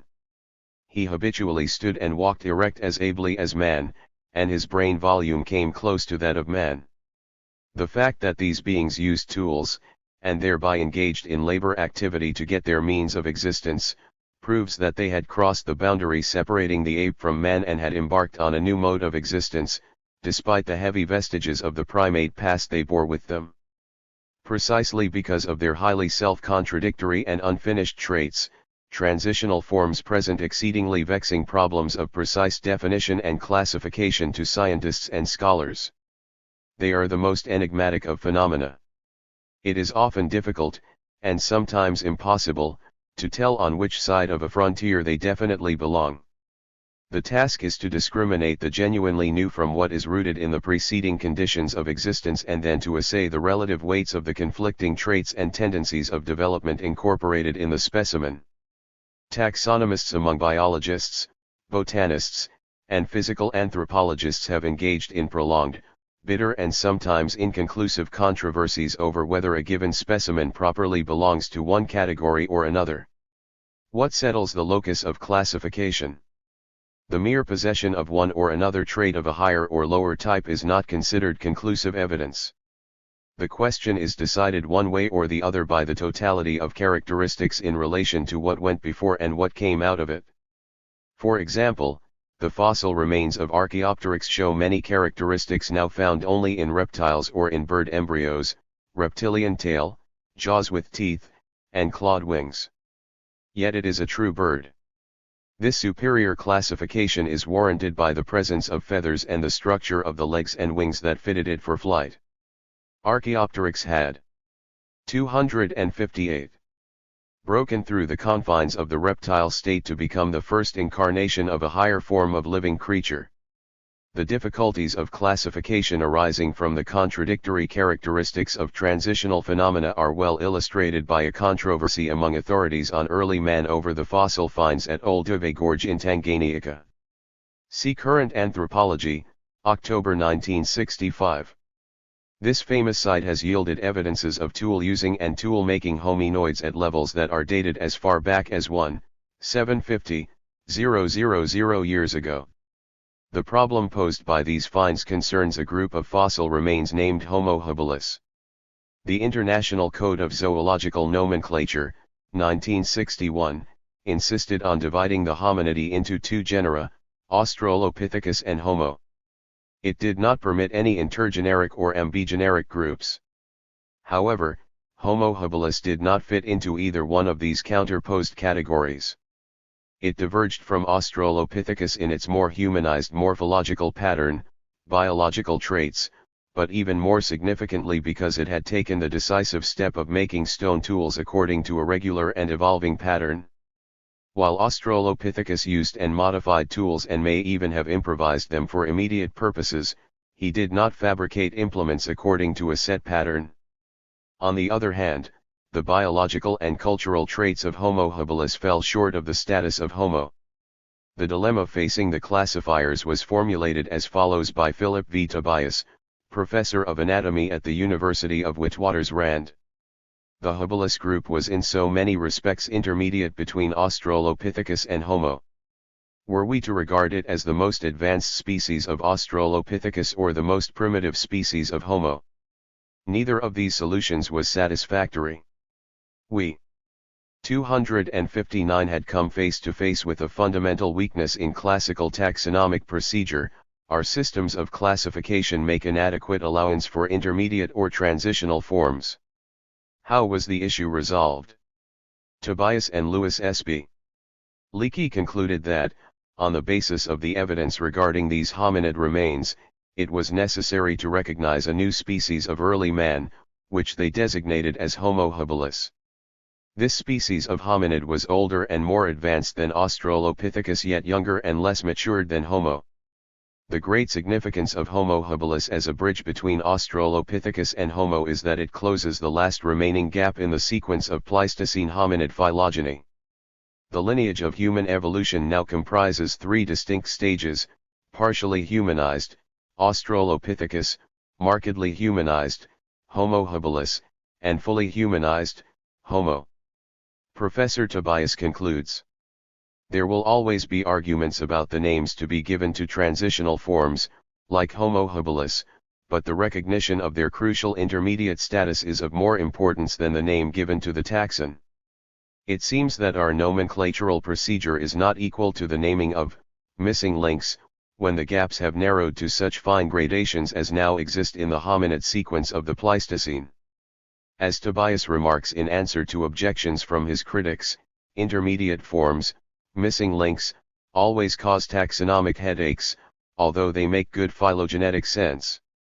Once it had been established that Homo habilis did not properly belong to either group, it had to be accorded a separate status. What that should be was determined by 260. Its specific place in the evolutionary ascent of man. It was not an Australopithecus because it had attained the capacity to make tools with the aid of other tools. Yet it had not progressed sufficiently along the road of humanization to justify inclusion with Homo. There was no alternative except to recognize it as a new and distinct species of the genus Homo. Tobias suggests that the new group of hominids might have been designated Australopithecus Homo habilis. The compromise of making it a subcategory would have brought out its emergent position but not its distinctive nature or subsequent destiny. It evidently has enough important attributes of its own to deserve independent status. Like all transitional formations, the qualitative difference of Homo habilis consisted in its peculiar combination of features, one set resembling its predecessor, the other anticipating its successor. The relative weight of these contradictory features changed in the course of its development. It moved away from and beyond the antecedent genus as it more closely approached the earliest members of the next higher stage. Hegel supplied a key to comprehending transitional formations by the concepts of determinate being and limit analyzed in the first section of the Logic. Anything is what it is by virtue of the negations that set its qualitative limits. Both what it comes out of and what it passes into are essential elements of its being. This being is a perpetual process of becoming, of continual determination and redetermination through the interaction of the conflicting forces within itself. These drive it forward to becoming something other than it has been or is. Thus Homo habilis is to be designated as a determinate being, that is, a qualitatively distinct grouping bounded on one side by Australopithecus and on the other side by 261 Homo. This transitional species is delimited through its organic connections with both the anterior and posterior stages of human evolution. Its special standing depends on its qualitative differences from these opposing determinants. To the extent that these differences are effaced, it passes over into and merges with one or the other.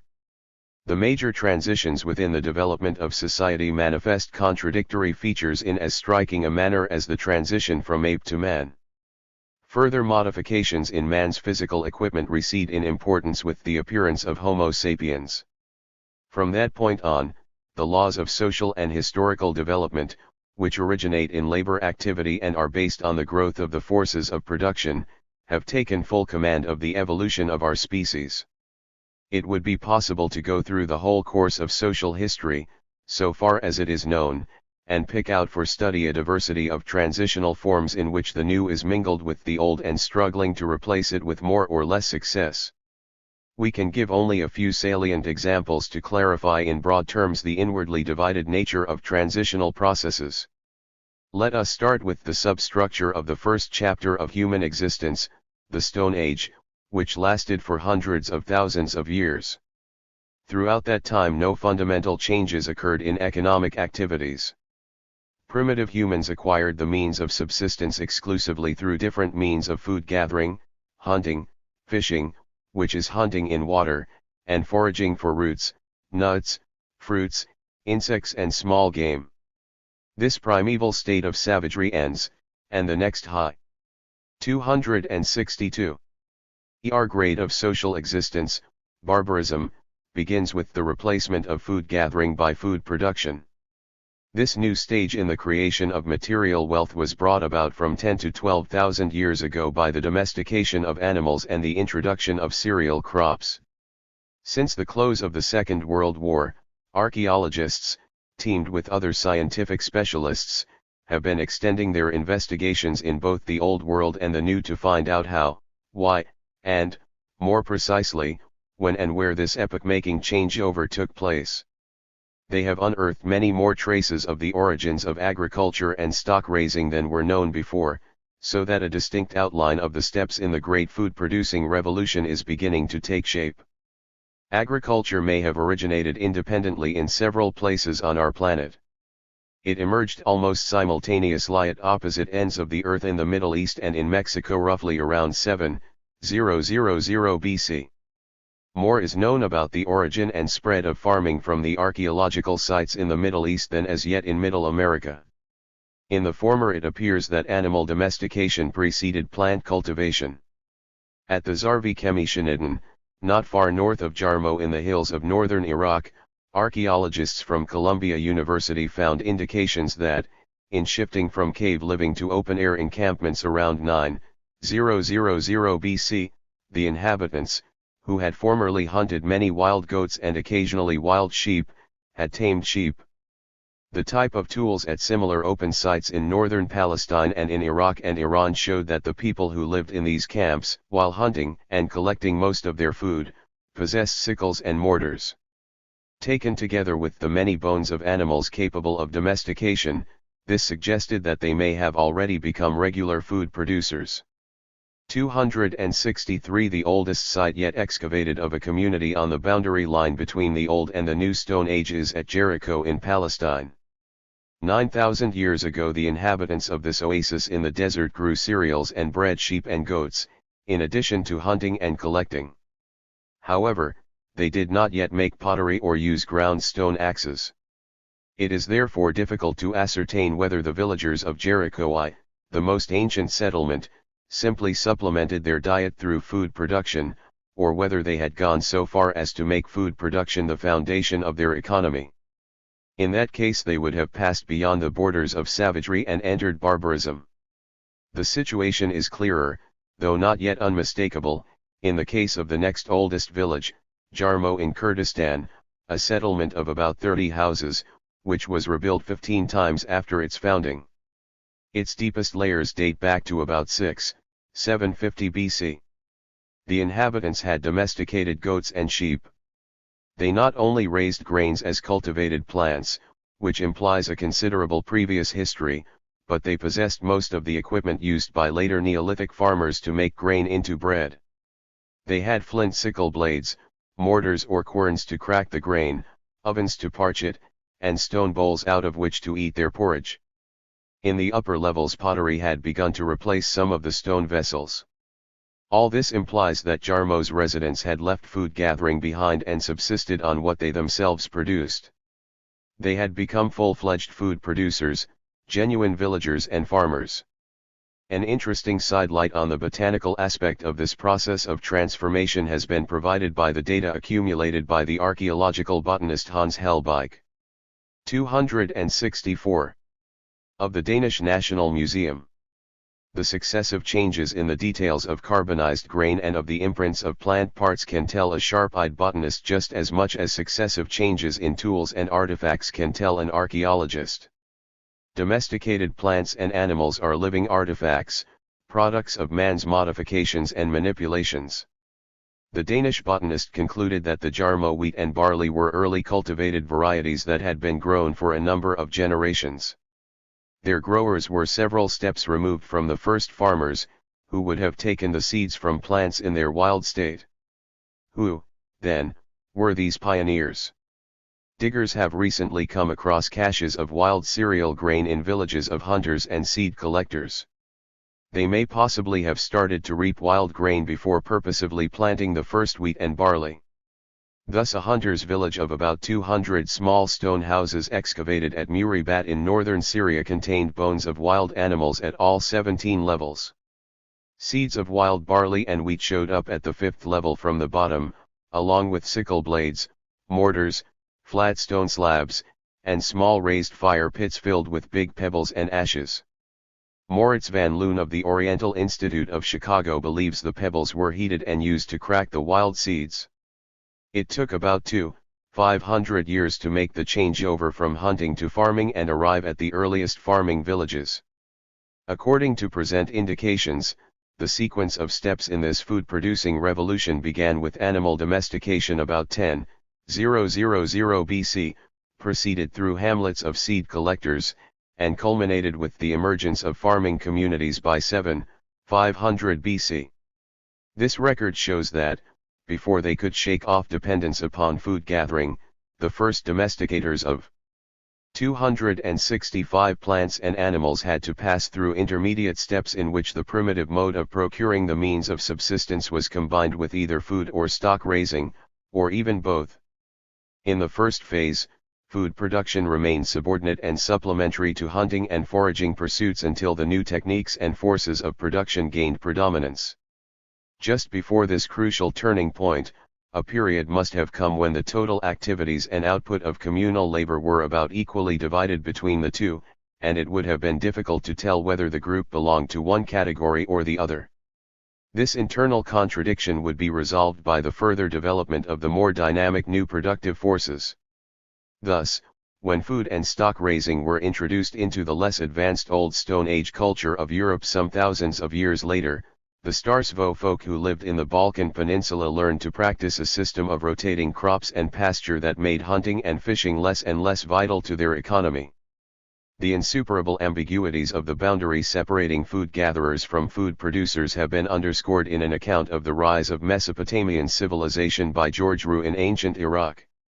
We cannot with the material at our disposal pinpoint the crucial passage from a food gathering to a food producing economy. It can be argued that hoes could be used for uprooting as well as for tilling, sickles for reaping naturally growing or cultivated wheat, querns and mortars for grinding and pounding wild seeds or even mineral pigments, and it is not always easy to decide whether bones of sheep or cattle belong to wild or to domesticated animals. All considered, our best criterion is perhaps the presence on a 266 site of permanent habitations, for agriculture ties man to the land. But here again, it is sometimes difficult to draw a firm line between the stone huts of hunters, for whom agriculture was an occasional activity, and the farms of fully settled peasants. Agriculture is the basis for the permanent human settlements that have supplied the main motive forces for progress since savagery. The village, town and city are the three kinds of communities that line the road from barbarism to civilization. The evolution of the village to the city highlights the transitional and contradictory character of the town, the second link in the sequence of human habitations. Agriculture consolidated and proliferated, if it did not actually create, the village. This type of enduring settlement is the cell, the basic unit, of all social structures rooted in agriculture. These comprise forms of society extending all the way from the birth of barbarism up to industrial capitalism. The problem of transitional formations is most sharply posed after the emergence of the farming community by the development of the village into the city at the beginnings of civilization. Based on farming or mixed farming with family handicrafts, the village is common to both barbarism and civilization. It is small in numbers, self-subsistent, with a rudimentary division of social labor. The town is an enlarged village growing out of the expansion of the forces of production. It is an agglomeration of permanent residents situated between the village and the city and transitional between them. It is difficult to draw a clear-cut line between a village and a town, but there is a definite point at which the town grows over into a city. 267 The city is not only quantitatively but also qualitatively different from either a village or a town, because it has a different economic foundation. It is the outgrowth of a far more advanced division of labor between the rural and urban inhabitants. The kings, priests, officials, soldiers, artisans and merchants in the cities do not produce their own food. They subsist on the surplus food coming from the output of the direct producers, farmers or fishermen, who may in some cases dwell within the city precincts but for the most part reside in village communities outside its walls or borders.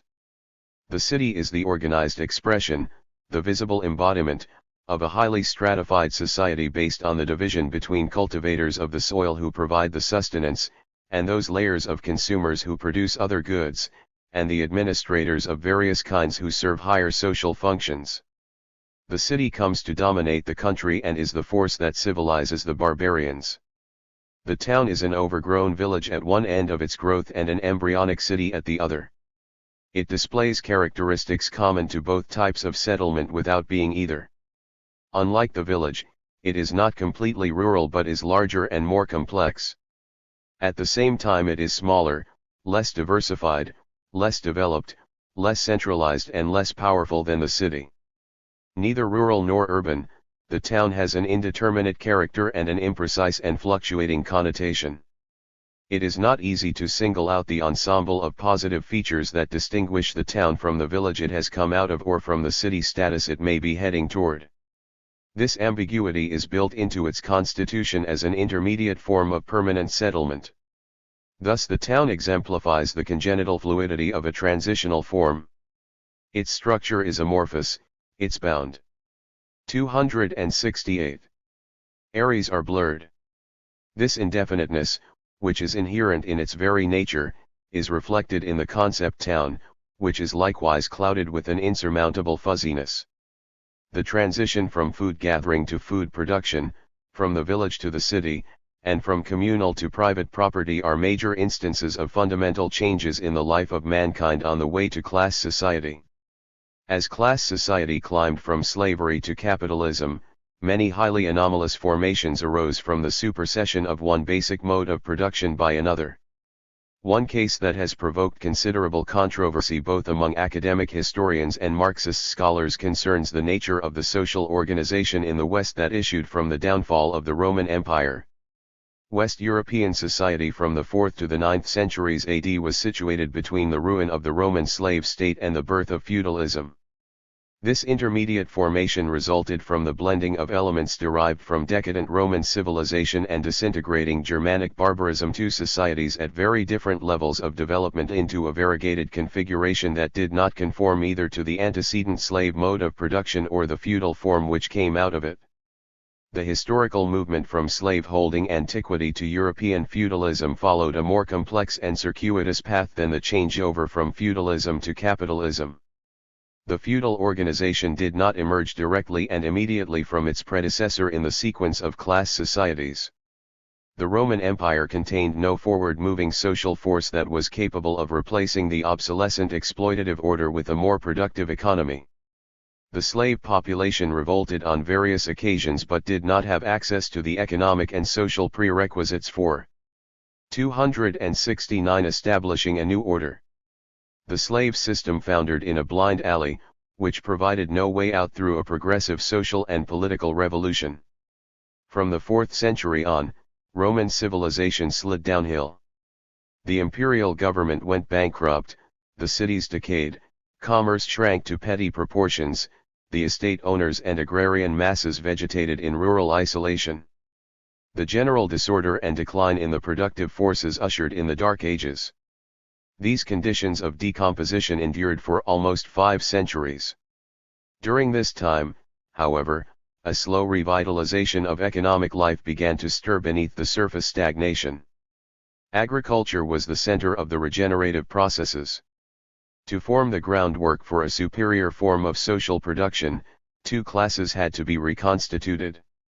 One was the laboring force of the cultivators of the soil, the other was the class of landed proprietors. The original nucleus of the subject peasantry came from the small farmers, or coloni, though not as they were under Roman rule. The coloni passed from their marginal status as semi-serfs under Roman rule to the status of free farmers organized in dispersed communities until, fleeing from hunger, distress and danger, they fell in considerable numbers under the protection and therewith the domination of the landed gentry. Their masters were also of a new breed. They were made up of the newly created nobility, military caste and church hierarchy that grew into a distinct and powerful agrarian aristocracy from 500 to 1000 AD. The main seat of Western feudalism was not in Italy but in France and Germany. The transformation of the Germanic conquerors of Rome from barbarism to feudalism was more determinative of the future than their concomitant conversion to Christianity because of the Independence. 270. Able contributions they made to the post-imperial social organization. The dissolution of tribal and clan ties led to pronounced social differentiations among the Franks and other peoples. From more or less equalized members of tribal groupings, the mass of the agricultural population changed first into free peasants and thereafter into serfs as they became impoverished and passed into hereditary submission to their liege lord. Serfdom seems to have become widely established beginning with the 9th century. Although feudalism depended upon large land holdings as a property form, it was not rooted in large-scale production. Cultivation of the soil was carried on by petty producers.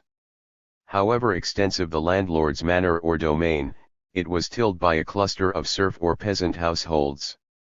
The economic transition from slavery to feudalism therefore consisted in the replacement of the slave latifundia of the Roman proprietors and the individual households of the Germanic communities by a more productive type of small farming. The invaders provided important ingredients for raising the technical and social level of the nascent feudal regime. They introduced such new crops as rye, oats, spelt, and hops, along with soap and butter. The heavy-wheeled plough permitted the development of the three-field system of tillage on which the medieval manor depended. Thanks to the horse collar, the tandem harness and the iron shoe, horses could be used in place of oxen for pulling the plough. They had 4 times the tractive power of earlier draft animals. Another key innovation was the water wheel, which was known to antiquity but utilized only in the simplest form. The medieval water mills were large and costly installations that belonged to the feudal lords, but to which 271 their dependents could bring their grain for grinding. The creation of a more efficient agricultural technology during the Dark Ages paved the way for increasing agricultural productivity in Northern Europe from the 9th century on. As Professor Lynn White points out in Technology and Invention in the Middle Ages, in technology, at least, the Dark Ages mark a steady and uninterrupted advance over the Roman Empire. Certain features carried over from tribal collectivism were equally consequential in preparing the advent of the new order. When the lands conquered by the Germans were allotted to individual households and the hierarchy of subordinates and superiors arose, woods and pastures were reserved for common use, and many other customs of collective activity were retained. These vestiges of common possession incorporated into the agrarian economy strengthened communal solidarity, made the serfs and villeins less dependent upon their masters, and gave the mass of rural toilers some measure of control over their means of livelihood, which mitigated their servitude and enhanced their margin of freedom. The society that stretched from the Roman to the Carolingian empires was a conglomerate of elements encompassing slavery, barbarism, peasant farming and incipient feudal relations. The feudal structure eventually crystallized out of this variegated plasma as both the Roman dependents and the Germanic settlers forfeited their positions as free peasants and entered serfdom. The contradictory course of development that marked the prolonged period of transition from Roman slavery to the feudal age invalidates any rigid scheme of historical evolution predicated on an undeviating line of succession from one form of production to the next. The native population of the Romano-Germanic world sank to a lower 272 level of production and culture before it went on to assemble the conditions for a higher mode of existence. This discontinuity in economic growth illustrates the dialectical nature of the concrete processes of social evolution. Far from following prescribed paths in a mechanical manner, the peoples of the past have often fallen backward before taking the next step in historical progress. Capitalism did directly supplant feudalism in Western Europe and, in the course of doing so, brought forth an assortment of transitional economic phenomena. Among these was manufacture, which, as the bridge between medieval and modern industry, was one of the pivotal developments in the emergence of bourgeois society. In the urban craft guilds, the master handicraftsman possessed all the means of production, from the raw materials to the shop, which usually housed both his family and workforce of apprentices and journeymen. He sold the finished product in a local and regulated market and pocketed the proceeds. This simple small-scale commodity production was extremely restricted, dispersed, routinized, static and monopolistic. The manufacturing system bypassed, broke up and replaced the guild associations, going beyond this kind of industry in important respects.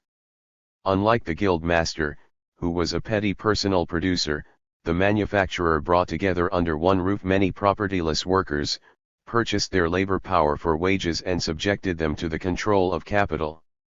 Labor thus became social instead of individual. Every element of the entrepreneur's operations was on a larger scale.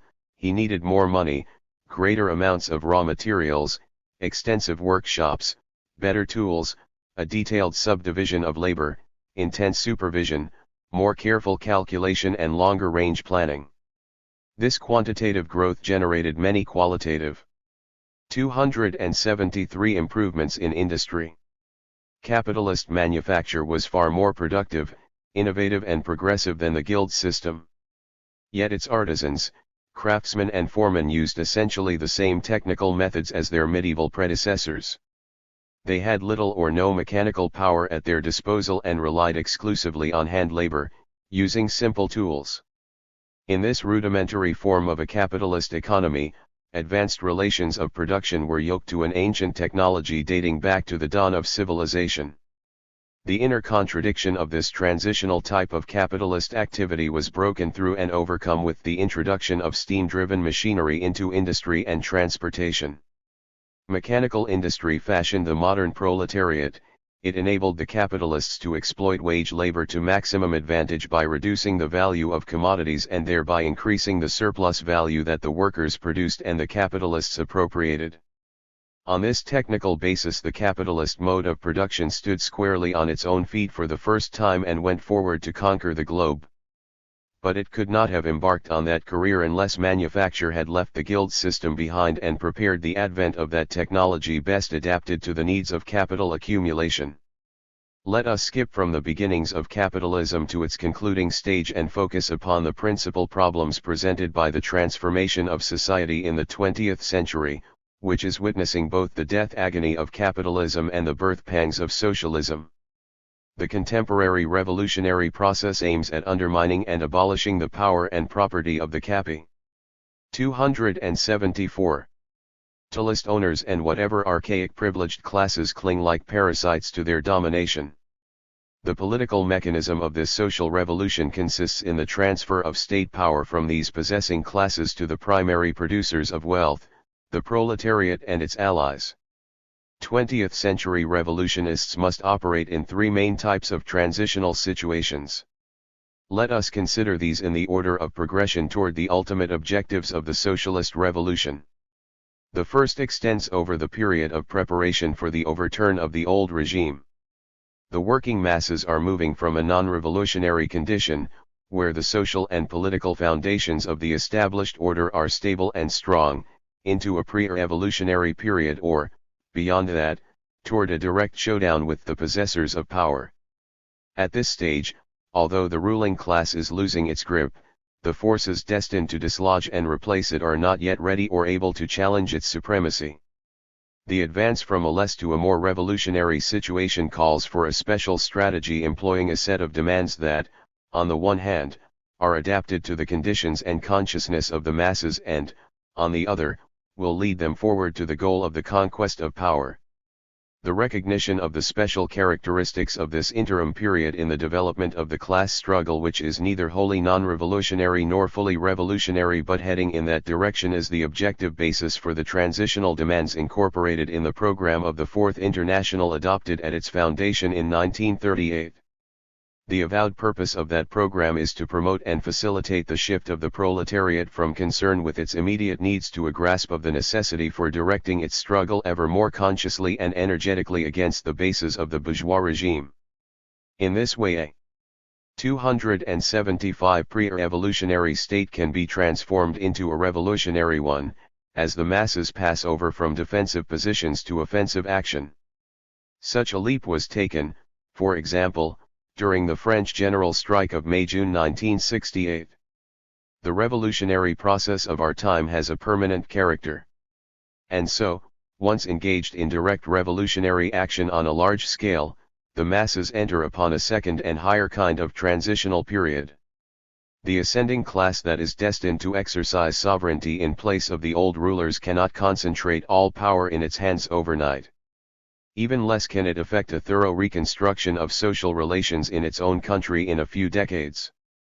Thus, after the preceding alignment of class forces has been radically upset, there usually ensues a more or less protracted interval when the capitalist or colonialist regime has been shattered, but a stable new governmental power, squarely resting on the revolutionary class forces, has yet to be securely established. During this transitional period, when the supreme power is being transferred from the old rulers to the working masses, forms of government may arise which are extremely contradictory, inwardly divided, unstable and short-lived. The first example of such an interregnum had a classical character. It was the provisional government which tried vainly to rule Russia from the February to the October revolutions in 1917. The partisans of this crippled regime sought to impose upon a nation in the flood tide of revolution a political setup which would be intermediate between Tsarism and Bolshevism, between the obsolete domination of the monarchy and the landlords and the rule of the workers and peasants, between feudalized capitalism and socialism. It was a hopeless, ill-fated experiment, because, under the given circumstances of the World War and the severity of 276. The class conflicts, no such hybrid government could solve the urgent problems of peace, bread and land. The real choice lay between a counter-revolutionary military dictatorship and the dictatorship of the workers supported by the peasantry. The provisional government and the Soviets constituted a dual power in which the contending class camps offset each other. In order to break the deadlock, one or the other of these opponents had to be smashed and eliminated. In the ensuing test of strength, the Soviets emerged victorious, thanks to the kind of leadership provided by the Bolsheviks. Since 1917, analogous situations of dual power have appeared in numerous revolutions with varying results. Cuba and Algeria have provided the most recent and dramatic instances in the colonial countries. In Cuba, by virtue of the exceptional qualifications of Castro and the July 26 leaders, the transitional period of dual power, from 1959 to 1961, eventuated in the ousting of the pro-capitalist conciliators, the consolidation of the revolutionary regime, and the expropriation of the native and foreign property owners. In Algeria, on the other hand, the revolutionary process has yet to culminate in so happy a conclusion. After the winning of national independence, the drive towards socialism was interrupted by the coup d'état against Ben Bella and has been sliding backward under Boumediene. Algeria is the prime example of an uncompleted revolution halted midway in its progress from colonialism and capitalism to a workers' state. This brings us to the third and highest category of the transitional periods in our epoch. Once the question of class power has been decisively settled with the victory of the workers and peasants, and the socio-economic bases of the new order have been laid down by the dispossession 277 of the capitalists and landlords, a new social formation begins to take shape. The workers' state necessarily has a transitional character. While it has cut loose from the exploiters of labor and taken the road to socialism, it has still to develop the productive forces and create the human relations proper to the new system. The historical task of the proletarian power is to bring the preconditions for socialism into existence on the basis of the new relations of production. This would be an arduous and prolonged job under the best conditions. Unfortunately, the world historical setting during the first 50 years of the present transitional period from capitalism towards socialism has turned out to be far more unfavorable than the founders of Marxism anticipated, because the first victorious anti-capitalist revolutions took place in countries least prepared for the new methods of production and politics. All the peoples from Russia to Cuba who drove out the possessing classes and established a revolutionary state power of a socialist type had not previously experienced any renovation of their social and political structures along bourgeois democratic lines. They were therefore obliged to undertake such pre-socialist tasks as the abolition of feudalism, agrarian reform, national independence and unification, and the democratization of their political life along with the overthrow of imperialist domination and capitalist relations. They were overloaded with the colossal combination of pre-socialist and socialist tasks at one and the same time. Their construction of a new social order has been rendered still more complicated and difficult by the encircling pressures and interference of imperialism and by their inherited economic and cultural backwardness. As a result, these transitional regimes have been subjected to varying degrees of degeneration or deformation. 278. They exhibit bizarre blends of progressive and regressive features, the first belonging to the new society in the making, the second stemming from past conditions and imperialist pressures. For example, the Soviet Union abounds in contradictions on all levels of its life. In this workers' state the workers have no political power, and freedom of expression is severely restricted. In transportation, huge jet passenger planes speed over the trackless wilderness and the dirt roads where peasant carts creak along in well-worn ruts as they have for centuries. A country in the front rank of technology, science and industry is weak in the very social sciences, political economy, sociology, history and philosophy where its Marxist heritage should make it the strongest. The Soviet public had no access to any reliable history of its revolutionary origins on the 50th anniversary of October. Such anomalies are the hallmarks of the Soviet social structure shaped and mishaped during the first phase of the epoch of transition from capitalism to socialism. However, contradictions are not only stigmas and stumbling blocks but motive forces of contention and progress. The workers' states are not stagnant but highly mobile. In the last analysis, they must either go backward to capitalism or forward to socialism. So far, none of the peoples that have abolished capitalism have restored it. In this respect, 20th century history to date has been a one-way street. This fact testifies to the immense power and vitality of the new institutions as well as to the debility and disintegration of world capitalism. The governments of the workers' states are equally in flux. They can either relapse into bureaucratic despotism or move ahead to greater democracy. The three stages in the political history of the Soviet Union since 1917 demonstrate this dialectic. After the seething democracy of the 279 early revolutionary years, the country was plunged into the dreadful darkness of Stalin's tyranny for 3 decades. Since then, too slowly but surely, there is developing a turn toward democratization that must culminate in a showdown between the bureaucrats and the workers. In Cuba, from the first, despite resistance and brief detours along the way, the main trend has been toward increased decision-making by the masses. Czechoslovakia's break from authoritarianism and its drive toward democratization in 1968 was halted and reversed by Moscow's military intervention. The program of the Fourth International likewise contains a series of transitional proposals for the struggle against bureaucratism within the degenerated and deformed workers' states. These demands are designed to accelerate and consummate the movement toward workers' democracy in the post-capitalist countries and the adoption of revolutionary socialist policies and perspectives that can lessen the birth pangs of the new society and shorten the interval between the abolition of capitalist power and private property and the creation of harmonious and equal relations for all mankind. Although post-capitalist economic relations and their superstructures have existed for half a century, they are only in the elementary stage of their historical process of formation and remain subject to all the infirmities of infancy. Furthermore, they have yet to be installed in the habitat most propitious for their growth. When bourgeois society came forth from feudal Western Europe, capitalist relations did not all at once take possession of the whole of social life. They first preempted the field of commerce, where monetary wealth was accumulated.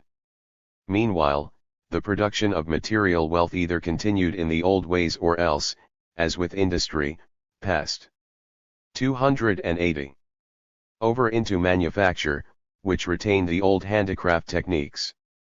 The new laws of capitalist development did not break through all limitations, take full command of economic and social life, and unfold their immense potency until the Industrial Revolution of the early 19th century, based on the steam engine, large-scale industry and the factory system, thoroughly transformed the methods of production. A comparable incompleteness has characterized, and even disfigured, the first period of the transition from capitalism to socialism. Since 1917 the laws of socio-economic development bound up with the new system of production have had to function under the least favorable and most restrictive conditions. Whereas they required the most advanced productive forces for effective operation, they were confined to the poorest and most backward countries, where they had to contend with incompetent and bureaucratized regimes at home and imperialist encirclement and hostility on a world scale.